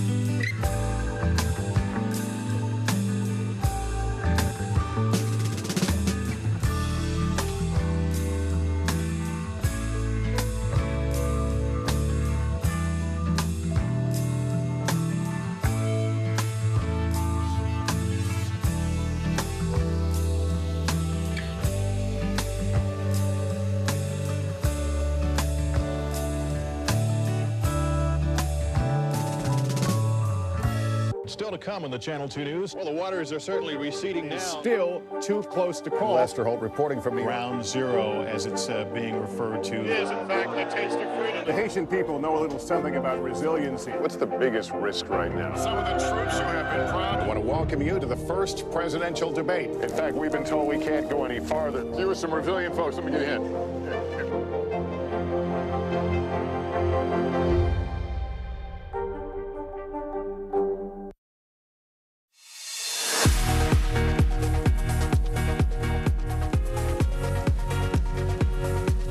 Welcome back. I'm Vicki Wynn. And I'm Zinklea Samoa. Making news right now, hundreds of people gathered in Harlem today for the funeral of Jordan Neely, a man experiencing homelessness whose death on a New York subway was captured on video earlier this month. Neely was put into a chokehold by 24-year-old Daniel Penny after allegedly threatening other passengers. Penny has since been charged with second-degree manslaughter and has not entered a plea. Neely's family has described him as a young man broken by his mother's murder and failed by the mental health system. South Carolina Republican Senator Tim Scott is officially entering the race for president, according to filings with the Federal Election Commission. Scott is expected to hold a formal announcement in his hometown of North Charleston, South Carolina, on Monday. He is also launching a $6 million TV and radio ad campaign. The FDA is moving forward with the approval process for the first RSV vaccine for infants. An advisory panel unanimously voted 14-0 on Thursday. This Pfizer vaccine would be administered directly to pregnant mothers to grant immunization to newborns. Widespread distribution of the shot could begin as soon as the end of this summer. Disney is pulling the plug on a $1 billion project in Florida that it says would have brought the state 2,000 new jobs. Yeah, this move comes amid an escalating feud between the entertainment giant and Florida's governor, Ron DeSantis. DeSantis is expected to officially announce his 2024 bid next week. NBC News national correspondent Gabe Gutierrez has the latest for us. So, Gabe, how exactly will this affect Disney and its employees? Well, hi there, Zinklea. Well, this had been in the works for years, and the project had actually been pushed back. It had been unpopular among some Disney employees who did not want to move from California to Florida. But again, as you just reported, now Disney says that 2,000 white-collar jobs won't be coming to Florida. And this has led some critics of Governor Ron DeSantis to question why the governor has taken such a stand against Disney, given that it could have significant financial impacts on the state of Florida. This office complex set to be built for $1 billion. And even former President Trump has come out and said that he had predicted that there will be financial consequences here. And of course, this comes after Disney CEO Bob Iger last week in a call with investors had said that some of Disney's investment in the state of Florida could be in jeopardy. But I also should point out, Zinklea, Disney says that the company will continue to invest $17 billion over the next decade or so in the state of Florida. Just another reminder of just how high the stakes are financially when it comes to this feud between DeSantis and Disney. Yeah, the legal battles continue. Yeah, Gabe, Disney says they are scrapping the project because of considerable, quote, business changes. But obviously, this begs a lot of questions about how exactly the tension, the Disney versus DeSantis fight, might have affected the decision-making at the company. What's DeSantis saying at this point? The timing of all this, you know, you really have to look at the context here. This comes just weeks after Disney had sued the state of Florida over the state stripping Disney of its self-governing status, this deal that had been in effect for decades. And now we're hearing from Governor DeSantis's press secretary, who, you know, says that this also had to do, that it's unsurprising that they would restructure their business operations and cancel unsuccessful ventures. So this could have been due to changing business conditions, but also a change in leadership at Disney. This all comes just days ahead of Governor DeSantis's expected presidential run. Vicki and Zinklea. All right, NBC News national correspondent Gabe Gutierrez. Gabe, thanks. Well, police in Southern California are cracking down on illegal gambling dens. They're saying they're popping up across the area, and law enforcement officials tell us the underground casinos rake in thousands of dollars that flows to the Mexican mafia. NBC News correspondent Gotti Schwartz tagged along with officers as they uncovered the illegal action. An early morning show of force as police set off to take down a growing problem, illegal gambling dens that they say are hiding in plain sight. There are actually 6 different SWAT teams like this, and they're going to be hitting different locations simultaneously. How prevalent are these illegal casino dens? Casino dens are very prevalent. They're hubs for narcotic sales, narcotic users. They're talking to a woman right here that they've already pulled out from the location, and she's telling them that there are 2 people inside, but we're still waiting to see what happens. Actually, he's coming out right now with his hands up. Pomona PD makes several arrests and say they find an illegal gambling den running behind the main house. At the same time, officers are raiding 5 other locations close by. Police say these underground dens are big business, pulling in tens of thousands of dollars a week. In Los Angeles, the ultimate beneficiary is the Mexican Mafia, a syndicate that oversees Latino gangs. Run entirely behind prison walls, the organization is notorious for dealing in drug trafficking, gambling, prostitution, even murder. And the money they generate through the illegal gambling dens fund these criminal endeavors. The Mexican Mafia has realized, wow, these are very, very lucrative. You can make a lot of money doing this. The Mafia will take that money and they will turn it into other lucrative criminal activities. After a short drive, we get to a strip mall. All right, so this location looks like it's right next to a convenience store. This is a laundromat, and they've already got 6 people against the wall here. This is really interesting. This would be the front checkout. When you look inside, those are the different gambling tables. Is that a schedule right there of who's working the door? Yeah, it looks like either who's working the door or providing security. Are they putting their gang affiliation on the wall on the schedule? Exactly. Street gangs run security and are allowed to operate these illegal gambling dens because of an agreement brokered by the gangs, and only because they kick a percentage of their earnings up to the Mexican Mafia. Think about it as a McDonald's, right? And the franchisee can open up a store anywhere, and those people pay a fee to the Mexican Mafia. Now, the dens are usually centered around an odd-looking arcade table with controls known as fish game. Players pay for bullets, which they use to shoot at things like fish and dragons, and the more they hit, the more money they win. So right now you can hear that sound. That is the officers cracking open the different machines. You've got all the different cash receptors there. Officers say illegal gambling dens like this one have no shortage of customers and are very rarely closed down for good. How soon do you think it'll be before this is up and running again? It could be a matter of weeks, if not months. Hard question, but is there any stopping it? I think with harsher penalties and keeping the pressure on, we can definitely stop it. Do you think that's happening? This is a start. This is a start. Adi Schwartz, NBC News. Really fascinating, Gotti. Thank you. We turn now to central Colorado, where a community is divided following a change of leadership driven by ideology on the local school board. NBC News correspondent Antonia Hilton went to Woodland Park for a story that hammers home the old saying, all politics is local. In the mountain town of Woodland Park, Colorado, families often stay for generations. It's the kind of place where people describe being incredibly close to their neighbors and to all of their teachers. The kind of place people see as quiet, where there's not that much conflict. That is, until a new slate of school board candidates campaigned on conservative values and changed the school and the community in the process. Take a look. Woodland Park, Colorado, a tight-knit conservative mountain community, has grown so divided, high school junior Jacob D. Smith says he no longer recognizes his hometown. It's been chaos. The school board has started to introduce a political divide to a group that had never had one. Do kids feel like adults are taking care of them right now? No. For years, Woodland Park school board meetings were uneventful. Now they look more like this. You're a bunch of thieves and cowards, and I can't wait to vote you out. Ever since new school board members won seats campaigning on conservative values and then made sweeping changes. They don't want to hear what you have to say! The board chose not to reapply for grants that paid for students' mental health services. They hired a superintendent, Kenneth Witt, who was previously recalled from his seat on a nearby school board after pushing a controversial history program.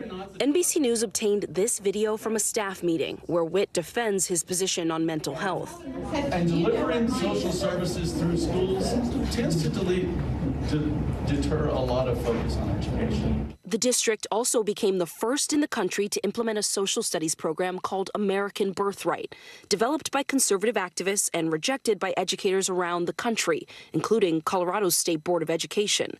It emphasizes patriotism and discourages civic engagement. It's terrifying. When Sarah Lee, a Woodland Park teacher for almost 2 decades, learned what was inside the new program, she started to panic. Anything that is not the way that the leader says it should be is wrong and evil and should be destroyed. And that's how I feel about that American Birthright curriculum. Sarah says she was placed on administrative leave after she spoke out at a school board meeting. She is among the nearly 40% of high school staff who won't be returning in the fall, according to a district administrator. On May 10th, when the board voted to extend Superintendent Ken Witt's contract, hundreds of community members lined up in the rain. David Rusterholtz is the school board president. And why would this school take on a curriculum that so many educators say is dangerous? Right, and we're the first ones and the only ones at this point to do it. Well, tell me, what's in the curriculum that made you want to bring it here? The vast majority of the people who support, that we hear from, that I hear from, they are so proud of us for having put that in there. When I graduated, the vast majority of the graduates were proud to be Americans. And we want to see that happen again because we live in the freest, greatest country in the world. This November, 3 seats on the school board are up for election. Parents like Matt Galowski worry about how much could change between now and then. Wake up. Don't rest. Don't think that your district is safe. I never saw this coming. Jacob always imagined himself graduating here, standing side by side with friends he's known all his life. But he doesn't want to wait and see what happens. I'm not going to be here. The school is no longer for the students. Students in Woodland Park, Colorado, tell NBC News that seeing so much conflict enter their community has changed the way that they see democracy at the local level. That ironically, after the introduction of a curriculum program that discourages civic engagement, the opposite has happened for many of them, and they look forward to having their voices heard at the ballot box this fall. Really important reporting, Antonia Hilton. Thank you.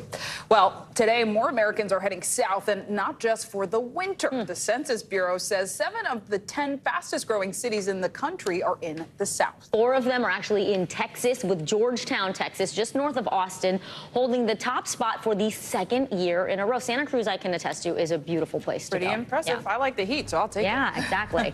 All right, coming up, Tay and Taylor Lautner join us and talk about how they're tackling mental health and inspiring others to better their relationships. It was a great conversation we had earlier this week. You'll want to see it. More NBC News Daily right after this.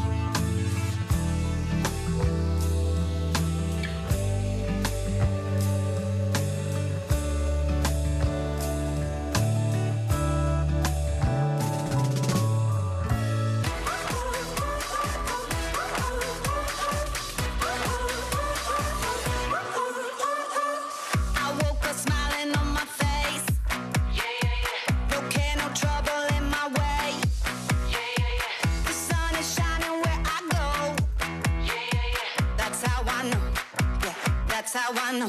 Today's gonna be great, gonna be great, gonna be a good day. Today's gonna be great, gonna be a good day. Watch NBC Nightly News with Lester Holt or listen wherever you get your podcasts. May is Mental Health Awareness Month, and while we normally feature mental health professionals on a wide variety of topics, we have a special treat today. That's right. We have two guests who have gone through their own journey of mental health struggles and recovery. Now they're sharing their experience and inviting others to talk about theirs as well. Joining us now are Taylor and Tay Lautner. They're the co-hosts of a new podcast called The Squeeze. It focuses on mental health and well-being. So great to have you here with us, and congratulations, 6 months newlyweds. Yes. Yes. Thank you. Thank you, guys. So there's a lot of podcasts out there, and I'm really curious why you all wanted to do this, A, as a couple, and B, focusing on mental health. You know, what is it that you are hoping to inspire other people with? And was there a podcast you listened to, like, you know, a guest that you had that really left you with an aha moment? Yeah, I mean, the idea kind of came from obviously me working as a COVID nurse. That was kind of where my own personal mental health struggles happened. And of course, Taylor growing up in fame, in the spotlight. But I feel like we kind of both bring such unique kind of viewpoints on mental health. And I feel like the combination of the two of us really, and then also we're married on top of that, it's a cool little outlook. Mm-hmm. Yeah, and our goal with the podcast is to just provide a safe space for our listeners, for our guests, and just let people know that they're not alone, and just help normalize the conversation around mental health. Anybody who stood out in particular, or somebody you learned from and thought, wow, that was a really meaningful moment for me? Oh, man. There's been a lot. I know. Every time we try to pick, I'm like, oh, wait, but this one too. I know. This episode too. I feel like recently we've kind of like hit our stride, and the biggest compliment to us has been, we've had 2 guests recently. One of the episodes has come out, the other is coming out soon, but they spoke about something for the first time. And being able to provide that space of vulnerability and trust is, I mean, gets really us honoring. Yeah, those kind of intimate spaces can be really transformational. And I mean, Taylor, I imagine, you know, for you, people know you from mainly Twilight series. I know I was Team Jacob. That's not a secret. I'm sorry if that's shameful to say. Very excited to be talking to you. Own it. Yeah. It's good. But you were just 16 years old, and you actually decided to step back from acting. First, I want to take a listen to something you said about that. Hey, like, you know, I don't want to waste your time. Right. I'm just not in a place right now where I don't know. The truth is I don't know if I want to work right now. And I don't want to waste your time. So I feel bad when you send all these opportunities and I keep shooting them down because I think I'm learning that I'm not ready right now. So I understand there you were actually talking about your conversation with your agents, right? Kind of telling them like, yes, I may be at the peak of my career, so to speak, but I need to take a step back. What impact did fame have on your mental health? I think it kind of all just hit me at once because, I mean, I started acting when I was 8 years old and pretty much never stopped for, you know, almost 2 decades. It was just go, go, go, and I missed out on a lot of normal parts of life. I'm very thankful for the awesome things I was able to experience, but just like having some time to, you know, meet your person, spend time with family, friends, go to the grocery store, cook, like just the simple, beautiful things in life. I wanted to just take a step back and make sure I was in the right headspace moving forward. So yeah, kind of shortly after we started dating, I took that step back, and it was the greatest thing for me. And I can say right now I'm in such a healthier mind space, and you know, ready to work and ease back into it. We'll see. I'll take it one day at a time, but it was the perfect thing for me. Ease, that's critical there. Real quick, we have like 20 seconds, but what's one thing you hope people take away from the podcast, particularly younger listeners? Yeah. I mean, I think maybe the biggest thing is just to truly know that you aren't alone. As cliche as it sounds, it's a term that really is overused, but it's so true. And just truly providing a space for people to feel heard and And I'll say the first step is the biggest, and that's just talking about it. That's the most helpful thing, is just feeling comfortable enough to talk about it. We love it. Okay, The Squeeze is the name of the podcast. Yes. Taylor Lautner, congratulations. Thank you so much for your time today. Thank you so much. Thank you. That was such a great conversation with them. You're watching NBC News Daily. The news continues right after this.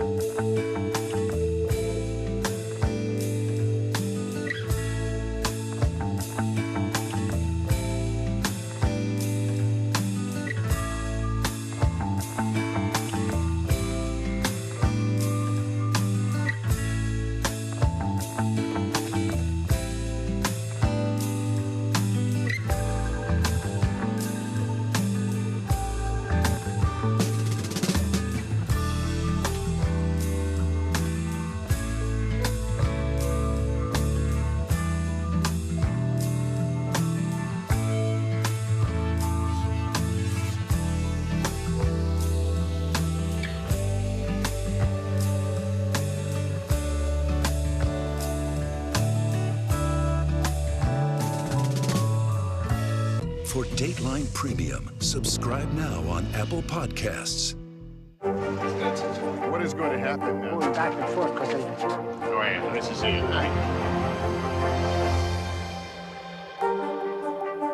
I'm Gotti Schwartz, and here are the stories we're watching tonight. Storms keep coming here in California. Some of the big headlines trending like crazy on social media. This is what my voice sounds like when I clone it. That wasn't me. You gotta see this. Stay tuned now, weeknights on NBC News Now.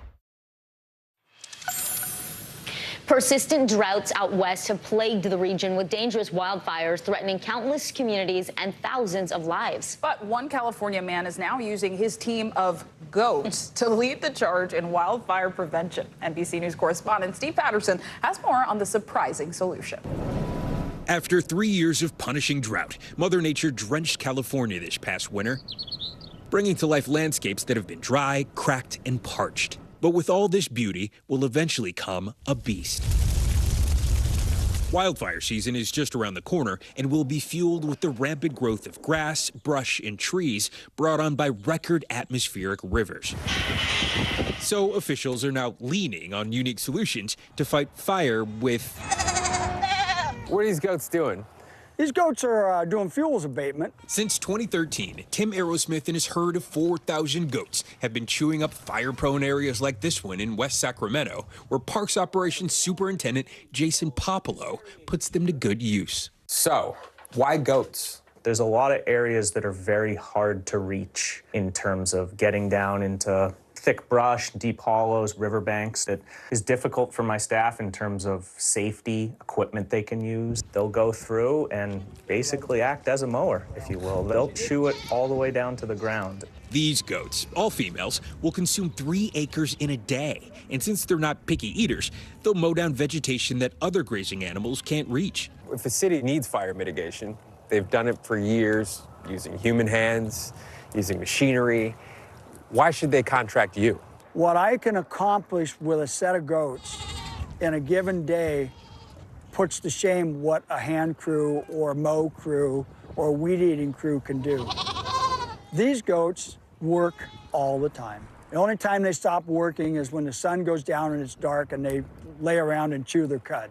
The herds start grazing in March through October and then take a break in the winter to give birth to a whole new class of kids. And how many areas do you do?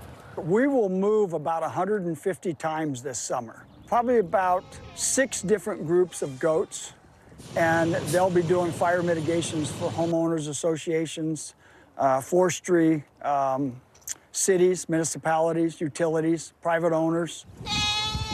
They're like eating candy right now. Yeah. And they'll move to the next best thing, and finally they'll take down the less desirable grasses, shrubs. How do you keep them on the job, focused and moving in the areas that you need to move them? They start paying attention to this herder right here, and when they finished it, they get real noisy. And they start telling him, we're done, we want to move. Okay. And he knows that, and he'll have his next paddock built, and he'll open it, and they just flood through. The goats are now a destination for many. That's the biggest success. Every year we have the public asking, when are the goats coming back? Because they're out there visiting them, watching them with their kids. Tim says home is wherever his goats are. He grew up loving animals on a ranch in Northern California, but spent 15 years at a desk job in the mortgage business. I was 50, and I went, what do I want to do different?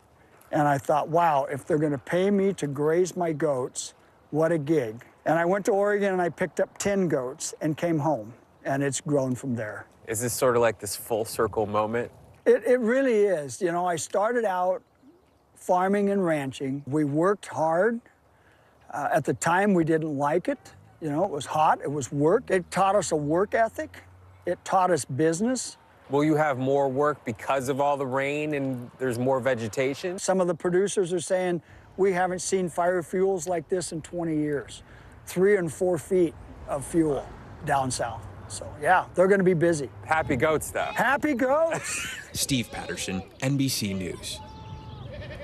Not a bad solution. Oh, that was good. Okay. I did not know you had that in you. I didn't know. It is fun to see those goats, though, roaming the mountainsides in California, and they're doing a great job. Yeah. Good job, goats. Impressive. All right. Thanks, Steve Patterson. Well, here's what's trending now. Singer Post Malone shocked an up-and-coming artist after striking up a conversation at a bar in Scotland. Gregor Hunter Coleman told the BBC it was a life-changing experience. He was performing at his usual spot when he met the multi-platinum singer, telling Post Malone, hey, I'm saving up for a new home. Ooh. Malone asked him to perform at a concert after party and then offered to help fund his house's down payment. So how about that? That is one way to pay for a house. I know, it would have been fun just to meet Post Malone. Yeah. I'm Vicky Wynn. I'm Zig and while you're watching NBC News Daily.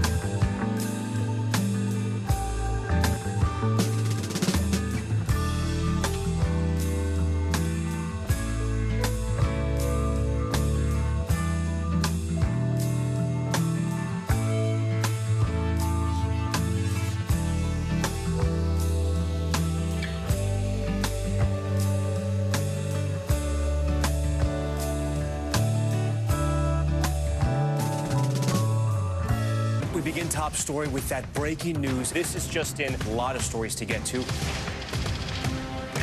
What do people need most right now? Did the state and/or law enforcement drop the ball anywhere? Are we headed for a recession or a recovery? Migrant families now stranded in Mexico. What's the World Cup experience been like? The civilian effort is not just about fighting, it's also about helping. Every night, it's your news playlist. Top Story with Tom Llamas. Streaming weeknights at 7 on NBC News Now. Hi, everyone. So happy you could be with us on this Friday. I'm Vicki Wynn. And I'm Zinklea Samoa. NBC News Daily starts right now.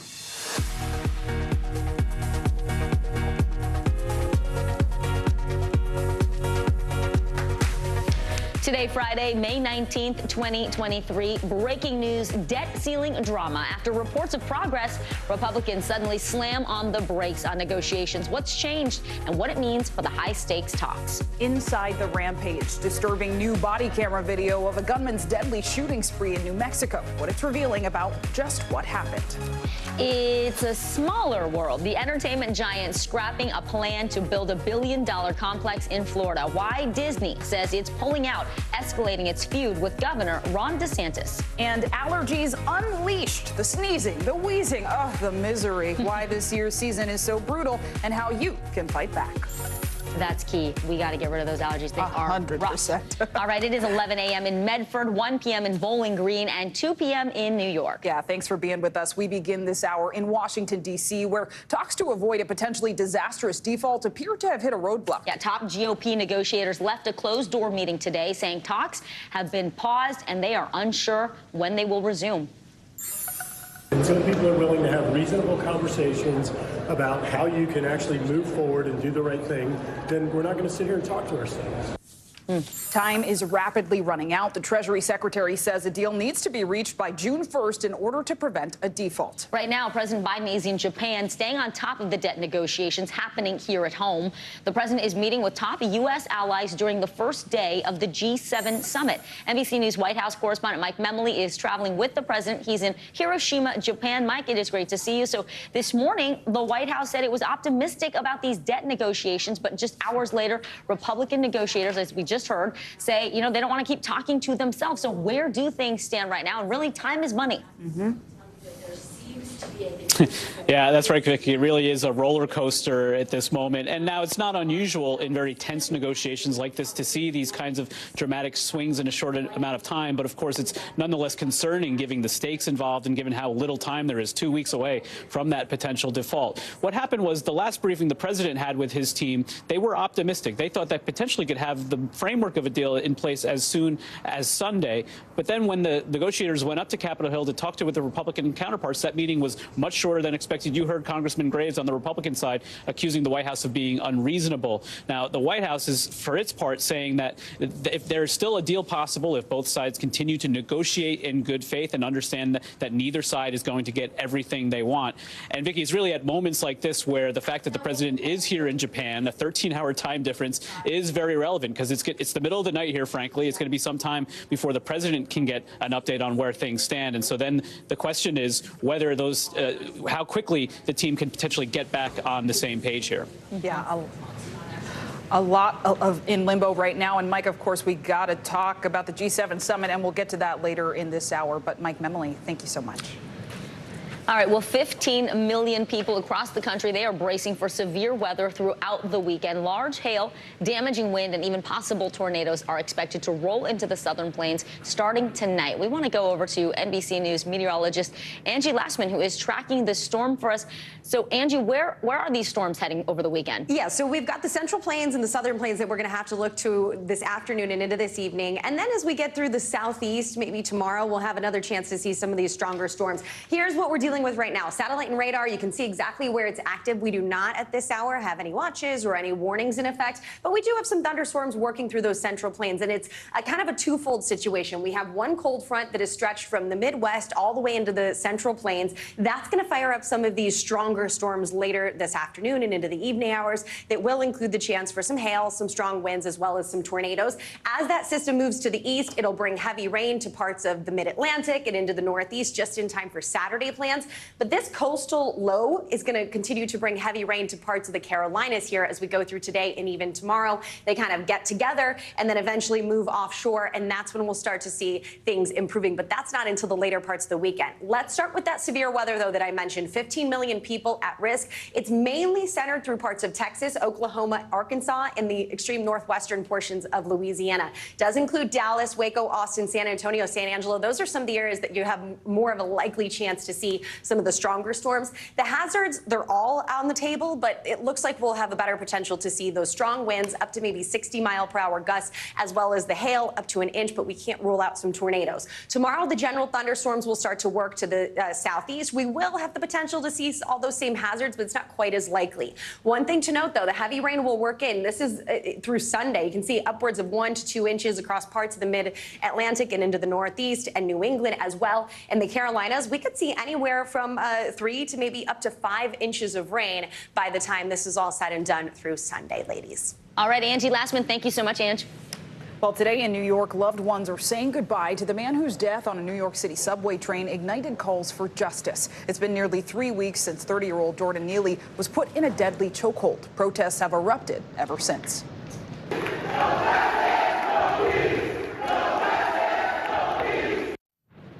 Hundreds of people packed today's funeral services. Among those attending, Congresswoman Alexandria Ocasio-Cortez and Reverend Al Sharpton. NBC News correspondent Rahima Ellis was at the funeral in Manhattan. Rahima, what was the scene like there, and how is Neely being remembered today? As you point out, Sinclair, hundreds of people came out to remember Jordan Neely.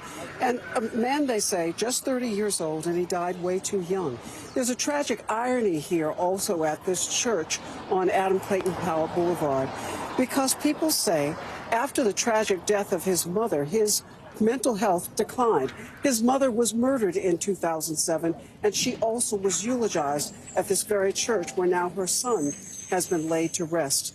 It was not lost on people here, the fact that there is this connection and that he was gone. And like the idol that he cared so much for, and he was a Michael Jackson impersonator. There were those out here today who were impersonating Michael Jackson in memory of Jordan Neely.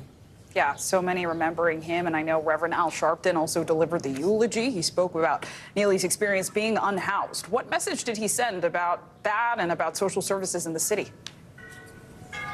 One of the things that he was saying is so important that people take a look at how pervasive mental illness is in this country. Reverend Al said it's probably likely that every family in this country knows someone or has a family member who suffers and struggles with mental health. As a result of it, he said, with so many people being able to connect with this and relate to it, it's so remarkable that there's not more done to help the mentally ill. Take a listen. People keep criminalizing people that need help. They don't need abuse, they need help. In your name, we're going to change services in this city. Jordan, you didn't die for nothing. What they meant for bad, we'll make good. We're going to have a new city and new city services. That's what people want. They say without justice and peace, and also without some services, there will be no peace. The question a lot of people are asking is, when will the talk and the rhetoric turn actually into some actual programs that will help folks? Sinclair? Important reporting. Rahima Ellis, thank you. Turning now to the economy, potential home buyers are facing a confusing market this season. Existing home sales in the U.S. dropped last month more than 23% year over year. This is according to the National Association of Realtors. CNBC real estate correspondent Diana Olick explains why people are still struggling, though, to buy right now.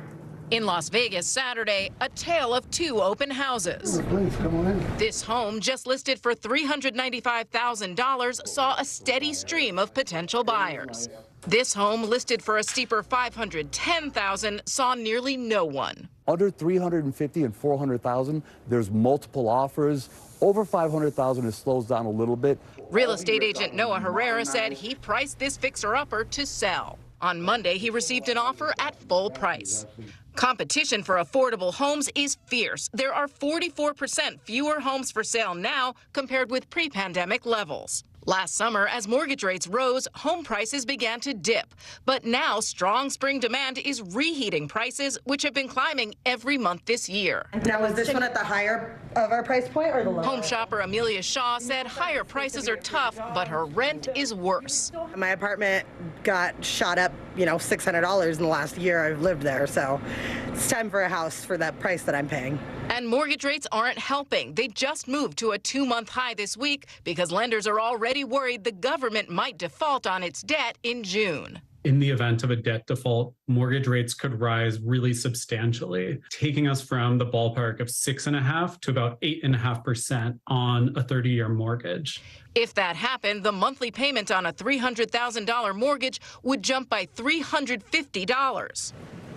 Important reporting. Thanks so much. Well, ESPN is launching a streaming service, and Starbucks is shaking up its ice. I want to learn more about this. Christina Partsinevelos joins us now with today's CNBC Money Minute. Hey, Christina. Hi, happy Friday. So let's start with General Motors because they're recalling over 660,000 SUVs due to a potential safety issue involving car seats. According to the National Highway Traffic Safety Administration, certain models of the Chevy Equinox and GMC Terrain from model years 2020 through 2023 may have faulty rear seat anchor bars that would prevent car seats from being properly installed.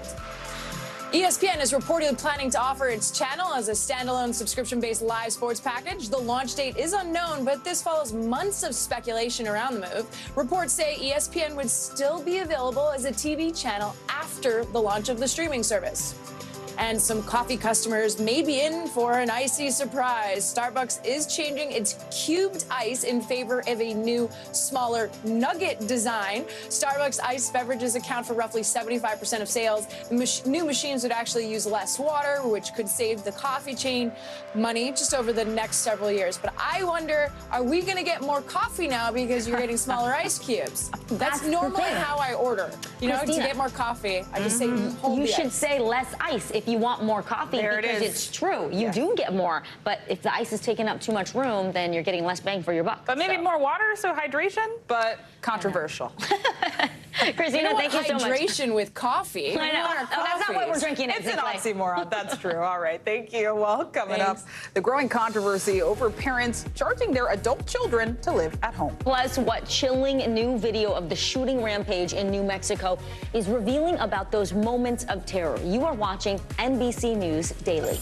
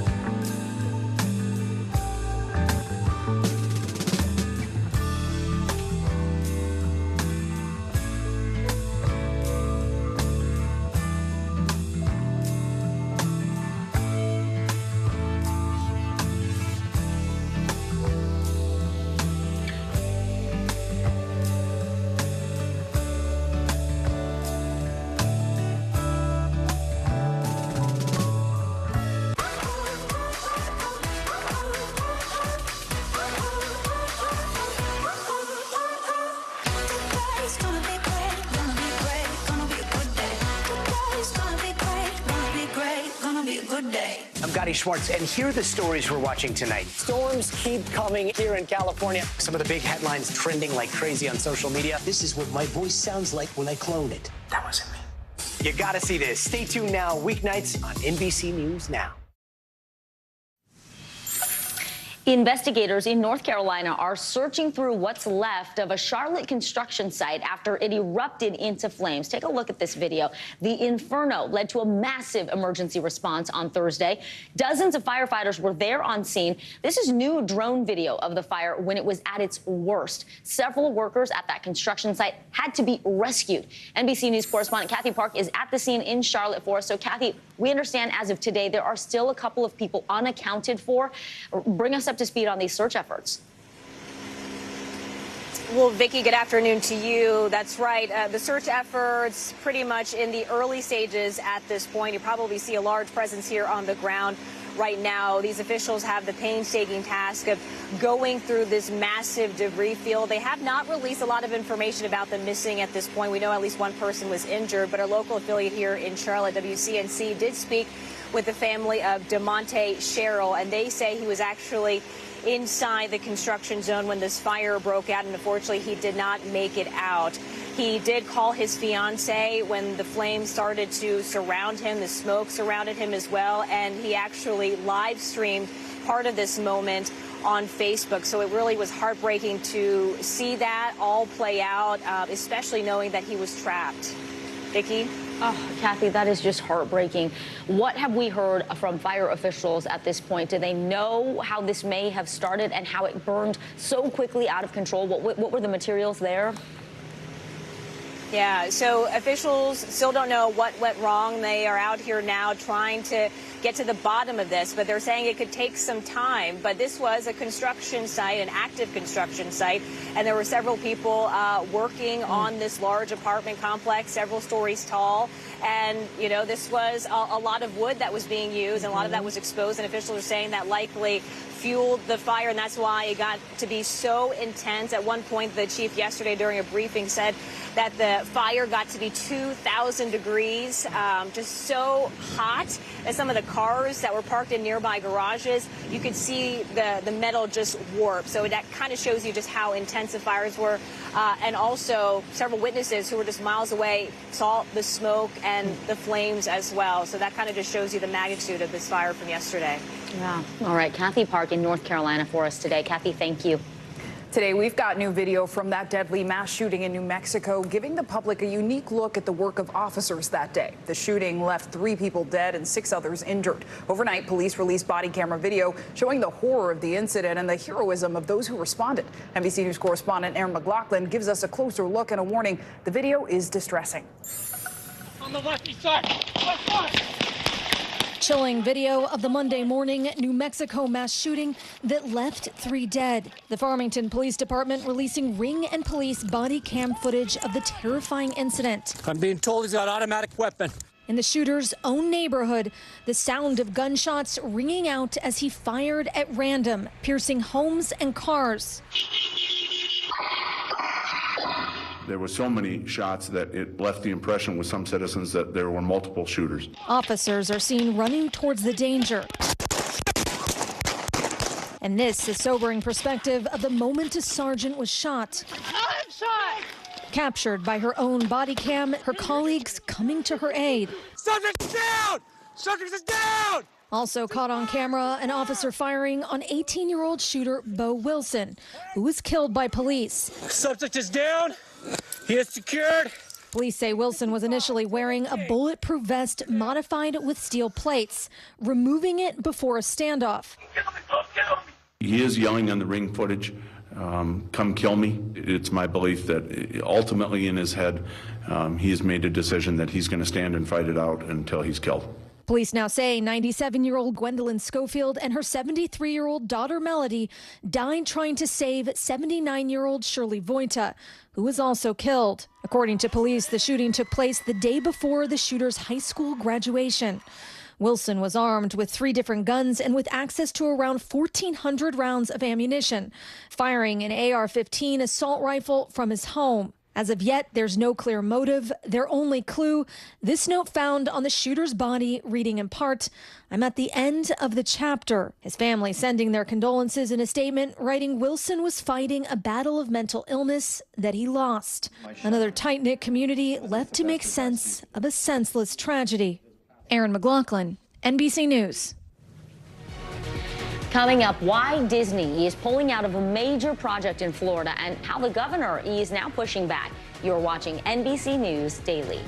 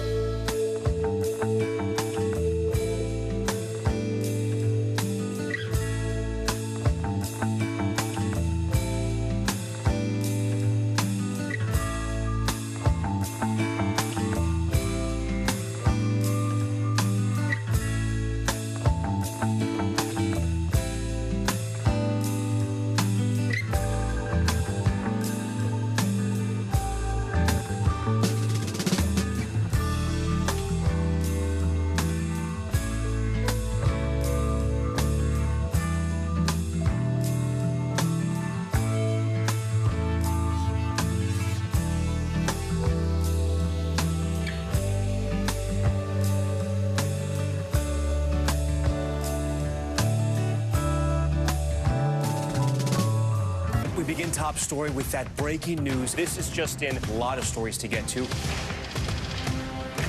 What do people need most right now? Did the state and or law enforcement drop the ball anywhere? Are we headed for a recession or a recovery? Migrant families now stranded in Mexico. What's the World Cup experience been like? The civilian effort is not just about fighting, it's also about helping. Every night, it's your news playlist. Top story with Tom Llamas. Streaming weeknights at 7 on NBC News Now. Welcome back. While summer doesn't officially kick off until next month, it's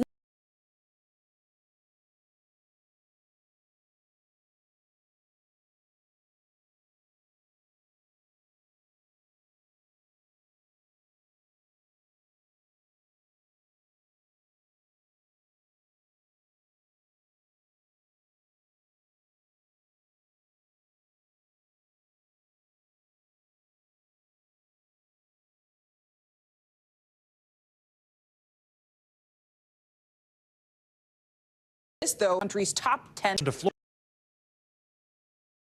who's top 10 list criteria that you look at. You got to have clean water, and otherwise it's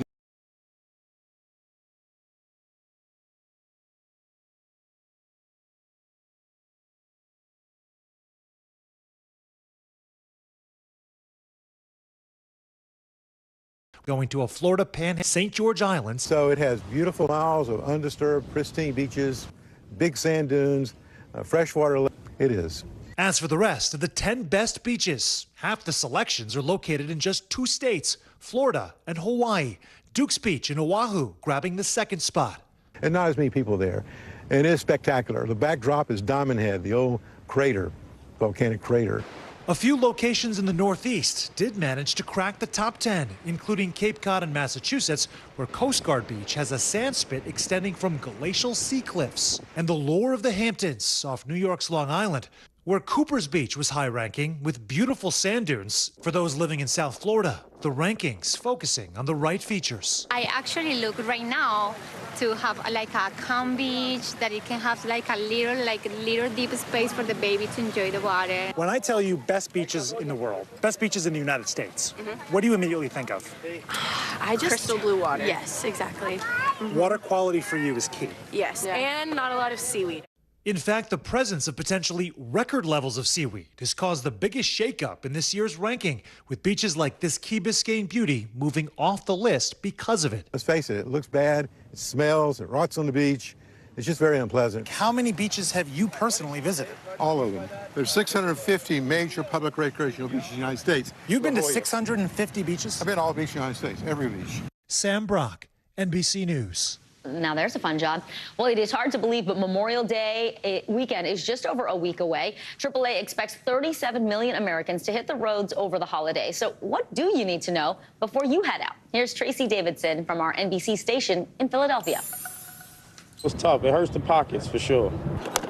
We ran into Isaiah Lewis filling up his tank at a rest stop in King of Prussia. I'm taking a long drive from New York, actually, on my way to my mom's house in Pennsylvania. He says he can't stand getting stuck in traffic, so he tries to travel during off hours. Between 10 to 1 p.m., then you got at nighttime, midnight. It's always less traffic at that time, so I like to drive around those times. According to AAA, the roads could be more congested than usual this summer. AAA anticipates that we could be looking at record-setting travel volume, especially road trips this summer. Before you hit the road and put wear and tear on your car, AAA says you should take a little time and spend the money to have it serviced. It was a mild winter. People may not have performed the maintenance needed to their vehicle. Now's the time to do that for the summer months. Once your car is tuned up and ready to go, come up with a strategic plan on when you'll start driving. Now, with many people with flexible work schedules and even school schedules, people can hit the road during off-peak times, which is highly recommended. That way you're not sitting in traffic and you're not burning gas unnecessarily. These other planning tips will help you avoid travel headaches. Map out your route a few days in advance. Check out the route during different times of the day so you can see when traffic is generally the heaviest and the lightest. Remove anything you don't need from your car to reduce the weight and save money on gas. You can also save on gas by using an app such as Gas Buddy, which gives you the prices different gas stations are offering. And if you belong to a grocery store gas rewards program or a wholesale club that has its own gas stations, try to map out your trip to stop at those locations so you can save money on each tank. Isaiah has another piece of advice for travelers. Be safe out here, man, because people are crazy out here in these streets. They don't know how to drive. You got to stay safe out there. Well, coming up, why one of America's largest car rental companies is apologizing for refusing to rent a car. You're watching NBC News Daily.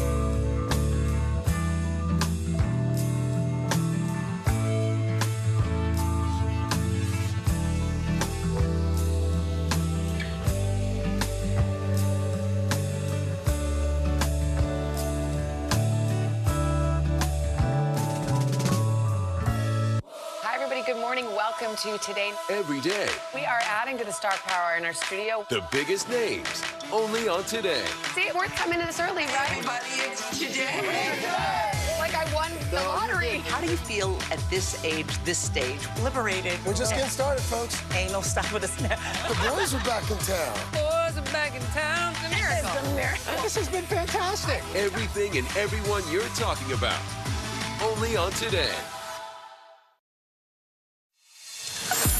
Bottom of the hour now. Here are some of the stories making headlines on NBC News Daily. Flooding in northern Italy has now killed at least 14 people and left over 13,000 people homeless. Rain poured down again today, drenching the region that in some areas received more than 20 inches of rain over 36 hours, forcing 20 rivers to burst their banks and leading to more than 280 landslides.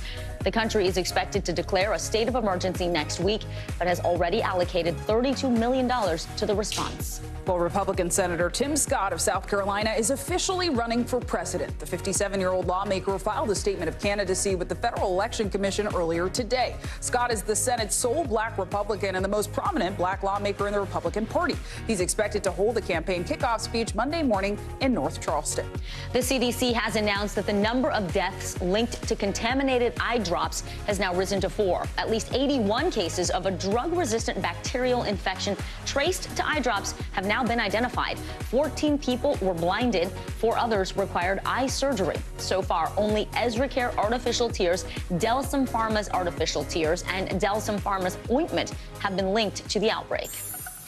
Well, Disney World is getting smaller after all. The entertainment giant announced it is pulling the plug on a $1 billion expansion in Florida. It comes amid a bitter feud with the state's Republican governor, Ron DeSantis, who is expected to announce a presidential bid next week. NBC News national correspondent Gabe Gutierrez is following this for us. So, Gabe, first off, is this decision about business, or is it really about this ongoing feud with DeSantis? Well, Zinkley, it could be a little bit of both. Now, it is true that there have been some tough economic conditions that certainly Disney has had to consider. And there's also been leadership changes. CEO Bob Iger, once again, taking the reins of the company not long ago. And this office complex, this billion-dollar office development, had been announced years ago, been pushed back.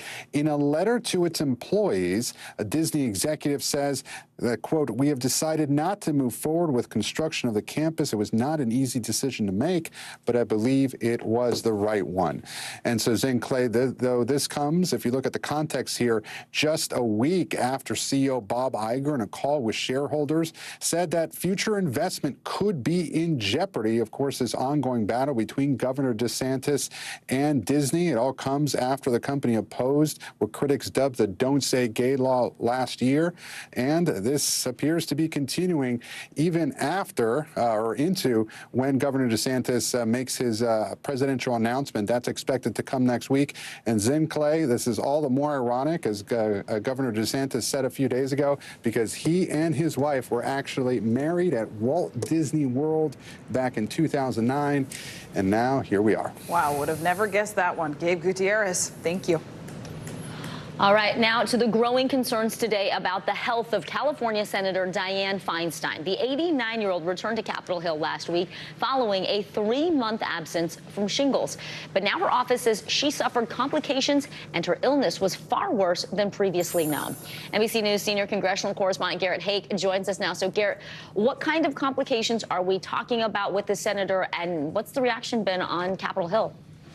Well, Vicki, Democrats welcomed Senator Feinstein back with open arms when she returned last week. But as you say, now her office is confirming what's been apparent to those of us who cover her since that time, that her illness was worse than originally understood and continues to bother her in certain ways. One of the complications is something called Ramsay-Hunt syndrome. It leads to the facial paralysis that is evident on the side of the senator's face. The other that her office says she has recovered from is encephalitis, a dangerous swelling of the brain that her office says cleared up shortly after she was released from the hospital in the spring, but can include as a symptom memory issues. And those do seem to be apparent with the senator. She's been very reticent to engage with reporters. When she has engaged with them, she hasn't appeared to always remember that she's been away from the Senate for some time. Now, her fellow senators in both parties have defended her, says she has every right to be here, and that complaints about her fitness are inherently sexist. But there have been some calls from House Democrats for her to step down. Vicki, a lot of that has to do with the politics of replacing her. A busy and expensive three-way primary already underway in California to do just that next year. All right, Garrett, we appreciate the update. Thank you so much. A man from Puerto Rico was attempting to rent a car in New Orleans, but was denied. That's despite showing the rental counter multiple different forms of ID. Our Maya Eaglin has more. Maya, what do we know? Hey, Zinkley, I spoke with the man involved in this incident, and one thing that stuck out to me was his frustration for continually feeling isolated as a Puerto Rican. Take a look. It is a valid ID. It is a prepaid reservation. I already... Would you like me to call the police? Yes, please, call the police. Humberto Marchan, a U.S. citizen who lives in Puerto Rico, arrived at Louis Armstrong New Orleans International Airport last week and attempted to rent a car from Hertz. I gave him my credit card and my license, and that at some point they raised the issue of the license being from Puerto Rico as an out-of-country license. Out of state, out of country license, they refer to it, and requiring a physical passport to go ahead with the check-in process. He says he offered to show employees a photo of his passport instead, but they wouldn't accept it.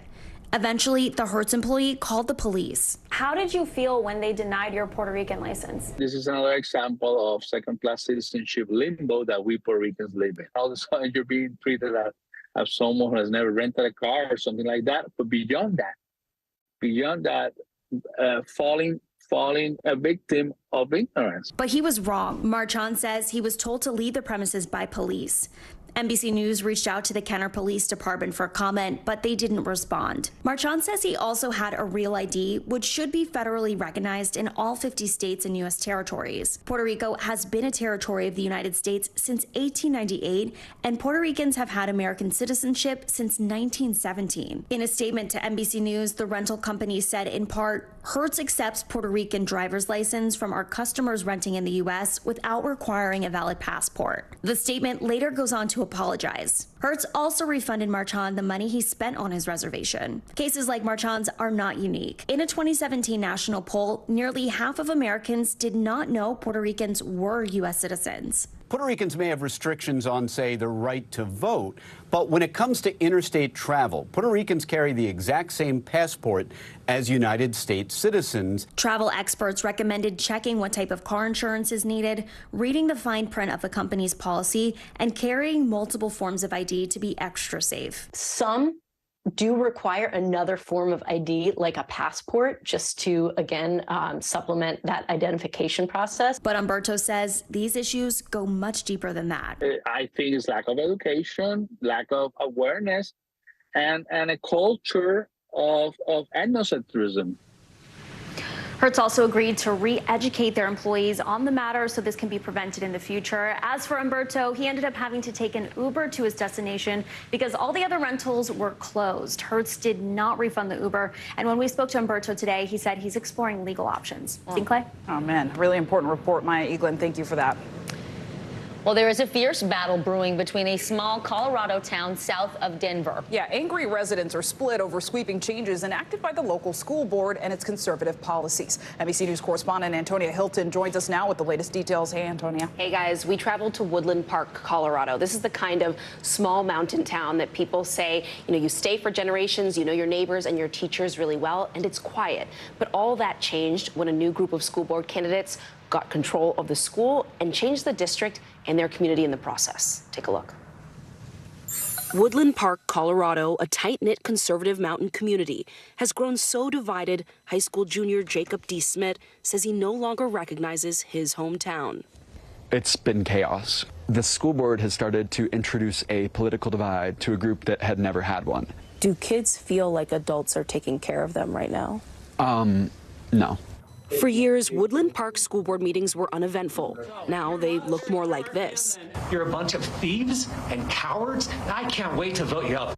Ever since new school board members won seats campaigning on conservative values and then made sweeping changes. They don't want to hear what you have to say. The board chose not to reapply for grants that paid for students' mental health services. They hired a superintendent, Kenneth Witt, who was previously recalled from his seat on a nearby school board after pushing a controversial history program. NBC News obtained this video from a staff meeting where Witt defends his position on mental health. And delivering social services through schools tends to deter a lot of focus on education. The district also became the first in the country to implement a social studies program called American Birthright, developed by conservative activists and rejected by educators around the country, including Colorado's State Board of Education. It emphasizes patriotism and discourages civic engagement. It's terrifying. When Sarah Lee, a Woodland Park teacher for almost 2 decades, learned what was inside the new program, she started to panic. Anything that is not the way that the leader says it should be is wrong and evil and should be destroyed. And that's how I feel about that American Birthright curriculum. Sarah says she was placed on administrative leave after she spoke out at a school board meeting. She is among the nearly 40% of high school staff who won't be returning in the fall, according to a district administrator. On May 10th, when the board voted to extend Superintendent Ken Witt's contract, hundreds of community members lined up in the rain. David Rusterholtz is the school board president. And why would this school take on a curriculum that so many educators say is dangerous? Right, and we're the first ones and the only ones at this point to do it. Well, tell me, what's in the curriculum that made you want to bring it here? The vast majority of the people who support, that we hear from, that I hear from, they are so proud of us for having put that in there. When I graduated, the vast majority of the graduates were proud to be Americans, and we want to see that happen again because we live in the freest, greatest country in the world. This November, 3 seats on the school board are up for election. Parents like Matt Galowski worry about how much could change between now and then. Wake up. Don't rest. Don't think that your district is safe. I never saw this coming. Jacob always imagined himself graduating here, standing side by side with friends he's known all his life. But he doesn't want to wait and see what happens. I'm not going to be here. The school is no longer for the students. I talked to a bunch of the students who tell me that this whole experience has changed the way that they see democracy at the local level. Yeah. And that the ironic thing is after a new curriculum came in discouraging civic engagement, the opposite has happened, and they are looking forward to having their voices heard at the ballot box this fall. Wow. They should get out there. It's really important, right? Antonia Hilton, thank you so much. Thank you. Well, coming up, why doctors say more adults are experiencing allergy symptoms for the first time this season. You're watching NBC News Daily.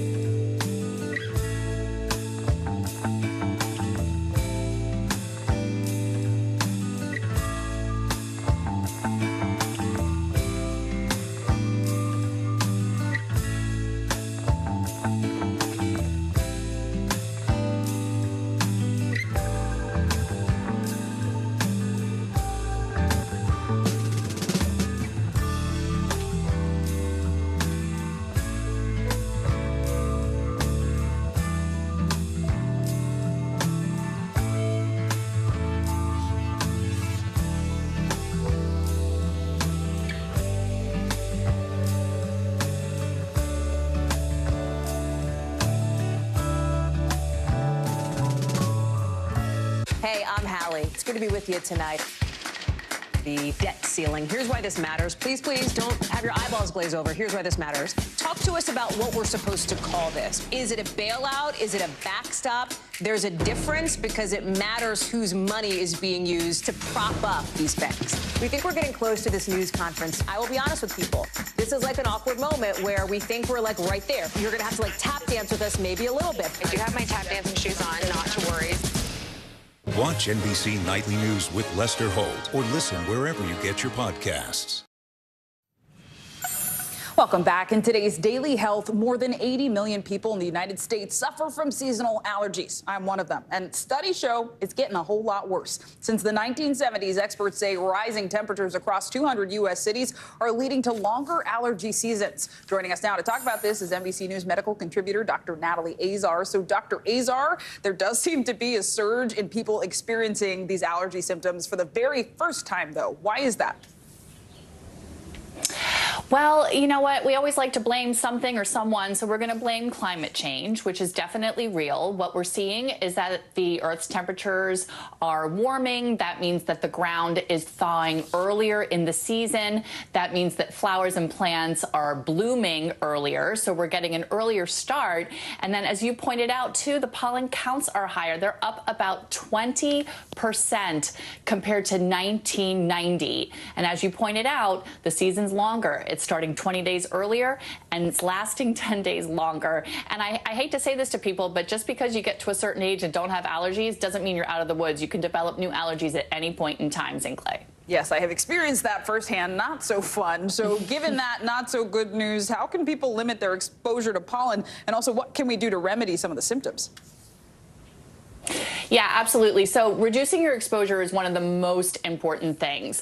I always recommend for people that they should check their outdoor air quality, see what the pollen counts actually look like. You want to keep your windows and your doors closed as much as we like to have them open in the springtime. Even with the screens, it's going to come in. You want to wash yourself when you come back in, take a shower, wash your hair. Using HEPA filters can also be a really, really good trick.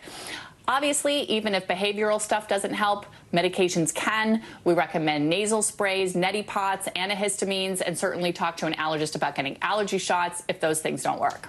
Important tips, news you can use. Dr. Natalie Azar, thank you. Well, Zinkley, in today's modern parenting, it is an age-old dilemma. Should adult children who live at home pay their parents' rent? NBC Kaylee Hartung explores the question that has been lighting up social media. After high school graduation in 2022, Kylie Deason became one of millions of young adults still living with her parents. But on their ranch in Gatesville, Texas, Kylie became a tenant, writing her parents a monthly rent check. We let her know that, hey, if you decide to stay home and go to work, you will be responsible for paying some rent here at the house just to prepare you for the future. And we agreed on $200 a month. And that was really her first dose of paying a bill. Kylie says the deal made sense to her. Like, people think that's crazy, but I wasn't that mad about it. I would much rather have to pay my mom and dad $200 a month than have to go pay somebody else $800. Like, to me, it sounded like an amazing deal. Her parents, Cody and Erica Archie, sparked a heated debate when they shared their story on TikTok. hey, June the 1st, your rent's due. Now, the TikTok has reached over 180,000 views. Who's next? Go, go, go, go. Some posting their own videos supporting the plan. As a mother of two, I will be charging my children rent. And others blasting it. In my culture, multi-generational households are not an exception. It's the norm. At 35, I could move back into my mom's house, husband and all, and she would not charge us rent. Kylie's choice to live at home is increasingly common, as rising housing costs and soaring student debt mean more young adults are living with parents, whether they'd like to or not. A 2020 Pew Research study found that more than half of U.S. adults ages 18 to 29 lived with a parent, up from 31% in the 1970s. That number grew when more young adults moved home during the pandemic, and one survey found that for many, it wasn't temporary, with 67% of pandemic boomerang kids still living with mom and dad. Some parents even saving their children's rent money to give back to them when they finally move out. One TikToker suggesting they can put the nest egg toward a down payment on their own home. Jeffrey Jensen Arnett studies the formative years of early adulthood and put his research into practice when his own college-age twins moved home during the pandemic. He and his wife found ways other than charging rent to send their kids a message. It's time to start carrying your own weight. We said, okay, you're adults, you're home now. Well, you're perfectly capable of doing the grocery shopping, doing the laundry, helping make meals, all the things that adults have to do on a daily basis. And Arnett urges parents to remember, it's only temporary. And there's going to come a time when they move out and they don't come back. And believe it or not, you'll miss them. Kaylee Hartung, NBC News. There's much more news ahead. You are watching NBC News Daily.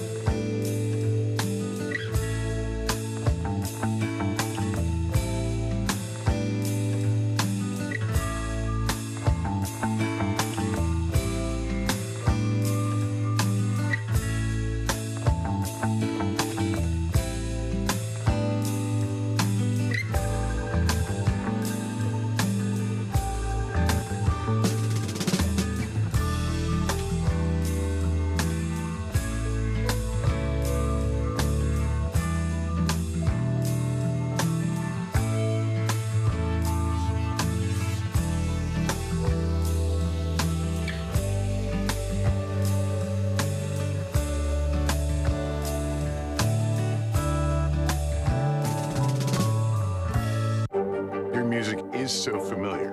What do you think when people start humming back your tunes? How you doing, Lester?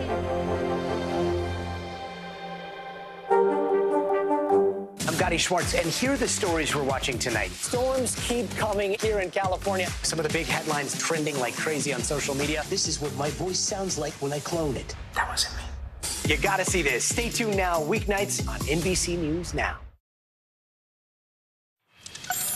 Welcome back. Well, Asian Americans are among the fastest growing racial or ethnic group in the United States, according to Pew Research Center. And as part of AAPI Heritage Month, we're kicking off a new series called Golden, where we celebrate the success of Asian Americans. Yeah, today we are focused on pop culture. Netflix announced plans to invest $2.5 billion into the creation of Korean series, films, and unscripted shows over the next 4 years. That's a huge investment. Yes. The Oscars made history with Everything, Everywhere, All at Once, with the Asian-led cast taking home top honors, including Best Picture, Best Actress, and Best Supporting Actor. However, more than 1 in 4 Americans are still unable to name a famous Asian American, and that's according to a survey by the nonprofit, the Asian American Foundation. Actor Jackie Chan, who is not American, was the next most popular answer for that survey, followed by Bruce Lee, who died 50 years ago. And Vice President Kamala Harris, who came in third.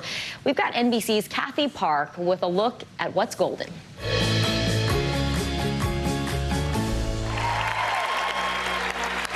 This year, Asians and Pacific Islanders have been smashing records and breaking stereotypes in pop culture and entertainment, a journey that has taken decades to achieve.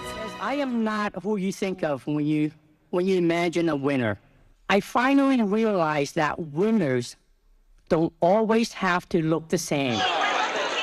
It began with pioneers like Martin Yan, one of the first people of Asian descent to host a cooking show in the U.S.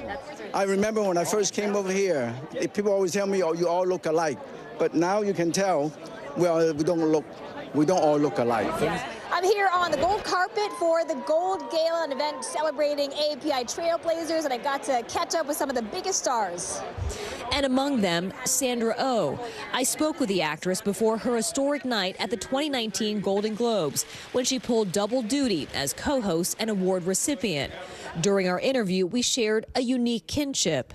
This experience right now for me is tremendous. I feel like I can feel change happening because we're talking.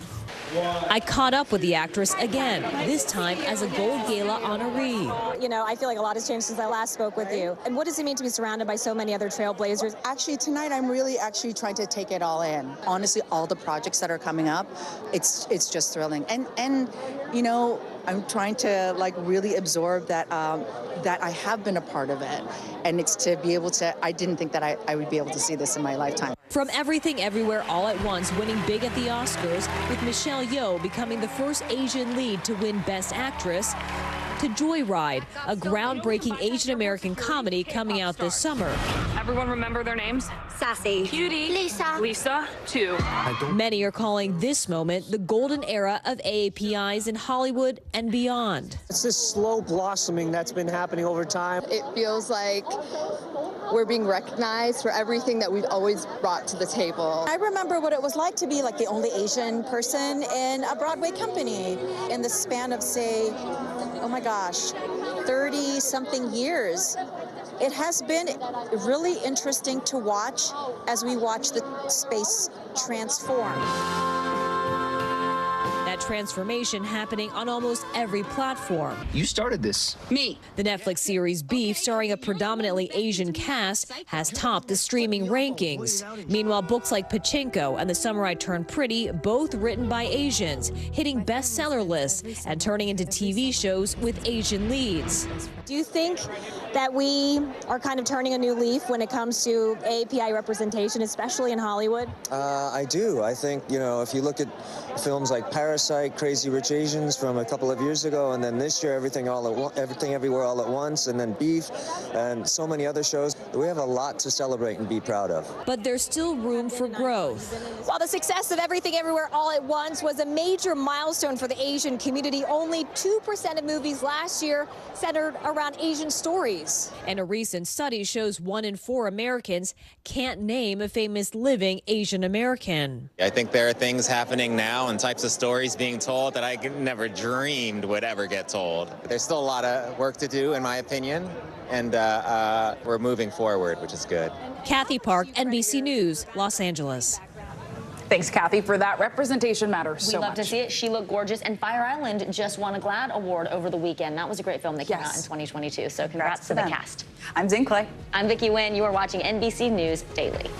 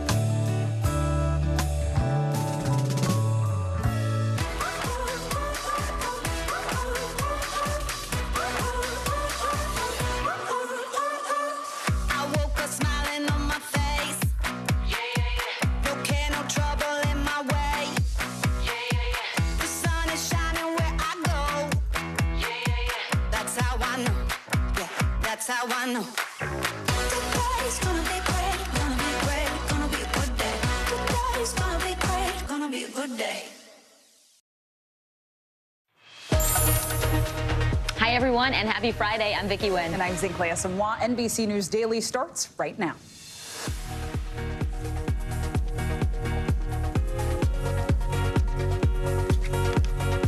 Today, Friday, May 19th, 2023, breaking news on hold. After days of making progress on a debt deal, negotiations have been put on pause. Why Republicans stormed out of today's meeting on Capitol Hill. Desperate search rescue crews sifting through the rubble of a construction site that burned to the ground in North Carolina. The dramatic new video and what we're learning about the people that are missing.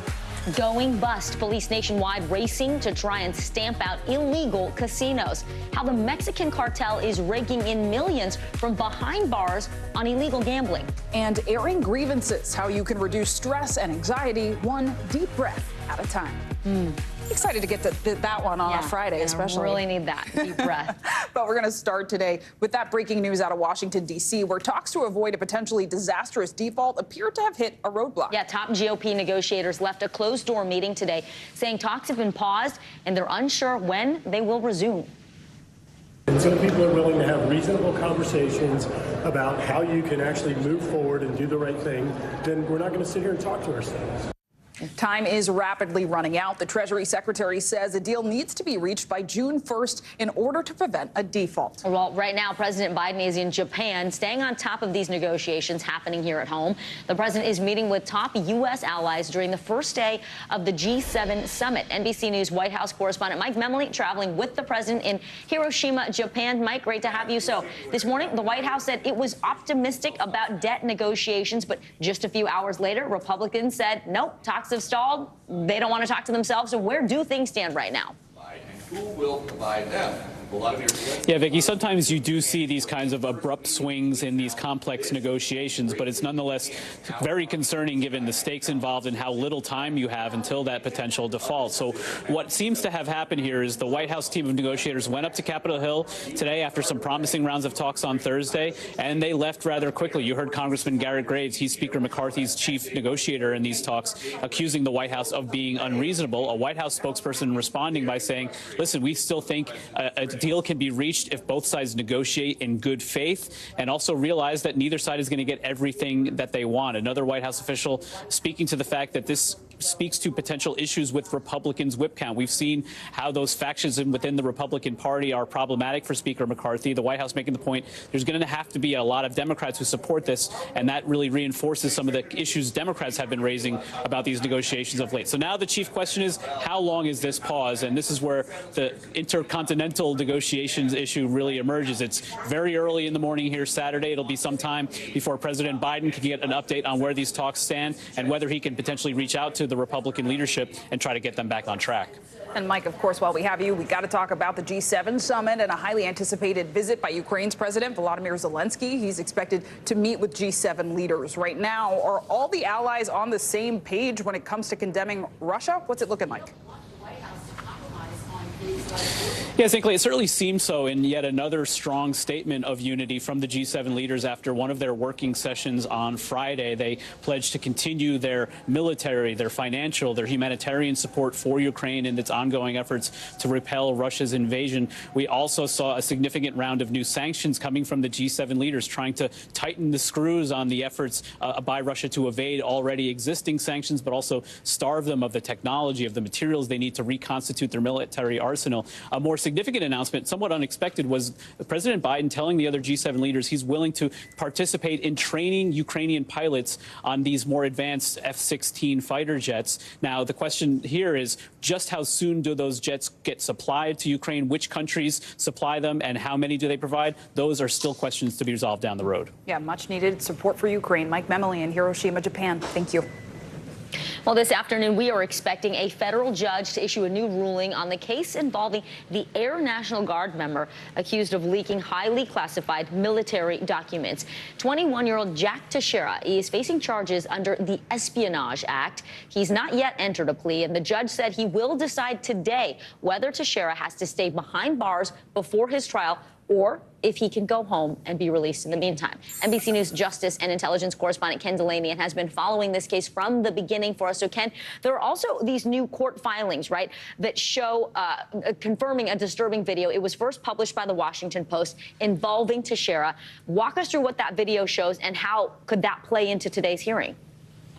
Yeah, Vicky, the video is horrific, and it shows Teixeira uttering racial slurs and then turning and firing an assault rifle in what he calls a mag dump, emptying the magazine of ammunition. And the prosecution is pointing to this as evidence that this is not some naive young man who well-intended, who didn't mean for these documents to get out to the broader public. What they're saying here is this guy was hiding his true character, that he's a bad guy, that he's a racist, an extremist, and fascinated with weapons, fascinated with mass shootings. His lawyers, on the other hand, argue that he's an upstanding member of the community, and they want him to be released to his father's house with no access to the internet or weapons. But prosecutors say he's a flight risk, and they worry that foreign governments, foreign adversaries will try to help him flee because he knows things about classified information and he's been willing to share them. So we'll have to wait and see what the judge does today, Vicky. Ken, you told us yesterday about the multiple red flags concerning Teixeira's actions leading up to his arrest, including those 3 memos that were written about his suspicious behavior while he was actually on the job. Are there talks about reforms within the Pentagon on how to prevent something like this from happening ever again? Oh, yes, absolutely. People are shocked by this. And the question is whether this is just reflective of some bad management at this one particular base or whether this is a systemic problem. Because, you know, what we talked about yesterday is that there were 3 occasions where he was observed acting suspiciously with classified information such that it was written up in memos, but yet nothing was done about it. His access was not withdrawn and he was able to continue leaking. So big problem. And, you know, 2 commanders have been suspended and this intelligence unit has been taken offline. But there is kind of a feeling that there's some reforms need to happen inside the military, Vicky. And Ken Delaney, and thank you as always. Today in New York, loved ones are saying goodbye to the man whose death on a New York City subway train ignited calls for justice. It's been nearly 3 weeks since 30-year-old Jordan Neely was put in a deadly chokehold. Protests have erupted ever since.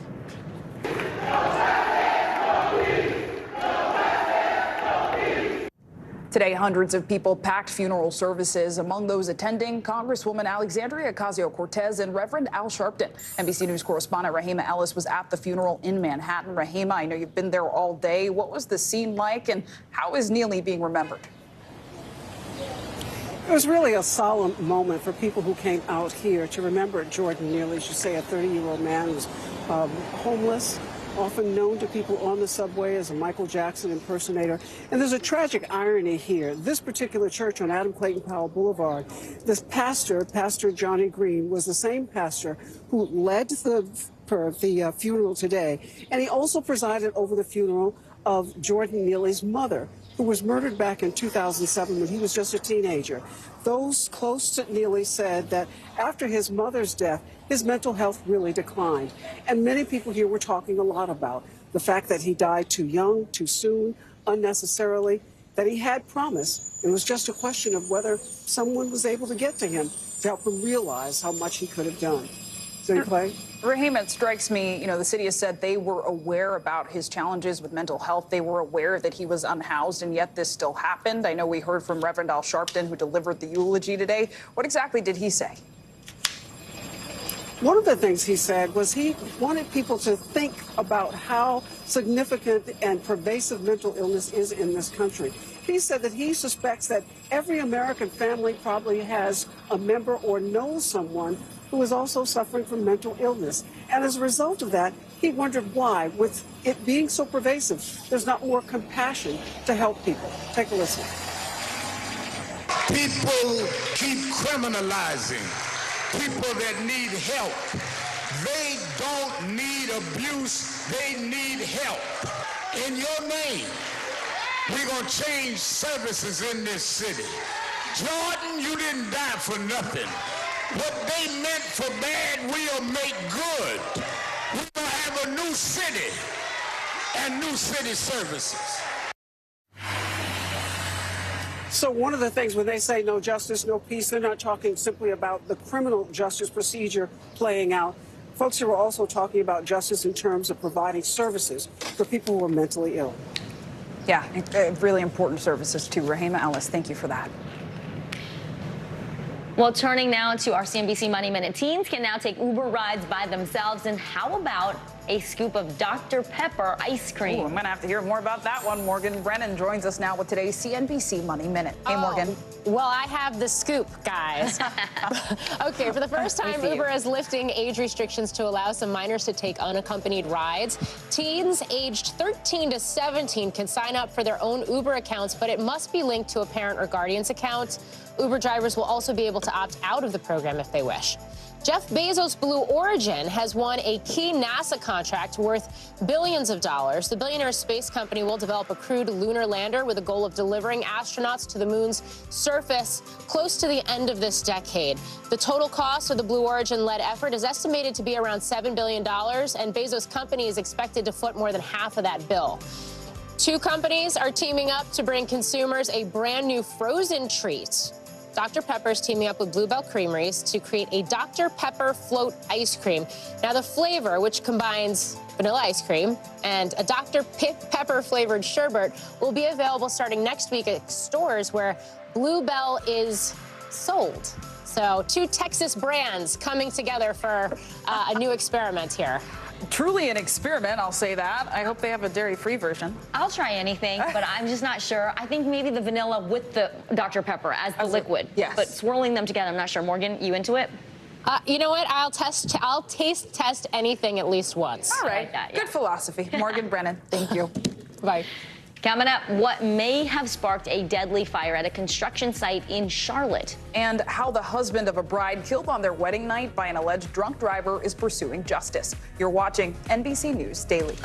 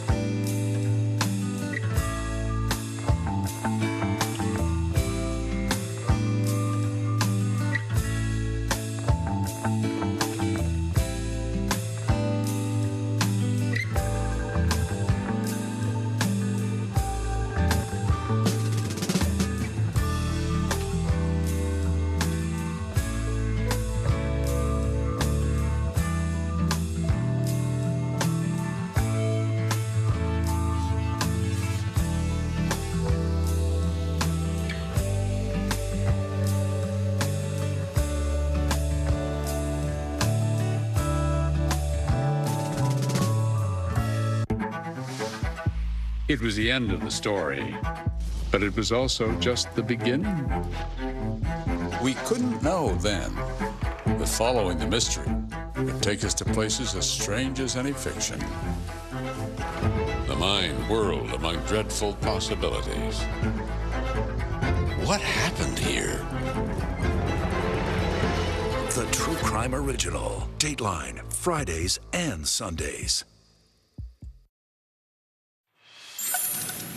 Investigators in North Carolina are searching through what's left of a Charlotte construction site after it erupted into flames. The inferno led to a massive emergency response on Thursday. Dozens of firefighters were there on the scene. This is new drone video you're looking at of the fire when it was at its worst. Several workers at that construction site had to be rescued.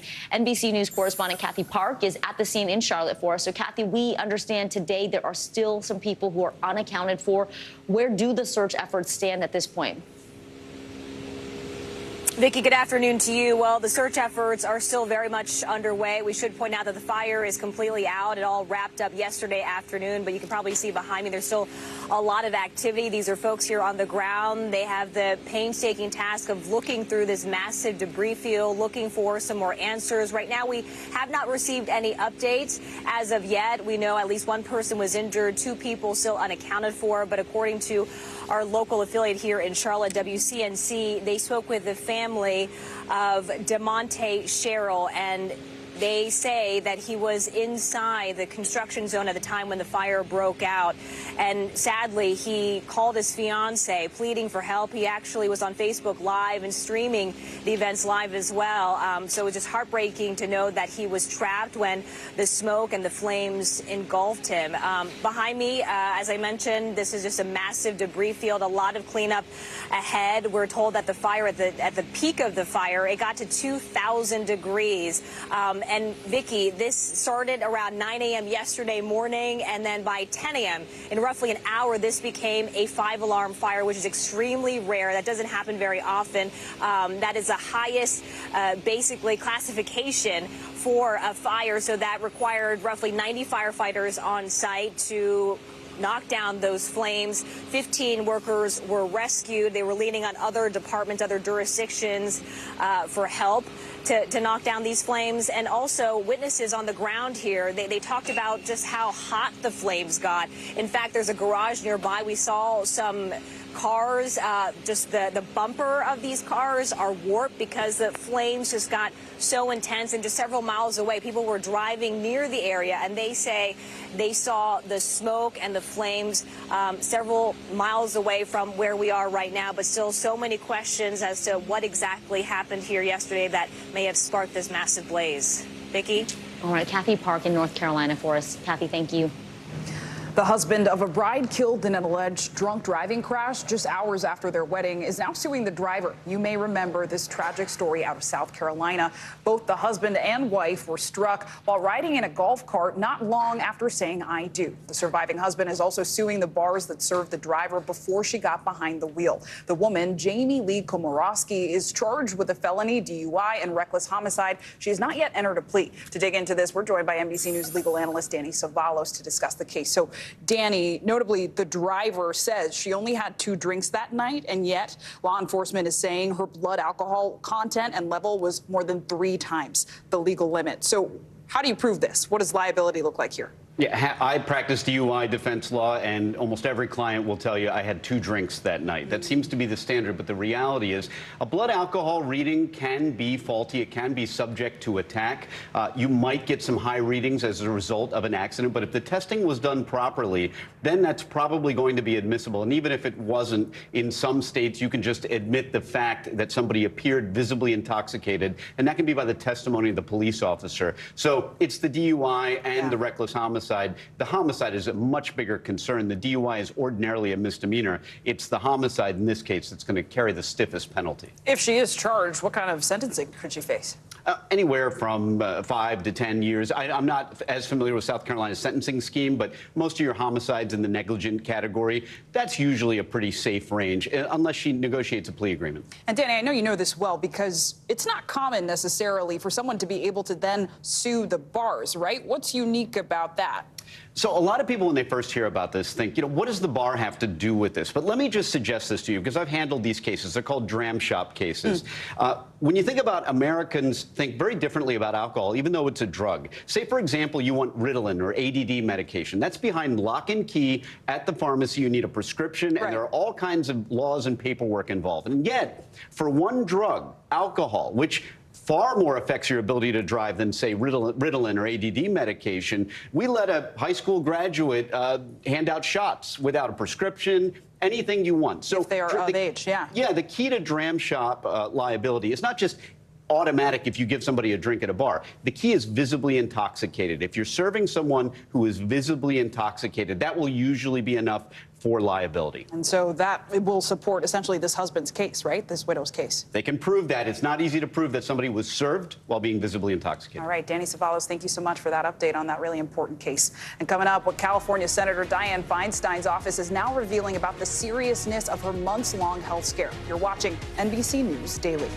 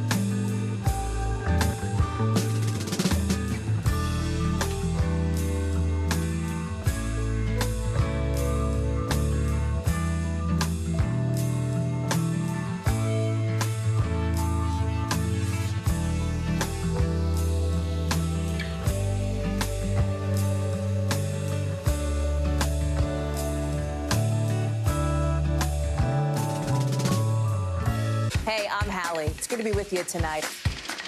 The debt ceiling. Here's why this matters. Please, please don't have your eyeballs glaze over. Here's why this matters. Talk to us about what we're supposed to call this. Is it a bailout? Is it a backstop? There's a difference because it matters whose money is being used to prop up these banks. We think we're getting close to this news conference. I will be honest with people. This is like an awkward moment where we think we're like right there. You're going to have to like tap dance with us maybe a little bit. I do have my tap dancing shoes on, not to worry. Wildfire season is quickly approaching in the western parts of the U.S., but some park officials have a new rapid response team in place. And a very hungry rapid response team, a herd of goats, some 4,000 strong. NBC News correspondent Steve Patterson is here with something to really chew on, right, Steve? Yeah, no doubt about it. Look, let me tell you, when you stood in the midst of one of these wildfires, there's no doubt about the power that they hold. But there is one antidote we found that is both extremely effective and, as you referenced, very, very cute. Take a look. After 3 years of punishing drought, Mother Nature drenched California this past winter, bringing to life landscapes that have been dry, cracked, and parched. But with all this beauty will eventually come a beast. Wildfire season is just around the corner and will be fueled with the rampant growth of grass, brush, and trees brought on by record atmospheric rivers. So officials are now leaning on unique solutions to fight fire with... What are these goats doing?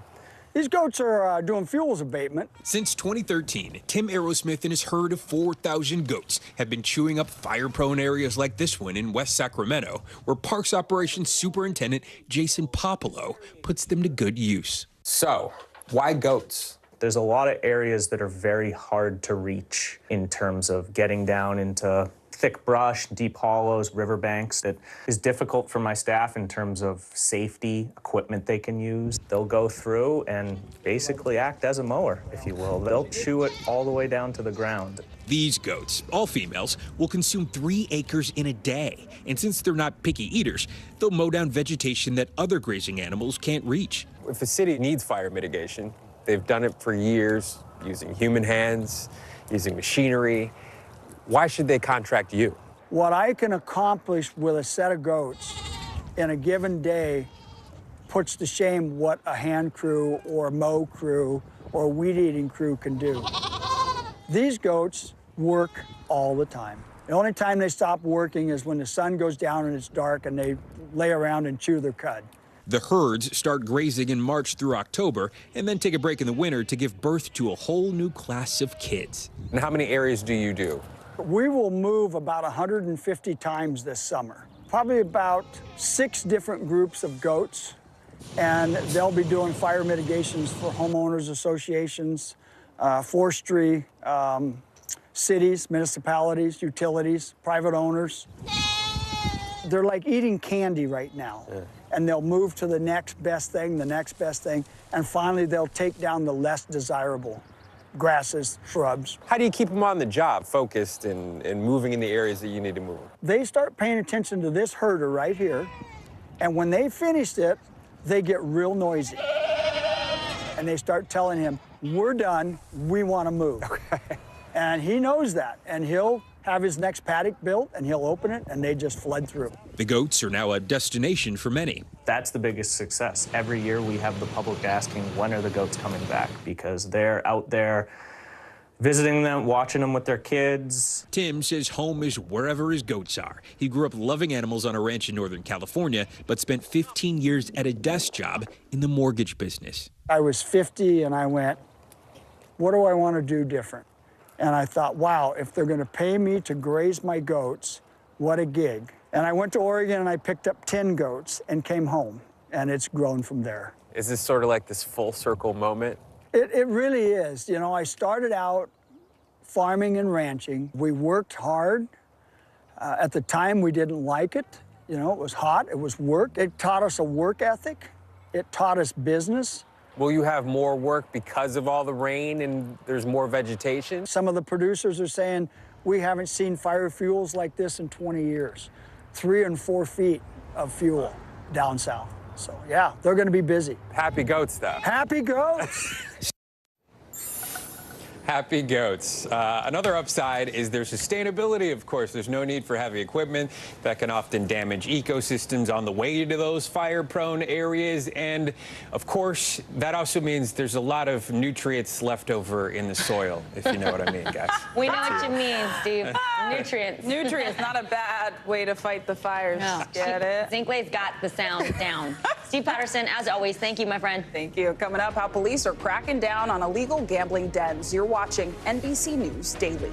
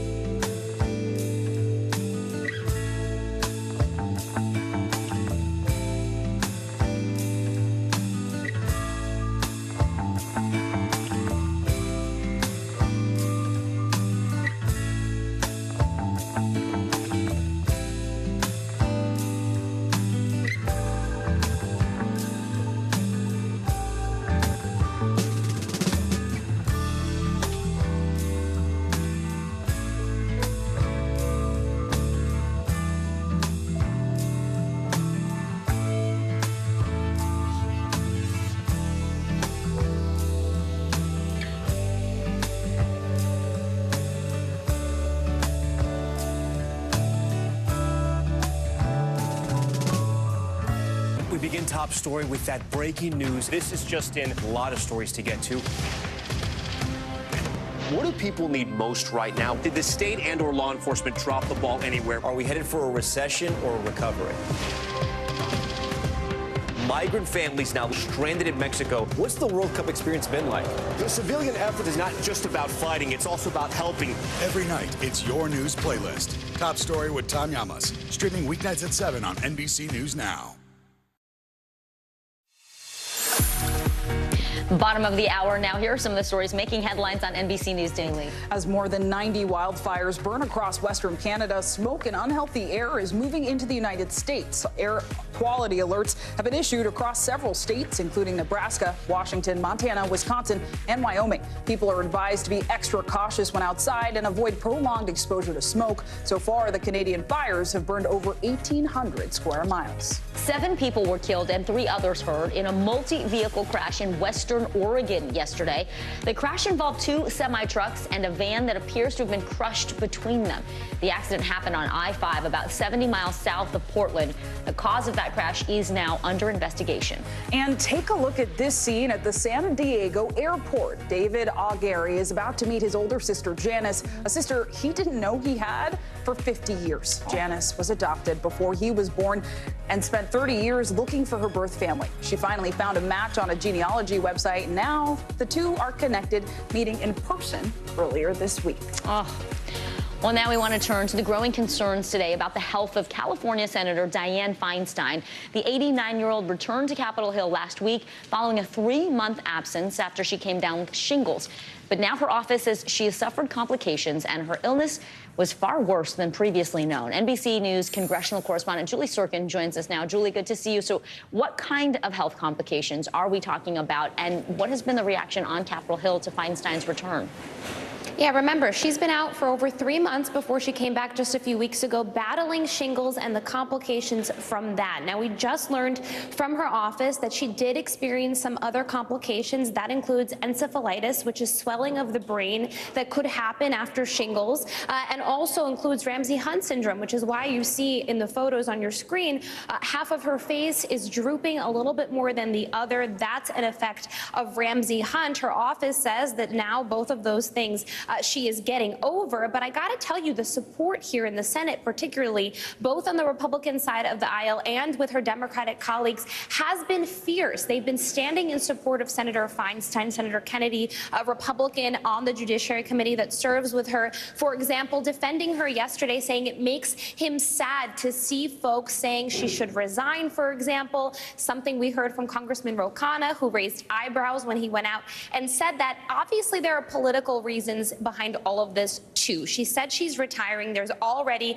multiple Democratic candidates ready to primary and take her seat, they hope. So Gavin Newsom would have to replace Senator Feinstein, according to California rules, if she was to resign early. And that's not something we're told he wants to wade into and get in the middle of. But I will tell you, she did speak at the Judiciary business meeting yesterday, where she really did sound much like her old self. She was talking, she was giving examples of all the work that she's done in her 30 years in the Senate. So all of this really coming together as she continues to suffer those complications. And by the way, missing 4 votes since she's been back.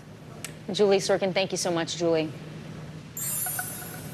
Well, Disney World is getting smaller after all. The entertainment giant announced it is pulling the plug on a $1 billion expansion in Florida. It comes amid a bitter feud with the state's Republican Governor Ron DeSantis, who's expected to announce a presidential bid next week. NBC News national correspondent Gabe Gutierrez is following this for us. So, Gabe, first off, is this decision about business, or is it really about this ongoing feud with DeSantis? Well, Zankla, it could be a little bit of both. Now, it is true that there have been some tough economic conditions that certainly Disney has had to consider, and there's also been leadership changes. CEO Bob Iger, once again, taking the reins of the company not long ago. And this office complex, this billion-dollar office development, had been announced years ago, been pushed back. In a letter to its employees. A Disney executive says that, quote, "We have decided not to move forward with construction of the campus. It was not an easy decision to make, but I believe it was the right one."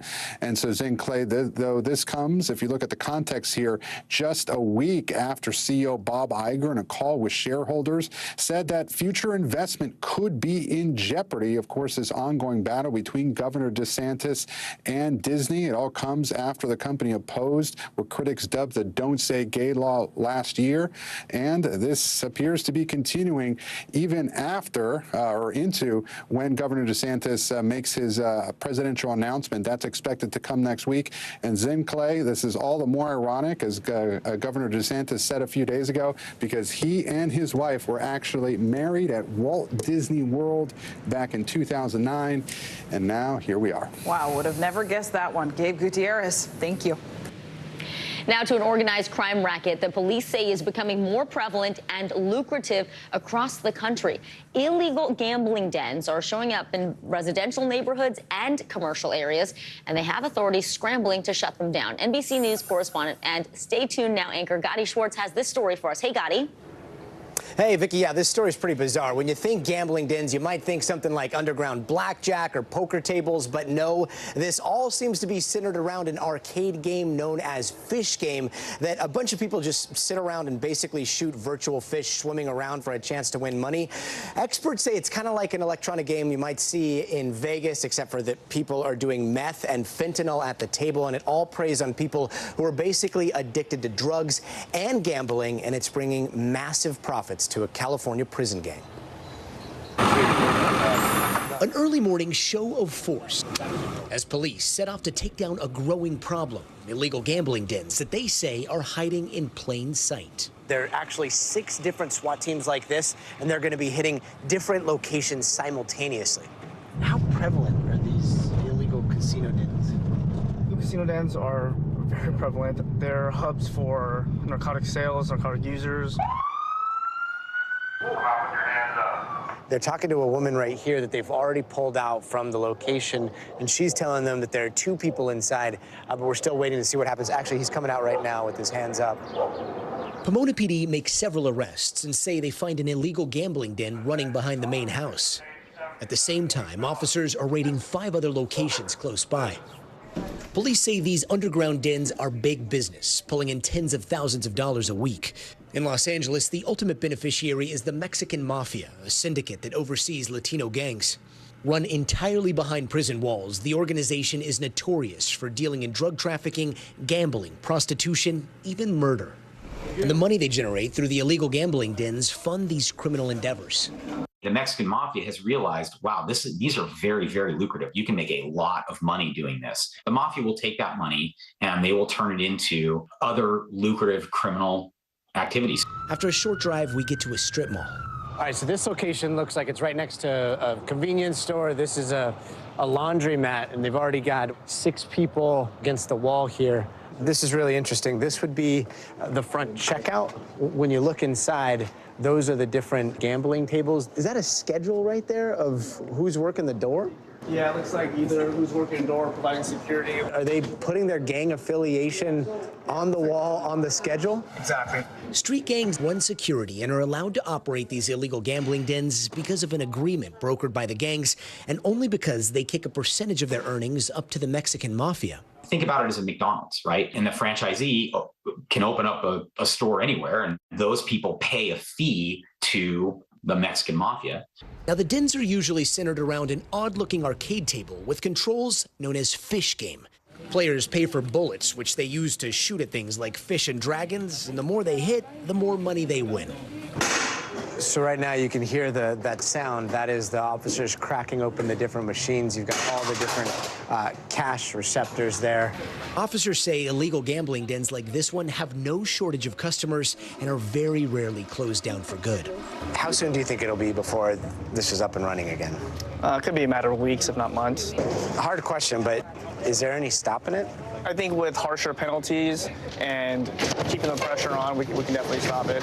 Do you think that's happening? This is a start. This is a start. Yeah, Gotti, you pressed him there. So what actually does happen after those raids? He only said weeks or maybe months before they pop up again?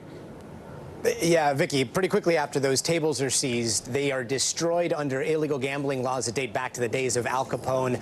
But because those tables are so easy to make and because they can bring in anywhere between $10,000 and $30,000 a week, it seems to very much have become like a game of cat and mouse or a game of whack-a-mole here between these new locations and police. So this is not just happening in Pomona. Right now, it's happening all across Southern California. Vicky? Thank you for bringing that story to us, Gotti Schwartz. We appreciate it. And be sure to watch Gotti tonight on Stay Tuned Now. That airs at 8 p.m. Eastern right here on NBC News Now. Starting next week, Amazon employees will finally begin moving into the company's highly anticipated New Virginia headquarters, HQ2. And the new building will feature some state-of-the-art climate-friendly features, too. CNBC's senior real estate and climate correspondent Diana Olick joins us now from Met Park in Virginia with an exclusive preview. Hey, Diana. Hey, St. Clay, yeah, these buildings will run with zero operational carbon emissions and will be powered by 100% renewable energy from a nearby solar farm. And that's just the beginning. I sat down with Amazon's sustainability chief for an exclusive interview on both the building and return to office. I think it's incredibly important for a company like Amazon to demonstrate leadership and sustainability and to be out there to talk about where we're testing and trialing things, to also send demand signals to the market that these are products and services that we want. And the message resonates across 2 million square feet of sustainable space at HQ2. So this is mass timber, which is an important part of our sustainable building materials story. From the ceiling to the floor, which was provided by Carbon Cure, a clean cement company backed by Amazon's Climate Pledge Fund. There are 3,000 tinted glass windows for cooling and a light that tells workers when is a good time to open those windows. The building is also using special cooling technology that helps save about 7.5 million gallons of water per year. It's more water than is needed to fill the Lincoln Memorial reflecting pool. There's also a rooftop vegetable garden to serve the surrounding community and plenty of amenities for the 8,000 workers who Hearst says will be here at least 3 days a week by the end of the summer. We're still committed to all the hiring goals that we set out, so we'll continue on that path really over the next decade. And I think, our policy at Amazon is 3 days a week in the office, so it's flexible. As for the second phase of HQ2 offices that was recently delayed, Hearst wouldn't give a time frame, but said they are in the pre-construction phase, still going ahead with it and still committed to it. She added that as for the 8,000 workers coming here this summer, that's actually ahead of the plan. Originally, they thought they'd have just 5,000. Back to you guys. Wow, such fascinating reporting. Diana, I wonder, what are some of the amenities that might make workers feel better about returning to the office? I know you mentioned that 8,000, 5,000 number there. Yeah, I mean, amazing amount of things. First of all, not only dog parks outside, which you can see are behind me, but they actually have dog parks in the building on higher up terraces so that employees can bring their pets to work. There's a child care facility right nearby. They also have all kinds of different workspaces. So you have your traditional desks. You also have communal workspaces. You've got couches everywhere. I passed a big room with a bunch of pool tables. It does look like it will be a very worker-friendly place to be. Yeah, the future of work is definitely changing. Diana Olick, thank you so much. Coming up, how you can calm yourself down instantly, even if you're in the middle of freaking out. You are watching NBC News Daily.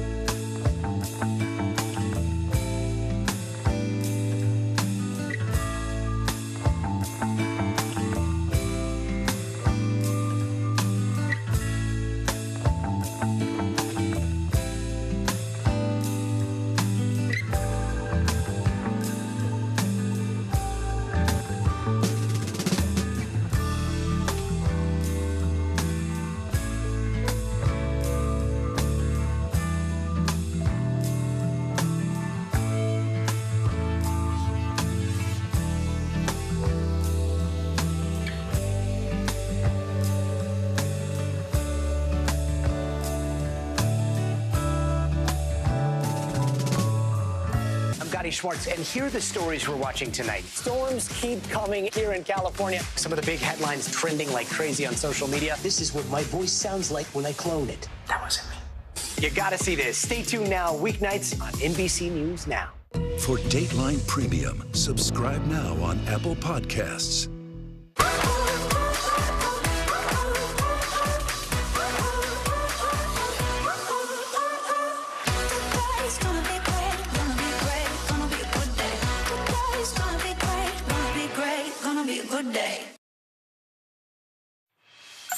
Welcome back. In today's mental health check, we're tackling stress, and it's not just mental. Studies show stress can also contribute to long-term health problems. Yeah, physical health problems. According to the World Health Organization, the pandemic triggered a 25% increase in anxiety and depression globally. So we have with us breathworks coach Vivian Rosenthal. And Vivian, first, before we go into the breathing exercise, just walk us through why breathing is so important and how it centers us mentally and physically. Thank you for having me. So as you've just said, we're in a mental health crisis, really an epidemic. You know, over 30% of our teens are struggling with mental health, 20% of adults, 1 in 4 Americans have a diagnosable mental health disorder. So we need help. And breathwork is the most accessible, safe, powerful mental health medicine we have. We all breathe, right? And so it's just a matter of learning to use the breath to help ourselves in our healing, both our individual healing and our collective healing. Yeah, and of course, we don't want to just talk about it. We want to be about it. Would you do us the honor of maybe leading us through an exercise? Yes, we'll do a really simple 1-minute breath. This can be done, you know, any age. Kids can do it. People Adults at home can do it along with us? People at home can do it along with us. So it's nice to put a hand on the heart, maybe both hands on your heart. This is just already soothing, is to just feel that connection to your own body. So it's called a box breath because we're making the shape of a box. It's a 4-count breath. We're going to breathe in through the nose and out through the mouth. So you can do it with me. So breathing in, 1, 2, 3, 4. Hold, 1, 2, 3, 4. Exhale, 1, 2, 3, 4. And hold, 1, 2, 3, 4. Let's do it once more. Inhale. Hold, 2, 3, 4, and exhale. Good, 2, 3, 4. Good. So that was just 2 rounds. You can already feel just a little more calm and set. On the second one, I definitely felt that. It takes a few, right. So if you did a few minutes, right, 3 minutes is what's recommended to really feel a shift, right? The breath allows us to regulate our nervous system. I love how you said we all breathe, so we can all do this. Not some complicated yoga move or something. And you can do it anywhere. You can do it anywhere. When you're waiting in line. Yes. You could be at work, at school, at home. Let's talk about stress. We all know stress is bad, but tell us why it affects our mental health. Yeah, so stress is something external to us that happens, right? So you might get in a fight with someone, or if you're at school, someone might pick on you, or you might do poorly on a test, you know, and you feel stressed. But what happens is when these build up day after day and it becomes chronic, that's when we start to have a more acute condition, which is anxiety, right? And so what the breath work does is helps prevent the stress from overtaking us and turning into anxiety. And if you're already in a state where you know you have chronic anxiety, then you have a chance to use the breath daily to really start to mitigate, you know, your symptoms and actually return you to a more balanced, calm state. And so the stress and the anxiety take its toll on our physical health as well as our mental health. And that's why it's so important to have these techniques and these tools, you know, to prevent it before it gets really bad. What about kids? How can parents support their children who may be experiencing stress? So I think educating kids about breath work, about taking a breath break, right, around mindfulness. It's hard to meditate. It's easy to do breath work because, as we said, we all breathe. So just taking that break with your kids, getting them doing it with their friends, making it fun. It's very accessible. And it's something like you said, you can do it in the moment. Even when you're having a sort of a meltdown, you can take a breath. You can take 1 breath, you can take 1 minute and do that. I feel more relief just having this conversation. Vivian, thank you so much for being with us. Thank you. Thank you for watching NBC News Daily. There's more news ahead.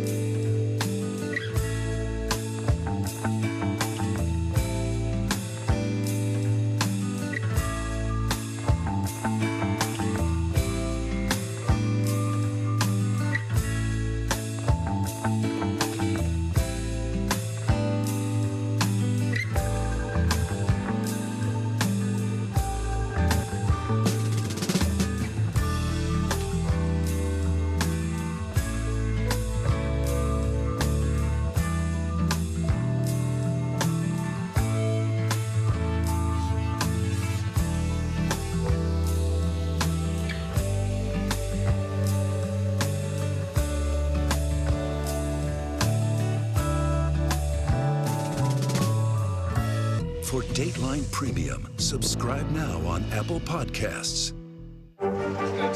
What is going to happen now? Going back and forth because Oh, yeah, this is it, right?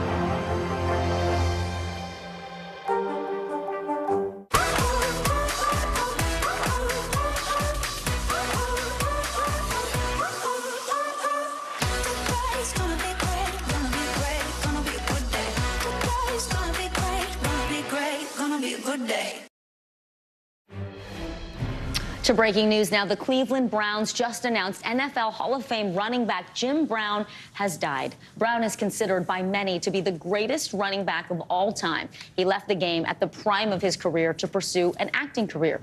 He was a three-time MVP, and he rushed for a then-record 12,000 yards. Off the field, he was an outspoken voice in the civil rights movement. Brown was also a legendary football player for Syracuse University, where they retired his number, 44.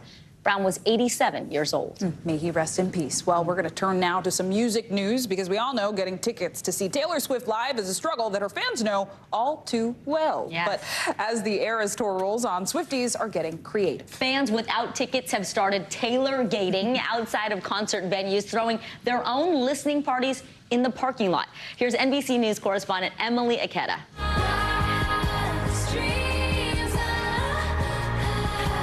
Taylor Swift fans' wildest dreams are coming true as the pop sensation continues stunning crowds at sold-out shows. Not a blank space in sight. But the excitement for the 12-time Grammy winner isn't contained by stadium walls. With thousands swarming the streets surrounding venues on her 52-night The Eras Tour. From Philadelphia, this is unbelievable, to Tampa, to Nashville,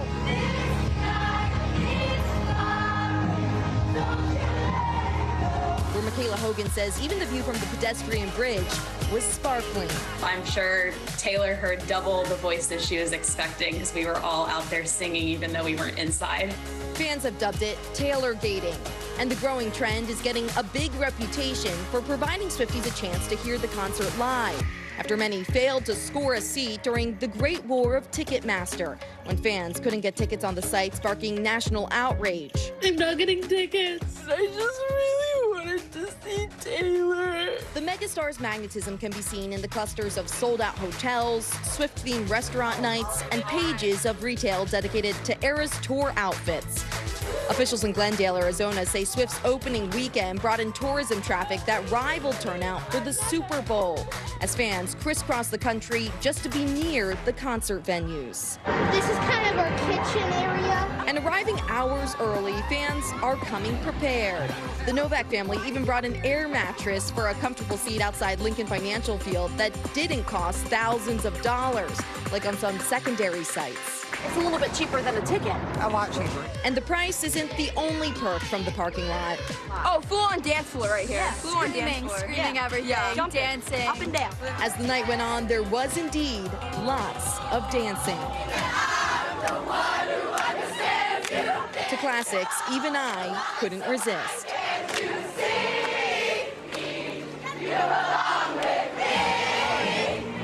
What is it like being here? I want to cry, I want to throw up, and I want to pass out. If you're hoping to hop on the Taylor-gating train, experienced fans say, come early and expect traffic, bring chairs, food and drinks, and remember, some venues, such as Massachusetts Gillette Stadium, only allow ticket holders to park. You go talk to your friends. And if you lose your way, just listen for the chorus of voices, fearlessly singing along to songs they know.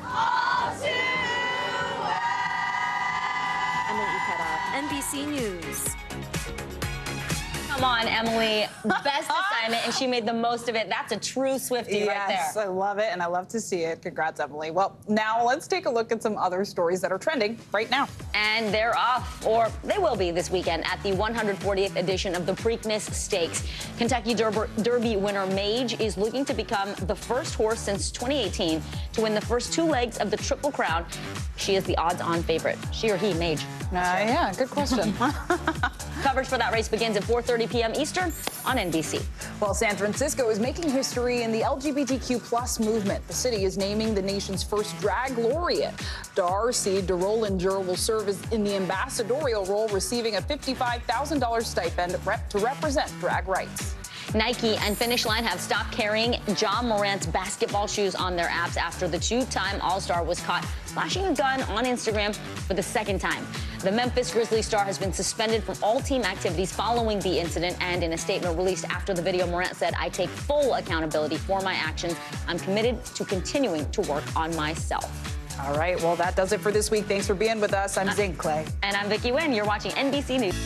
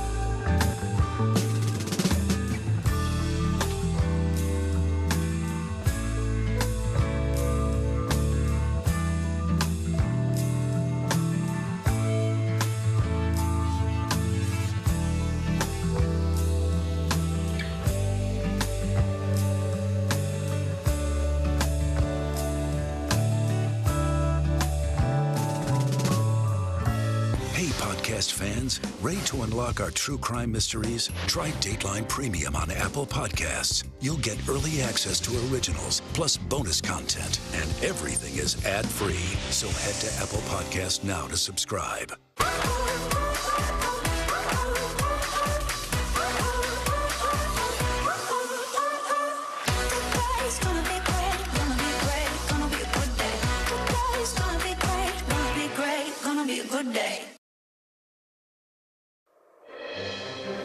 If it's Friday, Zelensky's show of force. The wartime leader huddles with Putin's allies in the Mideast as he prepares a surprise in-person visit to meet with President Biden and the Western world leaders in Japan in what could be a turning point for the war and the West.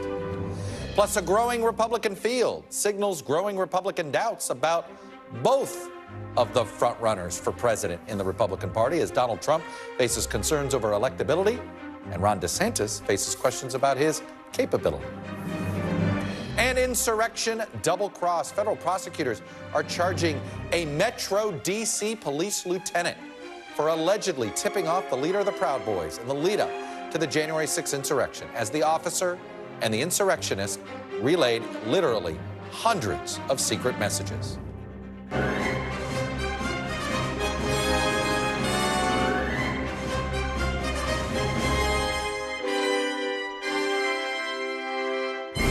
Welcome to Meet the Press Now. I'm Chuck Todd reporting from Washington, and we begin this Friday with the latest from the president's trip overseas, where Joe Biden and U.S. allies are preparing to greet a surprise guest. Not much of a surprise anymore, since we keep talking about it.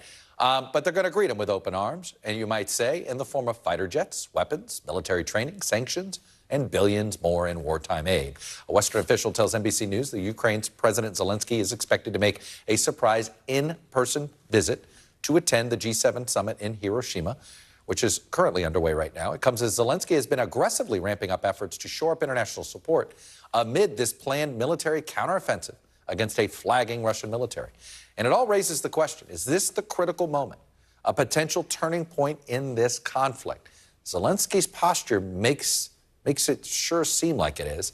His participation in the G7 will follow another surprise stop. He went to Saudi Arabia, where he addressed in person the Arab League today, including Saudi Crown Prince Mohammed bin Salman and Syrian President Bashar al-Assad, arguably some of Putin's friendlier Arab allies in the region. And as I mentioned, Zelensky is not going to come away from the G7 empty-handed. A senior administration official tells NBC News that the U.S. and its G7 allies have already agreed to provide Ukraine with F-16 fighter jets. That was something Biden had long resisted, and that the U.S. will join efforts to train Ukrainian pilots. They think they can cut down training to just 4 months. The announcement followed a joint statement released by the G7 leaders outlining a slew of new sanctions on Moscow, including on Russian exports and its technology sector. This comes as the Pentagon says it overestimated the value of military aid to Ukraine by at least $3 billion. Now, why does that matter? It's an accounting error that they're gleeful about because it opens the door for the Defense Department to send more weapons to Ukraine without needing to go back, hat in hand, to Congress, which we know is pretty polarized, at least in the House, potentially on this issue. Now, as the West rallies around Ukraine, NBC News Chief White House correspondent Peter Alexander caught up with our ambassador to Japan, the former mayor of Chicago, Congressman, White House Chief of Staff, Rahm Emanuel, about why this summit matters so much.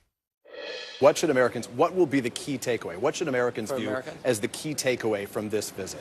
That working with our allies, we are a stronger, more united nation, world, and our allies seek America's leadership, and our leadership is to make sure that our allies know they're more secure with the United States working together.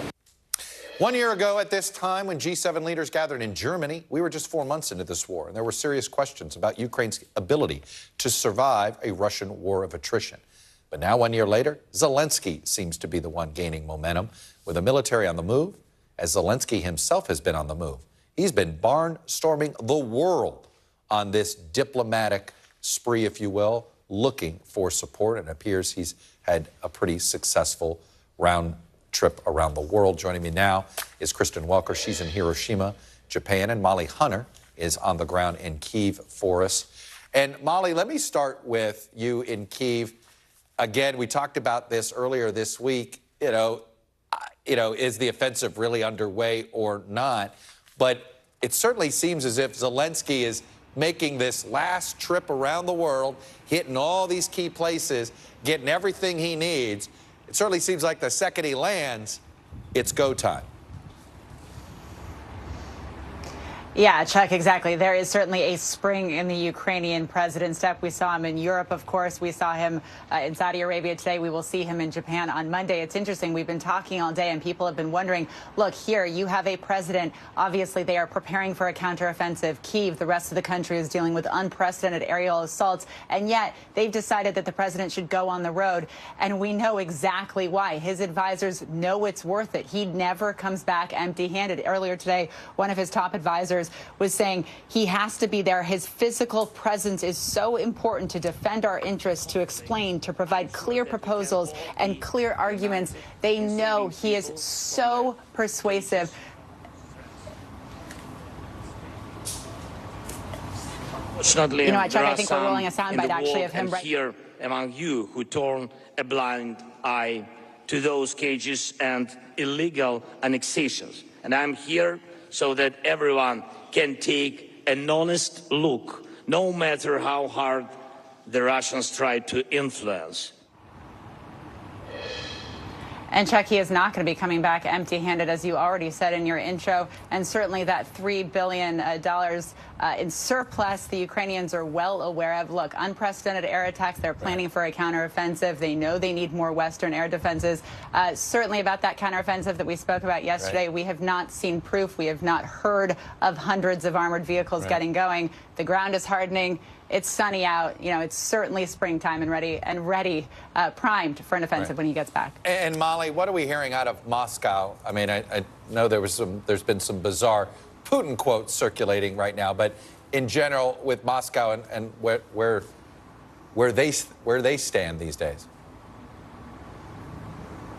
Yeah, I mean, I think big picture last week, obviously, we saw 2 massive waves of aerial attacks. Their first accusation was that they destroyed entirely a U.S.-made Patriot air defense system. Of course, the Ukrainians denied that. The U.S. officials clarified that they had repaired it. It was fully operational.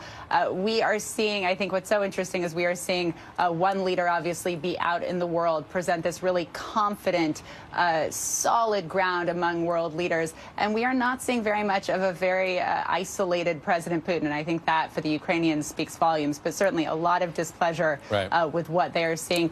Ukraine says they have the momentum on the battlefield. Obviously, new sanctions are coming down, and they're going to come back with a lot of military hard work. Chuck. Molly Hunter on the ground force in Kyiv. Molly Hunter, please stay safe. Thank you. Let me move across the globe to Kristen Welker in Hiroshima. And Kristen, let's start with the F-16 decision. I mean, it's sort of it's getting old hat. Ukraine makes a request for a weapon. America says no. Ukraine makes a request for a weapon. America says not yet. Ukraine makes a request for a weapon. America says, well, can the Europeans go first? And it seems like here we are again with the F-16s. Here we are again, and you're absolutely right, Chuck, to point out the broader influence by European allies, because in this instance, it seems like that's really what made a difference. Effectively, the Biden administration saying, look, we are going to support our European allies as they provide F-16 fighter jets. It's not clear exactly which countries are going to be providing these jets, who will be doing the training, and what the specific timeline is. But Chuck, this is a major reversal. There's no doubt about that. This is a big victory for President Zelensky, who will be here in person, making his case in person. This is a victory for him, but don't expect him to claim victory and just let it go. Right. We anticipate he's going to be asking for more aid. He'll be asking for more weapons. And in talking to administration officials here, that is what they are expecting when Zelensky comes here. In addition to the G7 allies, he'll be addressing the leaders of India and Brazil as well. Why is that significant? Because it speaks to the point, Chuck, that you are making. He's not just appealing to Western nations. He's also appealing to those countries that have shown more willingness to support Russia. And so this is going to be a really critical stop here, even as he is making this big diplomatic victory, and a victory potentially on the battlefield as well. Chuck. India has been a big buyer of Russian oil a little bit, and it's inadvertently, or maybe whatever you sort of indirectly helped Russia with some financing there. I imagine President Zelensky might try to address that directly. But let me ask you about the debt ceiling situation, because we know President Biden's had to cut short some meetings to get briefed. What is the traveling White House saying about the pause that was announced by McCarthy's team regarding debt ceiling talks? Well, Chuck, just taking a step back, what I'm hearing from both sides of Pennsylvania Avenue and from the folks here in Hiroshima is this is consistent with what we've seen historically from these high-stakes talks. There's often a big sticking point, a stumbling block when you get down to these details. They're trying to tamp down concerns. So let me read you part of a statement released by a White House official who says, quote, there are real differences between the parties on budget issues, and talks will be difficult. The president's team is working hard towards a reasonable bipartisan solution that can pass the House and Senate.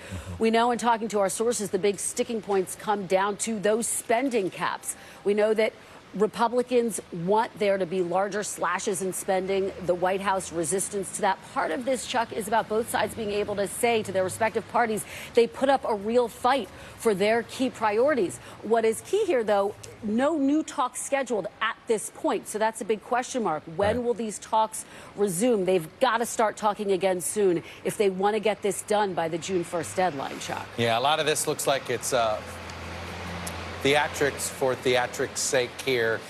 Seems like one day after the Freedom Caucus chirped, all of a sudden McCarthy had to announce a pause here. We'll see what things look like on Monday. Kristen Welker in Hiroshima, Molly Hunter in Kyiv for us. Thank you both. Joining me now on set to talk more about Zelensky's barnstorming of the globe is former U.S. Ambassador to Ukraine, Marie Yovanovitch. She's also out with a paperback edition of her book, Lessons from the Edge, which includes a brand new afterword, because her book came out literally, I want to say it was the month that the war began. Yeah, several much, right? weeks after the war started. Yeah, and so you were able to take some time. I want to talk about that in a few minutes, but let's start with what Zelensky is doing. This has been quite, everything has been in person with this trip. The fact that he's so comfortable traveling the globe in person, when you wrote your book, and right there, you wrote and you're after it, we were worried about assassination squads. We didn't know if he was going to be able to stick. And now he's traveling the globe with no fear. Yeah, and obviously quite confident about leaving the country during a time of war and reaching out to international leaders. And I mean, this is just diplomacy on steroids, right? Yeah. You know, meeting with absolutely everybody. You ran down the list earlier in the segment, and soon he will be, or his deputies will be meeting with African leaders led by the South Africans. Right. I think, you know, we can probably expect some others as well. This feels, I mean, you know, I don't want to be too lazy here, but it does feel Churchillian. This is Winston Churchill. I mean, he may have a lot of problems once the war is over handling politics, because guess what? Domestic politics gets tricky in any country. But right now, there is that feeling that he is this wartime leader that continues to have the confidence of people that were divided in this country about him before. Right? Yeah, I mean, I think he's you know, the people of Ukraine support him. You know, public opinion polling is pretty clear on that. Right. I think given the force of his personality, his communication skills, and he's just right on the substance, right? I mean, as you said, you know, he is requesting our assistance because it is important for Ukraine, but it's also important for the United States and for other countries. I mean, he told Congress back in December when he was in the U.S. That this is, you know, assisting Ukraine is not a charity, it's an investment in global security. And I think that's right. I was, at the end of my segment there with Kristen, I was talking about sometimes some of this theater becomes intentional in political and domestic political talks. Right. How much of Biden having to say no at first is theatrical? Meaning you gotta sort of, Russia needs to see that, you know, we're not, you know, this isn't just us versus him. Yeah, I mean, it's hard for me to know what's in anybody's head. Sure. And I guess what I would say is that I think it's important for the administration to tell the American people what the stakes are here, and to have that important conversation with the American people so that there is no question about the continued support for Ukraine in this war. That's important for us. Right. It's our national security. And I think part of that would also be having a plan, a military plan, a political plan, an economic plan for Ukraine to win. And what does that mean that we and other countries need to do to support Ukraine? I don't want to get ahead of ourselves here, but when this war ends, Ukraine's going to need a lot more financial support. It's going to need a whole bunch of, and we've already heard some chatter that seized Russian assets should be the first money that goes into Ukraine for the rebuild. How concerned are you, though, that the globe, you know, when the war's over, they won't be so charitable? Well, I think it's going to be important to show success in Ukraine. And you're definitely not getting ahead of yourself because Ukraine is not waiting. They are already providing funds to individuals whose houses or apartments were destroyed by Russian attacks. So rebuilding is already commencing in Ukraine. And of course, we've all seen, you know, the brave linemen keeping the power going. Yeah, exactly. I mean, it's inspiring. Next week, next month, there's going to be a conference in London on reconstruction. So people are thinking about this, not only in Ukraine, but globally. And how do we do this? How do we do it in a smart way? You know, reconstructing Ukraine, but the Ukraine of the future, not the Ukraine of the past. What's your sense of who ends up who is the best position to play mediator here? It's interesting, you have Erdogan that thinks he's going to end up being the mediator. You know, I think China is trying to play some role here. I don't think, in a weird way, the United States, which normally wants to play weird, probably the Russians aren't going to, you know, who do you think of these various entities? I know South Africa's president thinks that he could be one. Is there somebody that the West can feel comfortable with and Putin can feel comfortable with playing mediator when the time comes? I think that, and I think you're right to say when the time comes, because neither Russia nor Ukraine is ready for comprehensive peace negotiations. But I think it's not going to be just one country playing that role, because I think this is so big and there are so many elements to it. I think that it's probably going to be a number of countries that have to participate, you know, in the aftermath. I ask about Erdogan because, look, he's got his own political issues. America's got their own issues with him. Right. But that grain deal has held. It has held. Yeah. You know, every couple months it is, you know, there's a crisis. and then it gets continued again. Yeah. You one of the things you write about in your afterword in your book is the concern you have that Europeans are going to push for talks so quickly that it gives the Russians, it allows them to pocket some things before they actually have to negotiate. Now, you wrote this a few months ago. Mm-hmm. Given how the West has sort of hung in there, do you think that's still an issue you're concerned about? I think we need to be very careful, and certainly Ukrainians feel are concerned about this, that in our zeal to assist Ukraine and getting to peace and saving lives, right? That's a valid goal. Right. That we will accept Russian assurances that, it's all over. Mm-hmm. And if we just, stop for a ceasefire, Russia wins, because Russia has gained illegally territory that it has seized. And that is a problem, because Russia, if you look at what Putin has done over the years, what he said, what he's written, he's going to come back for more when he's ready, when he's rebuilt the military and when he's ready. I got to ask you this last question about the former president and what he said when he was asked, does he want Ukraine? Does he pull Ukraine to win the war? And he wouldn't take a side. What would the consequences be for Ukraine if President Trump is back into office with that posture? Certainly, I think it would be disastrous for Ukraine, because Ukraine, first and foremost, is still here a year and several months later, because of the people, because of the military, because of their will and their skills. Mm-hmm. But it's also because of a lot of Western assistance, particularly assistance from the United States. And I'm not hearing in what the former president is saying any desire to continue that assistance. That he wants to just immediately stop the war almost at any cost, whatever, and the cost could come, it sounds like, it's some sovereignty of Ukraine. Yeah.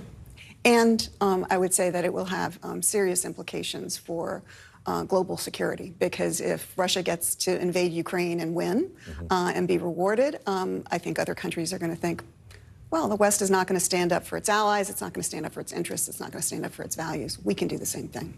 Ambassador Yovanovitch, I will not ask you what you think of The Diplomat and about ambassadors being groomed to be vice president. That would have been a lot of fun. But your book is one of the great diplomatic memoirs that are out there. So if you haven't read it, check it out, pick it up, Lessons from the Edge. Nice to see you, Ambassador. Thank you very much. You got it. Coming up, the Republican field for president is growing, with Senator Tim Scott officially filing campaign paperwork today. And Governor Ron DeSantis is going to launch, it appears, as soon as next week. The latest on the 2024 campaign trail, next. Plus, new headwinds facing the Republican frontrunner Donald Trump, as party leaders begin to openly question his electability amid news of more potential criminal charges later this summer. You're watching Meet the Press Now.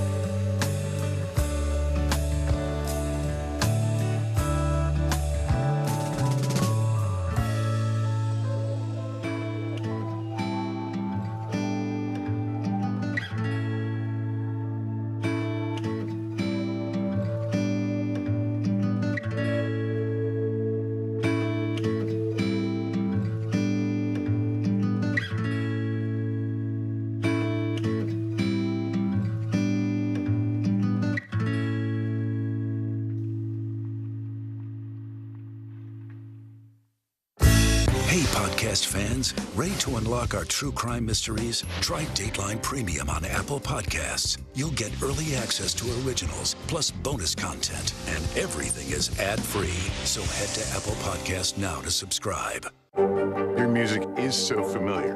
What do you think when people start humming back your tunes? How you doing, Lester?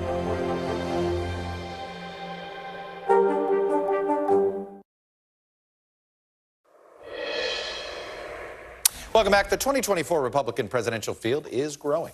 South Carolina Senator Tim Scott filed paperwork today to make his campaign official. Scott plans to announce his presidential bid Monday. All of this comes as Scott is placing a massive $6 million ad buy in both Iowa and New Hampshire. It's set to go up after his Monday announcement, and they're not coming down all summer long. They have a huge hard money advantage that, for those that understand what that phrase means, is a big deal. And could give him a pretty good summer lifeline. Meanwhile, sources confirmed to NBC News that Florida Governor Ron DeSantis, already a main target of frontrunner Donald Trump, is also set to formally enter the race next week. According to the New York Times, DeSantis is trying to woo donors with the argument that he is more electable than Trump is. So let's break down the expanding Republican field. Let's turn to our NBC team, Ali Vitale on Capitol Hill, covering the Scott campaign. Mark Murray has the latest on all things Ron DeSantis. Vaughn Hilliard will join us on the latest from Trump world. Ali, let me start with you. Boy, the Tim Scott campaign is this sort of quiet campaign. They don't try to make, pick a fight with DeSantis or pick a fight with Trump. They just sort of go ahead and suddenly you could sort of see them trying to put themselves in the position to benefit from a Trump-DeSantis feud. It's a pretty big organization, isn't it? It's a pretty big organization, and you know the impact that having $20 million plus cash on hand when you get in the race can be. That's a huge boon to them. And of course, they're putting it to work right away. When you look at the ad buys, that's certainly a flex in the campaign world. That's, in the words of what someone was saying to me today, the ad buy itself is worth more than what some campaigns actually have on hand right now. So they feel good from the money perspective. And look, they're also happy, I think, to let Trump and DeSantis duke it out. And frankly, you look at the Trump campaign statement, and they're happy to see the field getting bigger. We've known that this has been their operating theory the entire time, which is the bigger the field gets, the better it gets for Donald Trump. And as they're going after DeSantis, their reaction to Tim Scott getting in the race was not about necessarily Tim Scott. It was about Ron DeSantis. They said what Tim Scott is seeing is what everyone is seeing, which is that second place is wide open. So they're not just welcoming Tim Scott to the race, but they're also saying it's a knock against DeSantis. A month ago, a lot of us were, Nikki Haley. But boy, she's had some fundraising issues. And, this Tim Scott announcement, this really could start separating him from her. How's the Haley campaign handling this? Well, look, it separates him from her in that he is able to just go the distance because he has the money baked in already. They raised, somewhere around $5 million in that first quarter. Some of that money was duplicate and double counted, and so that looked like a snafu and some messy handling on the campaign's part. They're still plugging along, and I think the thing that's always been true about Nikki Haley is that clearly, there is a baked-in rivalry between Haley and Scott simply because they are both from South Carolina. The Haley side would tell you that Tim Scott got his start in national politics because of Nikki Haley appointing him to the Senate. The Scott folks would say he has more than honed his own profile, both here in the Senate and nationally as he's been on the road. We'll see which theory of the case wins out. I do think it's striking that both of them, though, recognizing kind of the realities on the ground in South Carolina where Trump continues to be dominant, they are spending a lot of time in Iowa and New Hampshire. Those are clearly the states where they're not waiting for the calendar to come to them, and they're also trying to hedge because even though technically they have home field advantage, they don't actually. No, they don't. Just ask those Floridians that ran in 2016 what home field advantage is like in a Republican primary against Donald Trump. Ali Vitale on the Tim Scott campaign. Ali, we will see you next week in Iowa, I have a feeling, and New Hampshire. Thanks very much. And Charleston. Exactly, and Charleston. Let me move over to Mark Murray and the DeSantis campaign. So, Mark, let's go back into your crystal ball here a minute. And if Ron DeSantis announces his presidential candidacy in January, and not when it's coming, the words formidable would have been probably, and juggernaut, would have been the two most commonly used words to describe this campaign. I think formidable still is appropriate, but not juggernaut. Yeah. Formidable. You're exactly right, Chuck. And of course, when we end up seeing the launch, there'll be a lot of media attention. But you're exactly right that the last 5 months overall really haven't been all that kind to Ron DeSantis and his kind of expanding, soon-to-be campaign that we'll finally end up getting next week. And of course, there have been a lot of trappings that you've ended up seeing from the Florida governor. He's gone to early states like Iowa and New Hampshire. He's had a book tour. He's spoken at the Reagan Library, all getting a lot of attention the way that a normal candidate would end up getting. But he also hasn't had the protection that a campaign provides. You know, Chuck, you and I have been doing this for a long time. And normally when you have that campaign infrastructure behind you and teams go on the attack, well, you have somebody that has your back. You end up having surrogates that can actually get your message across. But when you're in that kind of soon-to-be campaign that Ron DeSantis has had, there hasn't been all that much backup. And so it's going to be interesting to see what the DeSantis operation looks like after next week, what after those Donald Trump attacks come, what the forcefulness behind the response is. I'm going to be really curious. And of course, as Ron DeSantis, you know, he has a day job as Florida governor. The Florida legislative session has ended, which gives him freedom and flexibility to be able to do this. But I think you're right that the last 4 to 5 months have actually been a more challenging time for him rather than a positive one building up to this announcement. And one would assume, Mark, that he had to let he was trying to stay above the fray and it didn't really work. You assume he's going to now start counterpunching on Trump more, but that could end up just benefiting Tim Scott, right?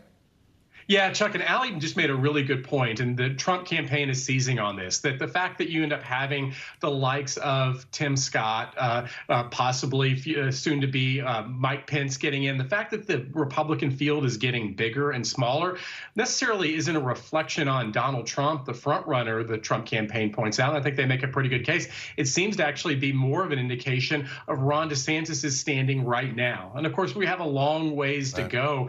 But the weaker that Ron DeSantis ends up looking, someone like Tim Scott says, hey, what about me? Nikki Haley, what about me? Mike Pence, what about me? Even the news that the North Dakota's governor might be getting in. And so we're going to have to actually see that the expanding field, is this about Donald Trump or is this about Ron DeSantis? Yeah, no, you can't help but wonder what would have happened. Again, going back to my first question to you, had DeSantis announced in January, Mark Murray, with that reporting and analysis for us. Mark, thank you. Let me move over to our man on the Trump campaign, Vaughn Hilliard. You know, Vaughn, you've been covering Trump since then.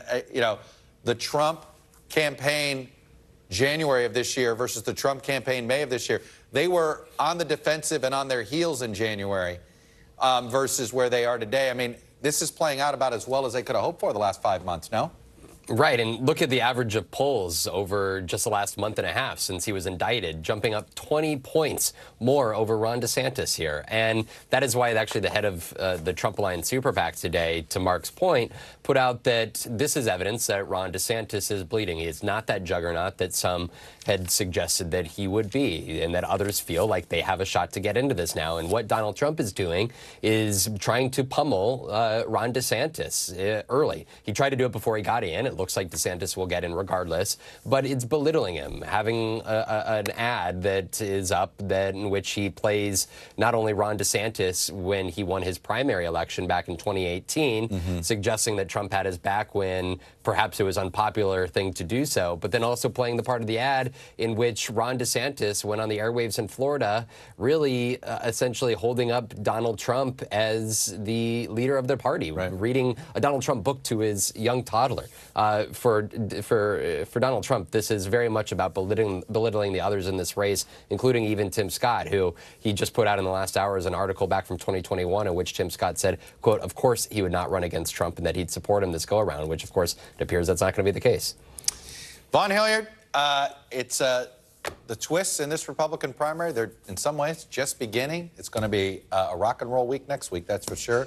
And I know Trump's not going to be quiet as everybody else announces. So, Mr. Hilliard, thank you, sir. Thanks, Ron.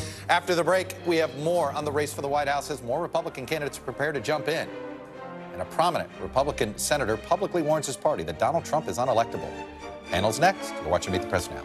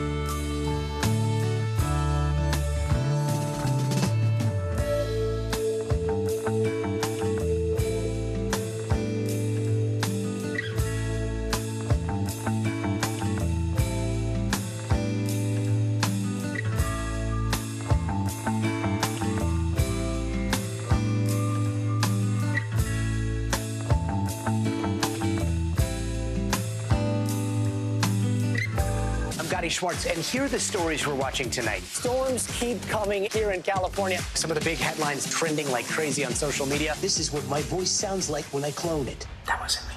You gotta see this. Stay tuned now, weeknights on NBC News Now. Hey, podcast fans, ready to unlock our true crime mysteries? Try Dateline Premium on Apple Podcasts. You'll get early access to originals, plus bonus content, and everything is ad-free. So head to Apple Podcasts now to subscribe.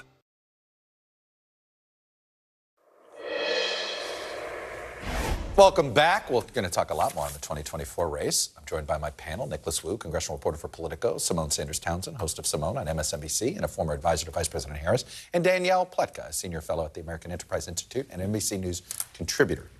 Now, I promise I want to do one quick whip around on debt ceiling because you guys are all the jaded cynics like me that I am. But I think what we're seeing here is nothing more than necessary theater for the talks to end, that the pause is actually a feature, not a bug in these talks. Nicholas, what say you? I think that's right, Chuck. I mean, you know, just this week we saw the Freedom Caucus come out with their own statement.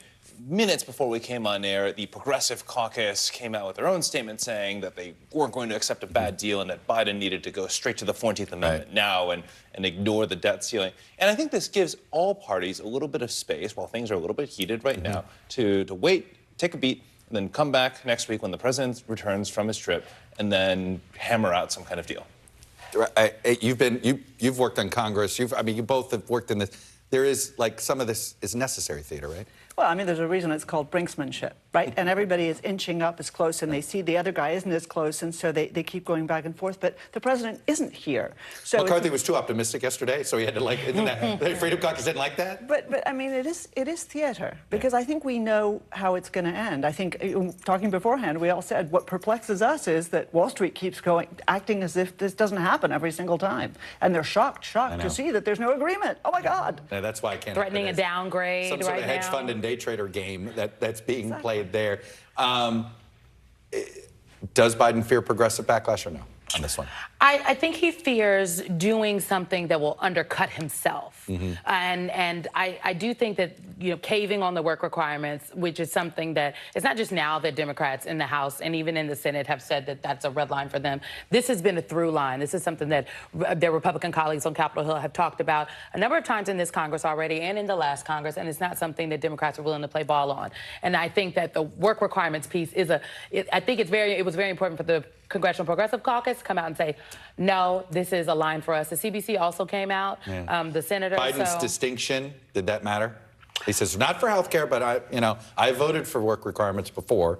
Senator Biden had. I think his distinction was honest. Yeah. And if there's one thing about Joe Biden, he tells you how he sees it. I do just think I do think they're going to shake out on a deal where we've all long thought they were going to land. It's hurtful for the American people. Like, we should not have to continue to go through this every single time when. What is annoying here is the only people that make money on this deal are the hedge fund gamers. That's what drives me. But we do owe an awful lot of money. I mean, $31.46 trillion. We're still, as an economist friend said to me once, we're still the cleanest pair of dirty underwear in the laundry in the hamper compared to the rest of the country. Well, that's unfortunately our situation these days. I guess it's better to say we're the one-eyed person at the land of the blind.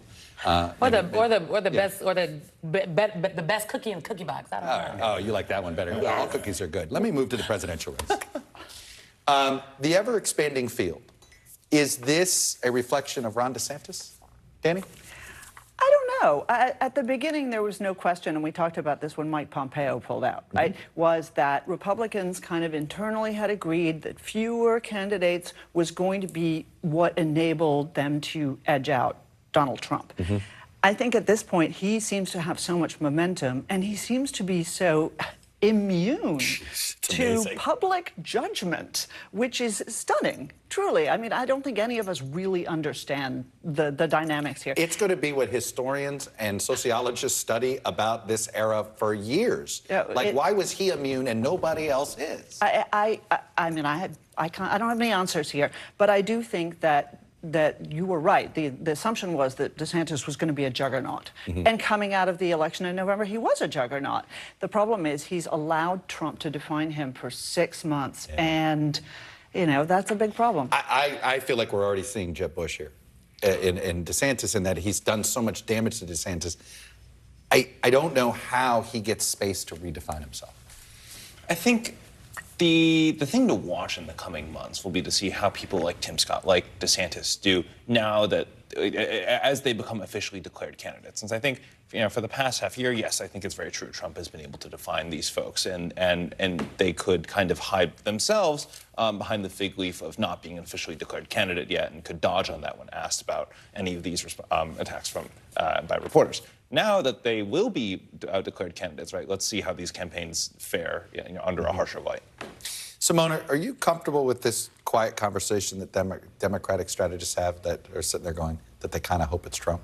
No, I'm very uncomfortable with that. I am someone, and perhaps I'm an outlier, but I am someone that when these same Democratic strategists were saying, well, let's boost a MAGA candidate for the midterm elections because that's a better candidate that these Democratic candidates could beat, I thought that was a slippery slope, and that's dangerous because democracy is literally on the line. So I just think that I've always thought that Ron DeSantis is virtually untested outside of Florida. And a lot of I think the pain that has been inflicted on him has actually been self-inflicted wounds. No one told him to pick a fight with Disney. I think I sat at this very table and said, you fight with the mouse, I think the mouse gonna win. And people came out and said, no, you're siding with corporations. Look at the mouse, taking away their $1 billion investment in the state. So I just think it is still very early. We have to wait for the first debate stage. Right. Also, though, it's very late. The first caucus is January. It's funny you say it's early. I don't think you're absolutely right. I don't think it's early now. I think it's sort of this thing because the Trump, who knows? You say he's immune. How many indictments can he carry into this race, right? I think someday the camel's back's going to break. We just don't know when. Oh, come on, from your mouth to God's ears. I don't think we know that. And I think look, is this late? Is this early? We can go back 4 years, 8 years and say, look who the front runner was. It's getting late early. It is. On the other hand, we haven't seen, I think Nick is right, we haven't seen these folks tested. We haven't seen them out on the campaign trail, and we haven't seen them out of their own states, really. My view is give them a chance. I want to focus a second here on Tim Scott, because I don't think, and I certainly I didn't fully appreciate the sort of tactical advantage that he has right now. And that is good old-fashioned hard money. And what this means is it's money, his campaign. This was Senate campaign money, he can spend it. He has more of that than Ron DeSantis has. He has more of that than Nikki Haley has. And he can be on the air with the ad campaign. And why does this matter? The first candidate out of the box, Simone, in Iowa on TV was who? A guy named Pete Buttigieg. And everybody thought, oh, that's not going anywhere and all this stuff.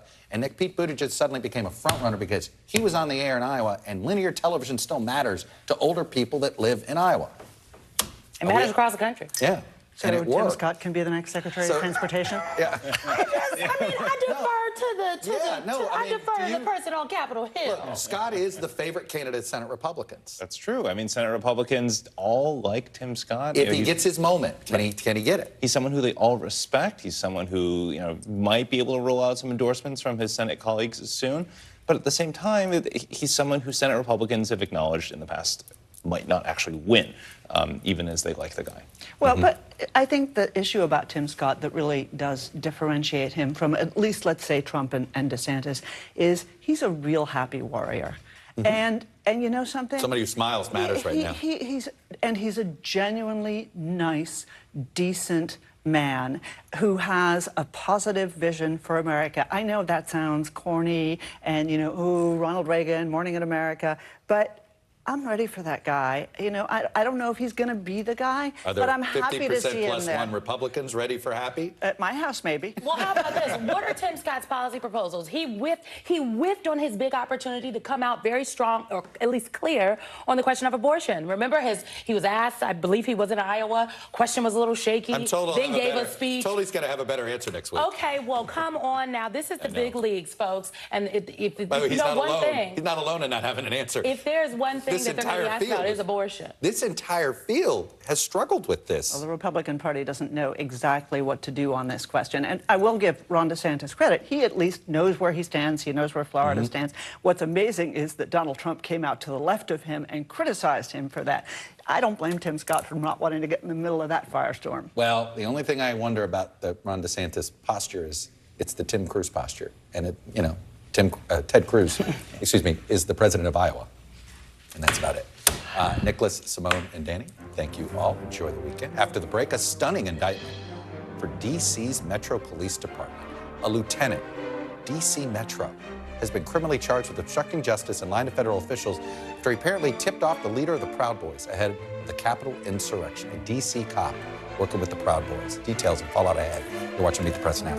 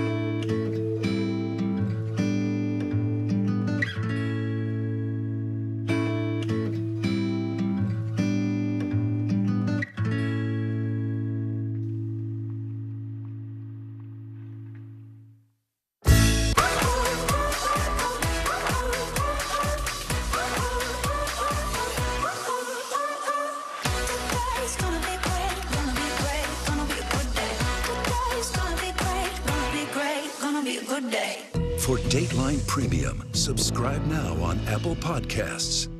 What is going to happen now? Going back and forth because Go ahead. Nice to see you tonight.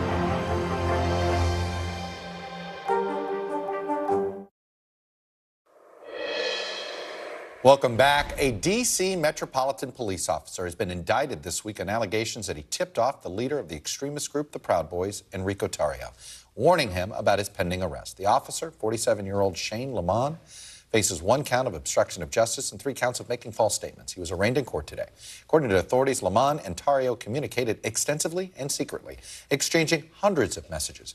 2 days after January 6, Lamont texted Tarrio a message of support, writing, "Of course I can't say it officially, but personally I support you all and don't want to see your group's name or reputation dragged through the mud."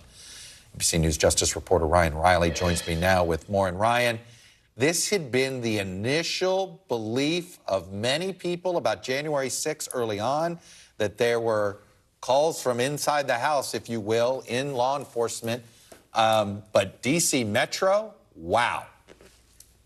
Yeah, it's really quite extraordinary. And, you know, this lieutenant was in a position, in an intelligence position in which he was, you know, there was sort of a reason for him to have been in communication with Enrique Tarrio ahead of this. He was sort of in charge of making sure that assets were in place when they came into town to sort of, you know, quelling, basically getting violence reduced and trying to keep Antifa separated from the Proud Boys when they were in town. But this relationship, I mean, just really went too close that we see in these text messages, and especially tipping him off about his arrest that was pending when he was actually arrived in D.C. He's told about that. Enrique Tarrio was told about that while he was on the plane, and this was an investigation that he was sort of updated against. And in fact, the lieutenant here was basically working against this investigation, which all dated back to this incident in December 2020, which involved the burning of a Black Lives Matter banner that was hanging up outside of a church that the Proud Boys had ripped down and burned. So that was something that he was eventually arrested for, and that was sort of the FBI's way of trying to stop, basically, sort of cut off the snake at the head, essentially. Obviously, that didn't work with the Proud Boys, who then went on and stormed the Capitol, despite the fact that Enrique Tarrio was sort of taken off the battlefield to a certain effect here. He actually spent January 6th, of course, in a Baltimore hotel and wasn't wasn't on the grounds of the Capitol that day. You know, I'm curious here. So you're implying, so that the cop Lamont was supposed to reach out to Tarrio at times to deal with whenever Proud Boys were doing their own forms of protests? So was some of this contact considered legitimate part of his job?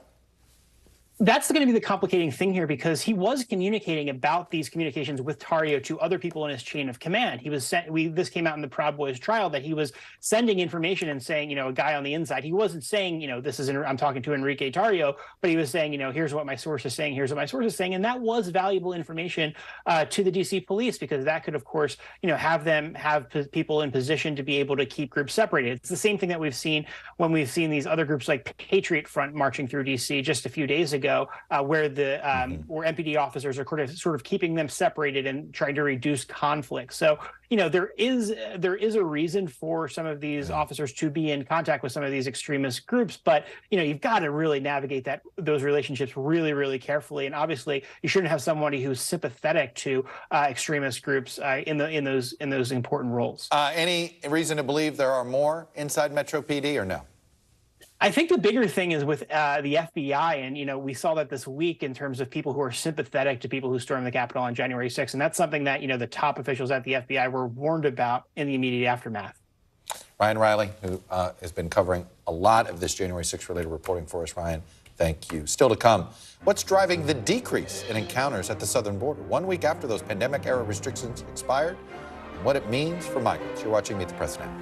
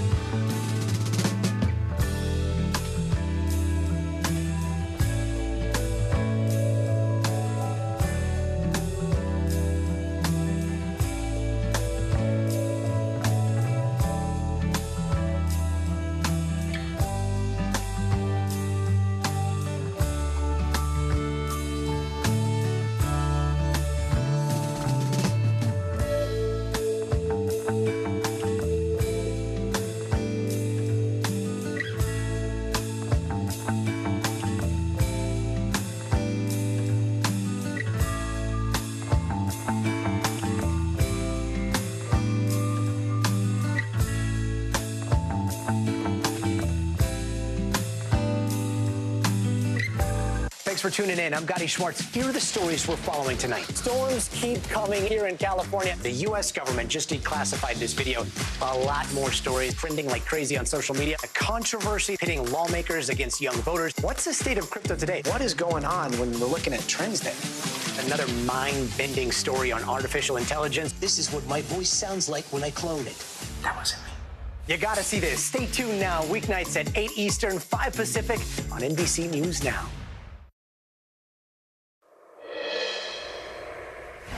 Welcome back. It's been just over 1 week since the pandemic-era border policy known as Title 42 was lifted officially and replaced with new policies aimed at limiting asylum claims at the southern border. Officials had braced for an influx of migrants in the wake of the expiration, since it allowed border agents to deny nearly all asylum claims without processing. But so far, the influx that was predicted has not yet materialized. Today, the Department of Homeland Security said the encounters between ports of entry have declined by 70%. Down to approximately 3,000 per day. Another notable number, over 11,000 migrants were turned away from the border in the last week. They were either sent back to their home country or, in the case of 1,100 migrants from Venezuela, Cuba, Haiti, and Nicaragua, returned to Mexico under a new agreement with that country. In the release, DHS says it is encouraged by the progress, but that it is still too soon to draw definitive conclusions. Joined now by my colleague from Telemundo, Julio Vaquero, in Mexico City. So, Julio, look, I think everybody's nervous about trying to say, hey, it's working, because we know how fragile things can get at the border there. But from the conversations you've had, what are you hearing as to what is making this appear to be working in the moment? Hey, Chuck. So, I mean, you're right. It's too early, but the facts are that so far, migrant crossings have fallen and not risen as most people were expecting. And we have to remember that the Biden administration actually tried to end Title 42 a long time ago, and they weren't able to do it. Secretary Mayorkas actually told me a couple of weeks ago when I interviewed him that Title 8 was a better way to control migration at the border, because Title 8 actually brings criminal penalties to migrants who try to cross illegally. So there are legal pathways for them to ask for asylum using the app CBP One, or asking for asylum in other countries such as Mexico before getting to the border. But if they try to cross illegally, then if they are catched, they will be deported, and they will face a ban. They won't be able to try to cross into the United States for 5 years. It seems that has actually stopped a lot of migrants from even trying. So I would assume, and I know that there are critics of DHS on the Republican side of things that are looking to say, well, they want to undermine it and say it's not working. But if this is the case, that this policy is actually working, is this something that needs to be codified by Congress, or could the courts undo this policy? Well, Chuck, I do have to say that it might be working for the American side of the border, but the crisis is still there. I mean, there's a crisis at the border, no doubt. And the fact that the encounters with Border Patrol have stopped or have dropped doesn't really mean that people have stayed at home. People are still escaping from violence and from poverty, from Venezuela, from Nicaragua, Cuba, Haiti, Central America. And now they are in limbo. They're waiting in northern Mexico. And that's what I think that we will be seeing, a crisis at the northern part of Mexico. And the fact that this is northern Mexico, a part of the country that the Mexican government kind of doesn't, allows the cartels to control. How concerned or should we be for the safety of these migrants? Well, I think we should be very concerned, and the images are there. If you go to Matamoros, which is the border with Brownsville, Texas, there are camps of migrants living in tents and waiting. They have been waiting there for months in terrible conditions, and that's one of the most dangerous cities in the country. And we have to remember, I'm sure you recall, Chuck, the fire in a detention center in Ciudad Juarez a couple of weeks ago, where 40 migrants died under the watch of Mexican government. So is the Mexican government ready to receive more migrants from the United States? That's a question to be asked, right? And I assume they need more resources. Is the United States sending financial resources to help them? I actually asked Secretary Mayorkas about that. Are the United States sending resources, financial aid, or any type of help? And he didn't want to answer that. I asked him if that fire at the detention center wasn't enough evidence to show that the Mexican government was not ready. And he also didn't want to answer that question. So, I mean, I think it's still too early, but we will continue to see a crisis at the border, maybe at the Mexican side of the border. Julio Vaquero, my colleague from Telemundo, who's reporting from Mexico City today. Julio, terrific stuff. Thank you so much. Before we go, I want to make note of the passing of perhaps the greatest professional football player ever to play the game. But more importantly, He had a big role in civil rights. Jim Brown died yesterday at his home. Brown was widely regarded as one of the greatest running backs of all time. He played just 9 seasons for the Cleveland Browns, but oh, what a set of 9 seasons they were. He retired early at the age of 30 to focus on social issues and to fight for equality for black Americans. He appeared on Meet the Press in June of 2016, days after the death of boxing great Muhammad Ali. What lessons should today's athletes take from you and Muhammad Ali and the things you did for them in the 60s? That money is not God, and human dignity is very, very important. Your integrity is way up there. And as a single human being, if you carry yourself in a certain way, you can defy all evil that comes at us. Sadly, Brown's legacy also includes a history of domestic violence. He was arrested a half a dozen times, mostly on charges of hitting women. He acknowledged that abuse, and he wrote that he regretted it in his 1989 memoir. Jim Brown was 87. That does it for us this hour. We're going to be back Monday with more Meet the Press Now, but I got a whole lot more for you on Meet the Press all weekend long. It starts with this week's episode of Meet the Press Reports. The deep dive this week is on modern space exploration and the global race to Mars. That airs at 10:30 p.m. tonight and again Sunday morning right here on NBC News Now. And of course, if it's Sunday, it's Meet the Press on your local NBC News station. I have a slew of exclusive interviews. Governor Roy Cooper of North Carolina, the Treasury Secretary Janet Yellen, and Florida Congressman Republican Byron Donalds. Don't miss it. NBC News Now coverage continues with Hallie Jackson right now.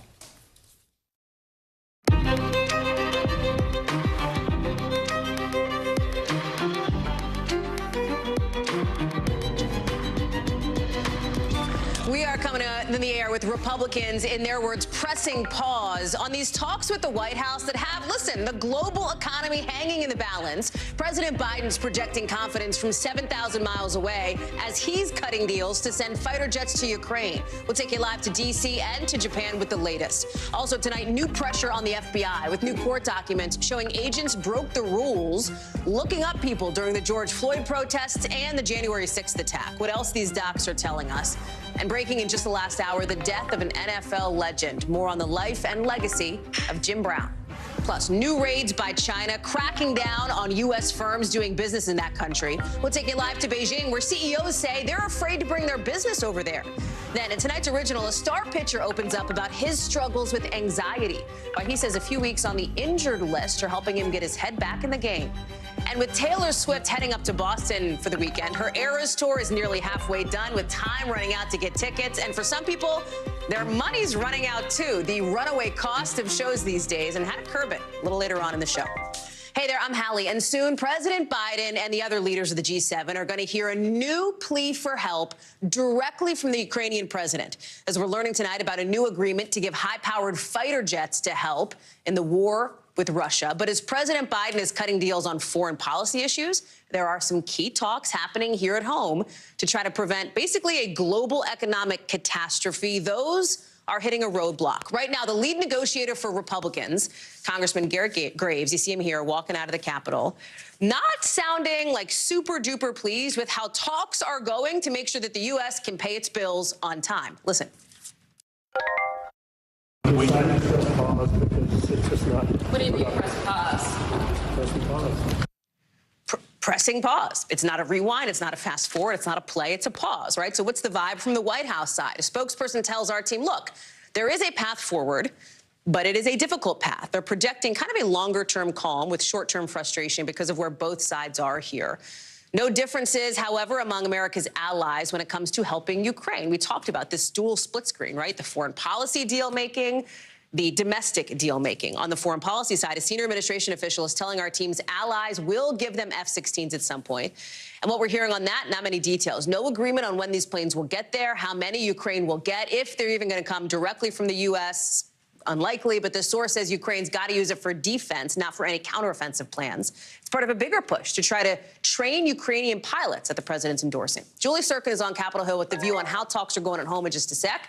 But I want to start overseas with Mike Memoli, who is live for us, of course, from where this is all happening in Japan. Let me start with sort of the foreign policy deal-making here. Big story is the fighter jets. For months, there was sort of a question mark here on the president not committing to a plan involving F-16s. That is changing now. Talk us through it. Yeah, that's right, Hallie. On Friday, it was all about the expected and the less expected, as we'll put it, as it relates to new actions by the G7 alliance on Ukraine. We'll start with the expected, announcing a set of sanctions on Russia. As part of this deal, there's going to be a ramped-up enforcement of the existing sanctions. There's been efforts by third parties to help Russia evade those sanctions that have been piling up for the better part of the last 15 months. The second set is really new ramped-up efforts to cut off Russia's efforts to replenish its war machine, as it's being put in the G7 summit. So that was part of the big announcement in the statement of unity by the G7 allies that we were sort of tracking all along.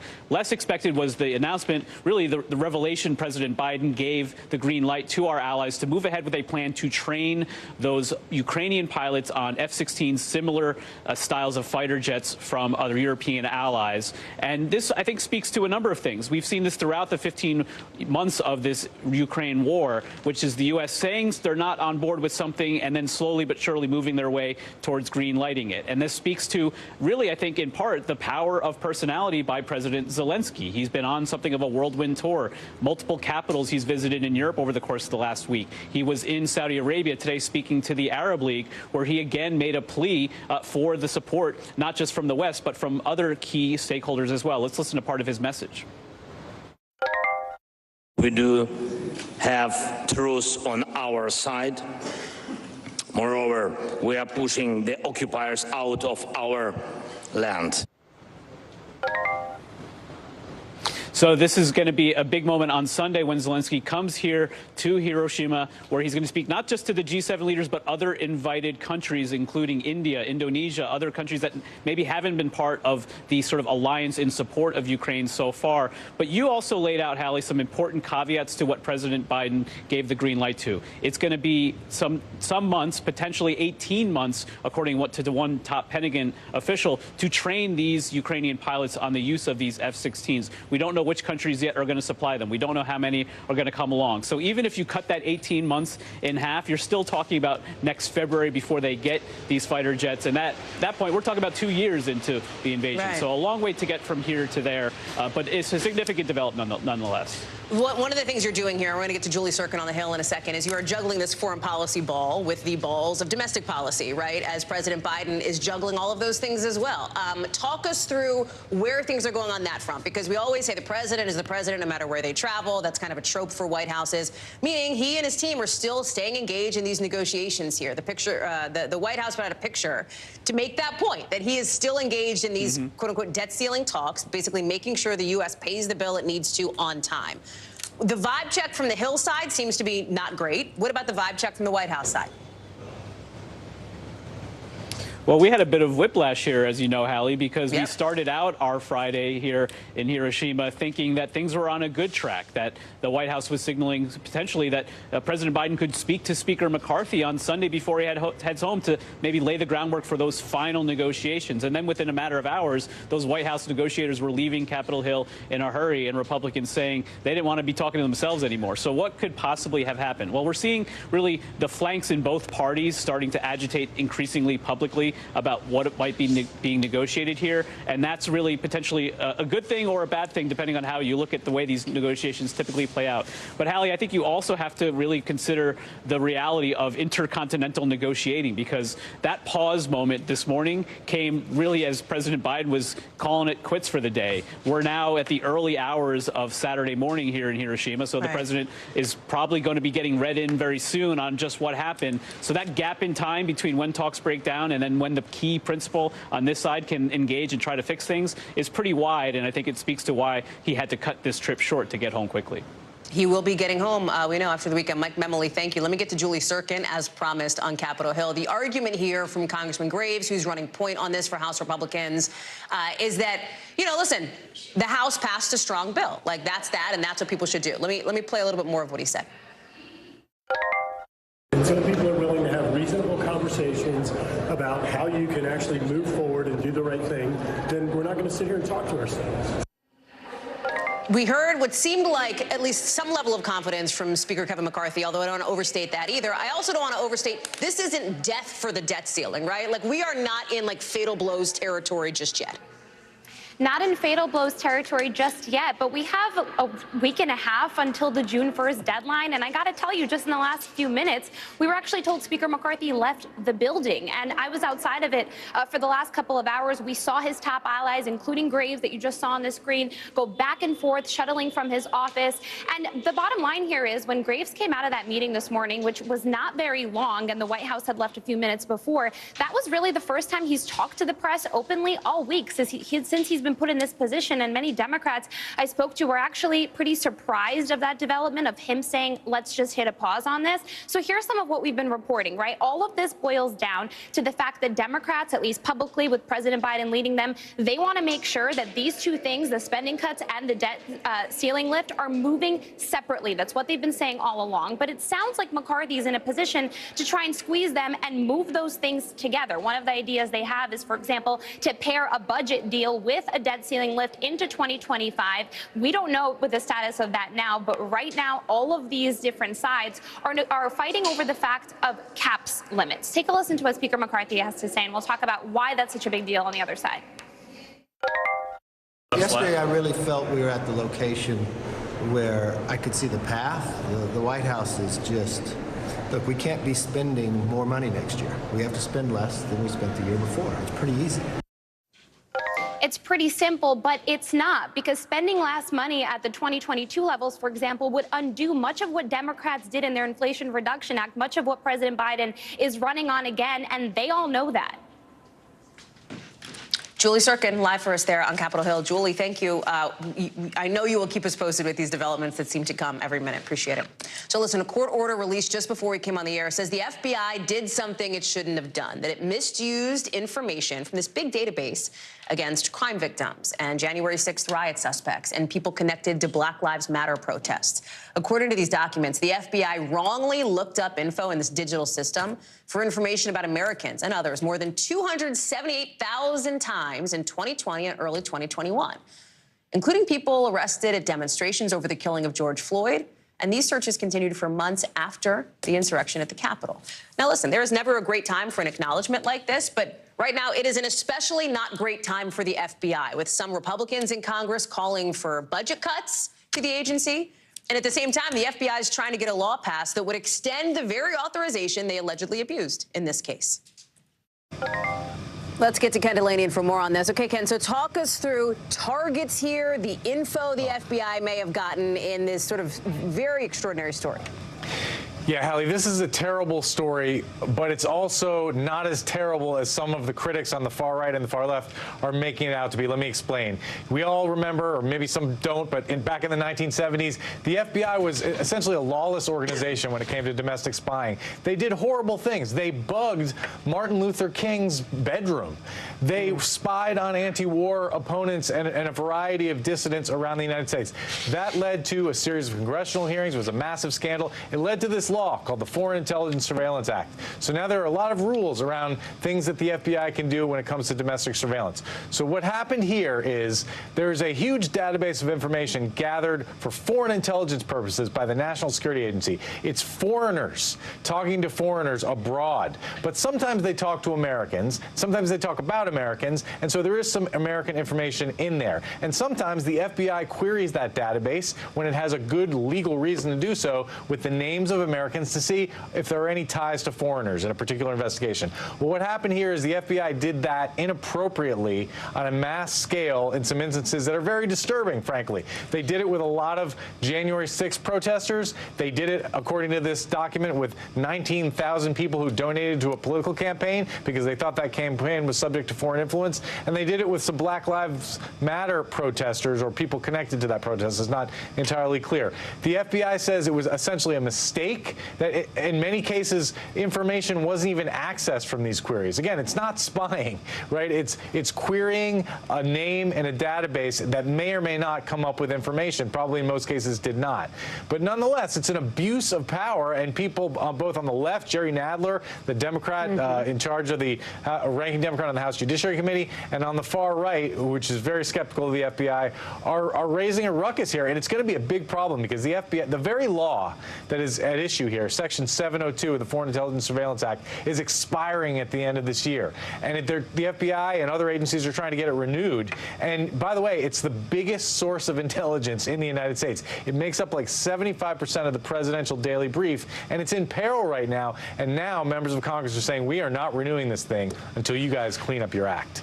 I mean, listen, Ken, like, I hear you when you say, hey, it's not the 70s. They're not bugging civil rights leaders' bedrooms, right? But, like, there is, I think, a level of expectation that Americans have about what their law enforcement agencies are going to do. There is a trust and confidence question mark here, right? Does the FBI acknowledge that?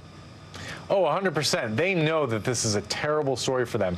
What they say is, look, the reason you know about this is because we did an audit and we made the results of that audit public through the courts, and we have changed the rules on this. But, you know, the problem with that is they've been saying that for years. They've been saying, trust us, trust us. The FISA process has integrity, and they keep getting caught doing the wrong thing. So there is a trust issue here. But just to emphasize, like, this is not people getting the contents of your email, right? That's not what this is. This is running names against a database that may or may not have some information if you were talking to foreigners. So that's why I say it's much different from bugging somebody's hotel room. Allie. Ken Delanian, thank you for the context. Thank you for all of that. Appreciate it, Ken.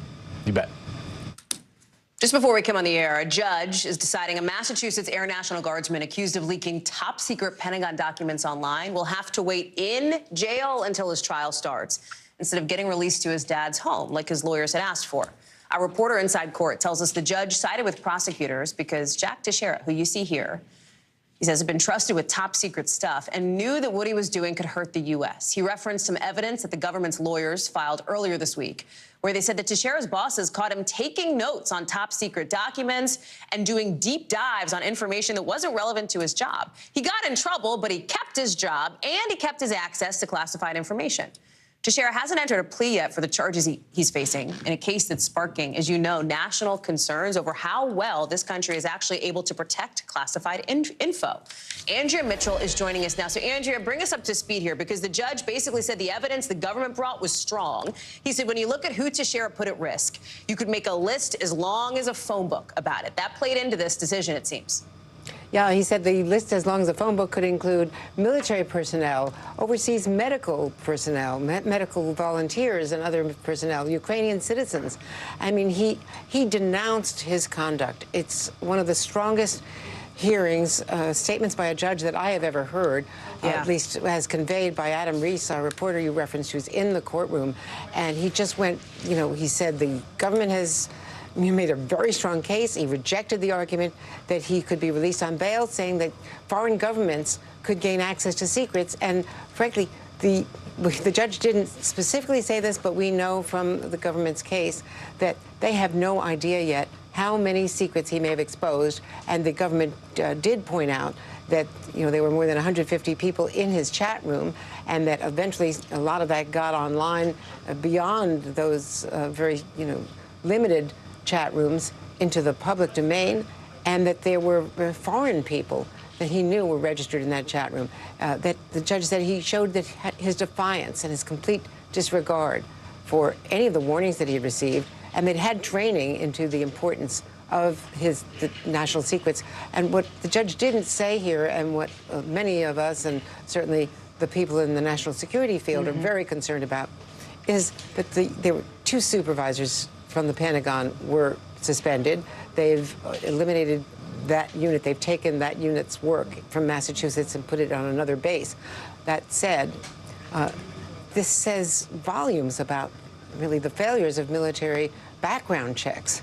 He retained his top secrets clearance even after he had been several times reprimanded, as you pointed out, for abusing that privilege. You are right, I think, Andrea, as you know, to character. I mean, it is a very strong statement from a judge here in a case like this. There is the opportunity for an appeal, though, right? I'm not sure I heard you, Hallie. If you were asking whether he can appeal, yes, he can appeal. But considering what this judge, who still has jurisdiction, said today, I think it's very unlikely he is going to get out at any time before a trial. And given also the posture of this judge, you could imagine that there would be some sort of a plea agreement, because he's facing very, very long jail time if convicted.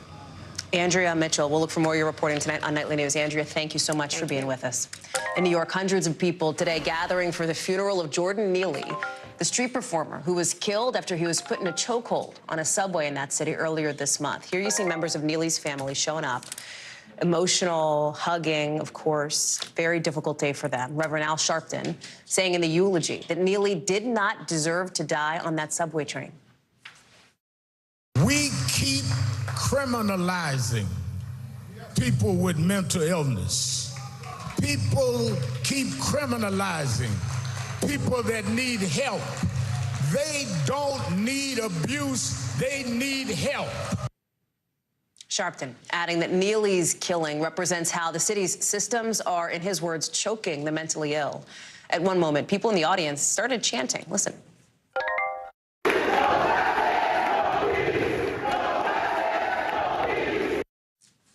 No justice, no peace, they're saying. That chant, likely about the case against the person you see here, Daniel Penny, the 24-year-old Marine vet seen on video putting Neely in the chokehold that killed him. He is facing a single second-degree manslaughter charge and says he's innocent. The Criminal Defense Fund for Penny has raised more than $2.5 million just so far, with people like Ron DeSantis, Nikki Haley, Kid Rock donating. Haley even calling on New York Governor Kathy Hochul to pardon Penny. I want to bring in Rahima Ellis in New York City. And Rahima, an emotional and difficult day for the people who knew and loved Jordan Neely.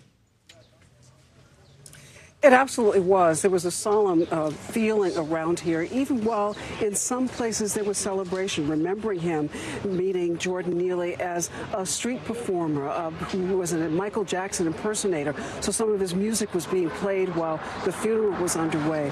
But inside of this church, the very church where Neely's mother was eulogized in 2007 when she was murdered, and the very Baptist minister who presided over that funeral presided over this one. None of that was lost about the tragic irony of what was going on and what has happened for this 30-year-old man, Jordan Neely. And people saying much of what you heard Reverend Al say today, and that was about this was a young man who died too soon. And according to the Reverend, it was because he was homeless and mentally ill. Take a listen. We can't live in a city where you can choke me to death with no provocation, no weapon, no threat, and you go home and sleep in your bed while my family got to put me in a cemetery. There must be equal justice under the law. They also called for the justice in terms of helping the mentally ill, Hallie, saying probably everybody in this country knows someone or has a family member who is struggling with mental illness. With that being true, he asked the question of why isn't there more support to provide more supportive services for the mentally ill. You are talking about something, Rahima, that has been so important, as you know, to the people in and around Jordan Neely's life, right? The idea of this discussion over who is responsible for safety on the subways. What about care for people who are unhoused, who have mental health conditions? There's been support for Neely, but there's also support, as we saw from some of those big names, backing the man accused of killing Neely. Talk about the sort of Daniel Penny piece of it, the overlay, the context there, and where this goes. Oh, absolutely. You called out some of the names. She's running for the GOP presidential nomination. That's Nikki Haley, the star, Kid Rock. They're donating to this GoFundMe page that's set up by the Legal Defense Fund for Daniel Penny. And even Governor Ron DeSantis, he shared a link to that page, and he tweeted something to the effect of saying, we must stop pro-criminal agenda and take back the streets for law-abiding citizens. That is resonating with some people, you point out. That statement and others have already raised $2.6 million and counting. Now, we should also say that the Manhattan District Attorney, he's still investigating this case, and there are reports that he may yet consider presenting it to the grand jury. Whether he does or he doesn't, one thing we know for sure, there is already a scheduled date for Daniel Penny to return to the court, and that's on July 17th, Hallie. Rahema Ellis live for us there in New York City. Rahema, thank you.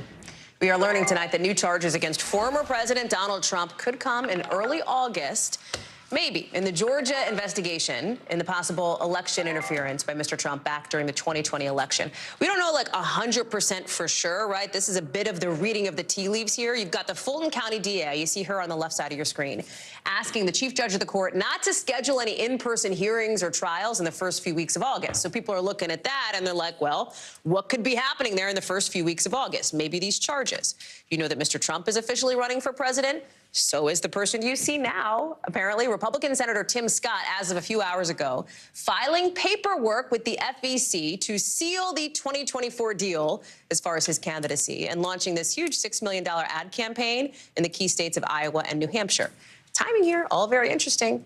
Because remember, just 24 hours ago, NBC News was the first to report that Ron DeSantis is set to formally announce his presidential run sometime next week. I want to bring in NBC News senior national politics reporter John Allen. So let me start with the Trump of it all, because as always, he is the one who is looming over the entire Republican Party here. If charges come in early August, like I'm doing the math in my head, going, okay, could that happen? We don't know for sure that's when they could come, if they come at all, but that date is circled on our calendars. At that point, you will likely have a full slate of Republican primary contenders. We know that the first Republican primary debate is at some point in August, right? I mean, there's a bit of a collision course here. Yeah, absolutely. I mean, you could see Donald Trump charged within hours or days of the first Republican primary debate. And remember, he has hinted that he may not participate in that debate. And to your point about him looming over the rest of the field, we're seeing polling recently with him as much as 61% of the Republican primary elected. DeSantis down to like 18, 19%. So well, last time he got hit with charges, he went up in polls in the Republican primary. Right. I mean, the answer for Republican primary voters to pollsters is the more Donald Trump gets in trouble legally, the more they're attracted to him. What would the charges be? There had been a lot of discussion, and I think people know that there are a number of investigations that Donald Trump faces here. We saw that indictment as it related to this sort of hush money payment case. We saw the civil case, and we're looking at sort of the web of investigations here. There was that we found liable of sexual abuse in a separate case. That was the E. Jean Carroll case. The Fulton County, Georgia case is one that legal experts have sort of pointed to as saying, yeah, this could be somewhat serious for him. What is he looking at here potentially? Yeah, I mean, it's unclear what the charges will be. Like, I don't want to prejudge exactly what the prosecutor would bring. However, how could you? You are not the Fulton County District Attorney. Yes. Correct. However, I think what they're looking at and why people think this is serious and there may be a good case against Donald Trump is we all saw what he said about wanting more votes. And we all know he told the Secretary of State at the time to find the votes. Find the 12,000 plus votes, right? So there's something of a smoking gun there that's been in the public realm for quite a while. And then in addition to that, this whole scheme of fake electors that the DA has been looking into, the question of Donald Trump's involvement in that, we heard Ronna McDaniel, the RNC chair, testify that President Trump had introduced her to one of the folks that was like pursuing some of these alternate elector schemes. So there's a lot there that we already know. The question of whether there's a charge and what that charge is remains to be seen. And what about the Tim Scott of it all, right? And I mentioned him because obviously the paperwork getting filed today, he's got that big ad campaign. What's his lane? You know, the good news for Tim Scott is that he's going to have a lot of money backing him. He is very close to Larry Ellison, who is, I think, the 5th or 6th richest person in the United States. And so Tim Scott's going to be able to campaign for quite a while and see if he sticks in Iowa or New Hampshire. I think for a lot of these candidates, what they've seen is the Ron DeSantis bubble start to burst a little bit. They've seen some deflation of his poll numbers, and they're hoping to get into that place where it's them one-on-one with Trump. DeSantis has wanted to be one-on-one with Trump. But what we're seeing right now is a field that is growing, not shrinking. Ron DeSantis next week will get in. Mike Pence may get in by the end of June. Several other candidates looking at it right now. So, you know, Tim Scott will have an opportunity to make his case. But right now, Donald Trump is the prohibitive favorite to win the Republican nomination for a 3rd straight time. John Allen, good to see you. Thank you very much. Appreciate it. Good to see you, Heather. We've got some breaking news to report, some difficult breaking news for fans of the NFL, with word tonight that one of the greatest players of all time, Jim Brown, has died.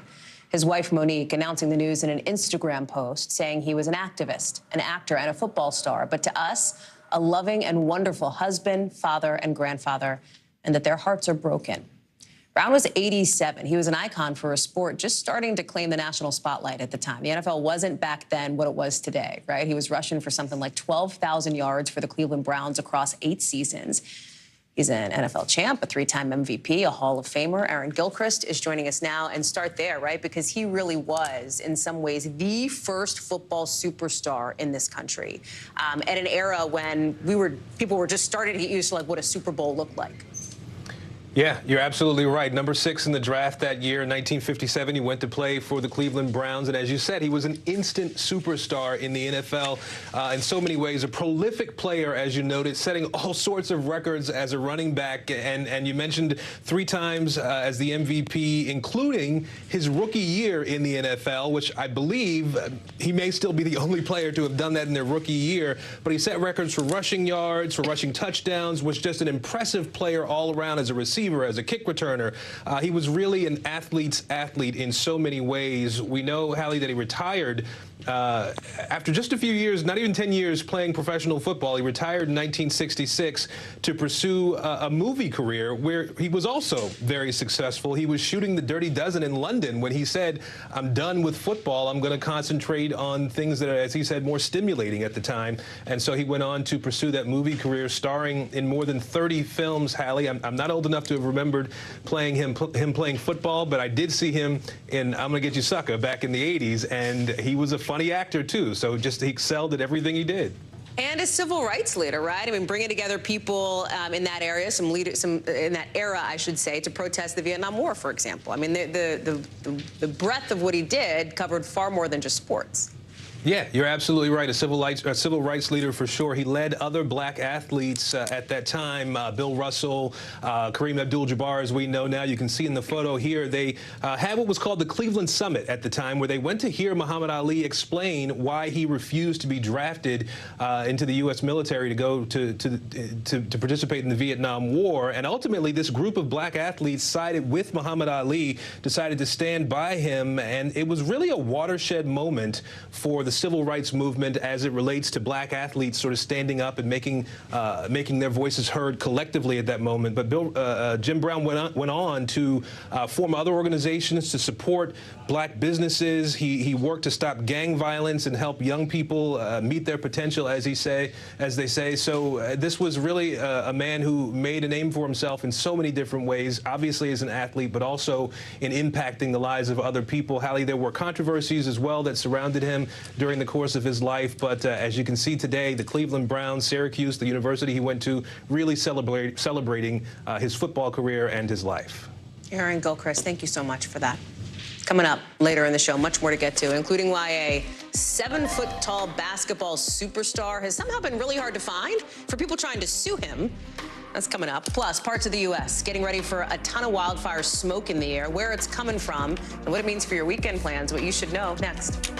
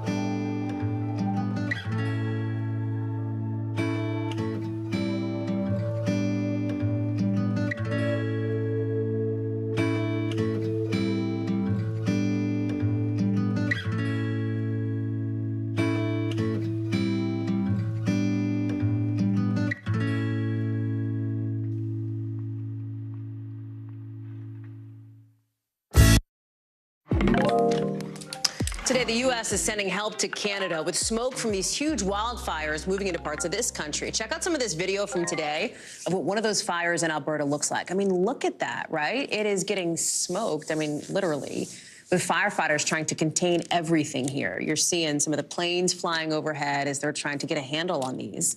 Some 10,000 people have been forced out of their homes, and they're not getting relief anytime soon. These fires are expected to keep burning throughout the weekend. Look at this map here, right? This is our side of the border. You can see where the smoke from these fires is already affecting air quality, down to Colorado even. Check out what it looks like in North Dakota.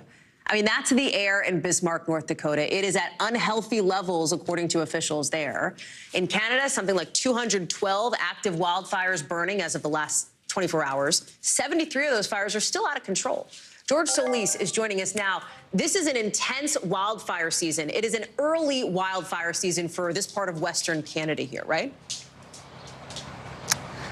Yeah, Hallie, it's really alarming when you look at all of those images that you're seeing, not just the wildfires themselves, but then the smoke that's obviously blanketing Western Canada and as it moves into the United States. And one thing that all experts are agreeing with right now is that this is the effect of climate change right now. There are some discrepancies, some saying, you know, it could be worse, it could be better, depending on the time of year. But one thing that they are saying is that, yes, obviously what we're seeing are the impacts of climate change. One thing that I want to pull up right there is some of our own reporting from one of the experts who did some of the research here, Nathan Gillette, a research scientist with the Environmental and Climate Change Canada who contributed. It says that what's happening here is an extreme event, but less so in comparison to 2021, when we saw, of course, that rampant heat that, of course, claimed lots of lives in the Pacific Northwest. Are we there yet? Too early to say, again, according to some analysts. But this record heat obviously spurring these wildfires, some out of control, as you mentioned. And now we're all dealing with the effects, particularly in the Midwest, the Rockies, the Great Plains, as that smoke starts to impact the air quality. The messaging from a lot of these experts, of course, this particular weekend, if you don't have to go outside, stay indoors because it could be a detriment to your health, Hallie. I mean, you look at some of those images, even from North Dakota, right? Nobody wants to go outside when it's looking like that. It's not just the impact on people's health. There is a sort of a business impact, too. Yeah, believe it or not, there's a lot of oil that's being produced in this area of Canada, and Alberta specifically. So you have the impact of oil production. We know for a fact that at least 240 barrels of oil cannot be pumped right now in the region, and that's because Chevron and Paramount Resources together shut down out of an abundance of caution recently, and then the production of about 2.7 million barrels of oil per day are in what's called the very high or extreme wildfire danger zone. So is it going to contribute to that pain in the pump that we like to reference? Likely so, because again, while this is all ongoing and some of these fires are out of control, that means these plants are going to stay offline as long. The only silver lining, if you will, here, Hallie, is that Canadian officials say no one has died. But as you mentioned, they are pumping so many resources into this region to get some of these fires under control. But whether they achieve that, given the magnitude of what we're seeing, obviously remains to be seen. Hallie? That's still an open question. George, thank you very much. Let's get you over to the 5 things our team thinks you should know about tonight. Number 1, Blue Origin, that Jeff Bezos venture, has been given a massive contract from NASA to build a new moon lander. It'll carry astronauts to the moon as part of the Artemis program. Still a ways away, 2029. NASA's going to pay more than $3.4 billion for the project, even though Blue Origin estimates it'll cost closer to $7 billion. It means Bezos will foot about half the bill. Number 2, more than 33 million Americans may be driving cars with airbag inflators that can explode in a crash and basically spew out pieces of deadly metal. Federal regulators are demanding that the parts manufacturer, a company called ARC Automotive, issue a recall, but the company is not doing that. 2 people have been killed by airbag shrapnel so far, and at least 7 others have been hurt. Number 3, a 4th person has died from a bacterial outbreak linked to a brand of eye drops. New data from the CDC shows 81 people have now been infected because of this. More than a dozen have actually gone blind in at least one eye. It's a strain of bacteria that's resistant to antibiotics. You're looking at the brand here, Ezra Care Artificial Tears. That's the product that health experts have linked to this bacteria. They say don't use it. If you're using it, please stop. Number 4, the second leg of the Triple Crown, the Preakness, is set for tomorrow afternoon. One of the favorites, a horse named First Mission, was just removed from the race because of a potential leg injury. There's a lot of eyes on the winner of the Kentucky Derby to see if that horse will stay ahead of the field. Of course, with a lot of questions and a big spotlight on the health of horses in the racing industry right now. The local NBC station, wherever you watch, will be carrying the previous. Number 5, lawyers are apparently having a tough time getting a hold of Shaq. They want to serve him a lawsuit brought by FTX investors. Shaq's one of a number of celebrities who showed up in ads for that now failed, now collapsed crypto exchange. But somehow the 7'1" TV star who regularly appears on television has evaded them for months. The Wall Street Journal reports they even tried throwing the stack of papers at Shaq's car, but Shaq's lawyers were like, that doesn't count. Still ahead here on the show, destruction at a Michigan cemetery. We're going to tell you what led to a car chase in a graveyard, if you can believe it, later in the local. And some foreign businesses in China are getting some unwelcome visits from officials cracking down. We'll tell you why and the potential chilling effect that's having next.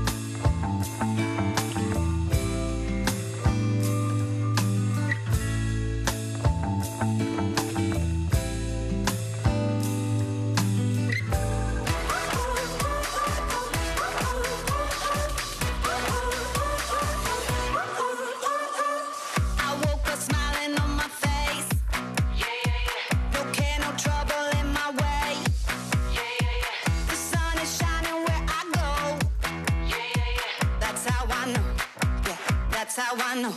Today's gonna be great, gonna be great, gonna be a good day. Today's gonna be great, gonna be a good day. Locals woken up in the middle of the night because of tremors from an earthquake. Where it happened may surprise you. But first, a series of raids on big international consulting firms in Beijing seems to have a lot of U.S. CEOs on edge, saying they want to bring their business to China, but they're afraid to do that. Just last week, the consultant's CapVision became the latest U.S. company to be raided by Chinese official in what's been described as a crackdown on foreign businesses. This is after raids at some other American-based firms, including Mintz Group, an investigative firm, and top management consulting firm Bain & Company. Bain, you know Bain. Chinese state media says the raids have been done in the interest of national security, claiming that some Western countries have been stealing intel about China's military and its economy. Janice Mackey-Freyer is joining us now. There's so many pieces of this here that's like an onion, right? Layers and layers and layers. There's already kind of a bit of a, I think fair to say, sensitive diplomatic dance being done as it relates to the U.S.-China relationship here. What are you hearing when it comes to businesses in China? American businesses trying to operate there with this latest sort of round of what seems to be crackdowns. Well, businesses are definitely on edge with this. The CEOs or the business leaders here that I've spoken to have said that China has traditionally been a place where there has been rules, clarity, transparency, and that has encouraged FDI in the past. And with these raids, that has gone away. And with that, any confidence that businesses have in the current environment here. What happened with this latest raid is we saw Chinese security agents swoop down on several offices of CapVision. This is a business consultancy. They deal in economic data for mergers, for acquisitions. But this is now information that Chinese authorities have now deemed potentially sensitive with national security considerations. What it's done is that it's moved the goalposts for American companies but they're not sure where those goalposts have been moved to. I spoke with Michael Hart. He is the president of AmCham China. That's the American Chamber of Commerce here, about the impact. What we understand is the companies that have been targeted were those that were doing due diligence for potential mergers and acquisitions or collecting data for companies trying to understand the economics around their business. So, if you can't collect information, how can you run and manage a business? How can you plan future investment if you can't do due diligence on your future partners? Now, I was also told that they recently did a visit to Washington, D.C. They met with policymakers, they met with CEOs, and they said they were told at least a dozen times by CEOs that they want to come to China, they want to check in with their business in China, they want to continue to invest in China. But right now, they're afraid to come to China, Hallie. So we're going to see this chill take effect at a time when U.S.-China relations are also not in their best spot. The rationale is also kind of interesting here, right? Because Chinese officials, and correct me if I'm wrong here, but Chinese officials are basically saying, hey, like, this is a national security thing. We believe that some of these Western companies might be stealing things they shouldn't as it relates to intel, for example, about companies, even though China has been accused of doing the same thing in other nations, right?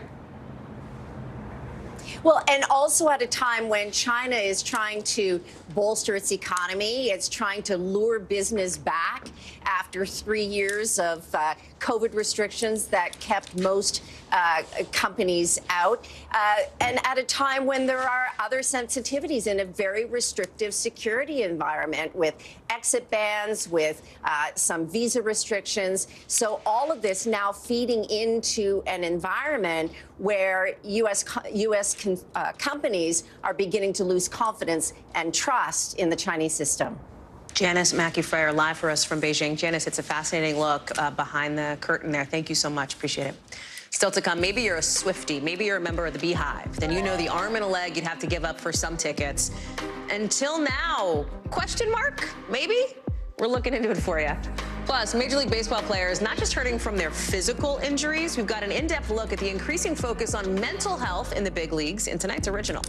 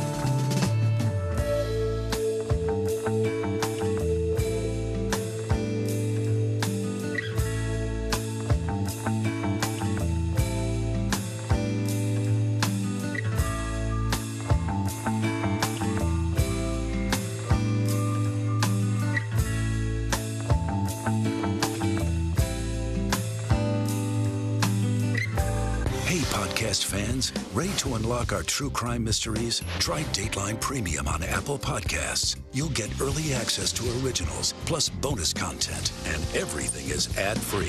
So head to Apple Podcasts now to subscribe.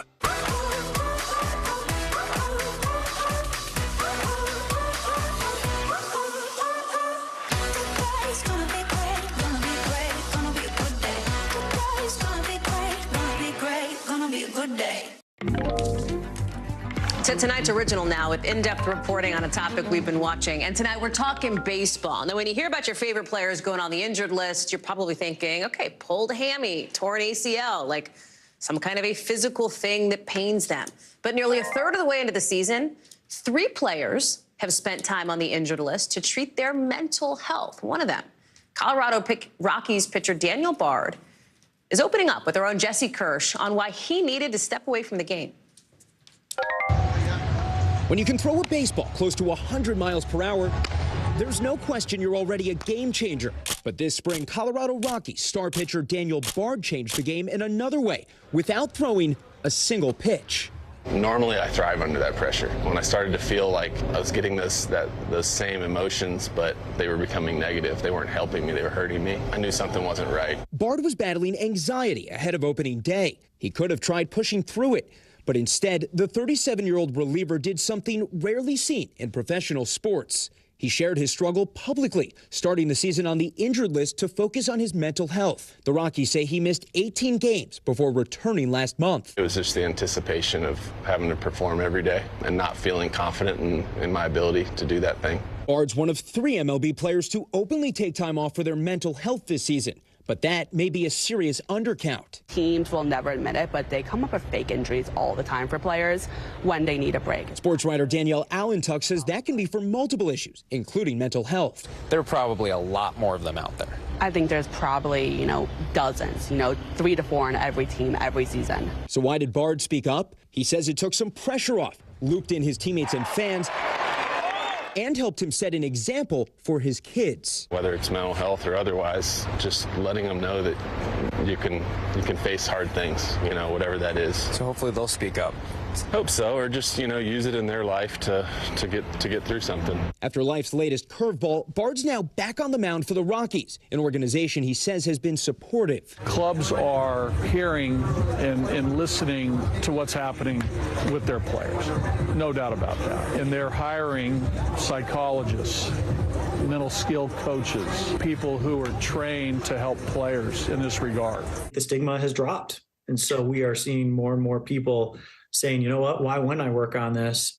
In a statement, Major League Baseball telling NBC, we've been proud of our longstanding work in this space to provide players with support. MLB says it also just launched a new youth-focused mental health and wellness program. When things are good, you kind of walk out and you have this thought of, this is what I was born to do.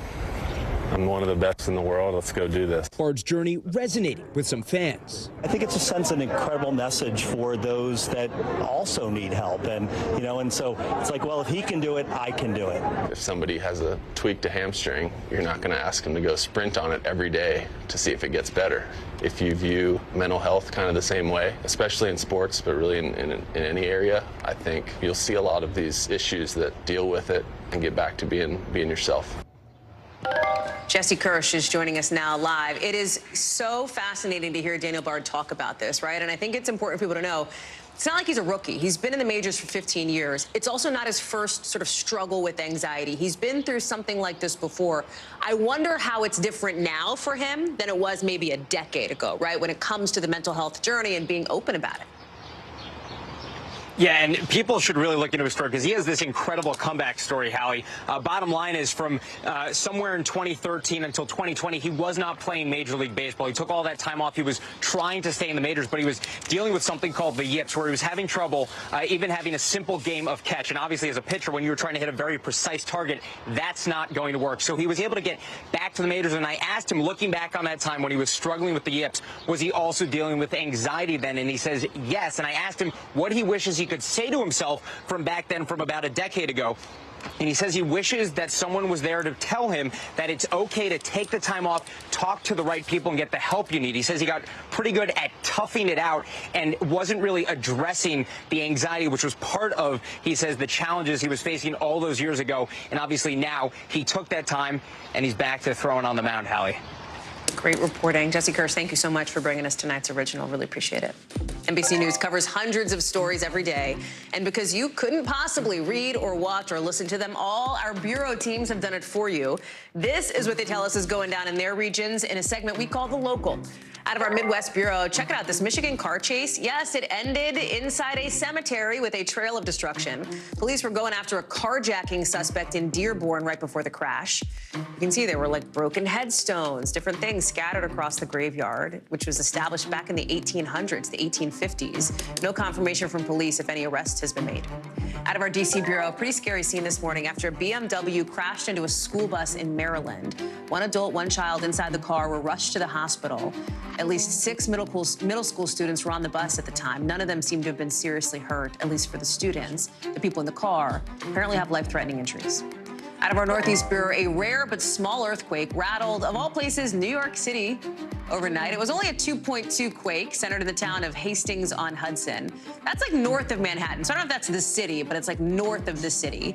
No damage is being reported, but our New York friends tell us that social media lit up with people who were like, what's that shaking? Strange. Coming up here on the show, we spent a lot of time telling you how expensive and difficult it is to get tickets to some big concerts and games, but there may be a way to get them for a steal. That's what we got when we come back.